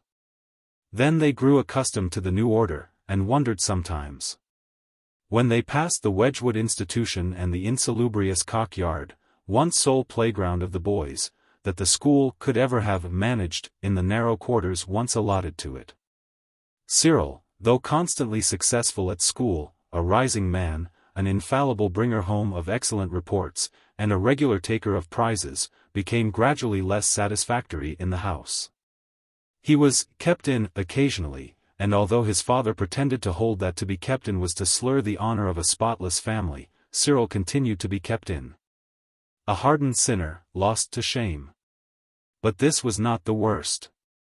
The worst undoubtedly was that Cyril was getting rough. No definite accusation could be laid against him. The offense was general, vague, everlasting. It was in all he did and said, in every gesture and movement. He shouted, whistled, sang, stamped, stumbled, lunged. He omitted such empty rites as saying yes or please, and wiping his nose. He replied gruffly and nonchalantly to polite questions, or he didn't reply until the questions were repeated, and even then with a lost air that was not genuine. His shoelaces were a sad sight, and his fingernails no sight at all for a decent woman. His hair was as rough as his conduct, hardly at the pistol's point could he be forced to put oil on it. In brief, he was no longer the nice boy that he used to be. He had unmistakably deteriorated. Grievous. But what can you expect when your boy is obliged, month after month and year after year, to associate with other boys? After all, he was a good boy, said Constance, often to herself and now and then to Samuel. For Constance, his charm was eternally renewed. His smile, his frequent ingenuousness, his funny self-conscious gesture when he wanted to get round her, these characteristics remained, and his pure heart remained. She could read that in his eyes. Samuel was inimical to his tastes for sports and his triumphs therein. But Constance had pride in all that. She liked to feel him and to gaze at him, and to smell that faint, uncleanly odor of sweat that hung in his clothes. In this condition he reached the advanced age of 13. And his parents, who despite their notion of themselves as wide-awake parents were a simple pair, never suspected that his heart, conceived to be still pure, had become a crawling, horrible mass of corruption. One day the headmaster called at the shop.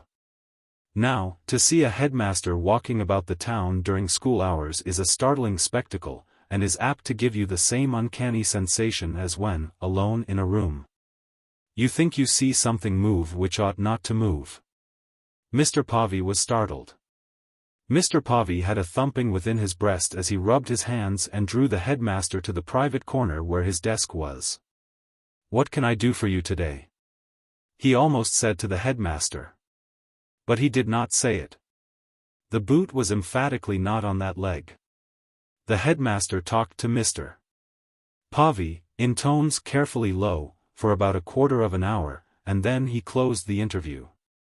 Mr. Povey escorted him across the shop, and the headmaster said with ordinary loudness, "Of course it's nothing. But my experience is that it's just as well to be on the safe side, and I thought I'd tell you. Forewarned is forearmed. I have other parents to see." They shook hands at the door. Then Mr. Povey stepped out onto the pavement and, in front of the whole square, detained an unwilling headmaster for quite another minute. His face was deeply flushed as he returned into the shop. The assistants bent closer over their work. He did not instantly rush into the parlor and communicate with Constance. He had dropped into a way of conducting many operations by his own unaided brain. His confidence in his skill had increased with years. Further, at the back of his mind, there had established itself a vision of Mr. Povey as the seat of government and of Constance and Cyril as a sort of permanent opposition. He would not have admitted that he saw such a vision, for he was utterly loyal to his wife, but it was there. This unconfessed vision was one of several causes which had contributed to intensify his inherent tendency towards Machiavellianism and secretiveness. He said nothing to Constance, nothing to Cyril. But, happening to encounter Amy in the showroom, he was inspired to interrogate her sharply. The result was that they descended to the cellar together, Amy weeping. Amy was commanded to hold her tongue. And as she went in mortal fear of Mr. Povey, she did hold her tongue. Nothing occurred for several days. And then one morning, it was Constance's birthday. Children are nearly always horribly unlucky in their choice of days for sin. Mr. Povey, having executed mysterious movements in the shop after Cyril's departure to school, jammed his hat on his head and ran forth in pursuit of Cyril, whom he intercepted with two other boys. At the corner of Oldcastle Street and Acre Passage, Cyril stood as if turned into salt. "Come back home," said Mr. Povey, grimly, "and for the sake of the other boys, please." "But I shall be late for school, father," Cyril weakly urged. "Never mind." They passed through the shop together, causing a terrific concealed emotion, and then they did violence to Constance by appearing in the parlor. Constance was engaged in cutting straws and ribbons to make a straw frame for a watercolor drawing of a moss rose which her pure-hearted son had given her as a birthday present. "Why, what?" she exclaimed. She said no more at the moment because she was sure, from the faces of her men, that the time was big with fearful events. "Take your satchel off," Mr. Povey ordered coldly. "And your mortarboard," he added with a peculiar intonation, as if glad thus to prove that Cyril was one of those rude boys who have to be told to take their hats off in a room. "Whatever's amiss?" Constance murmured under her breath, as Cyril obeyed the command. "Whatever's amiss?" Mr. Povey made no immediate answer. He was in charge of these proceedings, and was very anxious to conduct them with dignity and with complete effectiveness. Little fat man over 50, with a wizened face, gray-haired and gray-bearded, he was as nervous as a youth. His heart beat furiously. And Constance, the portly matron who would never see 40 again, was just as nervous as a girl. Cyril had gone very white. All three felt physically sick. "What money have you got in your pockets?"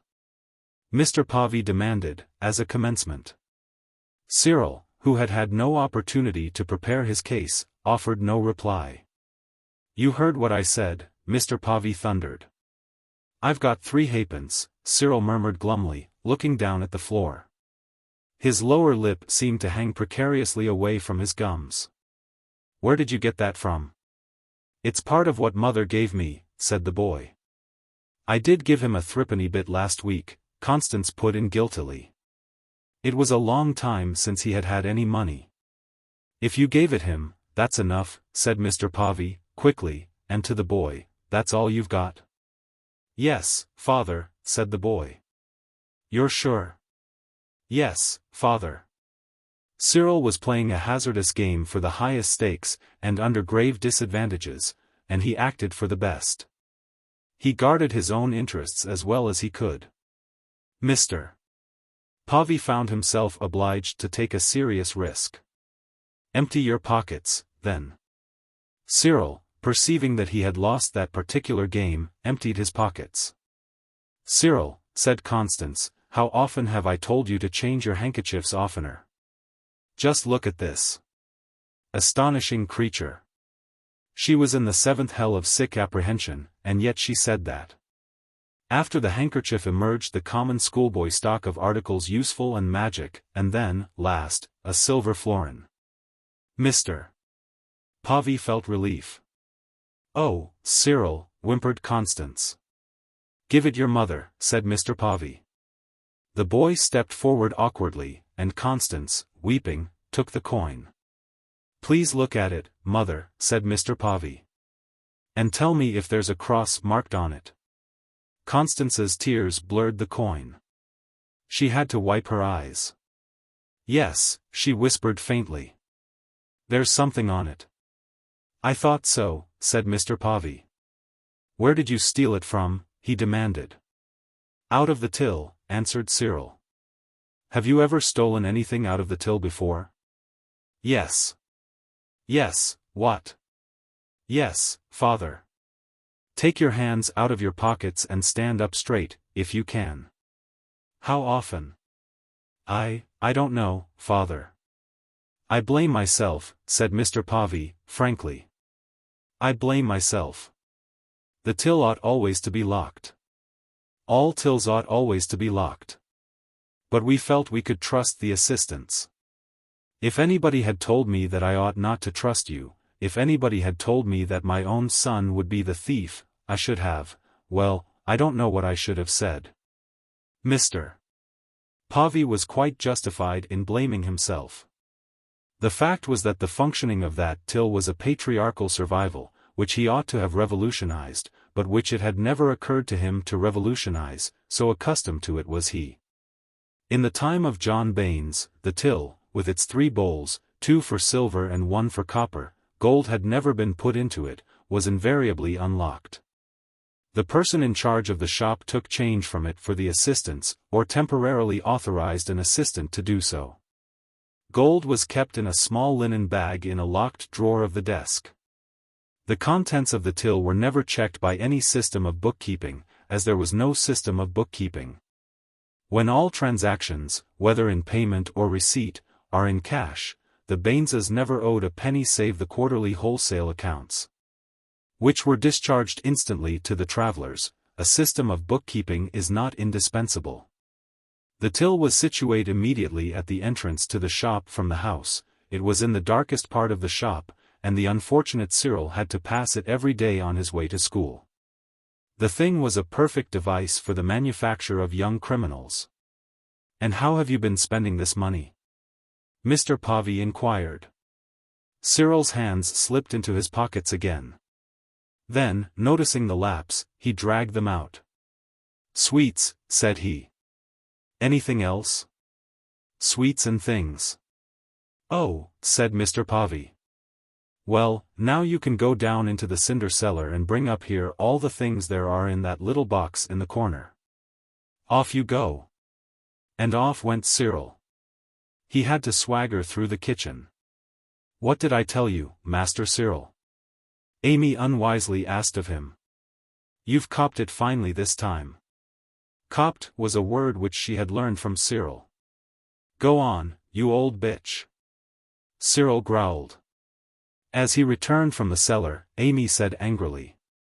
I told you I should tell your father the next time you called me that, and I shall. You mark my words. Can't. Can't, he retorted. Do you think I don't know who's been canting? Can't. Can't.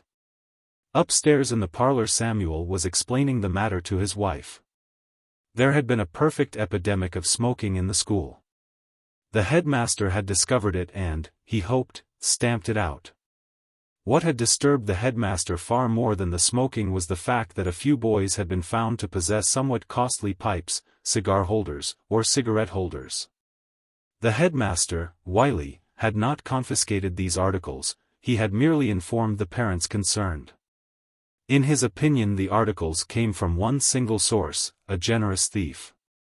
He left the parents to ascertain which of them had brought a thief into the world.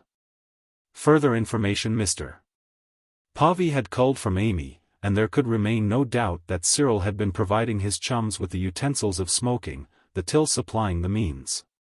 He had told Amy that the things which he secreted in the cellar had been presented to him by blood brothers.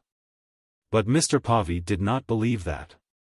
Anyhow, he had marked every silver coin in the till for 3 nights, and had watched the till in the mornings from behind the merino pile. And the florin on the parlor table spoke of his success as a detective. Constance felt guilty on behalf of Cyril. As Mr. Povey outlined his case she could not free herself from an entirely irrational sensation of sin, at any rate of special responsibility. Cyril seemed to be her boy and not Samuel's boy at all. She avoided her husband's glance. This was very odd. Then Cyril returned, and his parents composed their faces and he deposited, next to the florin, a sham meerschaum pipe in a case, a tobacco pouch. A cigar of which one end had been charred but the other not cut, and a half-empty packet of cigarettes without a label. Nothing could be hid from Mr. Povey. The details were distressing. So Cyril is a liar and a thief, to say nothing of this smoking. Mr. Povey concluded. He spoke as if Cyril had invented strange and monstrous sins. But deep down in his heart a little voice was telling him, as regards the smoking, that he had set the example. Mr. Baines had never smoked. Mr. Critchlow never smoked. Only men like Daniel smoked. Thus far Mr. Povey had conducted the proceedings to his own satisfaction. He had proved the crime. He had made Cyril confess. The whole affair lay revealed. Well, what next? Cyril ought to have dissolved in repentance, something dramatic ought to have occurred. But Cyril simply stood with hanging, sulky head, and gave no sign of proper feeling. Mr. Povey considered that, until something did happen, he must improve the occasion. Here we have trade getting worse every day, said he, it was true, and you are robbing your parents to make a beast of yourself, and corrupting your companions. I wonder your mother never smelt you. I never dreamt of such a thing, said Constance, grievously.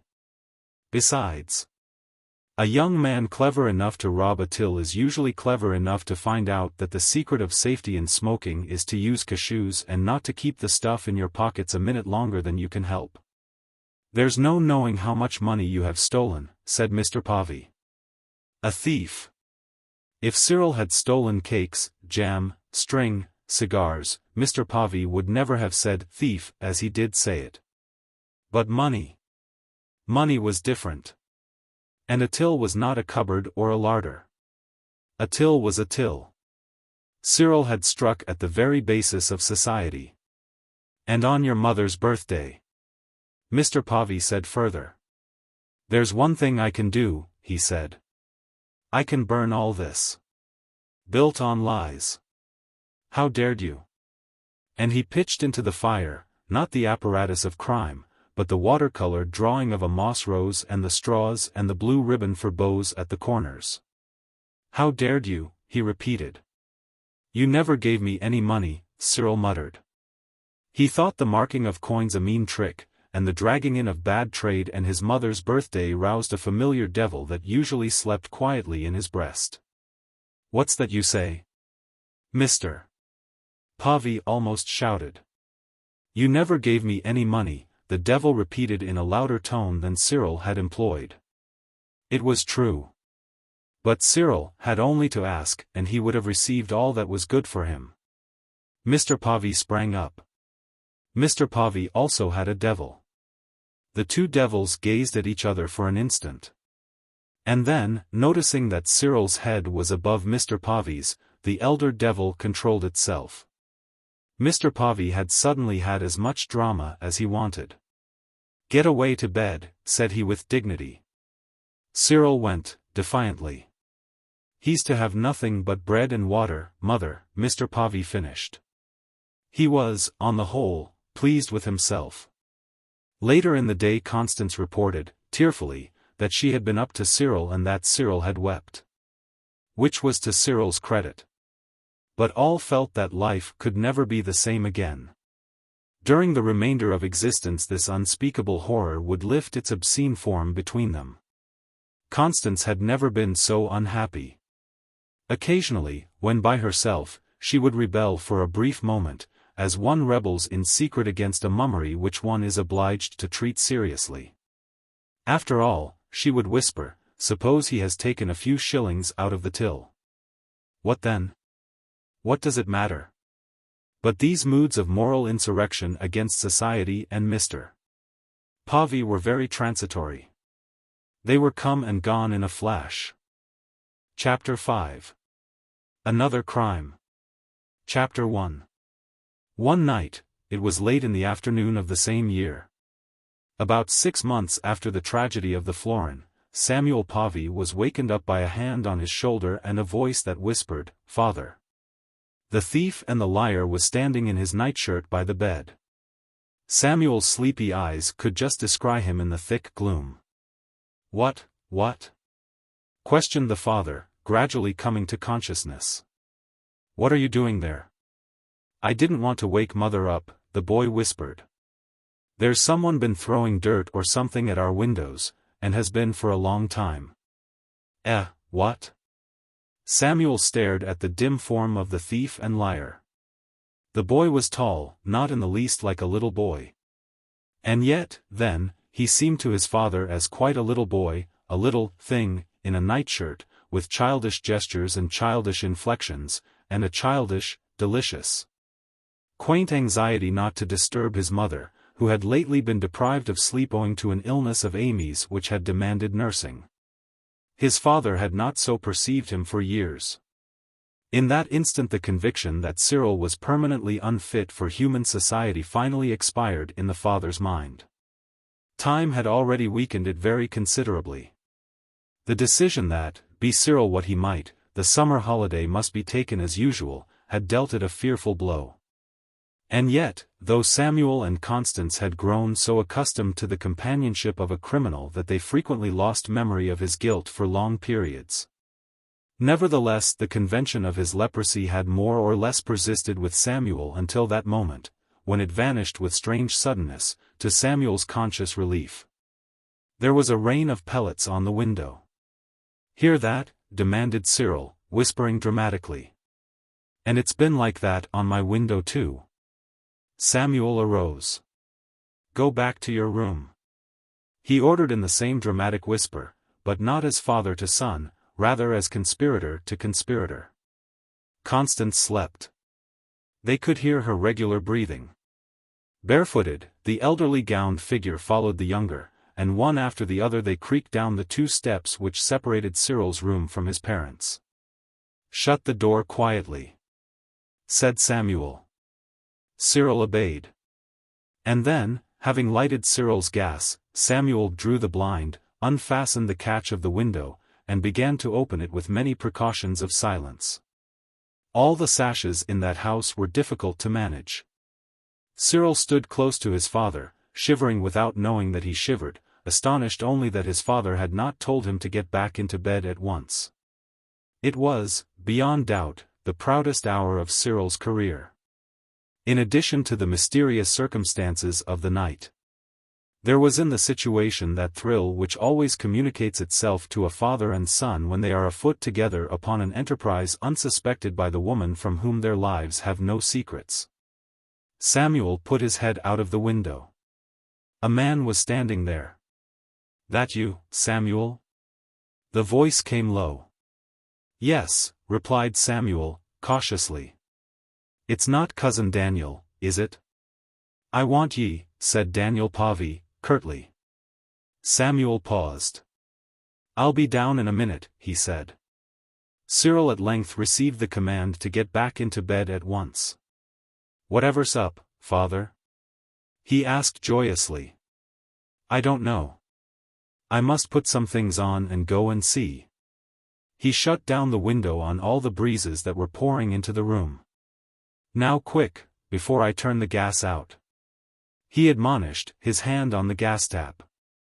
"You'll tell me in the morning, won't you, father?" "Yes," said Mr. Pavey, conquering his habitual impulse to say no. He crept back to the large bedroom to grope for clothes. When, having descended to the parlor and lighted the gas there, he opened the side door, expecting to let Cousin Daniel in, there was no sign of Cousin Daniel. Presently he saw a figure standing at the corner of the square. He whistled. Samuel had a singular faculty of whistling, the envy of his son, and Daniel beckoned to him. He nearly extinguished the gas and then ran out, hatless. He was wearing most of his clothes, except his linen collar and necktie, and the collar of his coat was turned up. Daniel advanced before him, without waiting, into the confectioner's shop opposite. Being part of the most modern building in the square, Daniel's shop was provided with the new roll-down iron shutter, by means of which you closed your establishment with a motion similar to the winding of a large clock, instead of putting up 20 separate shutters one by one as in the 16th century. The little portal in the vast sheet of armor was ajar, and Daniel had passed into the gloom beyond. At the same moment a policeman came along on his beat, cutting off Mr. Pavey from Daniel. "Good night, officer." "Brrr," said Mr. Pavey, gathering his dignity about him and holding himself as though it was part of his normal habit to take exercise bareheaded and collarless in St. Luke's Square on cold November nights. He behaved so because, if Daniel had desired the services of a policeman, Daniel would of course have spoken to this one.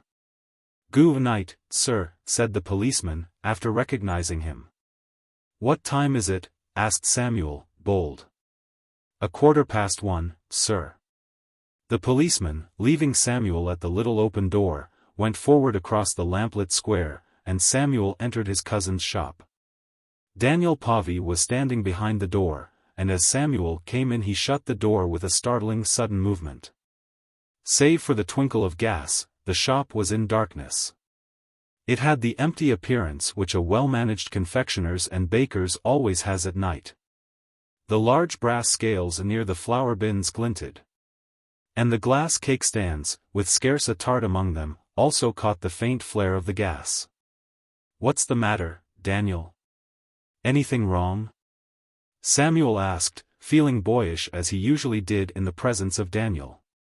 The well-favored white-haired man seized him with one hand by the shoulder in a grip that convicted Samuel of frailty. "Look here, Samuel," said he in his low, pleasant voice, somewhat altered by excitement. "You know as my wife drinks?" He stared defiantly at Samuel. No," said Samuel. "That is, no one's ever said." This was true. He did not know that Mrs. Daniel Pavey, at the age of 50, had definitely taken to drink. There had been rumors that she enjoyed a glass with too much gusto, but drinks meant more than that. "She drinks," Daniel Pavey continued. "And has done this last 2 years. "I'm very sorry to hear it," said Samuel, tremendously shocked by this brutal rending of the cloak of decency. Always, everybody had feigned to Daniel, and Daniel had feigned to everybody, that his wife was as other wives. And now the man himself had torn to pieces in a moment the veil of 30 years weaving. And if that was the worst? Daniel murmured reflectively, loosening his grip. Samuel was excessively disturbed. His cousin was hinting at matters which he himself, at any rate, had never hinted at even to Constance, so abhorrent were they. Matters unutterable, which hung like clouds in the social atmosphere of the town, and of which at rare intervals one conveyed one's cognizance, not by words, but by something scarce perceptible in a glance, an accent. Not often is a town such as Bursley starred with such a woman as Mrs. Daniel Povey. But what's wrong? Samuel asked, trying to be firm. And, what is wrong, he asked himself. What does all this mean, after 1 o'clock in the morning? Look here, Samuel, Daniel recommenced, seizing his shoulder again. I went to Liverpool Corn Market today, and missed the last train, so I came by mail from Crewe. And what do I find? I find Dick sitting on the stairs in the dark pretty high naked. Sitting on the stairs? Dick? This is what I come home to. But. Hold on. He's been in bed a couple of days with a feverish cold, caught through lying in damp sheets as his mother had forgot to air. She brings him no supper tonight. He calls out. No answer. Then he gets up to go downstairs and see what's happened, and he slips on th stairs and breaks his knee, or puts it out or summit. Sat there hours, seemingly. Couldn't walk neither up nor down. And was your wife, was Mrs. Dead drunk in the parlor, Samuel. But the servant? Servant. Daniel Povey laughed. We can't keep our servants. They won't stay. You know that. He did. Mrs. Daniel Povey's domestic methods and idiosyncrasies could at any rate be freely discussed, and they were. And what have you done? Done? Why, I picked him up in my arms and carried him upstairs again. And a fine job I had too. Here. Come here. Daniel strode impulsively across the shop, the counterflap was up, and opened a door at the back. Samuel followed. Never before had he penetrated so far into his cousin's secrets. On the left, within the doorway, were the stairs, dark, on the right a shut door, and in front an open door giving on to a yard. At the extremity of the yard he discerned a building, vaguely lit, and naked figures strangely moving in it. What's that? Who's there? He asked sharply. That's the bakehouse, Daniel replied, as if surprised at such a question. It's one of their long nights. Never, during the brief remainder of his life, did Samuel eat a mouthful of common bread without recalling that midnight apparition. He had lived for half a century, and thoughtlessly eaten bread as though loaves grew ready-made on trees. Listen.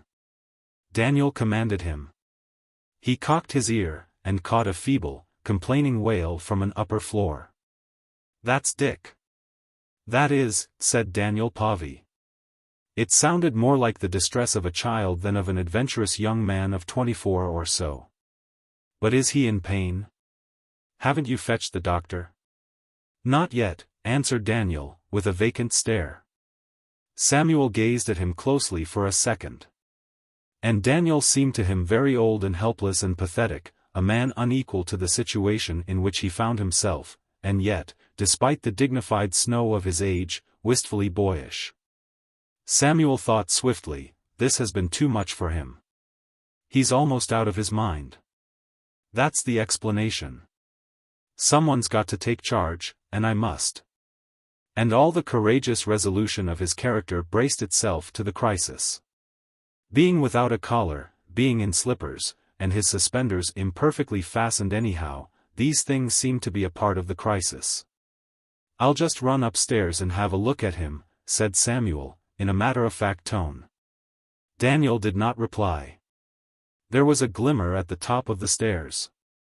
Samuel mounted, found the gas jet, and turned it on full.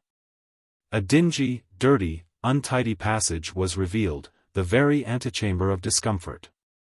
Guided by the moans, Samuel entered a bedroom, which was in a shameful condition of neglect, and lighted only by a nearly expired candle. Was it possible that a house mistress could so lose her self-respect? Samuel thought of his own abode, meticulously and impeccably kept, and a hard bitterness against Mrs. Daniel surged up in his soul. "Is that you, doctor?" said a voice from the bed. The moans ceased. Samuel raised the candle. Dick lay there, his face, on which was a beard of several days' growth, distorted by anguish, sweating. His tousled brown hair was limp with sweat. "Where the hell's the doctor?" the young man demanded brusquely. Evidently he had no curiosity about Samuel's presence. The one thing that struck him was that Samuel was not the doctor. He's coming," said Samuel, soothingly. "Well, if he isn't here soon I shall be damn well dead," said Dick, in feeble resentful anger. "I can tell you that." Samuel deposited the candle and ran downstairs. "I say, Daniel," he said, roused and hot, "this is really ridiculous. Why on earth didn't you fetch the doctor while you were waiting for me? Where's the missus?" Daniel Povey was slowly emptying grains of Indian corn out of his jacket pocket into one of the big receptacles behind the counter on the baker's side of the shop. He had provisioned himself with Indian corn as ammunition for Samuel's bedroom window. He was now returning the surplus. "Are ye going for Harrop?" he questioned hesitatingly. "Why, of course," Samuel exclaimed. "Where's the missus?" "Happen you'd better go and have a look at her," said Daniel Povey. "She's in th parlor." He preceded Samuel to the shut door on the right. When he opened it the parlor appeared in full illumination. "Here. Go in," said Daniel. Samuel went in, afraid. In a room as disheveled and filthy as the bedroom, Mrs. Daniel Povey lay stretched awkwardly on a worn horsehair sofa, her head thrown back, her face discolored, her eyes bulging, her mouth wet and yawning, a sight horribly offensive. Samuel was frightened. He was struck with fear and with disgust. The singing gas beat down ruthlessly on that dreadful figure. A wife and mother. The lady of a house. The center of order. The fount of healing. The balm for worry, and the refuge of distress. She was vile. Her scanty yellow-gray hair was dirty, her hollowed neck all grime, her hands abominable, her black dress in decay. She was the dishonor of her sex, her situation, and her years. She was a fouler obscenity than the inexperienced Samuel had ever conceived. And by the door stood her husband, neat, spotless, almost stately, the man who for 30 years had marshaled all his immense pride to suffer this woman. The jolly man who had laughed through thick and thin. Samuel remembered when they were married. And he remembered when, years after their marriage, she was still as pretty, artificial, coquettish, and adamantine in her caprices as a young harlot with a fool at her feet. Time and the slow wrath of God had changed her. He remained master of himself and approached her, then stopped. "But," he stammered. Samuel, lad," said the old man from the door. "I doubt I've killed her. I doubt I've killed her. I took and shook her. I got her by the neck. And before I knew where I was, I'd done it. She'll never drink brandy again. This is what it's come to." He moved away. All Samuel's flesh tingled as a heavy wave of emotion rolled through his being. It was just as if someone had dealt him a blow unimaginably tremendous. His heart shivered, as a ship shivers at the mountainous crash of the waters. He was numbed. He wanted to weep, to vomit, to die, to sink away. But a voice was whispering to him, "You will have to go through with this. You are in charge of this." He thought of his wife and child, innocently asleep in the cleanly pureness of his home. And he felt the roughness of his coat collar round his neck and the insecurity of his trousers. He passed out of the room, shutting the door. And across the yard he had a momentary glimpse of those nude nocturnal forms, unconsciously attitudinizing in the bakehouse. And down the stairs came the protests of Dick, driven by pain into a monotonous silly blasphemy. "I'll fetch Harrop," he said, melancholily, to his cousin. The doctor's house was less than 50 yards off, and the doctor had a night bell, which, though he was a much older man than his father had been at his age, he still answered promptly. No need to bombard the doctor's premises with Indian corn. While Samuel was parleying with the doctor through a window, the question ran incessantly through his mind, what about telling the police? But when, in advance of old Harrop, he returned to Daniel's shop, lo! The policeman previously encountered had returned upon his beat, and Daniel was talking to him in the little doorway. No other soul was about. Down King Street, along Wedgwood Street, up the square, towards Brougham Street, nothing but gas lamps burning with their everlasting patience, and the blind facades of shops. Only in the second story of the bank building at the top of the square a light showed mysteriously through a blind. Somebody ill there. The policeman was in a high state of nervous excitement. That had happened to him which had never happened to him before. Of the 60 policemen in Bursley, just he had been chosen by fate to fit the socket of destiny. He was startled. "What's this, Mr. Povey?" He turned hastily to Samuel. "What's this as Mr. Counselor Povey is telling me?" "You come in, Sergeant," said Daniel. "If I come in," said the policeman to Samuel, "you mun go along Wedgwood Street, Mr. Povey, and bring my mate. He should be on Duck Bank, by rights." It was astonishing, when once the stone had begun to roll, how quickly it ran. In half an hour Samuel had actually parted from Daniel at the police office behind the shambles, and was hurrying to rouse his wife so that she could look after Dick Povey until he might be taken off to Pirehill Infirmary, as old Harrop had instantly, on seeing him, decreed. Ah, he reflected in the turmoil of his soul, God is not mocked. That was his basic idea, God is not mocked. Daniel was a good fellow, honorable, brilliant, a figure in the world. But what of his licentious tongue? What of his frequenting of bars? How had he come to miss that train from Liverpool? How? For many years he, Samuel, had seen in Daniel a living refutation of the authenticity of the old Hebrew menaces. But he had been wrong, after all. God is not mocked. And Samuel was aware of a revulsion in himself towards that strict codified godliness from which, in thought, he had perhaps been slipping away. And with it all he felt, too, a certain officious self-importance, as he woke his wife and essayed to break the news to her in a manner tactfully calm. He had assisted at the most overwhelming event ever known in the history of the town. Chapter 2. "Your muffler, I'll get it," said Constance. "Cyril, run upstairs and get father's muffler. You know the drawer." Cyril ran. It behoved everybody, that morning, to be prompt and efficient. "I don't need any muffler, thank you," said Samuel, coughing and smothering the cough. "Oh. But, Sam," Constance protested. "Now please don't worry me," said Samuel with frigid finality. "I've got quite enough." He did not finish. Constance sighed as her husband stepped, nervous and self-important, out of the side door into the street.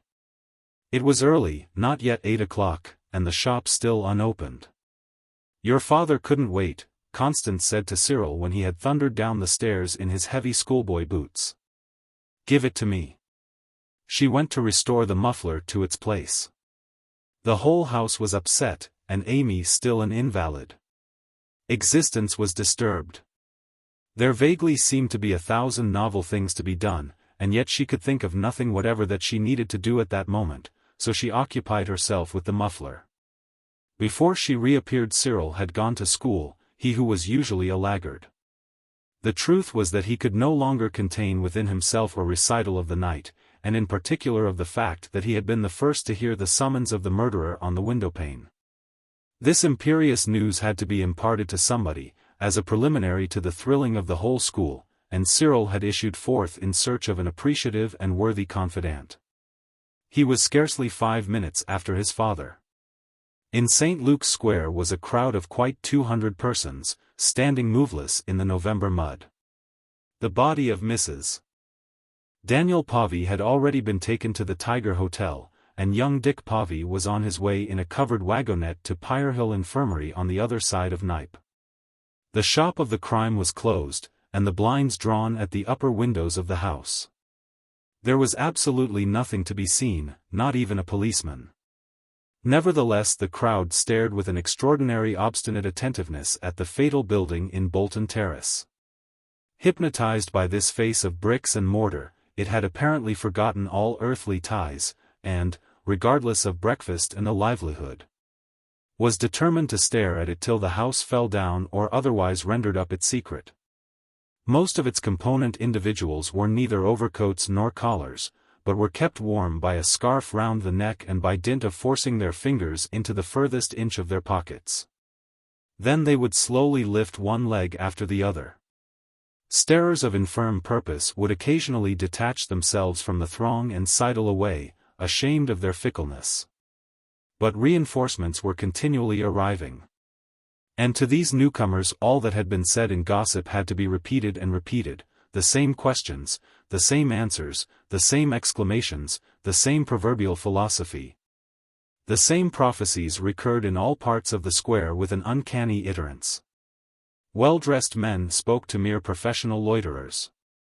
For this unparalleled and glorious sensation, whose uniqueness grew every instant more impressive, brought out the essential brotherhood of mankind. All had a peculiar feeling that the day was neither Sunday nor weekday, but some 8th day of the week.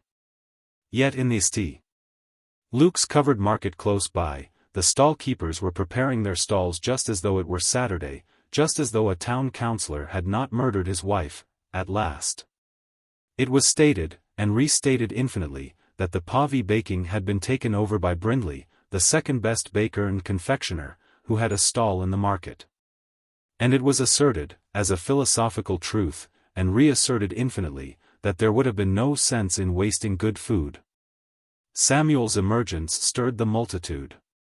But Samuel passed up the square with a rapt expression. He might have been under an illusion, caused by the extreme gravity of his preoccupations, that he was crossing a deserted square. He hurried past the bank and down the Tenhill Road, to the private residence of young Lawton, son of the deceased, lawyer Lawton. Young Lawton followed his father's profession. He was, as his father had been, the most successful solicitor in the town, though reputed by his learned rivals to be a fool. But the custom of calling men by their occupations had died out with horse cars. Samuel caught young Lawton at his breakfast, and presently drove with him, in the Lawton buggy, to the police station, where their arrival electrified a crowd as large as that in St. Luke's Square. Later, they drove together to Hon Bridge, informally to brief a barrister. And Samuel, not permitted to be present at the first part of the interview between the solicitor and the barrister, was humbled before the pomposity of legal etiquette. It seemed to Samuel a game. The whole rigmarole of police and police cells and formalities seemed insincere. His cousin's case was not like any other case, and, though formalities might be necessary, it was rather absurd to pretend that it was like any other case. In what manner it differed from other cases Samuel did not analytically inquire. He thought young Lawton was self-important, and Daniel too humble, in the colloquy of these two, and he endeavored to indicate, by the dignity of his own demeanor, that in his opinion the proper relative tones had not been set. He could not understand Daniel's attitude, for he lacked imagination to realize what Daniel had been through. After all, Daniel was not a murderer. His wife's death was due to accident, was simply a mishap. But in the crowded and stinking courtroom of the town hall, Samuel began to feel qualms. It occurred that the stipendiary magistrate was sitting that morning at Bursley. He sat alone, as not one of the borough justices cared to occupy the bench while a town councillor was in the dock. The stipendiary, recently appointed, was a young man, from the southern part of the county, and a town councillor of Bursley was no more to him than a petty tradesman to a man of fashion. He was youthfully enthusiastic for the majesty and the impartiality of English justice, and behaved as though the entire responsibility for the safety of that vast fabric rested on his shoulders.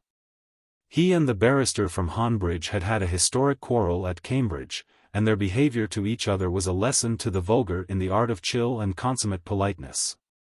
Young Lawton, having been to Oxford, secretly scorned the pair of them, but, as he had engaged counsel, he of course was precluded from adding to the eloquence, which chagrined him.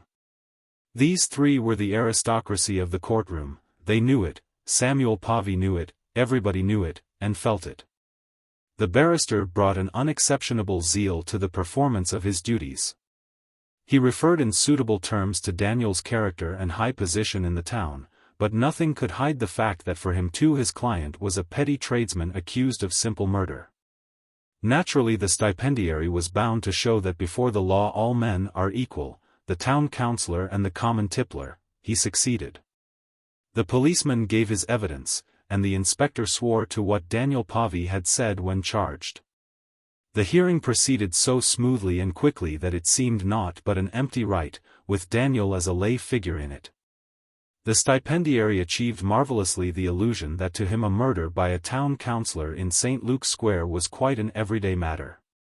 Bail was inconceivable, and the barrister, being unable to suggest any reason why the stipendiary should grant a remand, indeed. There was no reason. Daniel Pavey was committed to the Stafford Assizes for trial.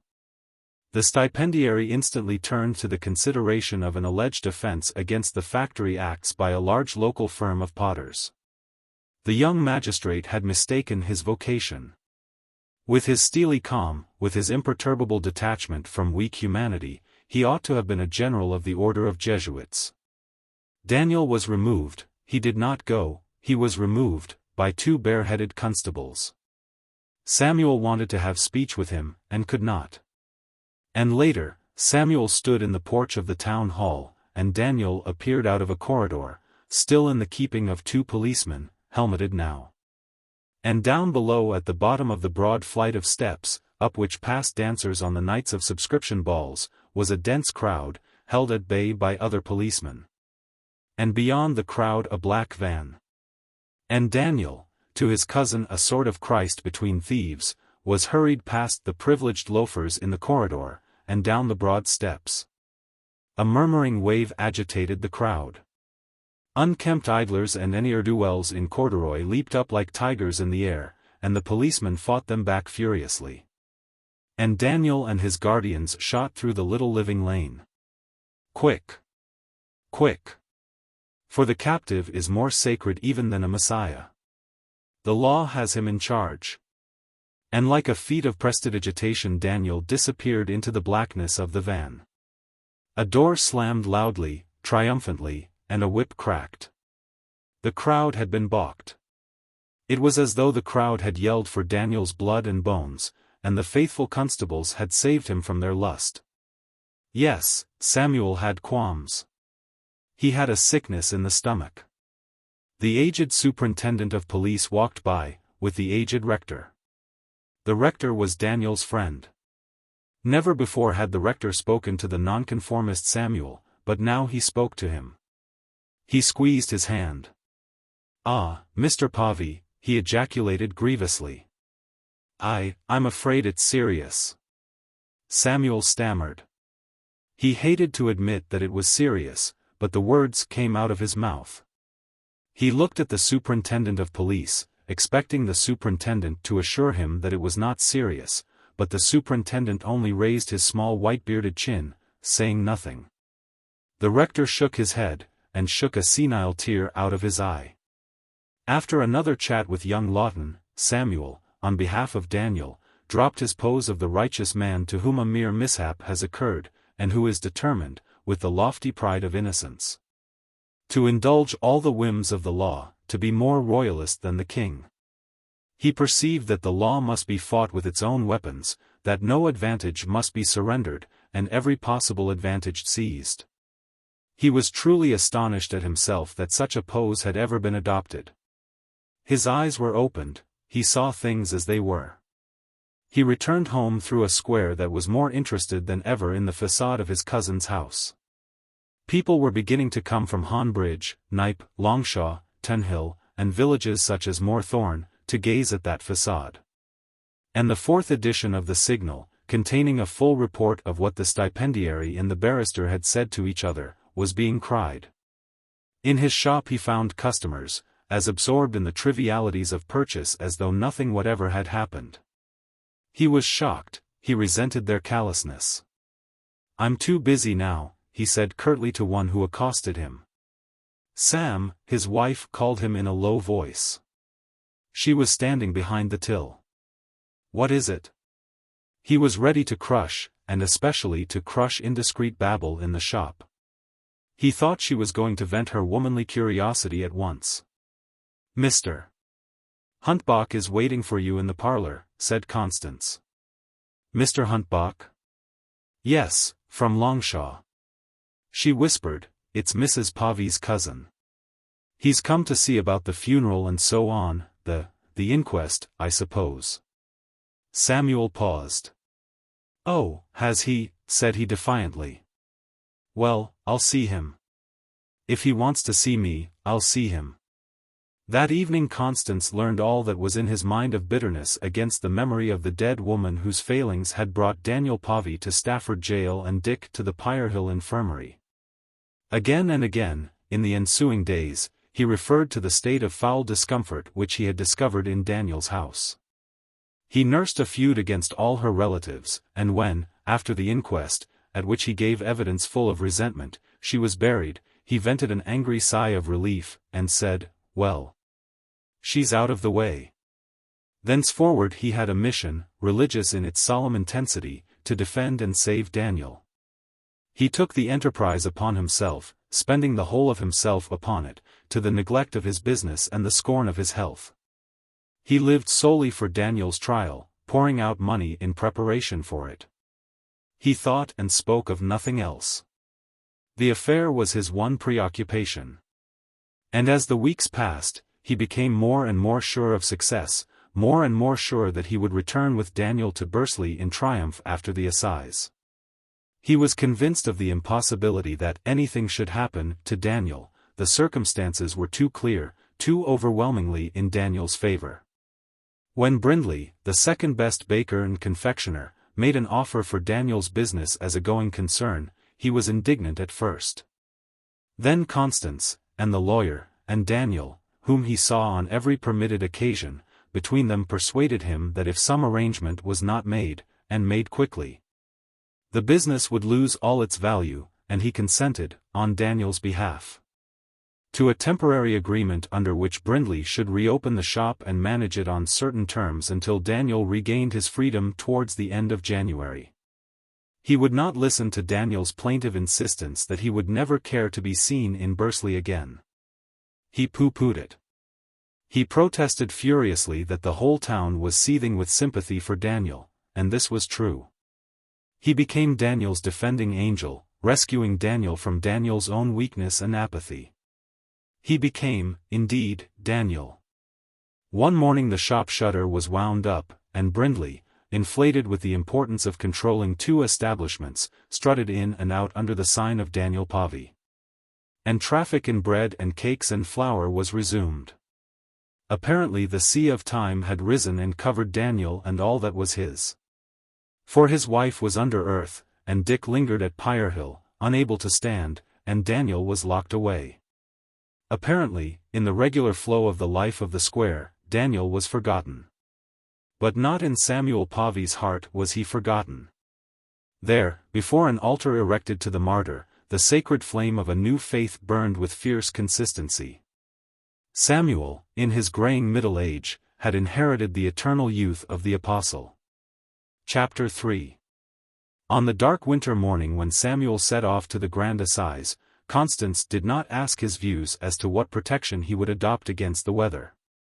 She silently ranged special underclothing, and by the warmth of the fire, which for days she had kept ablaze in the bedroom, Samuel silently donned the special underclothing. Over that, with particular fastidious care, he put his best suit. Not a word was spoken. Constance and he were not estranged, but the relations between them were in a state of feverish excitation. Samuel had had a cold on his flat chest for weeks, and nothing that Constance could invent would move it. A few days in bed or even in one room at a uniform temperature would have surely worked the cure. Samuel, however, would not stay in one room, he would not stay in the house, nor yet in Bursley. He would take his lacerating cough on chilly trains to Stafford. He had no ears for reason, he simply could not listen, he was in a dream. After Christmas a crisis came. Constance grew desperate. It was a battle between her will and his that occurred one night when Constance, marshalling all her forces, suddenly insisted that he must go out no more until he was cured. In the fight Constance was scarcely recognizable. She deliberately gave way to hysteria, she was no longer soft and gentle, she flung bitterness at him like vitriol, she shrieked like a common shrew. It seems almost incredible that Constance should have gone so far, but she did. She accused him, amid sobs, of putting his cousin before his wife and son, of not caring whether or not she was left a widow as the result of this obstinacy. And she ended by crying passionately that she might as well talk to a post. She might just as well have talked to a post. Samuel answered quietly and coldly. He told her that it was useless for her to put herself about, as he should act as he thought fit. It was a most extraordinary scene, and quite unique in their annals. Constance was beaten. She accepted the defeat, gradually controlling her sobs and changing her tone to the tone of the vanquished. She kissed him in bed, kissing the rod. And he gravely kissed her.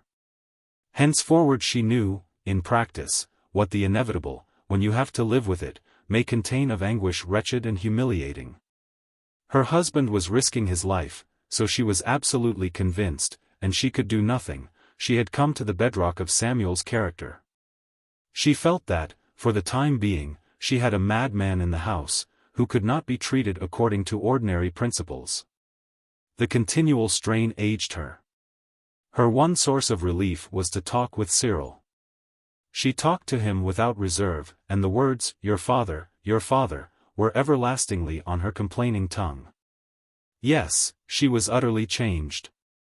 Often she would weep when alone. Nevertheless she frequently forgot that she had been beaten. She had no notion of honorable warfare. She was always beginning again, always firing under a flag of truce, and thus she constituted a very inconvenient opponent. Samuel was obliged, while hardening on the main point, to compromise on lesser questions. She too could be formidable, and when her lips took a certain pose, and her eyes glowed, he would have put on 40 mufflers had she commanded. Thus it was she who arranged all the details of the supreme journey to Stafford. Samuel was to drive to Knype, so as to avoid the rigors of the loop line train from Bursley and the waiting on cold platforms. At Knype he was to take the express, and to travel first class. After he was dressed on that gaslit morning, he learnt bit by bit the extent of her elaborate preparations. The breakfast was a special breakfast, and he had to eat it all. Then the cab came, and he saw Amy put hot bricks into it. Constance herself put galoshes over his boots, not because it was damp, but because India rubber keeps the feet warm. Constance herself bandaged his neck, and unbuttoned his waistcoat and stuck an extra flannel under his dicky. Constance herself warmed his woolen gloves, and enveloped him in his largest overcoat. Samuel then saw Cyril getting ready to go out. "Where are you off?" he demanded. "He's going with you as far as Knype," said Constance grimly. "He'll see you into the train and then come back here in the cab." She had sprung this indignity upon him. She glared. Cyril glanced with timid bravado from one to the other. Samuel had to yield. Thus in the winter darkness, for it was not yet dawn, Samuel set forth to the trial, escorted by his son. The reverberation of his appalling cough from the cab was the last thing that Constance heard. During most of the day Constance sat in Miss Insel's corner, in the shop. 20 years ago this very corner had been hers. But now, instead of large millinery boxes enwrapped in brown paper, it was shut off from the rest of the counter by a rich screen of mahogany and ground glass. And within the enclosed space all the apparatus necessary to the activity of Miss Insel had been provided for. However, it remained the coldest part of the whole shop, as Miss Insel's fingers testified. Constance established herself there more from a desire to do something, to interfere in something, than from a necessity of supervising the shop. Though she had said to Samuel that she would keep an eye on the shop. Miss Insel, whose throne was usurped, had to sit by the stove with less important creatures. She did not like it, and her underlings suffered accordingly. It was a long day. Towards tea-time, just before Cyril was due from school, Mr. Critchlow came surprisingly in. That is to say, his arrival was less of a surprise to Miss Insel and the rest of the staff than to Constance. For he had lately formed an irregular habit of popping in at tea-time, to chat with Miss Insel. Mr. Critchlow was still defying time. He kept his long, thin figure perfectly erect. His features had not altered. His hair and beard could not have been whiter than they had been for years past. He wore his long white apron, and over that a thick reefer jacket. In his long, knotty fingers he carried a copy of the Signal. Evidently he had not expected to find the corner occupied by Constance. She was sewing. "So it's you," he said, in his unpleasant, grating voice, not even glancing at Miss Insel. He had gained the reputation of being the rudest old man in Bursley. But his general demeanor expressed indifference rather than rudeness. It was a manner that said, "You've got to take me as I am. I may be an egotist, hard, mean, and convinced. But those who don't like it can lump it. I'm indifferent." He put one elbow on the top of the screen, showing the Signal. "Mr. Critchlow," said Constance, primly. She had acquired Samuel's dislike of him. "It's begun," he observed with mysterious glee. "Has it?" Constance said eagerly. "Is it in the paper already?" She had been far more disturbed about her husband's health than about the trial of Daniel Povey for murder, but her interest in the trial was of course tremendous. And this news, that it had actually begun, thrilled her. "Aye," said Mr. Critchlow. "Didn't ye hear the Signal boy hollering just now all over the square?" "No," said Constance. For her, newspapers did not exist. She never had the idea of opening one, never felt any curiosity which she could not satisfy, if she could satisfy it at all, without the powerful aid of the press. And even on this day it had not occurred to her that the Signal might be worth opening. "Aye," repeated Mr. Critchlow. Seemingly it began at 2 o'clock, or thereabouts. He gave a moment of his attention to a noisy gas jet, which he carefully lowered. "What does it say?" "Nothing yet," said Mr. Critchlow. And they read the few brief sentences, under their big heading, which described the formal commencement of the trial of Daniel Povey for the murder of his wife. There was some as said, he remarked, pushing up his spectacles, that grand jury would alter the charge or summit. He laughed, grimly tolerant of the extreme absurdity. "Ah!"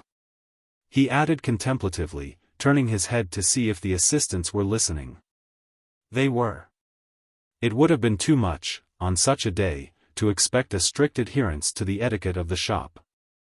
Constance had been hearing a good deal lately of grand juries, but she had understood nothing, nor had she sought to understand. "I'm very glad it's come on so soon," she said. "In a sense, that is. I was afraid Sam might be kept at Stafford for days." "Do you think it will last long?" "Not it," said Mr. Critchlow, positively. "There's naught in it to spin out." Then a silence, punctuated by the sound of stitching. Constance would really have preferred not to converse with the old man. But the desire for reassurance, for the calming of her own fears, forced her to speak, though she knew well that Mr. Critchlow was precisely the last man in the town to give moral assistance if he thought it was wanted. "I do hope everything will be all right," she murmured. "Everything will be all right," he said gaily. "Everything will be all right. Only it'll be all wrong for Dan." "Whatever do you mean, Mr. Critchlow?" she protested. Nothing, she reflected, could rouse pity in that heart, not even a tragedy like Daniel's. She bit her lip for having spoken. "Well," he said in loud tones, frankly addressing the girls round the stove as much as Constance. "I've met with some rare good arguments this new year, no mistake. There's been some as say that Dan never meant to do it. That's as may be. But if it's a good reason for not hanging, there's an end to capital punishment in this country. Never meant. There's a lot of as never meant. Then I'm told as she was a gallivanting woman and no housekeeper, and as often drunk as sober. I'd no call to be told that. If strangling is a right punishment for a wife as spends her time in drinking brandy instead of sweeping floors and airing sheets, then Dan's safe. But I don't seem to see Judge Lindley telling the jury as it is. I've been a juryman under Judge Lindley myself, and more than once, and I don't seem to see him, like." He paused with his mouth open. "As for all them knobs," he continued, including Th. Rector, "as have gone to Stafford to kiss the book and swear that Dan's reputation is second to none, if they could ha' sworn as Dan wasn't in Th. house at all that night. If they could ha' sworn he was in Jericho, there'd ha' been some sense in their going. But as it is, they'd ha' done better to stop at home and mind their business. Bless us. Sam wanted me to go." He laughed again, in the faces of the horrified and angry women. "I'm surprised at you, Mr. Critchlow. I really am," Constance exclaimed. And the assistants inarticulately supported her with vague sounds. Miss Insel got up and poked the stove. Every soul in the establishment was loyally convinced that Daniel Pavey would be acquitted, and to breathe a doubt on the brightness of this certainty was a hideous crime. The conviction was not within the domain of reason, it was an act of faith, and arguments merely fretted, without in the slightest degree disturbing it. "Ye may be," Mr. Critchlow gaily concurred. He was very content. Just as he shuffled round to leave the shop, Cyril entered. "Good afternoon, Mr. Critchlow," said Cyril, sheepishly polite. "Mr." Critchlow gazed hard at the boy, then nodded his head several times rapidly, as though to say, "Here's another fool in the making." So the generations follow one another. He made no answer to the salutation, and departed. Cyril ran round to his mother's corner, pitching his bag onto the showroom stairs as he passed them. Taking off his hat, he kissed her, and she unbuttoned his overcoat with her cold hands. "What's old Methuselah after?" he demanded. "Hush!" Constance softly corrected him. "He came in to tell me the trial had started." "Oh, I knew that. A boy bought a paper and I saw it. I say, Mother, will Father be in the paper?" And then in a different tone, "I say, Mother, what is there for tea?" When his stomach had learnt exactly what there was for tea, the boy began to show an immense and talkative curiosity in the trial. He would not set himself to his home lessons. "It's no use, Mother," he said, "I can't." They returned to the shop together, and Cyril would go every moment to the door to listen for the cry of a newsboy. Presently he hit upon the idea that perhaps newsboys might be crying the special edition of the Signal in the marketplace, in front of the town hall, to the neglect of St. Luke's Square. And nothing would satisfy him but he must go forth and see. He went, without his overcoat, promising to run. The shop waited with a strange anxiety. Cyril had created, by his restless movements to and fro, an atmosphere of strained expectancy. It seemed now as if the whole town stood with beating heart, fearful of tidings and yet burning to get them. Constance pictured Stafford, which she had never seen, and a court of justice, which she had never seen, and her husband and Daniel in it. And she waited. Cyril ran in. "No," he announced breathlessly. "Nothing yet. Don't take cold, now you're hot," Constance advised. But he would keep near the door. Soon he ran off again. And perhaps 15 seconds after he had gone, the strident cry of a signal boy was heard in the distance, faint and indistinct at first, then clearer and louder. "There's a paper," said the apprentice. "SH," said Constance, listening. "SH," echoed Miss Insel. "Yes, it is," said Constance. "Miss Insel, just step out and get a paper. Here's a halfpenny." The halfpenny passed quickly from one thimbled hand to another. Miss Insel scurried. She came in triumphantly with the sheet, which Constance tremblingly took. Constance could not find the report at first. Miss Insel pointed to it, and read. Summing up. Lower down, lower down. After an absence of 35 minutes the jury found the prisoner guilty of murder, with a recommendation to mercy. The judge assumed the black cap and pronounced sentence of death, saying that he would forward the recommendation to the proper quarter. Cyril returned. "Not yet," he was saying, when he saw the paper lying on the counter. His crest fell. Long after the shop was shut, Constance and Cyril waited in the parlor for the arrival of the master of the house. Constance was in the blackest despair. She saw nothing but death around her. She thought, misfortunes never come singly. Why did not Samuel come? All was ready for him, everything that her imagination could suggest, in the way of food, remedies, and the means of warmth. Amy was not allowed to go to bed, lest she might be needed. Constance did not even hint that Cyril should go to bed. The dark, dreadful minutes ticked themselves off on the mantelpiece until only 5 minutes separated Constance from the moment when she would not know what to do next. It was 25 minutes past 11. If at 1:30 Samuel did not appear, then he could not come that night, unless the last train from Stafford was inconceivably late. The sound of a carriage. It ceased at the door. Mother and son sprang up. Yes, it was Samuel. She beheld him once more. And the sight of his condition, moral and physical, terrified her. His great strapping son and Amy helped him upstairs. Will he ever come down those stairs again? This thought lanced Constance's heart. The pain was come and gone in a moment, but it had surprised her tranquil common sense, which was naturally opposed to, and gently scornful of, hysterical fears. As she puffed, with her stoutness, up the stairs, that bland cheerfulness of hers cost her an immense effort of will. She was profoundly troubled. Great disasters seemed to be slowly approaching her from all quarters. Should she send for the doctor? No. To do so would only be a concession to the panic instinct. She knew exactly what was the matter with Samuel, a severe cough persistently neglected, no more. As she had expressed herself many times to inquirers, he's never been what you may call ill. Nevertheless, as she laid him in bed and posset him, how frail and fragile he looked. And he was so exhausted that he would not even talk about the trial.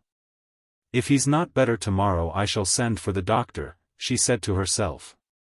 As for his getting up, she swore she would keep him in bed by force if necessary. Chapter 4. The next morning she was glad and proud that she had not yielded to a scare. For he was most strangely and obviously better. He had slept heavily, and she had slept a little. True that Daniel was condemned to death. Leaving Daniel to his fate, she was conscious of joy springing in her heart. How absurd to have asked herself, will he ever come down those stairs again? A message reached her from the forgotten shop during the morning, that Mr. Lawton had called to see Mr. Povey. Already Samuel had wanted to arise, but she had forbidden it in the tone of a woman who is dangerous, and Samuel had been very reasonable. He now said that Mr. Lawton must be asked up.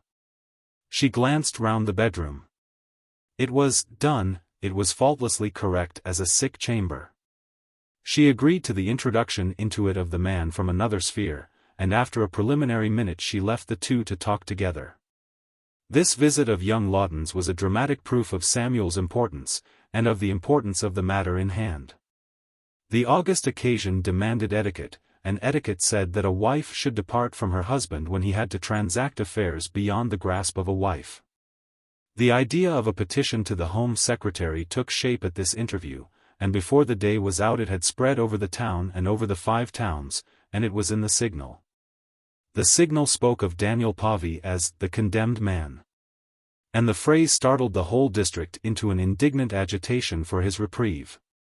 The district woke up to the fact that a town councillor, a figure in the world, an honest tradesman of unspotted character, was cooped solitary in a little cell at Stafford, waiting to be hanged by the neck till he was dead.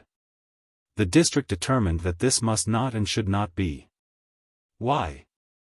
Dan Pavey had actually once been chairman of the Bursley Society for the Prosecution of Felons, that association for annual eating and drinking, whose members humorously called each other felons. Impossible, monstrous, that an ex-chairman of the felons should be a sentenced criminal. However, there was nothing to fear. No Home Secretary would dare to run counter to the jury's recommendation and the expressed wish of the whole district. Besides, the Home Secretary's nephew was MP for the Knype division. Of course a verdict of guilty had been inevitable. Everybody recognized that now. Even Samuel and all the hottest partisans of Daniel Pavey recognized it. They talked as if they had always foreseen it, directly contradicting all that they had said on only the previous day. Without any sense of any inconsistency or of shame, they took up an absolutely new position.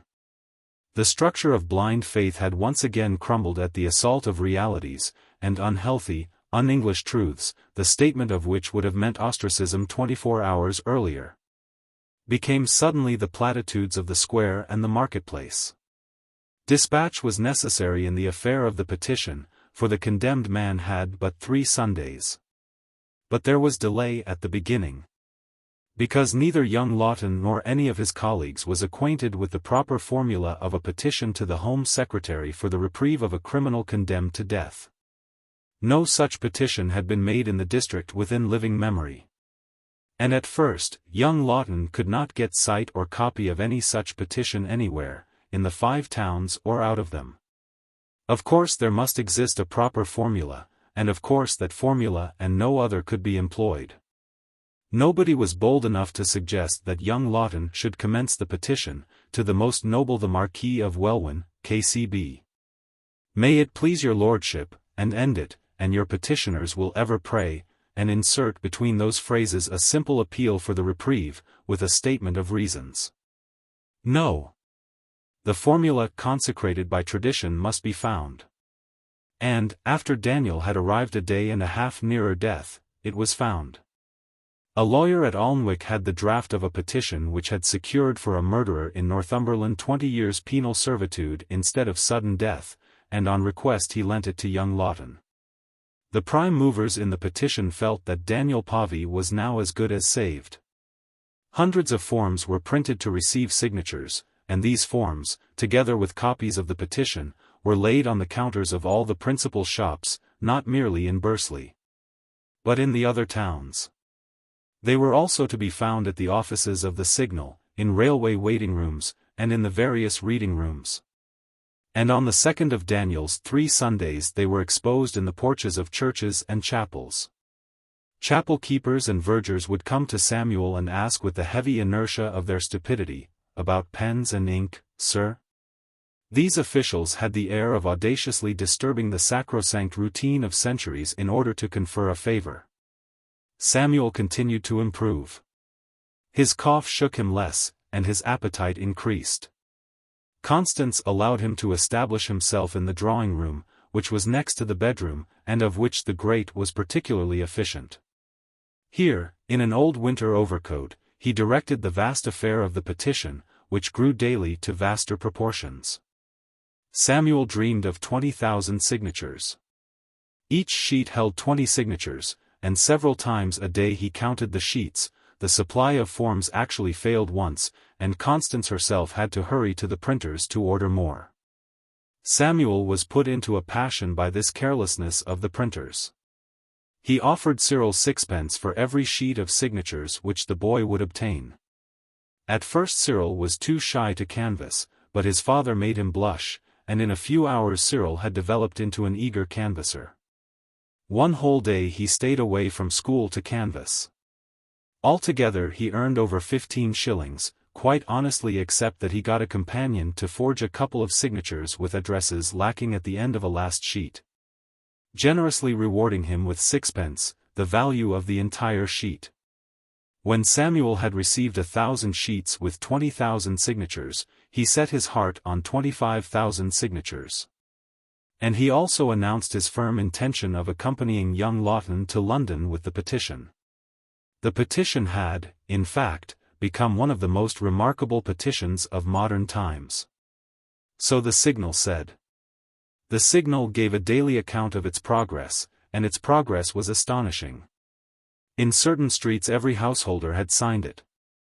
The first sheets had been reserved for the signatures of members of Parliament, ministers of religion, civic dignitaries, justices of the peace, etc. These sheets were nobly filled. The aged rector of Bursley signed first of all, after him the mayor of Bursley, as was right, then sundry MPs. Samuel emerged from the drawing-room. He went into the parlour, and, later, into the shop, and no evil consequence followed. His cough was nearly, but not quite, cured. The weather was extraordinarily mild for the season. He repeated that he should go with the petition to London, and he went. Constance could not validly oppose the journey. She, too, was a little intoxicated by the petition. It weighed considerably over 100 weight. The crowning signature, that of the MP. For Knipe, was duly obtained in London, and Samuel's one disappointment was that his hope of 25,000 signatures had fallen short of realization, by only a few score. The few score could have been got had not time urgently pressed. He returned from London a man of mark, full of confidence, but his cough was worse again. His confidence in the power of public opinion and the inherent virtue of justice might have proved to be well placed, had not the Home Secretary happened to be one of your humane officials. The Marquis of Welwyn was celebrated through every stratum of the governing classes for his humane instincts, which were continually fighting against his sense of duty. Unfortunately his sense of duty, which he had inherited from several centuries of ancestors, made havoc among his humane instincts on nearly every occasion of conflict. It was reported that he suffered horribly in consequence. Others also suffered, for he was never known to advise a remission of a sentence of flogging. Certain capital sentences he had commuted, but he did not commute Daniel Pavi's. He could not permit himself to be influenced by a wave of popular sentiment, and assuredly not by his own nephew's signature. He gave to the case the patient, remorseless examination which he gave to every case. He spent a sleepless night in trying to discover a reason for yielding to his humane instincts, but without success. As Judge Lindley remarked in his confidential report, the sole arguments in favor of Daniel were provocation and his previous high character, and these were no sort of an argument. The provocation was utterly inadequate, and the previous high character was quite too ludicrously beside the point. So once more the Marquis's humane instincts were routed and he suffered horribly. Chapter 5. On the Sunday morning after the day on which the Signal had printed the menu of Daniel Pavi's supreme breakfast, and the exact length of the drop which the executioner had administered to him, Constance and Cyril stood together at the window of the large bedroom. The boy was in his best clothes, but Constance's garments gave no sign of the Sabbath. She wore a large apron over an old dress that was rather tight for her. She was pale and looked ill. "Oh, mother!" Cyril exclaimed suddenly. "Listen. I'm sure I can hear the band." She checked him with a soundless movement of her lips. And they both glanced anxiously at the silent bed, Cyril with a gesture of apology for having forgotten that he must make no noise. The strains of the band came from down King Street, in the direction of St. Luke's Church. The music appeared to linger a long time in the distance, and then it approached, growing louder. And the Bursley Town's Silver Prize Band passed under the window at the solemn pace of Handel's Dead March. The effect of that requiem, heavy with its own inherent beauty and with the vast weight of harrowing tradition, was to wring the tears from Constance's eyes. They fell on her apron bosom, and she sank into a chair. And though the cheeks of the trumpeters were puffed out, and though the drummer had to protrude his stomach and arch his spine backwards lest he should tumble over his drum, there was majesty in the passage of the band. The boom of the drum, desolating the interruptions of the melody, made sick the heart, but with a lofty grief, and the dirge seemed to be weaving a purple pall that covered every meanness. The band's men were not all in black, but they all wore crape on their sleeves and their instruments were knotted with crape. They carried in their hats a black-edged card. Cyril held one of these cards in his hands. It ran thus: "Sacred to the memory of Daniel Pavey, a town councillor of this town, judicially murdered at 8 o'clock in the morning, February 8, 1888. He was more sinned against than sinning." In the wake of the band came the aged rector, bareheaded, and wearing a surplice over his overcoat. His thin white hair was disarranged by the breeze that played in the chilly sunshine, his hands were folded on a gilt-edged book. A curate, churchwardens, and sidesmen followed. And after these, tramping through the dark mud in a procession that had apparently no end, wound the unofficial male multitude, nearly all in mourning, and all, save the more aristocratic, carrying the memorial card in their hats. Loafers, women, and children had collected on the drying pavements, and a window just opposite Constance was ornamented with the entire family of the landlord of the Sun Vaults. In the great bar of the vaults a barman was craning over the pitch-pine screen that secured privacy to drinkers. The procession continued without break, eternally rising over the verge of King Street Bank, and eternally vanishing round the corner into St. Luke's Square. At intervals it was punctuated by a clergyman, a nonconformist minister, a town crier, a group of foremen, or a few rifle volunteers. The watching crowd grew as the procession lengthened. Then another band was heard, also playing the march from Saul. The first band had now reached the top of the square, and was scarcely audible from King Street. The reiterated glitter in the sun of memorial cards in hats gave the fanciful illusion of an impossible whitish snake that was straggling across the town.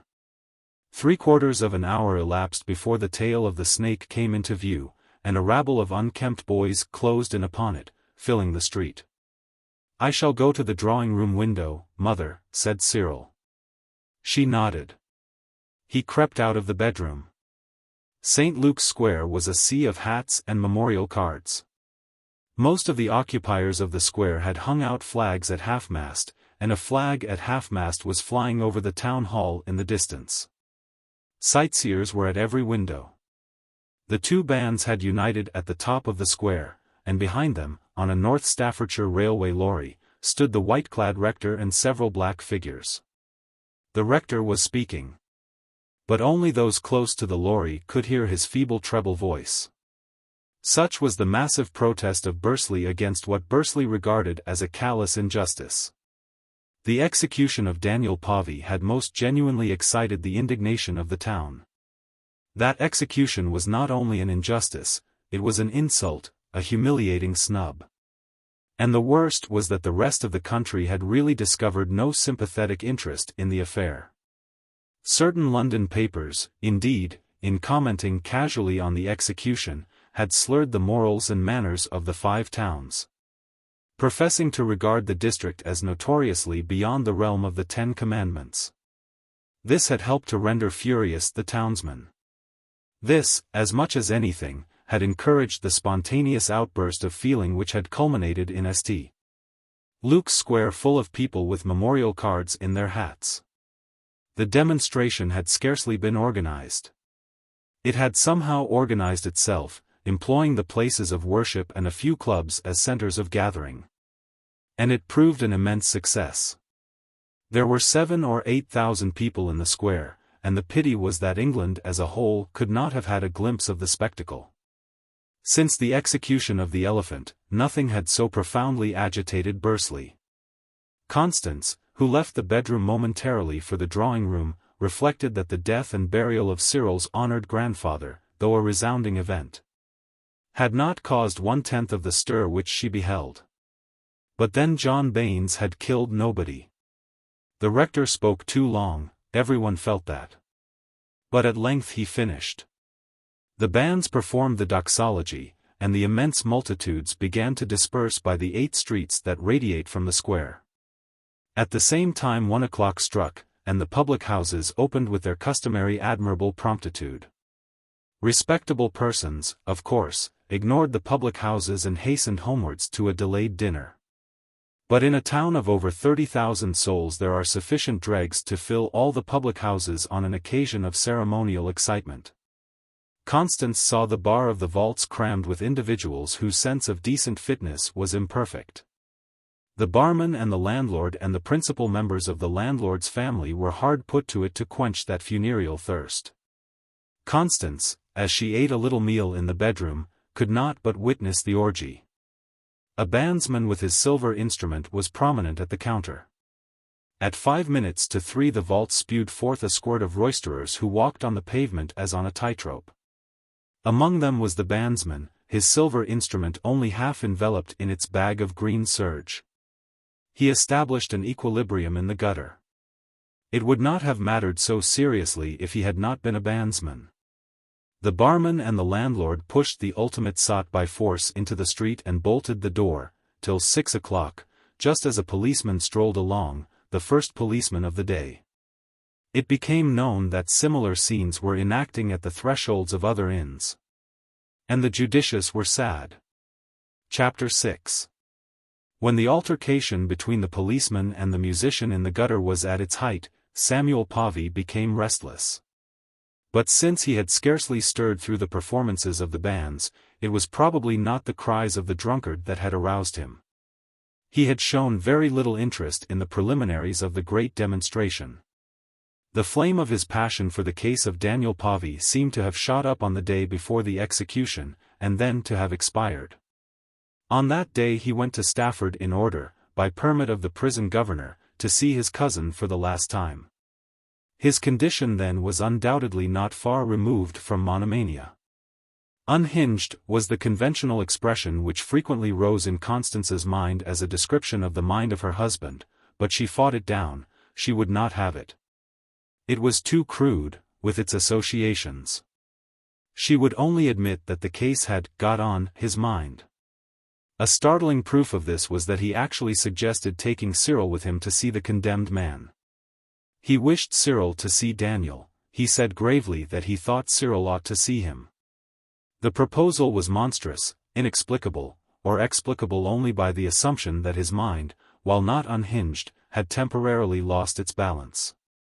Constance opposed an absolute negative, and Samuel being in every way enfeebled, she overcame. As for Cyril, he was divided between fear and curiosity. On the whole, perhaps Cyril regretted that he would not be able to say at school that he had had speech with the most celebrated killer of the age on the day before his execution. Samuel returned hysterical from Stafford. His account of the scene, which he gave in a very loud voice, was a most absurd and yet pathetic recital, obviously distorted by memory. When he came to the point of the entrance of Dick Pavey, who was still at the hospital, and who had been specially driven to Stafford and carried into the prison, he wept without restraint. His hysteria was painful in a very high degree. He went to bed, of his own accord, for his cough had improved again.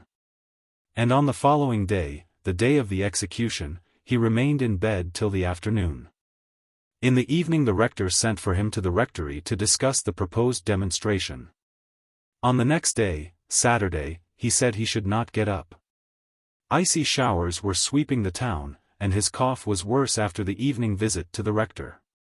Constance had no apprehensions about him. The most dangerous part of the winter was over, and there was nothing now to force him into indiscretions. She said to herself calmly that he should stay in bed as long as he liked, that he could not have too much repose after the cruel fatigues, physical and spiritual, which he had suffered. His cough was short, but not as troublesome as in the past, his face flushed, dusky, and settled in gloom. And he was slightly feverish, with quick pulse and quick breathing, the symptoms of a renewed cold. He passed a wakeful night, broken by brief dreams in which he talked. At dawn he had some hot food, asked what day it was, frowned, and seemed to doze off at once.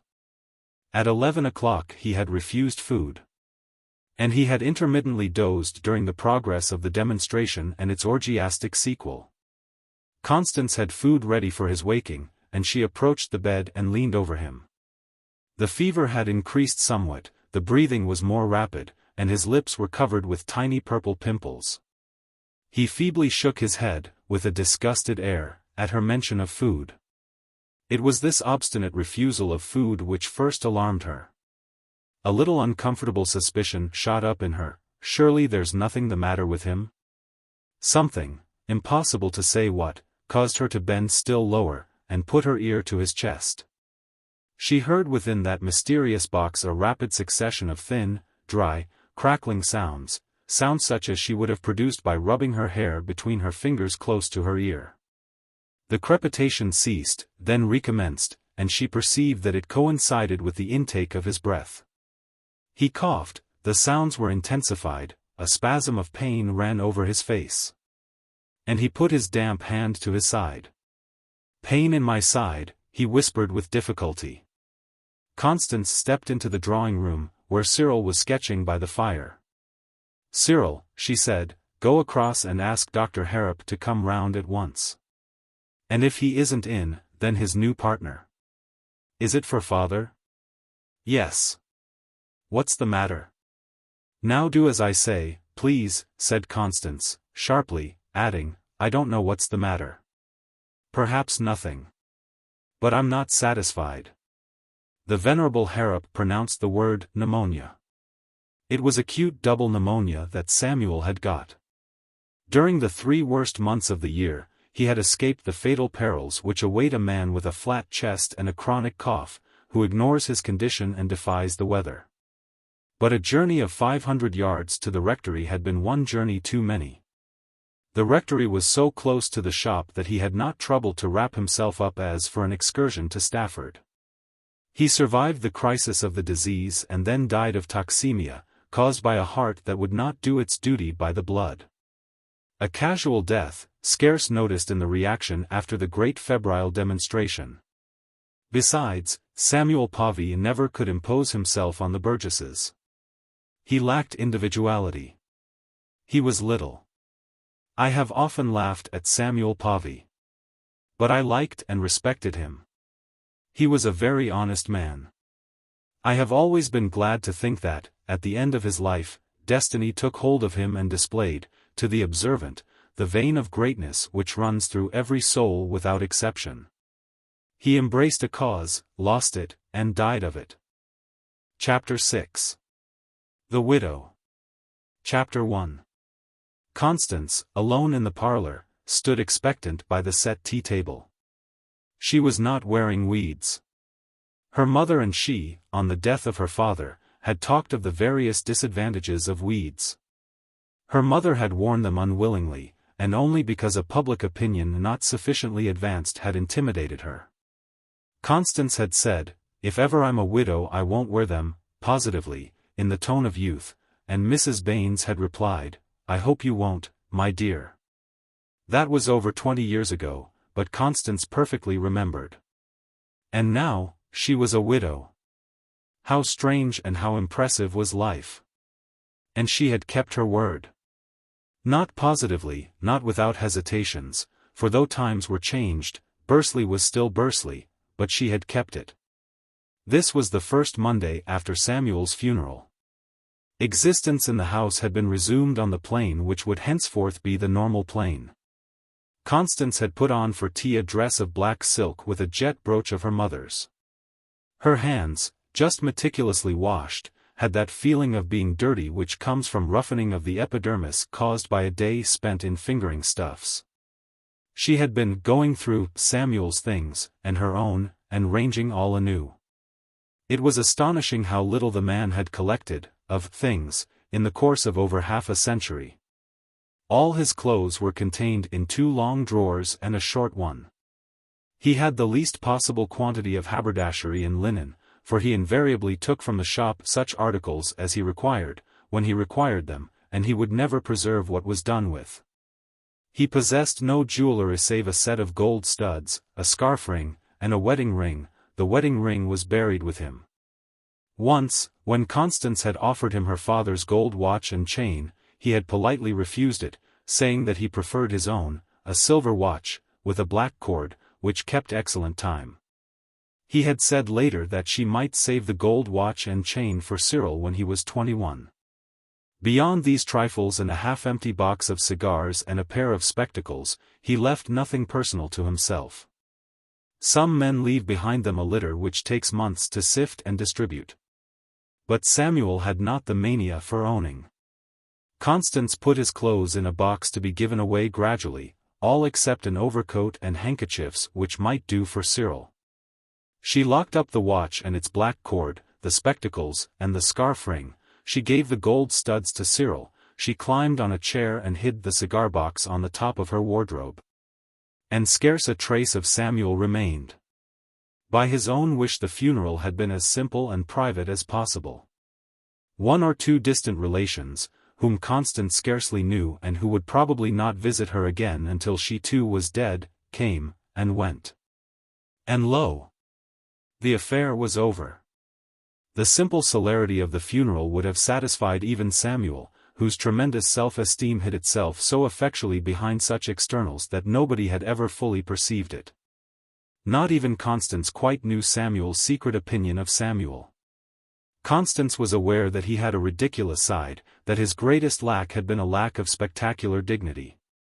Even in the coffin, where nevertheless most people are finally effective, he had not been imposing, with his finicky little grey beard persistently sticking up.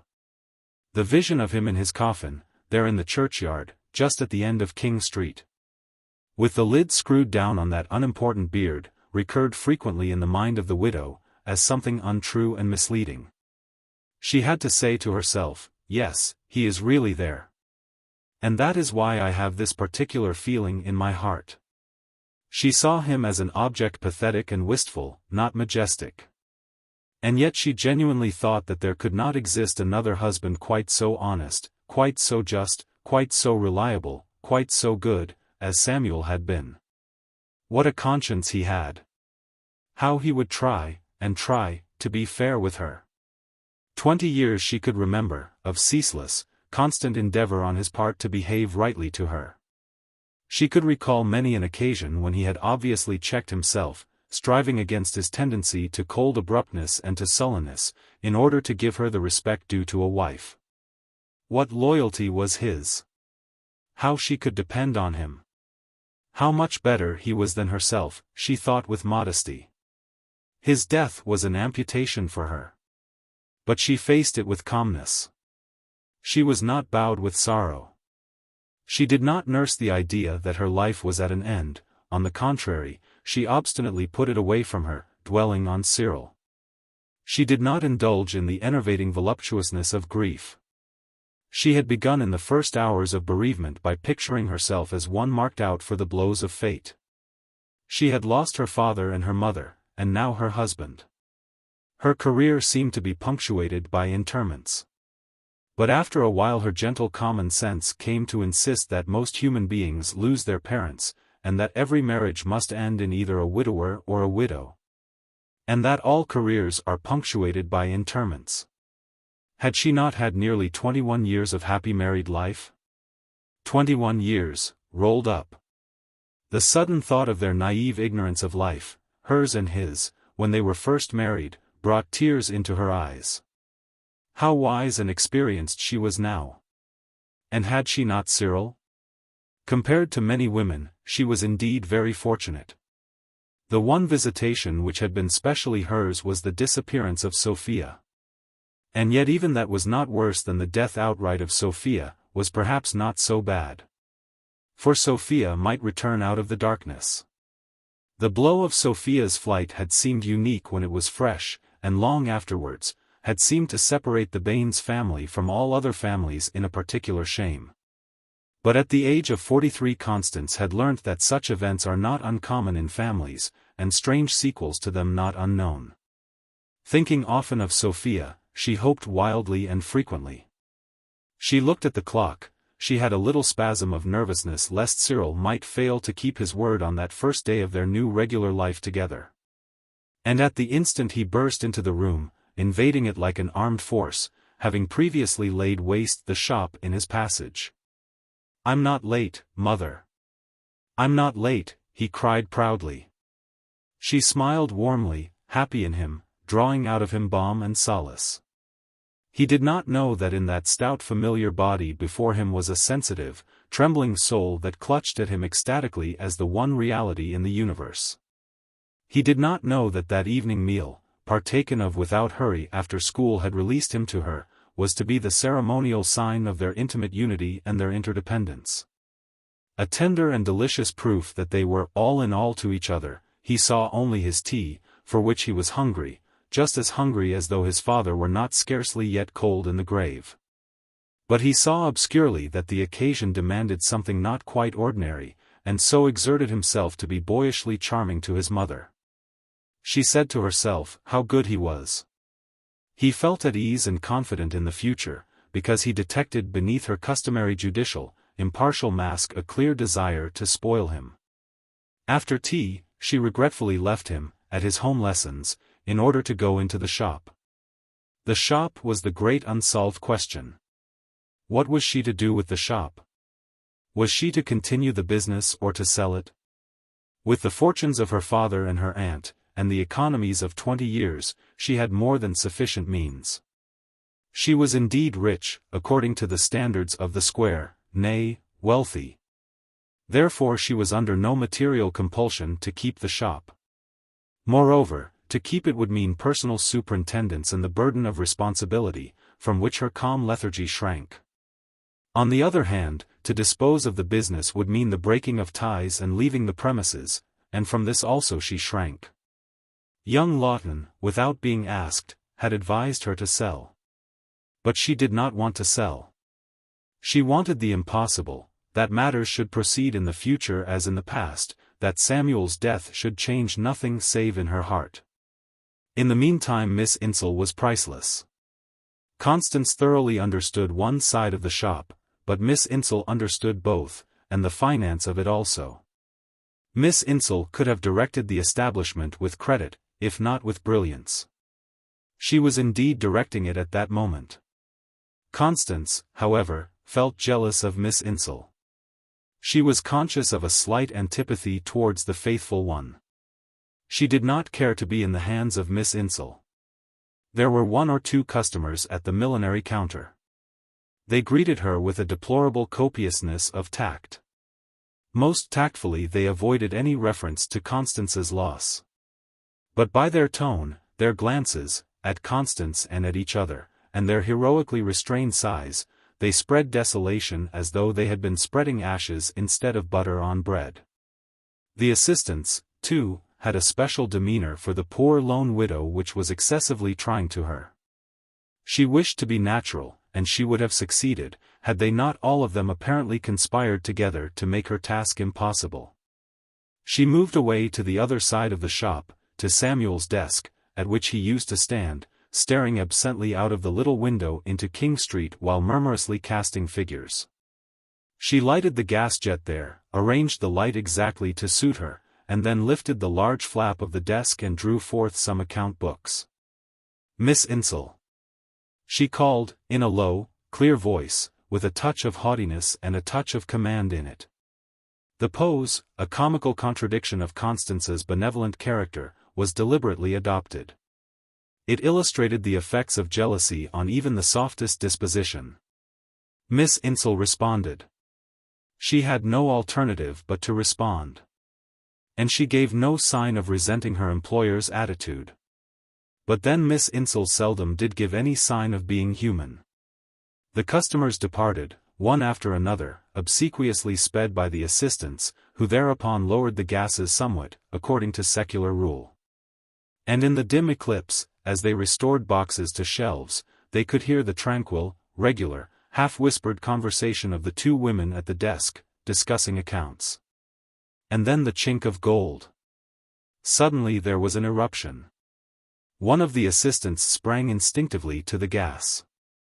But on perceiving that the disturber of peace was only a slatternly girl, hatless and imperfectly clean, she decided to leave the gas as it was, and put on a condescending, suspicious demeanor. "If you please, can I speak to the missus?" said the girl, breathlessly. She seemed to be about 18 years of age, fat and plain. Her blue frock was torn, and over it she wore a rough brown apron, caught up at one corner to the waist. Her bare forearms were of brick-red color. "What is it?" demanded the assistant. Miss Insel looked over her shoulder across the shop. "It must be Maggie's, Mrs. Hollins's daughter," said Miss Insel under her breath.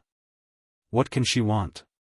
said Constance, leaving the desk instantly, and to the girl, who stood sturdily holding her own against the group of assistants, "You are Mrs. Hollins's daughter, aren't you?" "Yes, Mum." "What's your name?" "Maggie, Mum.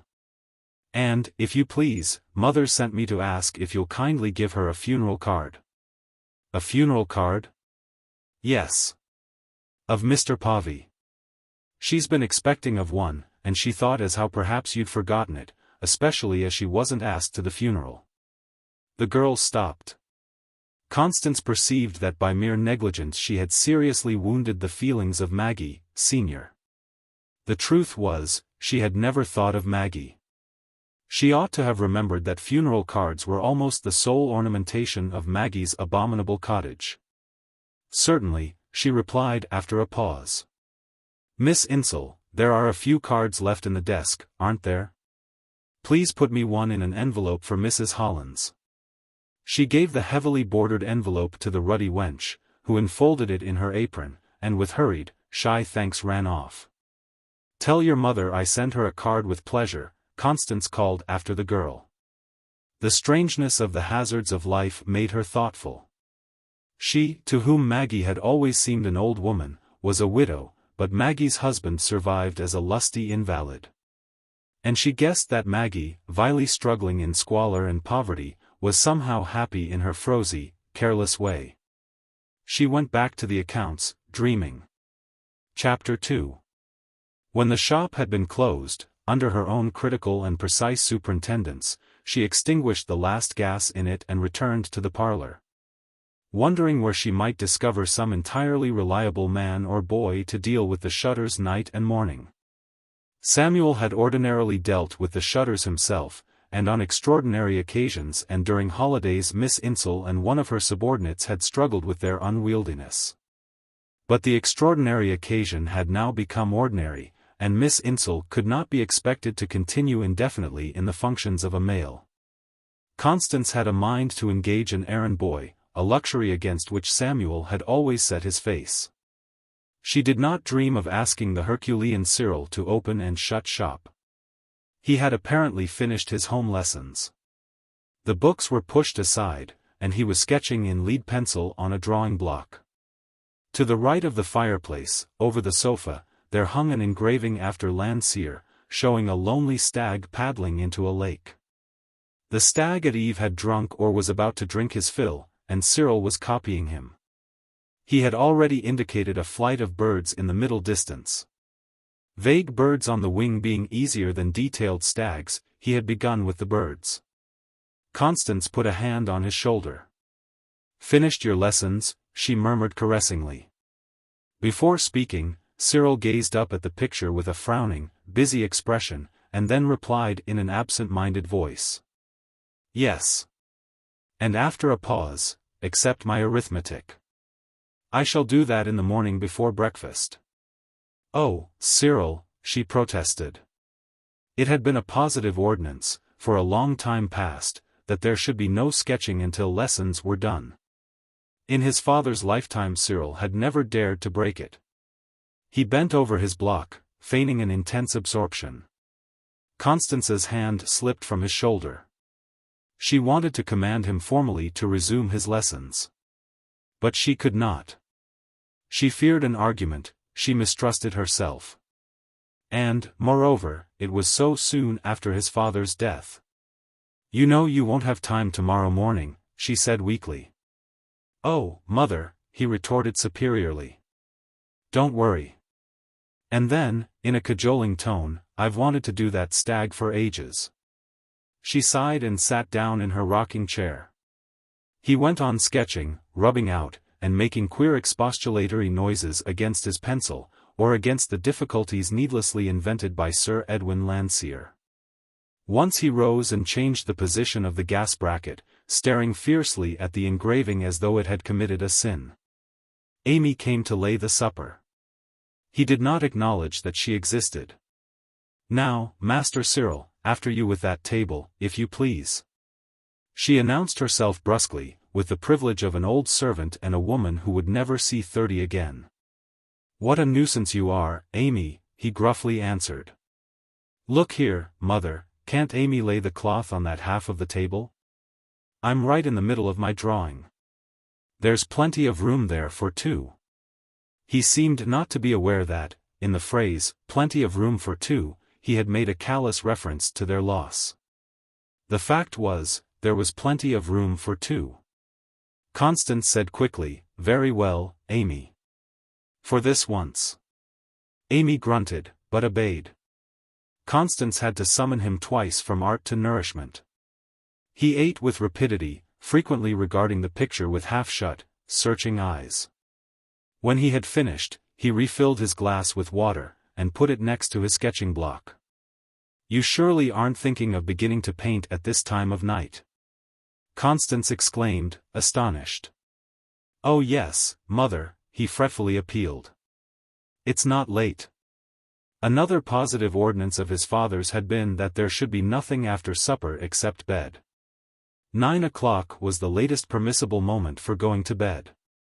It was now less than 8:45. "It only wants 12 minutes to 9, Constance pointed out. "Well, what if it does?" "Now, Cyril," she said, "I do hope you are going to be a good boy, and not cause your mother anxiety." But she said it too kindly. He said sullenly, "I do think you might let me finish it. I've begun it. It won't take me long." She made the mistake of leaving the main point. "How can you possibly choose your colors properly by gaslight?" she said. "I'm going to do it in sepia," he replied in triumph. "It mustn't occur again," she said. He thanked God for a good supper, and sprang to the harmonium, where his paintbox was. Amy cleared away. Constance did crochet work. There was silence. The clock struck 9, and it also struck 9:30.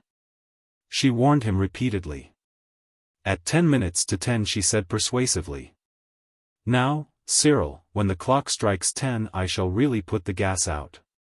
The clock struck 10. Half a mo," he cried. "I've done. I've done." Her hand was arrested. Another 4 minutes elapsed, and then he jumped up. "There you are," he said proudly, showing her the block. And all his gestures were full of grace and cajolery. "Yes, it's very good," Constance said, rather indifferently. "I don't believe you care for it," he accused her, but with a bright smile. "I care for your health," she said. "Just look at that clock." He sat down in the other rocking chair, deliberately. "Now, Cyril." "Well, mother, I suppose you'll let me take my boots off." He said it with teasing good humor. When he kissed her good night, she wanted to cling to him, so affectionate was his kiss. But she could not throw off the habits of restraint which she had been originally taught and had all her life practiced. She keenly regretted the inability. In her bedroom, alone, she listened to his movements as he undressed. The door between the two rooms was unlatched. She had to control a desire to open it ever so little and peep at him. He would not have liked that. He could have enriched her heart beyond all hope, and at no cost to himself, but he did not know his power. As she could not cling to him with her hands, she clung to him with that heart of hers, while moving sedately up and down the room, alone. And her eyes saw him through the solid wood of the door. At last she got heavily into bed.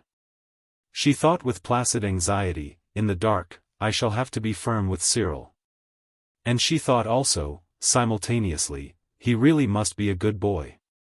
He must. And clung to him passionately, without shame.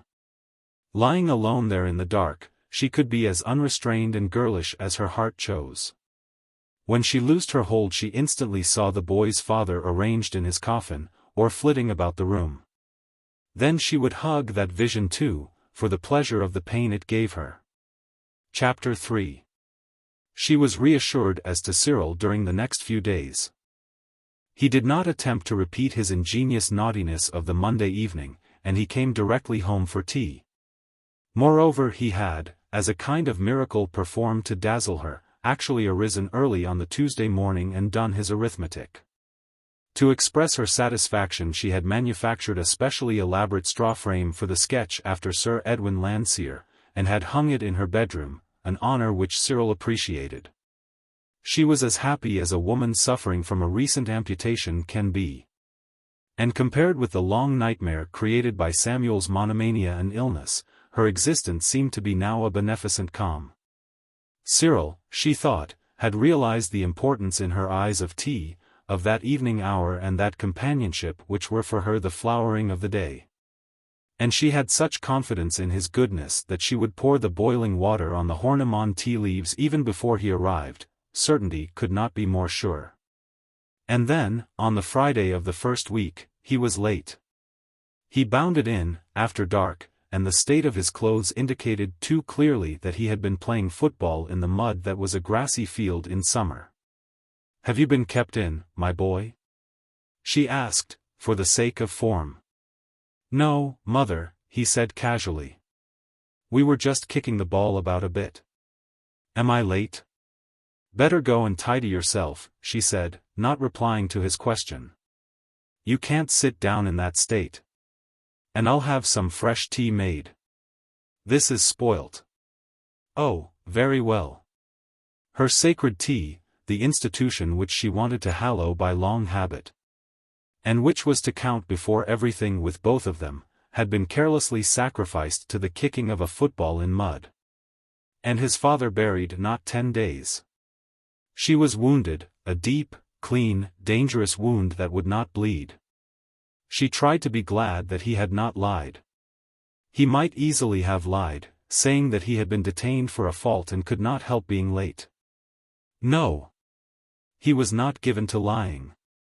He would lie, like any human being, when a great occasion demanded such prudence, but he was not a liar. He might fairly be called a truthful boy. She tried to be glad, and did not succeed. She would have preferred him to have lied. Amy, grumbling, had to boil more water. When he returned to the parlor, superficially cleaned, Constance expected him to apologize in his roundabout boyish way. At any rate to woo and wheedle her, to show by some gesture that he was conscious of having put an affront on her. But his attitude was quite otherwise. His attitude was rather brusque and overbearing and noisy. He ate a very considerable amount of jam, far too quickly, and then asked for more, in a tone of a monarch who calls for his own. And ere tea was finished he said boldly, apropos of nothing, "I say, mother, you'll just have to let me go to the School of Art after Easter." And stared at her with a fixed challenge in his eyes.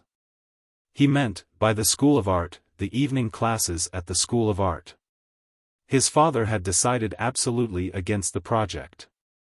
His father had said that it would interfere with his lessons, would keep him up too late at night, and involve absence from home in the evening. The last had always been the real objection. His father had not been able to believe that Cyril's desire to study art sprang purely from his love of art. He could not avoid suspecting that it was a plan to obtain freedom in the evenings, that freedom which Samuel had invariably forbidden. In all Cyril's suggestions Samuel had been ready to detect the same scheme lurking. He had finally said that when Cyril left school and took to a vocation, then he could study art at night if he chose, but not before. "You know what your father said?" Constance replied. "But, mother, that's all very well. I'm sure father would have agreed. If I'm going to take up drawing I ought to do it at once. That's what the drawing master says, and I suppose he ought to know. He finished on a tone of insolence. I can't allow you to do it yet, said Constance, quietly. It's quite out of the question. Quite. He pouted and then he sulked. It was war between them. At times he was the image of his Aunt Sophia. He would not leave the subject alone, but he would not listen to Constance's reasoning. He openly accused her of harshness. He asked her how she could expect him to get on if she thwarted him in his most earnest desires. He pointed to other boys whose parents were wiser. It's all very fine of you to put it on father, he observed sarcastically. He gave up his drawing entirely. When she hinted that if he attended the School of Art she would be condemned to solitary evenings, he looked at her as though saying, well, and if you are? He seemed to have no heart. After several weeks of intense unhappiness she said, how many evenings do you want to go? The war was over. He was charming again. When she was alone she could cling to him again. And she said to herself, if we can be happy together only when I give way to him, I must give way to him. And there was ecstasy in her yielding. After all, she said to herself, perhaps it's very important that he should go to the School of Art. She solaced herself with such thoughts on 3 solitary evenings a week, waiting for him to come home. Chapter 7. Bricks and Mortar. Chapter 1.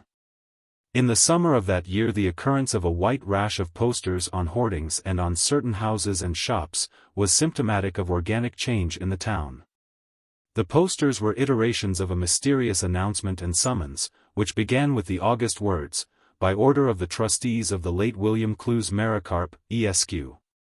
Maricarp had been a considerable owner of property in Bursley. After a prolonged residence at Southport, he had died, at the age of 82, leaving his property behind. For 60 years he had been a name, not a figure. And the news of his death, which was assuredly an event, incited the burgesses to gossip, for they had come to regard him as one of the invisible immortals.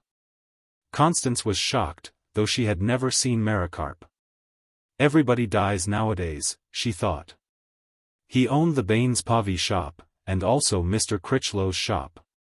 Constance knew not how often her father and, later, her husband, had renewed the lease of those premises that were now hers.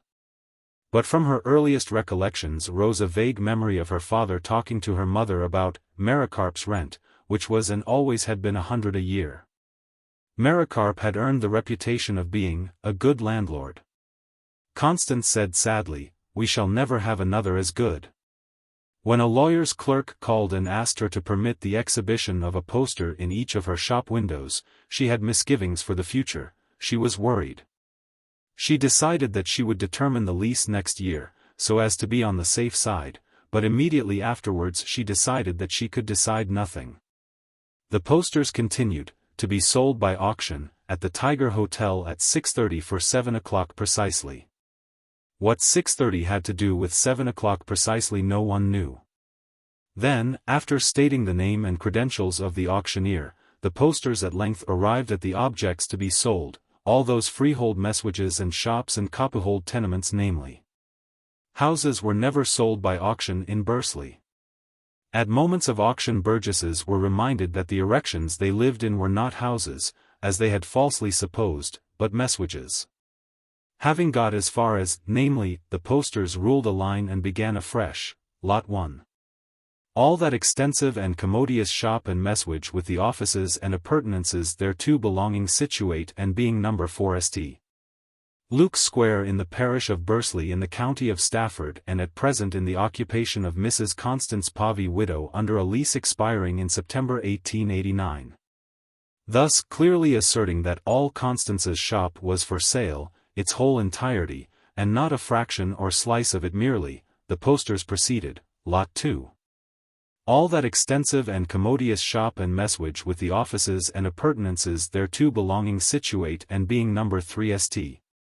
Luke's Square in the parish of Bursley in the county of Stafford and at present in the occupation of Charles Critchlow chemist under an agreement for a yearly tenancy. The catalogue ran to 14 lots. The posters, lest anyone should foolishly imagine that a non-legal intellect could have achieved such explicit and comprehensive clarity of statement, were signed by a powerful firm of solicitors in Honbridge. Happily in the Five Towns there were no metaphysicians. Otherwise the firm might have been expected to explain, in the further particulars and conditions which the posters promised, how even a messuage could be the thing at which it was situate. Within a few hours of the outbreak of the rash, Mr. Critchlow abruptly presented himself before Constance at the millinery counter. He was waving a poster. "Well," he exclaimed grimly. "What next, eh?" "Yes, indeed," Constance responded. "Are ye thinking o' buying?" he asked. All the assistants, including Miss Insel, were in hearing, but he ignored their presence. "Buying?" repeated Constance. "Not me. I've got quite enough house property as it is." Like all owners of real property, she usually adopted towards her possessions an attitude implying that she would be willing to pay somebody to take them from her. "Shall you?" she added, with Mr. Critchlow's own brusqueness. "Me? Buy property in St. Luke's Square?" Mr. Critchlow sneered. And then left the shop as suddenly as he had entered it. The sneer at St. Luke's Square was his characteristic expression of an opinion which had been slowly forming for some years. The square was no longer what it had been, though individual businesses might be as good as ever. For nearly 12 months 2 shops had been to let in it. And once, bankruptcy had stained its annals. The tradesmen had naturally searched for a cause in every direction save the right one, the obvious one, and naturally they had found a cause. According to the tradesmen, the cause was this football. The Bursley Football Club had recently swollen into a genuine rival of the ancient supremacy of the celebrated Knipe Club. It had transformed itself into a limited company, and rented a ground up the Moorthorne Road, and built a grandstand. The Bursley FC had tied with the Knipe FC. On the Knipe ground, a prodigious achievement, an achievement which occupied a column of the Athletic News one Monday morning. But were the tradesmen civically proud of this glory? No. They said that this football drew people out of the town on Saturday afternoons, to the complete abolition of shopping. They said also that people thought of nothing but this football. And, nearly in the same breath, that only roughs and good-for-nothings could possibly be interested in such a barbarous game. And they spoke of gate money, gambling, and professionalism, and the end of all true sport in England. In brief, something new had come to the front and was submitting to the ordeal of the curse. The sale of the Maricarp estate had a particular interest for respectable stake-in-the-town persons. It would indicate to what extent, if at all, this football was ruining Bursley. Constance mentioned to Cyril that she fancied she might like to go to the sale, and as it was dated for one of Cyril's off nights, Cyril said that he fancied he might like to go too. So they went together. Samuel used to attend property sales, but he had never taken his wife to one. Constance and Cyril arrived at the Tiger shortly after 7 o'clock, and were directed to a room furnished and arranged as for a small public meeting of philanthropists. A few gentlemen were already present, but not the instigating trustees, solicitors, and auctioneers. It appeared that 6:30 for 7 o'clock precisely meant 7:15. Constance took a Windsor chair in the corner nearest the door, and motioned Cyril to the next chair. They dared not speak, they moved on tiptoe. Cyril inadvertently dragged his chair along the floor, and produced a scrunching sound. He blushed, as though he had desecrated a church, and his mother made a gesture of horror.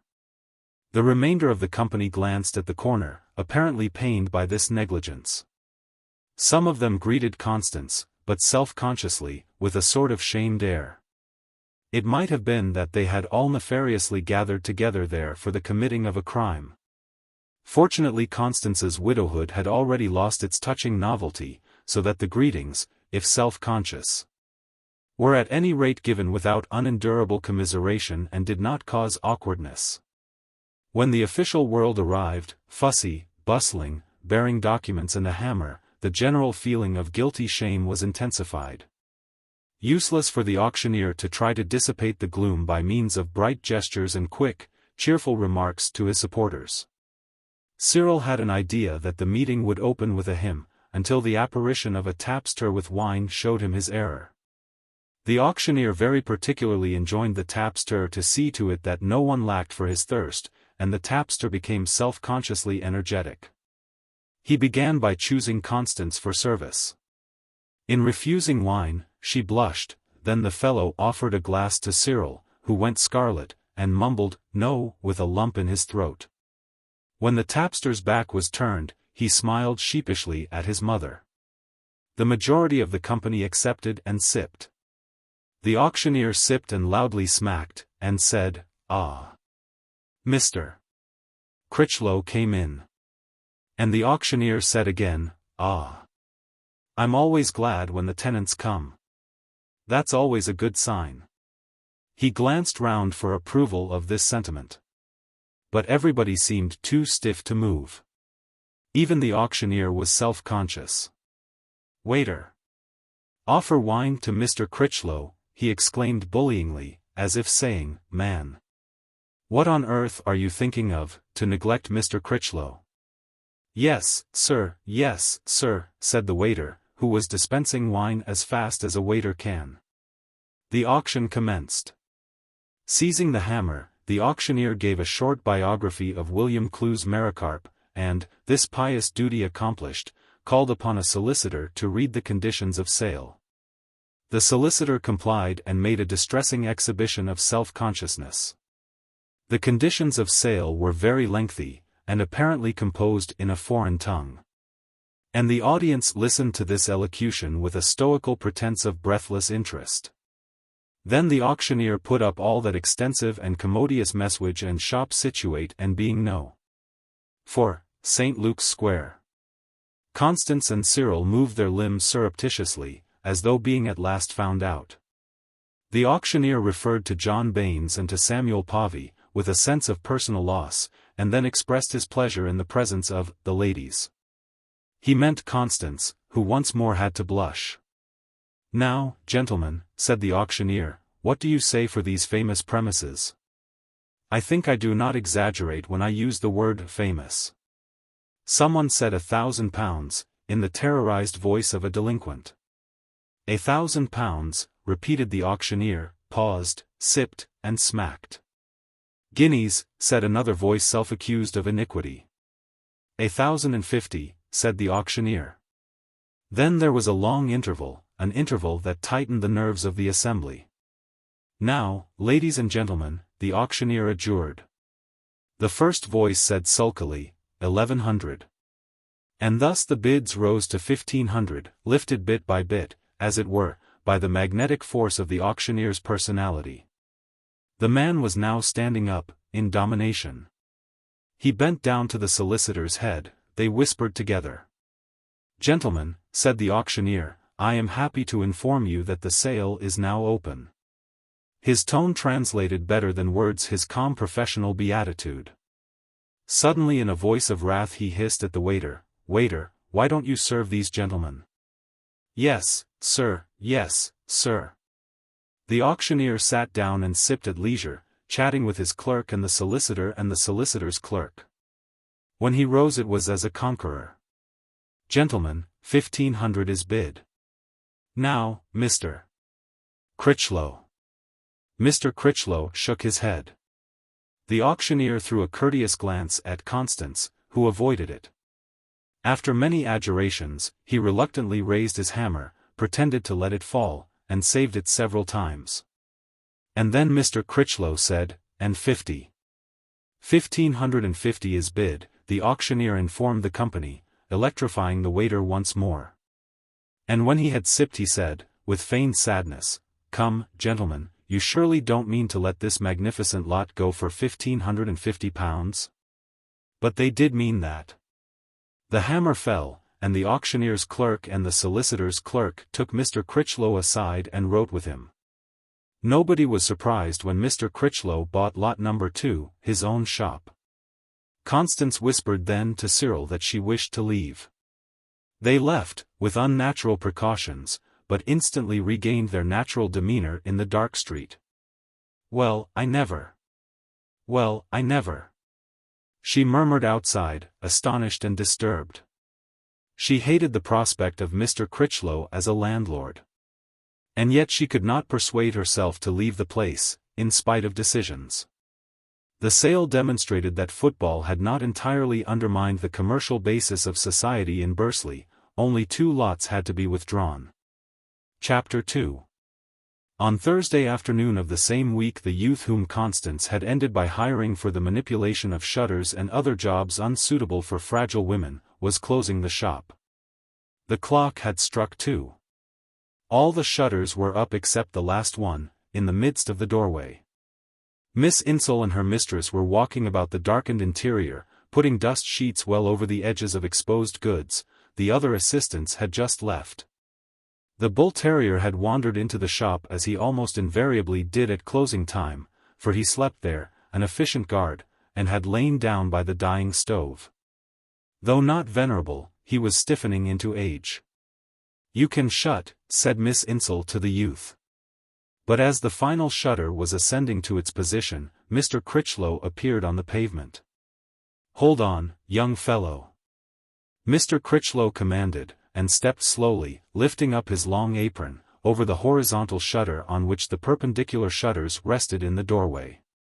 "Shall you be long, Mr. Critchlow?" the youth asked, posing the shutter. "Or am I to shut?" "Shut, lad," said Mr. Critchlow, briefly. "I'll go out by th side door. Here's Mr. Critchlow."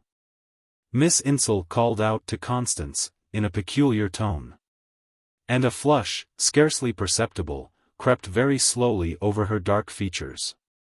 In the twilight of the shop, lit only by a few starry holes in the shutters, and by the small side window, not the keenest eye could have detected that flush.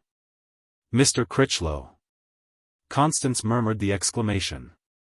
She resented his future ownership of her shop. She thought he was come to play the landlord, and she determined to let him see that her mood was independent and free, that she would as lief give up the business as keep it. In particular, she meant to accuse him of having deliberately deceived her as to his intentions on his previous visit. "Well, Mrs., the aged man greeted her.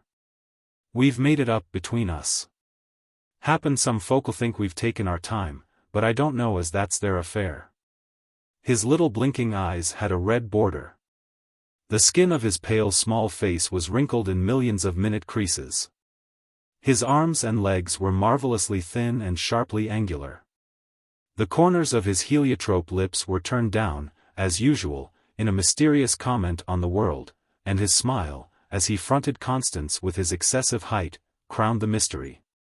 Constance stared, at a loss. It surely could not after all be true, the substance of the rumors that had floated like vapors in the square for 8 years and more. "What?" she began. "Me, and her." He jerked his head in the direction of Miss Insel. The dog had leisurely strolled forward to inspect the edges of the fiancé's trousers.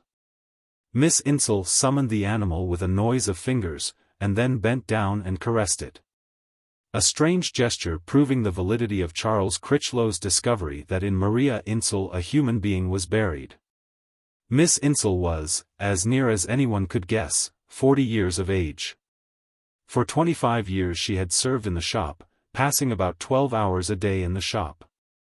Attending regularly at least 3 religious services at the Wesleyan chapel or school on Sundays, and sleeping with her mother, whom she kept.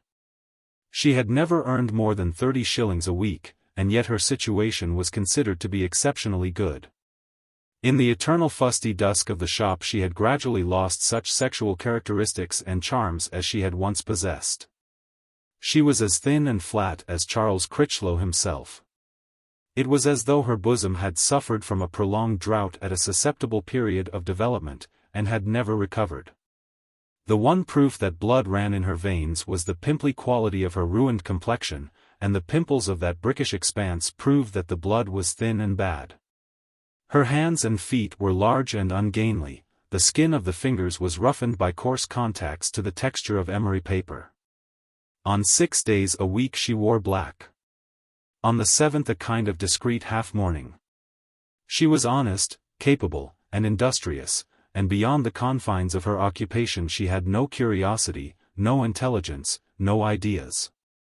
Superstitions and prejudices, deep and violent, served her for ideas, but she could incomparably sell silks and bonnets, braces and oilcloth, in widths, lengths, and prices she never erred. She never annoyed a customer, nor foolishly promised what could not be performed, nor was late nor negligent, nor disrespectful. No one knew anything about her, because there was nothing to know. Subtract the shop assistant from her, and naught remained. Benighted and spiritually dead, she existed by habit. But for Charles Critchlow she happened to be an illusion. He had cast eyes on her and had seen youth, innocence, virginity. During 8 years the moth Charles had flitted round the lamp of her brilliance, and was now singed past escape. He might treat her with what casualness he chose, he might ignore her in public, he might talk brutally about women. He might leave her to wonder dully what he meant, for months at a stretch, but there emerged indisputable from the sum of his conduct the fact that he wanted her. He desired her, she charmed him. She was something ornamental and luxurious for which he was ready to pay, and to commit follies. He had been a widower since before she was born. To him she was a slip of a girl. All is relative in this world. As for her, she was too indifferent to refuse him. Why refuse him? Oysters do not refuse. I'm sure I congratulate you both, Constance breathed, realizing the import of Mr. Critchlow's laconic words. I'm sure I hope you'll be happy. That'll be all right, said Mr. Critchlow. Thank you, Mrs. Povey, said Maria Insel. Nobody seemed to know what to say next. It's rather sudden, was on Constance's tongue, but did not achieve utterance, being patently absurd. Ah! Exclaimed Mr. Critchlow, as though himself contemplating anew the situation. Miss Insel gave the dog a final pat. So that's settled, said Mr. Critchlow. Now, Mrs., ye want to give up this shop, don't ye? I'm not so sure about that, Constance answered uneasily. Don't tell me, he protested. Of course you want to give up the shop. I've lived here all my life, said Constance. Ye've not lived in th shop all yeary life. I said th shop. Listen here, he continued. I've got a proposal to make to you. You can keep on the house, and I'll take the shop off yeary hands. Now? He looked at her inquiringly. Constance was taken aback by the brusqueness of the suggestion, which, moreover, she did not understand. But how, she faltered. Come here, said Mr. Critchlow, impatiently, and he moved towards the house door of the shop, behind the till. Come where? What do you want? Constance demanded in amaze. Here, said Mr. Critchlow, with increasing impatience. Follow me, will ye? Constance obeyed. Miss Insel sidled after Constance, and the dog after Miss Insel. Mr. Critchlow went through the doorway and down the corridor, past the cutting-out room to his right. The corridor then turned at a right angle to the left and ended at the parlor door, the kitchen steps being to the left. Mr. Critchlow stopped short of the kitchen steps, and extended his arms, touching the walls on either side. Here, he said, tapping the walls with his bony knuckles. Here. Suppose I brick ye this up, and same upstairs between showroom and bedroom passage, ye've got your house to yourself. Ye say ye've lived here all your life. Well, what's to prevent ye finishing up here? The fact is, he added, it would only be making into 2 houses again what was 2 houses to start with, afore your time, Mrs. And what about the shop? Cried Constance. Ye can sell us stock at a valuation. Constance suddenly comprehended the scheme. Mr. Critchlow would remain the chemist, while Mrs. Critchlow became the head of the chief drapery business in the town. Doubtless they would knock a hole through the separating wall on the other side, to balance the bricking up on this side. They must have thought it all out in detail. Constance revolted. "Yes," she said, a little disdainfully. "And my goodwill? Shall you take that at a valuation too?" Mr. Critchlow glanced at the creature for whom he was ready to scatter thousands of pounds. She might have been a Phryne and he the infatuated fool. He glanced at her as if to say, "We expected this, and this is where we agreed it was to stop." He said to Constance. "Show me your goodwill. Lap it up in a bit of paper and hand it over, and I'll take it at a valuation. But not a 4, Mrs. Not a 4. I'm making ye a very good offer. £20 a year, I'll let ye house for. And take stock at a valuation. Think it over, my lass." Having said what he had to say, Charles Critchlow departed, according to his custom. He unceremoniously let himself out by the side door, and passed with wavy apron round the corner of King Street into the square and so to his own shop, which ignored the Thursday half-holiday. Miss Insel left soon afterwards. Chapter 3. Constance's pride urged her to refuse the offer. But in truth her sole objection to it was that she had not thought of the scheme herself. For the scheme really reconciled her wish to remain where she was with her wish to be free of the shop. "I shall make him put me in a new window in the parlour, one that will open," she said positively to Cyril, who accepted Mr. Critchlow's idea with fatalistic indifference.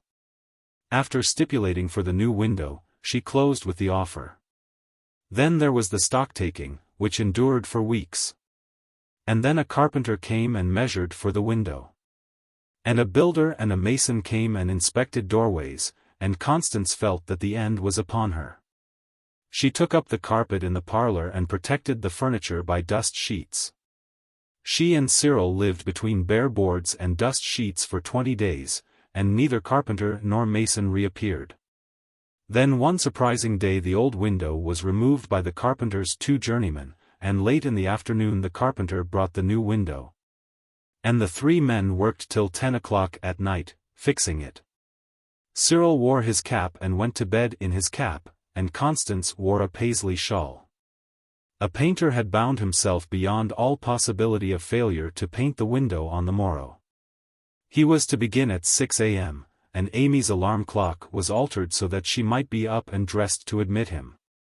He came a week later, administered 1 coat, and vanished for another 10 days. Then 2 masons suddenly came with heavy tools, and were shocked to find that all was not prepared for them.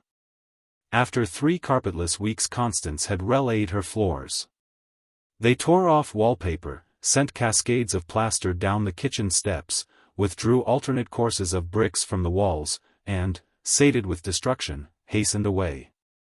After 4 days new red bricks began to arrive, carried by a quite guiltless hodman who had not visited the house before. The hodman met the full storm of Constance's wrath. It was not a vicious wrath, rather a good-humoured wrath, but it impressed the hodman.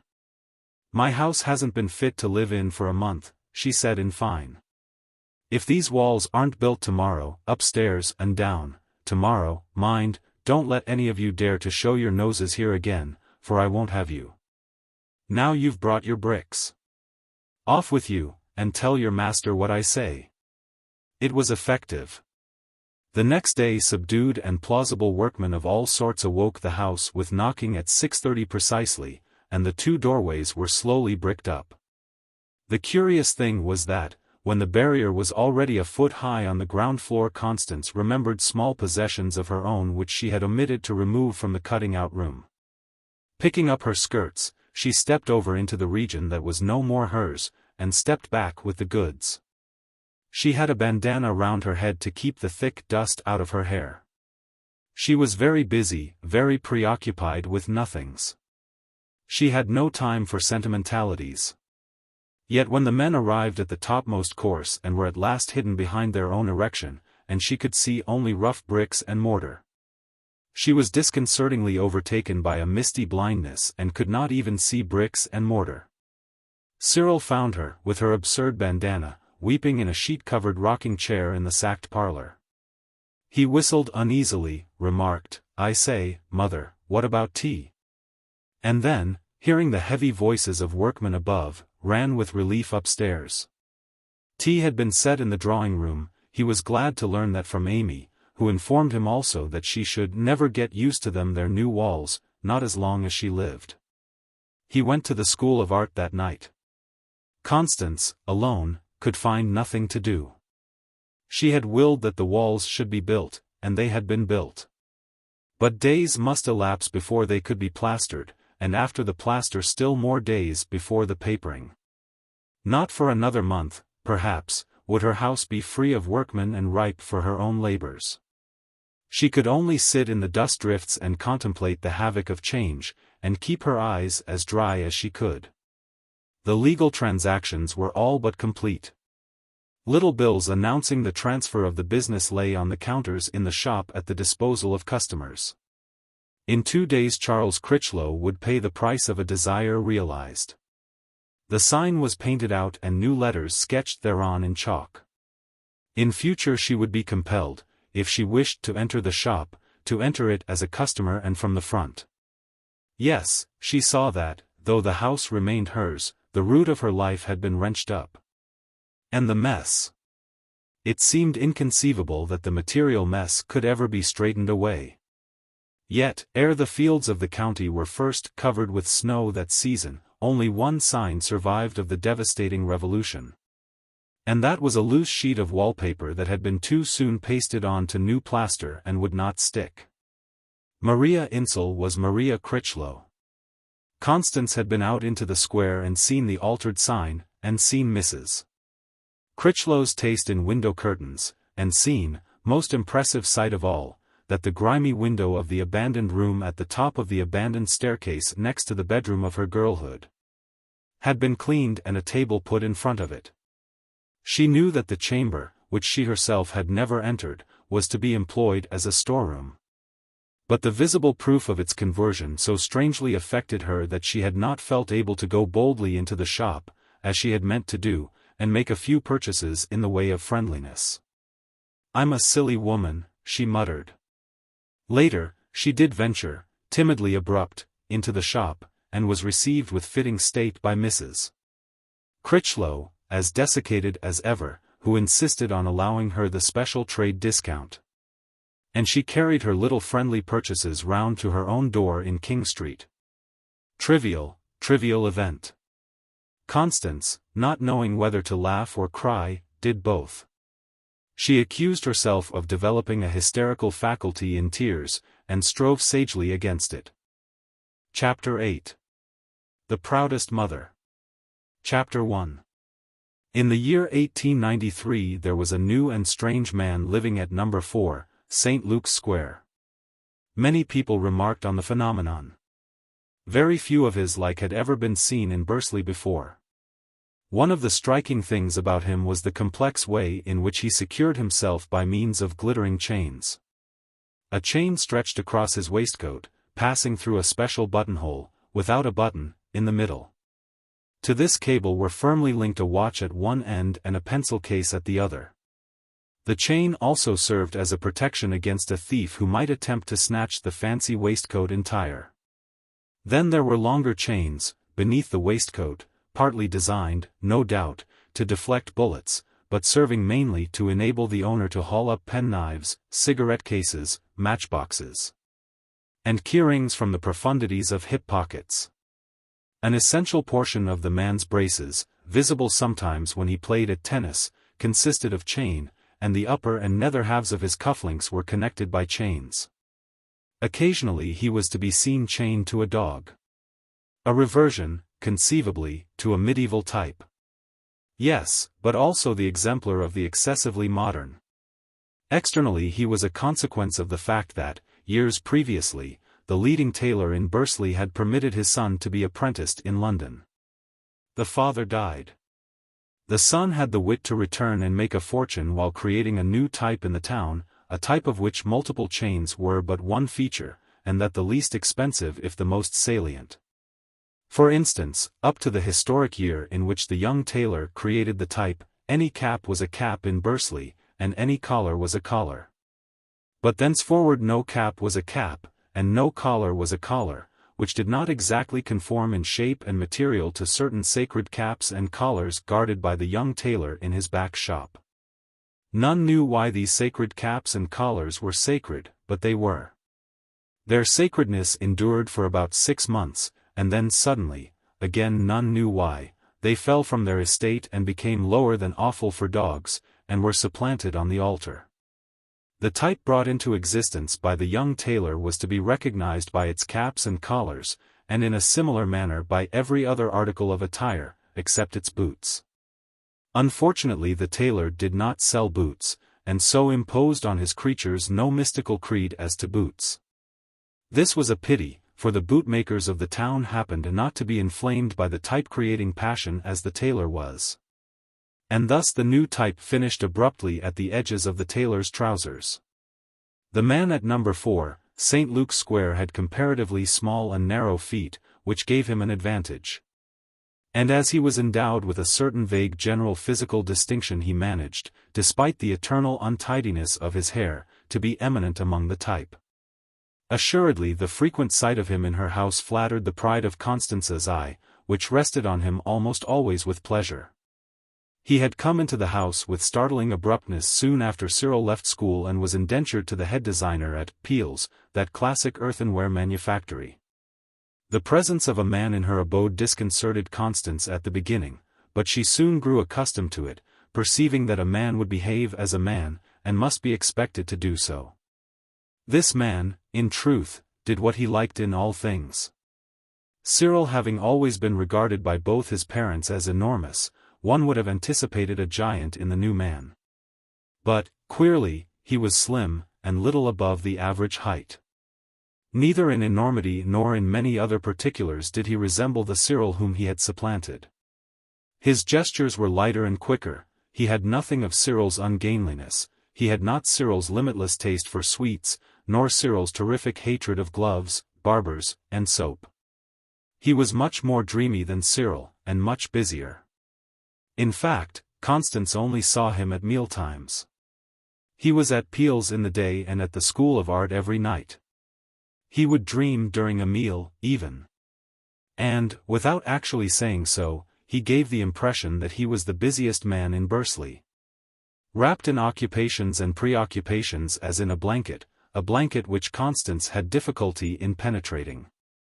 Constance wanted to please him, she lived for nothing but to please him. He was, however, exceedingly difficult to please, not in the least because he was hypercritical and exacting, but because he was indifferent. Constance, in order to satisfy her desire of pleasing, had to make 50 efforts, in the hope that he might chance to notice one. He was a good man, amazingly industrious, when once Constance had got him out of bed in the morning, with no vices, kind, save when Constance mistakenly tried to thwart him. Charming, with a curious strain of humor that Constance only half understood. Constance was unquestionably vain about him, and she could honestly find in him little to blame. But whereas he was the whole of her universe, she was merely a dim figure in the background of his. Every now and then, with his gentle, elegant raillery, he would apparently rediscover her, as though saying, "Ah! You're still there, are you?" Constance could not meet him on the plane where his interests lay, and he never knew the passionate intensity of her absorption in that minor part of his life which moved on her plane. He never worried about her solitude, or guessed that in throwing her a smile and a word at supper he was paying her meagerly for 3 hours of lone rocking in a rocking chair. The worst of it was that she was quite incurable.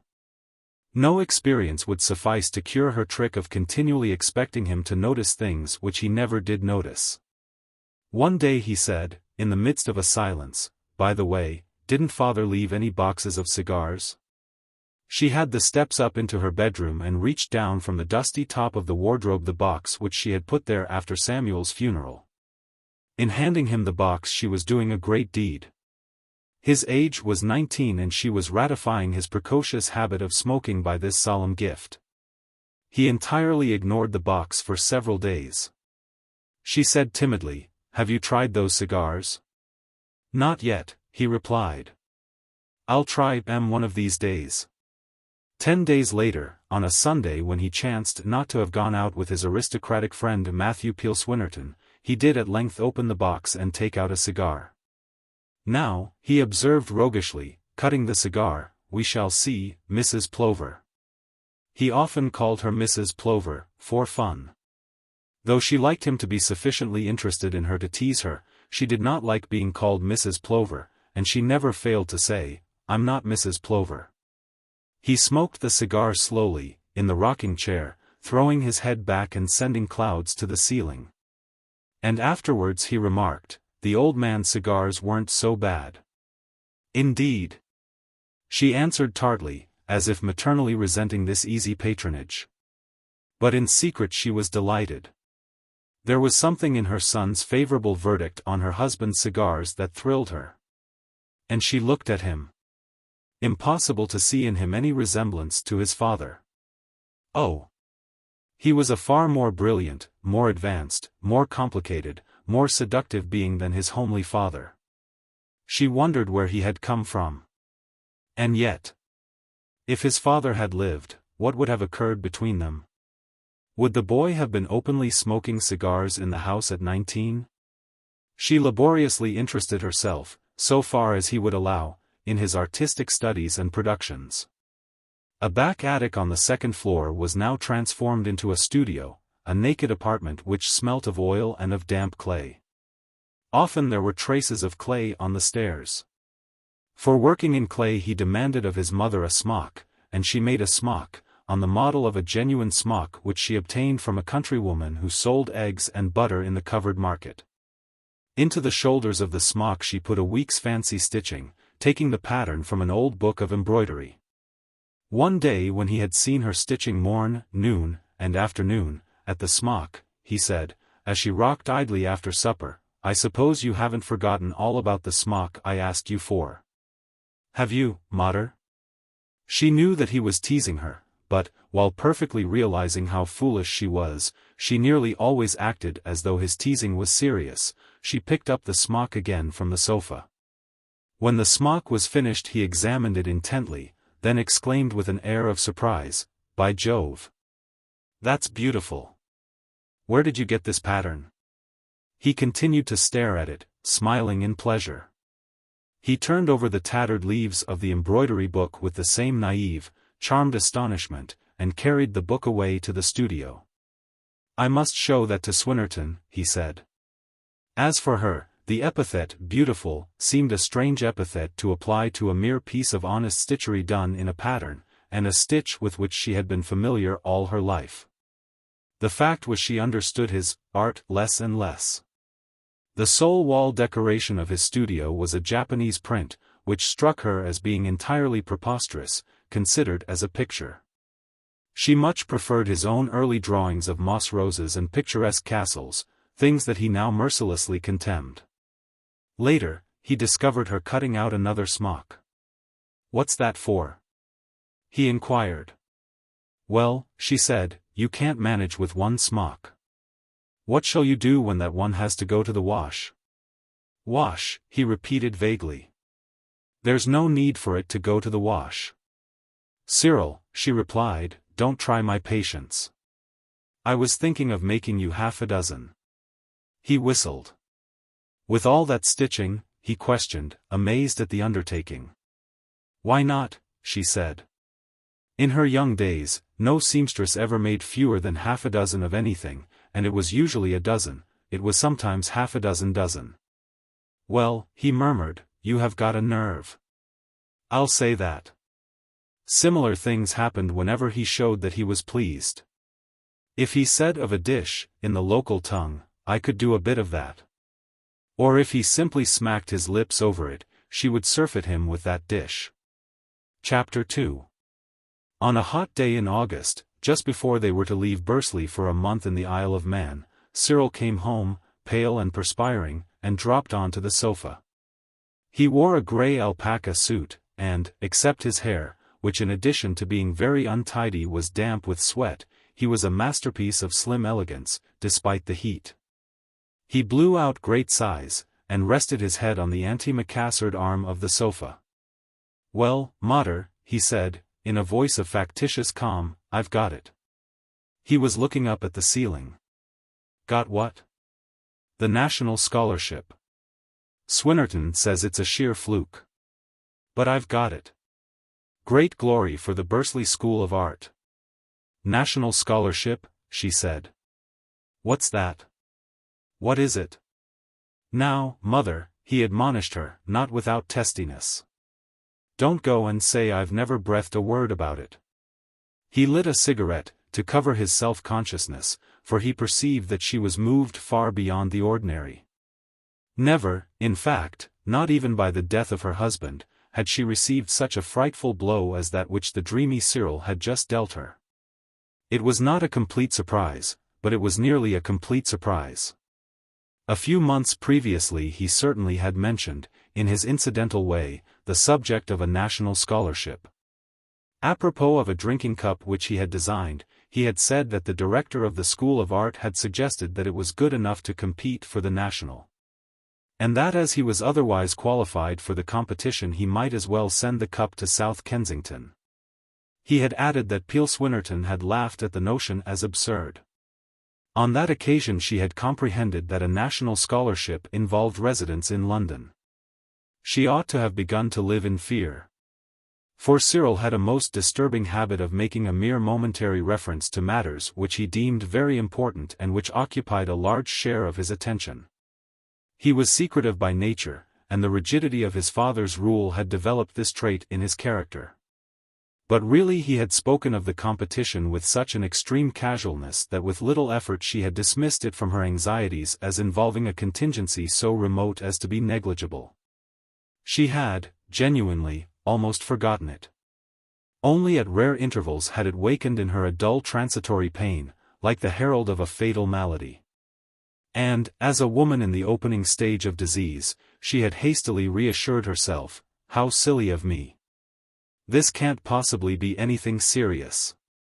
And now she was condemned. She knew it. She knew there could be no appeal. She knew that she might as usefully have besought mercy from a tiger as from her good, industrious, dreamy son. "It means £1 a week," said Cyril, his self-consciousness intensified by her silence and by the dreadful look on her face. "And of course free tuition." "For how long?" she managed to say. "Well," said he, "that depends. Nominally for a year. But if you behave yourself it's always continued for 3 years. If he stayed for 3 years he would never come back, that was a certainty." How she rebelled, furious and despairing, against the fortuitous cruelty of things. She was sure that he had not, till then, thought seriously of going to London. But the fact that the government would admit him free to its classrooms and give him £1 a week besides, somehow forced him to go to London. It was not the lack of means that would have prevented him from going. Why, then, should the presence of means induce him to go? There was no logical reason. The whole affair was disastrously absurd. The art master at the Wedgwood institution had chanced, merely chanced, to suggest that the drinking cup should be sent to South Kensington. And the result of this caprice was that she was sentenced to solitude for life. It was too monstrously, too incredibly wicked. With what futile and bitter execration she murmured in her heart the word "if." If Cyril's childish predilections had not been encouraged. If he had only been content to follow his father's trade. If she had flatly refused to sign his indenture at Peel's and pay the premium. If he had not turned from color to clay. If the art master had not had that fatal idea. If the judges for the competition had decided otherwise. If only she had brought Cyril up in habits of obedience, sacrificing temporary peace to permanent security. For after all he could not abandon her without her consent. He was not of age. And he would want a lot more money, which he could obtain from none but her. She could refuse. No. She could not refuse. He was the master, the tyrant. For the sake of daily pleasantness she had weakly yielded to him at the start. She had behaved badly to herself and to him. He was spoiled. She had spoiled him. And he was about to repay her with lifelong misery, and nothing would deflect him from his course. The usual conduct of the spoilt child. Had she not witnessed it, and moralized upon it, in other families? "You don't seem very chirpy over it, Mortar," he said. She went out of the room. His joy in the prospect of departure from the Five Towns, from her, though he masked it, was more manifest than she could bear. The Signal, the next day, made a special item of the news. It appeared that no national scholarship had been won in the Five Towns for 11 years. The citizens were exhorted to remember that Mr. Povey had gained his success in open competition with the cleverest young students of the entire kingdom, and in a branch of art which he had but recently taken up. And further, that the government offered only 8 scholarships each year. The name of Cyril Povey passed from lip to lip.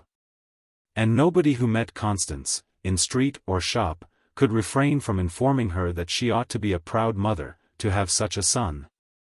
But that truly they were not surprised, and how proud his poor father would have been. A few sympathetically hinted that maternal pride was one of those luxuries that may cost too dear. Chapter 3. The holiday in the Isle of Man was of course ruined for her. She could scarcely walk because of the weight of a lump of lead that she carried in her bosom. On the brightest days the lump of lead was always there. Besides, she was so obese. In ordinary circumstances they might have stayed beyond the month. An indentured pupil is not strapped to the wheel like a common apprentice. Moreover, the indentures were to be cancelled. But Constance did not care to stay. She had to prepare for his departure to London. She had to lay the faggots for her own martyrdom. In this business of preparation she showed as much silliness, she betrayed as perfect a lack of perspective, as the most superior son could desire for a topic of affectionate irony. Her preoccupation with petty things of no importance whatever was worthy of the finest traditions of fond motherhood.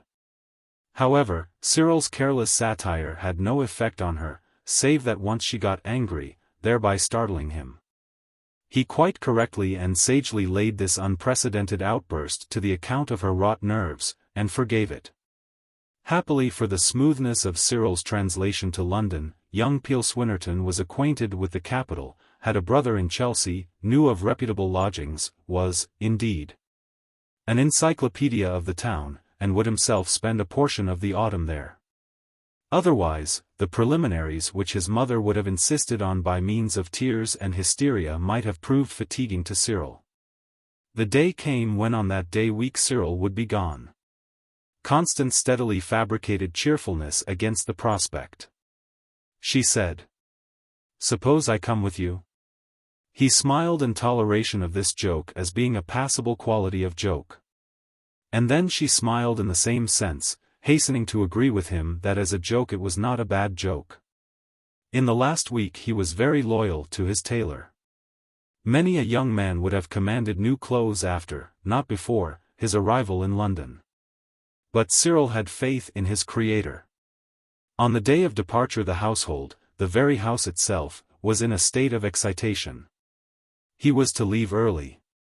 He would not listen to the project of her accompanying him as far as Knype, where the loop line joined the main.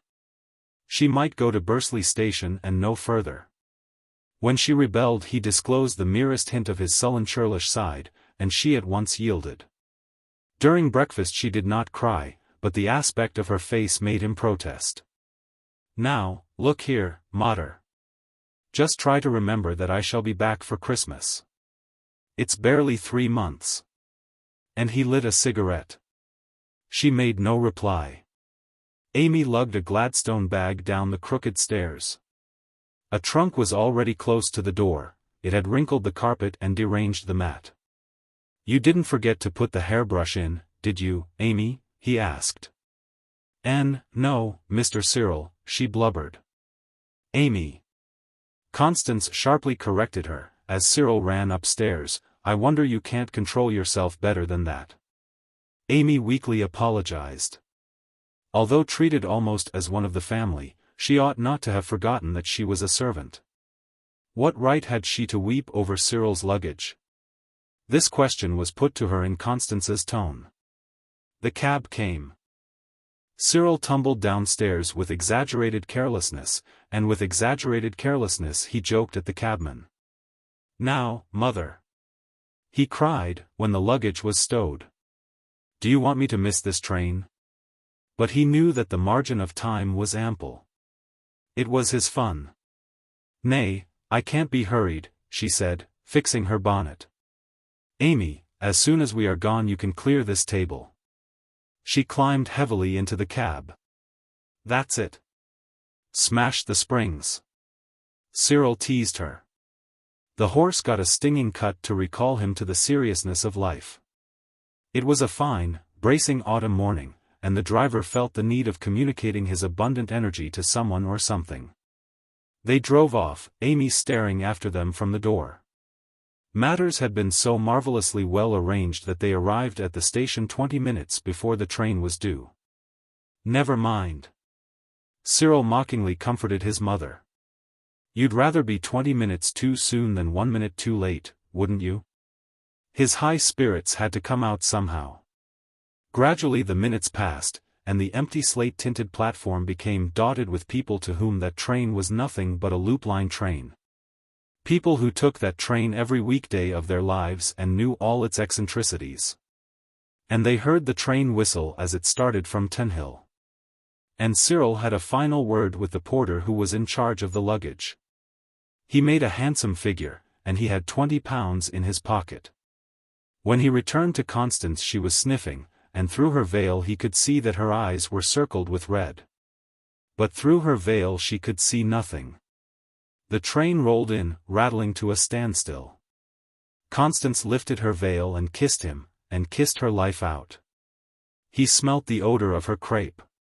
He was, for an instant, close to her, close, and he seemed to have an overwhelmingly intimate glimpse into her secrets. He seemed to be choked in the sudden strong emotion of that crepe.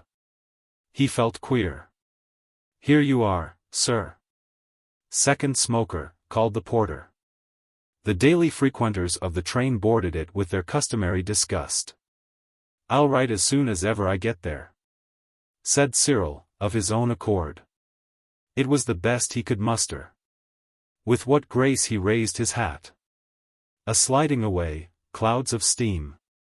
And she shared the dead platform with milk cans, 2 porters, and Smith's noisy boy. She walked home, very slowly and painfully. The lump of lead was heavier than ever before. And the townspeople saw the proudest mother in Bursley walking home. After all, she argued with her soul angrily, petulantly, could you expect the boy to do anything else?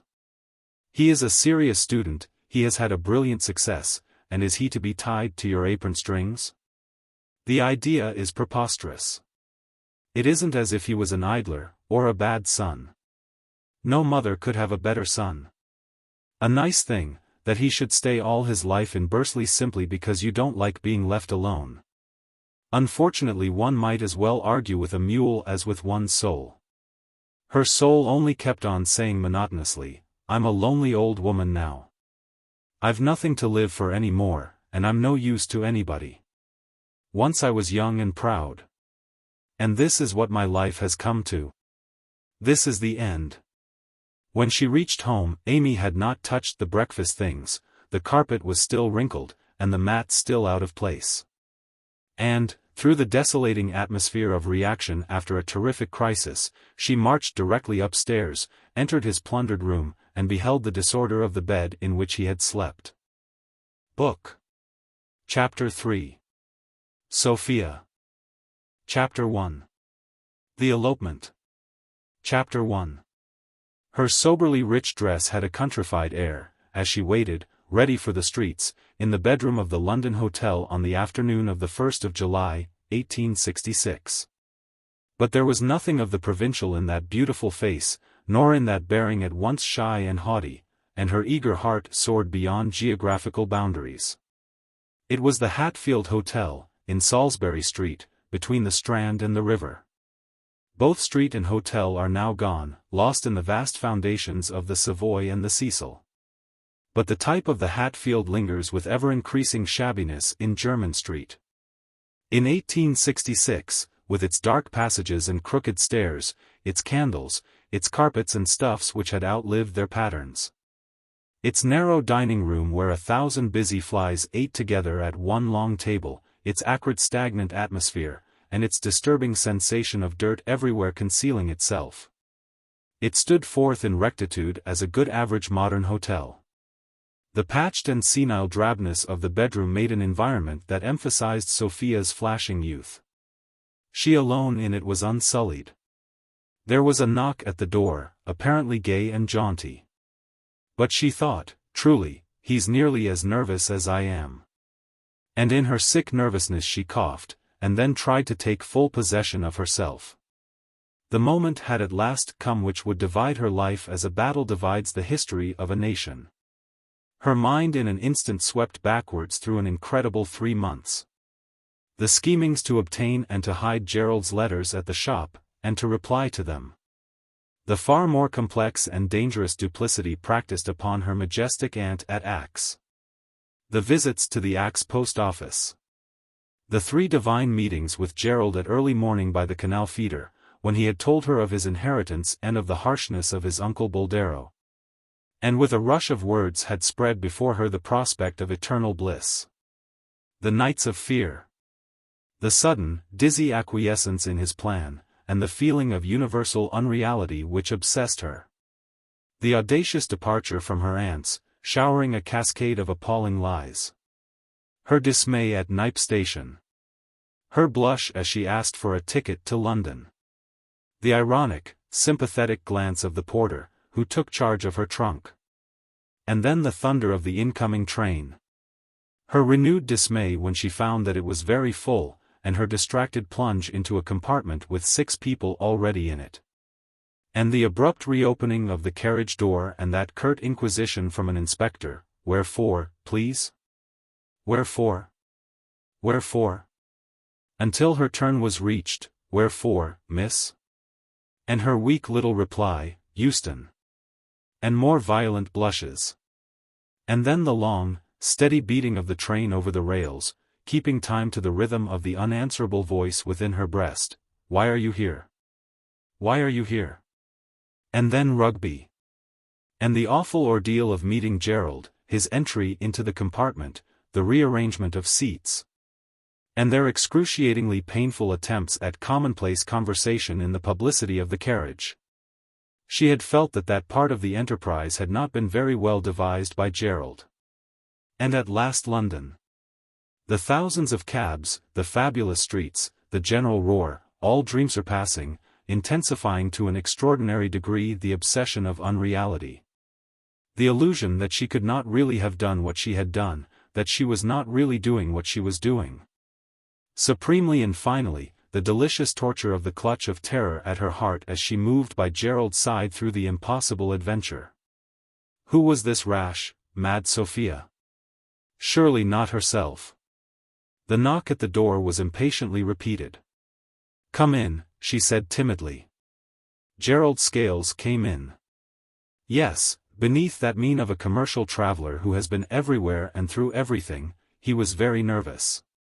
It was her privacy that, with her consent, he had invaded. He had engaged the bedroom only with the intention of using it as a retreat for Sophia until the evening, when they were to resume their travels.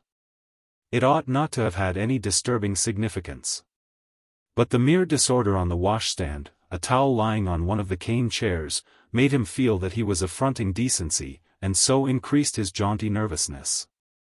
The moment was painful. The moment was difficult beyond his skill to handle it naturally. Approaching her with factitious ease, he kissed her through her veil, which she then lifted with an impulsive movement, and he kissed her again, more ardently. Perceiving that her ardor was exceeding his. This was the first time they had been alone together since her flight from Axe. And yet, with his worldly experience, he was naive enough to be surprised that he could not put all the heat of passion into his embrace. And he wondered why he was not thrilled at the contact with her. However, the powerful clinging of her lips somewhat startled his senses, and also delighted him by its silent promise. He could smell the stuff of her veil, the sarcenet of her bodice, and, as it were wrapped in these odors as her body was wrapped in its clothes, the faint fleshly perfume of her body itself. Her face, viewed so close that he could see the almost imperceptible down on those fruit-like cheeks, was astonishingly beautiful. The dark eyes were exquisitely misted. And he could feel the secret loyalty of her soul ascending to him. She was very slightly taller than her lover. But somehow she hung from him, her body curved backwards, and her bosom pressed against his, so that instead of looking up at her gaze he looked down at it. He preferred that. Perfectly proportioned though he was, his stature was a delicate point with him. His spirits rose by the uplift of his senses. His fears slipped away, he began to be very satisfied with himself. He was the inheritor of £12,000, and he had won this unique creature. She was his capture. He held her close, permittedly scanning the minutiae of her skin, permittedly crushing her flimsy silks. Something in him had forced her to lay her modesty on the altar of his desire. And the sun brightly shone. So he kissed her yet more ardently, and with the slightest touch of a victor's condescension. And her burning response more than restored the self-confidence which he had been losing. "I've got no one but you now," she murmured in a melting voice. She fancied in her ignorance that the expression of this sentiment would please him. She was not aware that a man is usually rather chilled by it, because it proves to him that the other is thinking about his responsibilities and not about his privileges. Certainly it calmed Gerald, though without imparting to him her sense of his responsibilities. He smiled vaguely. To Sophia his smile was a miracle continually renewed. It mingled dashing gaiety with a hint of wistful appeal in a manner that never failed to bewitch her. A less innocent girl than Sophia might have divined from that adorable half-feminine smile that she could do anything with Gerald except rely on him. But Sophia had to learn. "Are you ready?" he asked, placing his hands on her shoulders and holding her away from him. "Yes," she said, nerving herself. Their faces were still very near together. "Well, would you like to go and see the door pictures?" A simple enough question. A proposal felicitous enough. Dore was becoming known even in the Five Towns, not, assuredly, by his illustrations to the contes drolatiques of Balzac, but by his shuddering biblical conceits. In pious circles Dore was saving art from the reproach of futility and frivolity. It was indubitably a tasteful idea on Gerald's part to take his love of a summer's afternoon to gaze at the originals of those prints which had so deeply impressed the Five Towns. It was an idea that sanctified the profane adventure. Yet Sophia showed signs of affliction. Her color went and came, her throat made the motion of swallowing.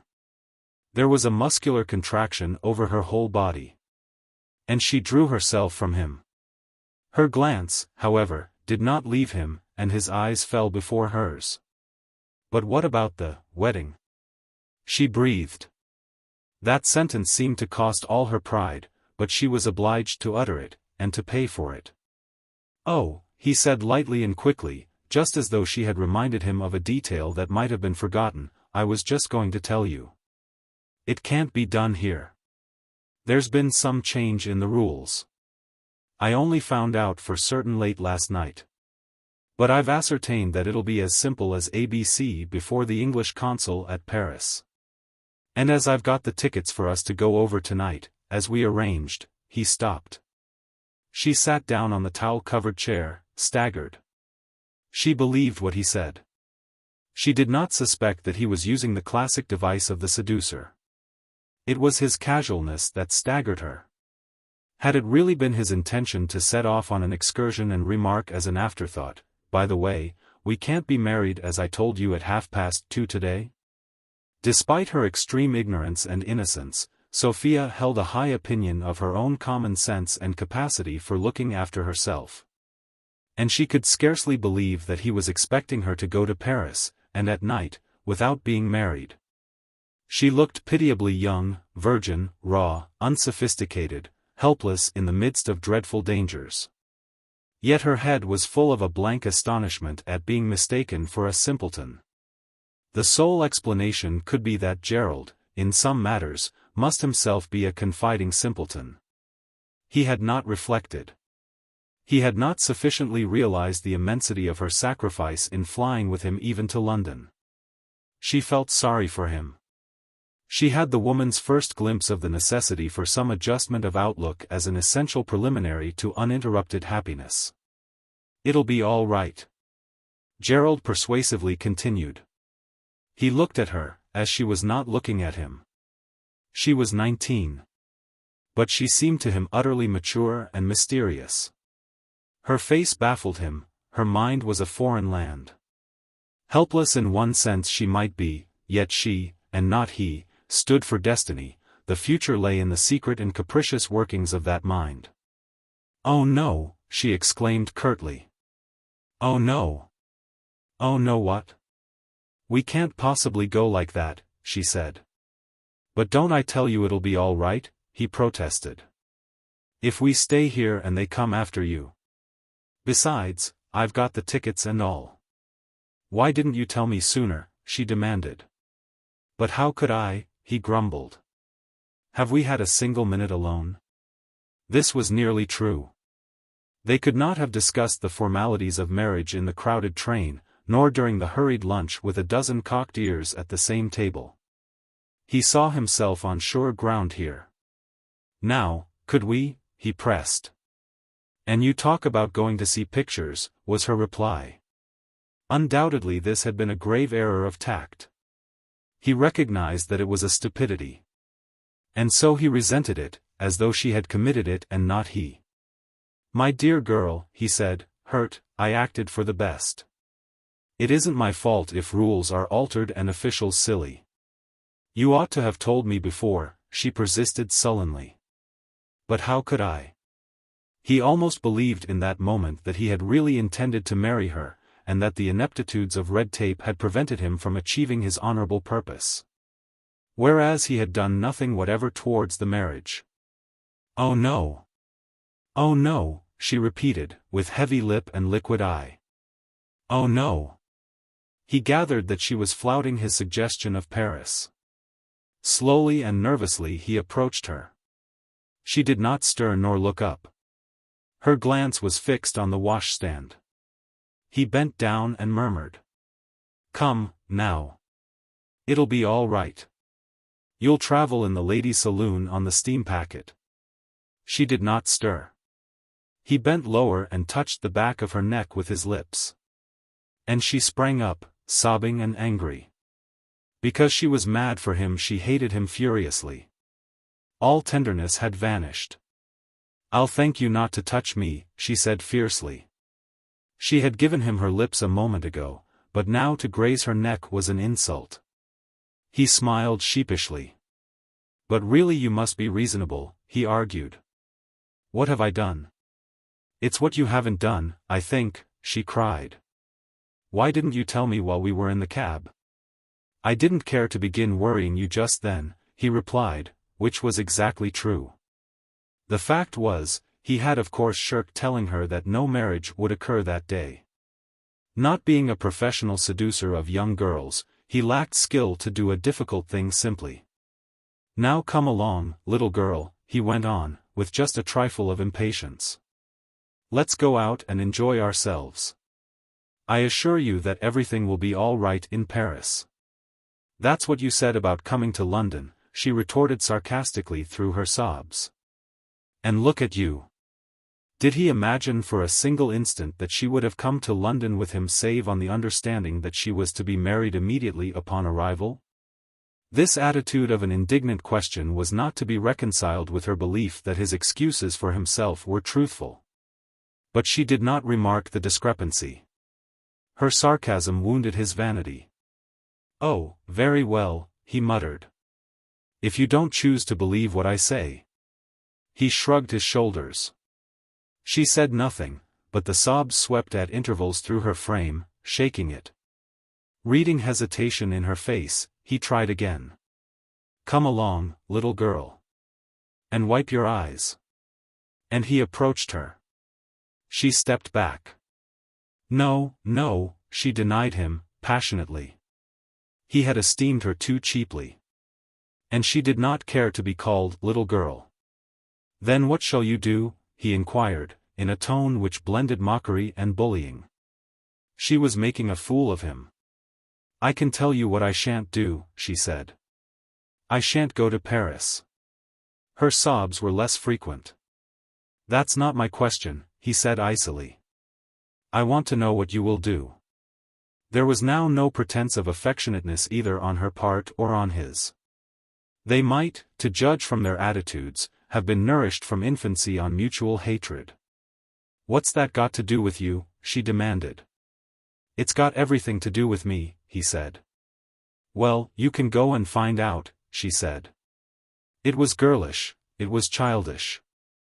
It was scarcely according to the canons for conducting a final rupture, but it was not the less tragically serious. Indeed, the spectacle of this young girl absurdly behaving like one, in a serious crisis, increased the tragicalness of the situation even if it did not heighten it. The idea that ran through Gerald's brain was the ridiculous folly of having anything to do with young girls. He was quite blind to her beauty. Go? He repeated her word. You mean that? Of course I mean it, she answered promptly. The coward in him urged him to take advantage of her ignorant, helpless pride, and leave her at her word. He remembered the scene she had made at the pit shaft, and he said to himself that her charm was not worth her temper, and that he was a fool ever to have dreamed that it was. And that he would be doubly a fool now not to seize the opportunity of withdrawing from an insane enterprise. I am to go? He asked, with a sneer. She nodded. Of course, if you order me to leave you, I must. Can I do anything for you? She signified that he could not. Nothing? You're sure? She frowned. Well, then, goodbye. He turned towards the door. I suppose you'd leave me here without money or anything, she said in a cold, cutting voice. And her sneer was far more destructive than his. It destroyed in him the last trace of compassion for her. Oh, I beg pardon, he said, and swaggeringly counted out 5 sovereigns onto a chest of drawers. She rushed at them. Do you think I'll take your odious money? She snarled, gathering the coins in her gloved hand. Her first impulse was to throw them in his face, but she paused and then flung them into a corner of the room. Pick them up, she commanded him. No, thanks, he said briefly. And left, shutting the door.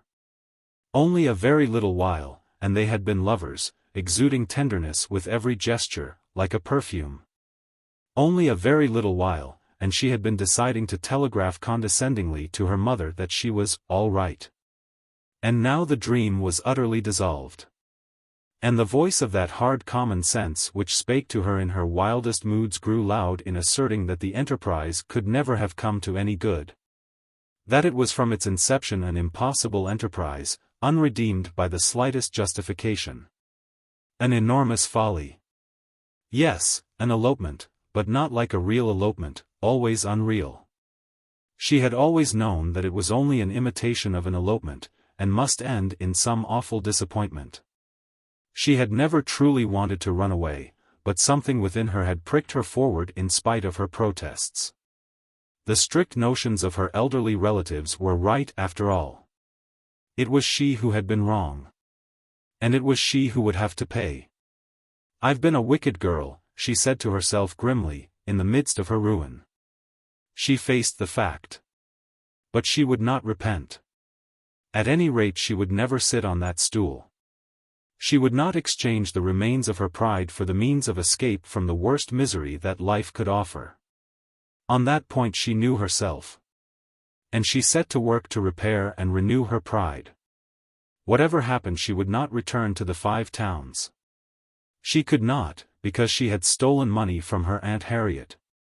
As much as she had thrown back at Gerald, she had filched from her aunt, but in the form of a note. A prudent, mysterious instinct had moved her to take this precaution. And she was glad. She would never have been able to dart that sneer at Gerald about money if she had really needed money. So she rejoiced in her crime.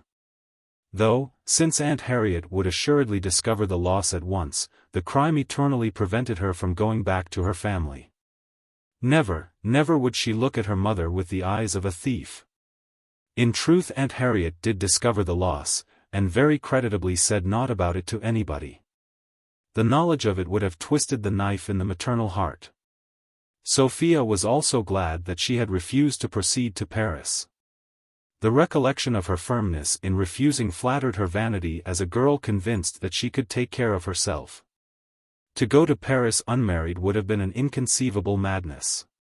The mere thought of the enormity did outrage to her moral susceptibilities.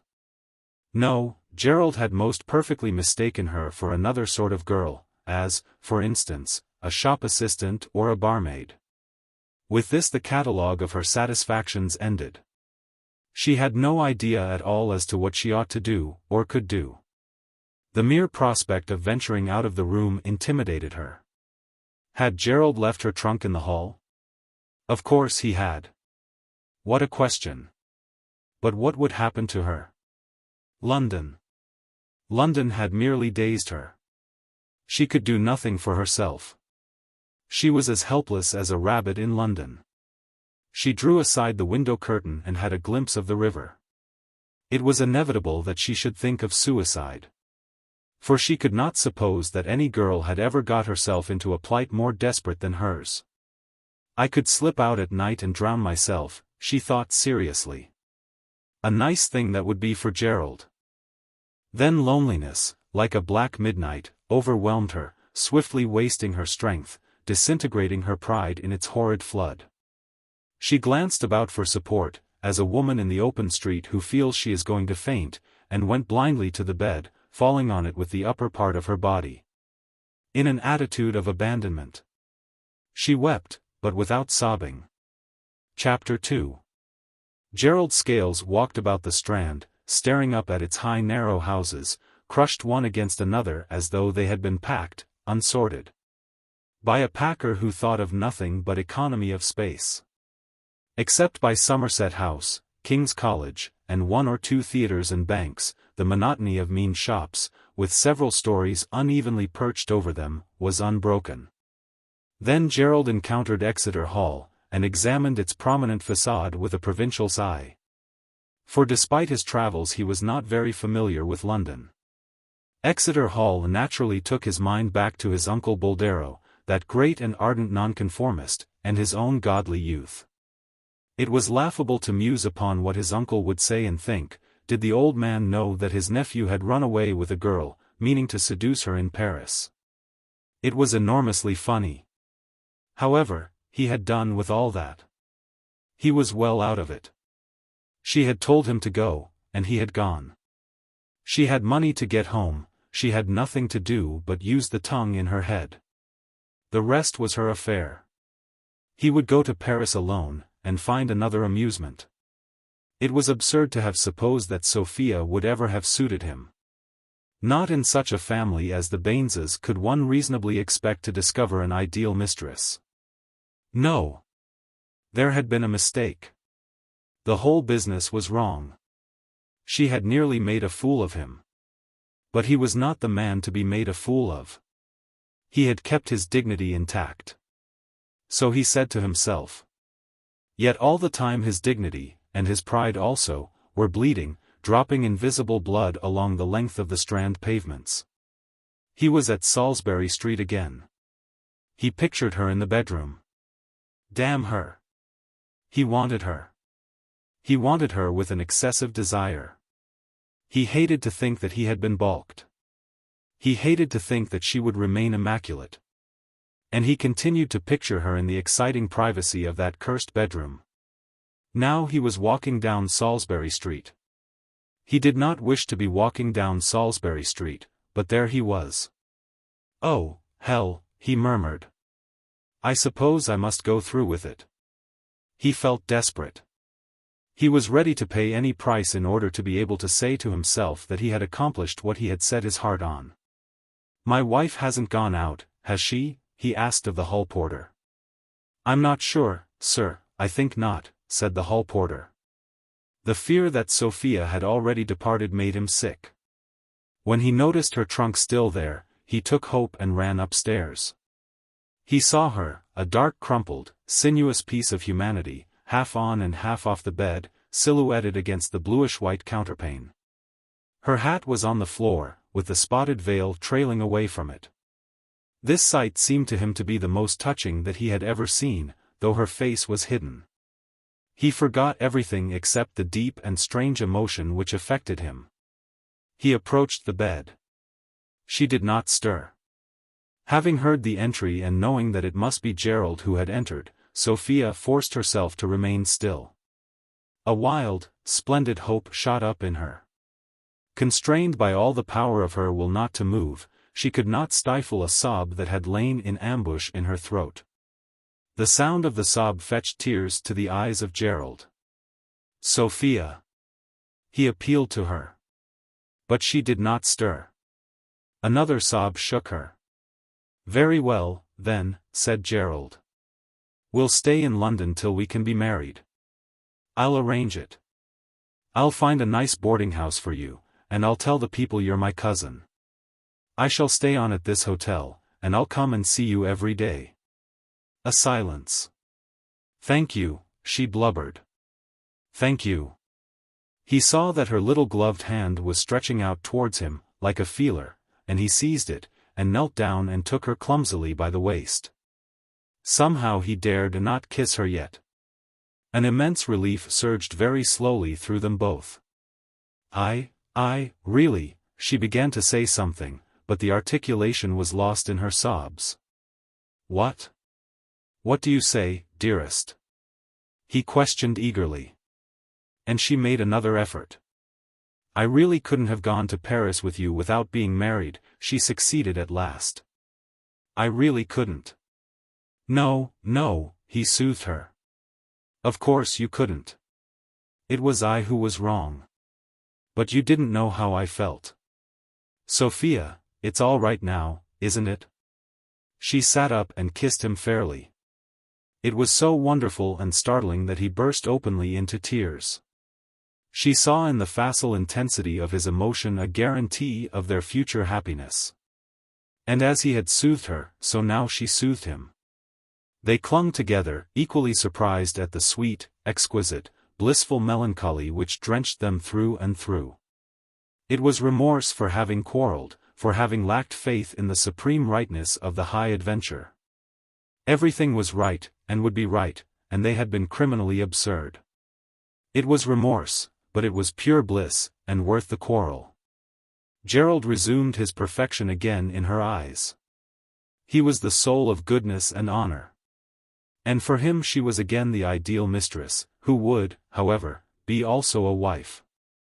As in his mind he rapidly ran over the steps necessary to their marriage, he kept saying to himself, far off in some remote cavern of the brain, "I shall have her. I shall have her." He did not reflect that this fragile slip of the Baines stock, unconsciously drawing upon the accumulated strength of generations of honest living, had put a defeat upon him. After tea, Gerald, utterly content with the universe, redeemed his word and found an irreproachable boarding house for Sophia in Westminster, near the Abbey. She was astonished at the glibness of his lies to the landlady about her, and about their circumstances generally. He also found a church and a parson, close by, and in half an hour the formalities preliminary to a marriage were begun. He explained to her that as she was now resident in London, it would be simpler to recommence the business entirely. She sagaciously agreed. As she by no means wished to wound him again, she made no inquiry about those other formalities which, owing to red tape, had so unexpectedly proved abortive. She knew she was going to be married, and that sufficed. The next day she carried out her filial idea of telegraphing to her mother.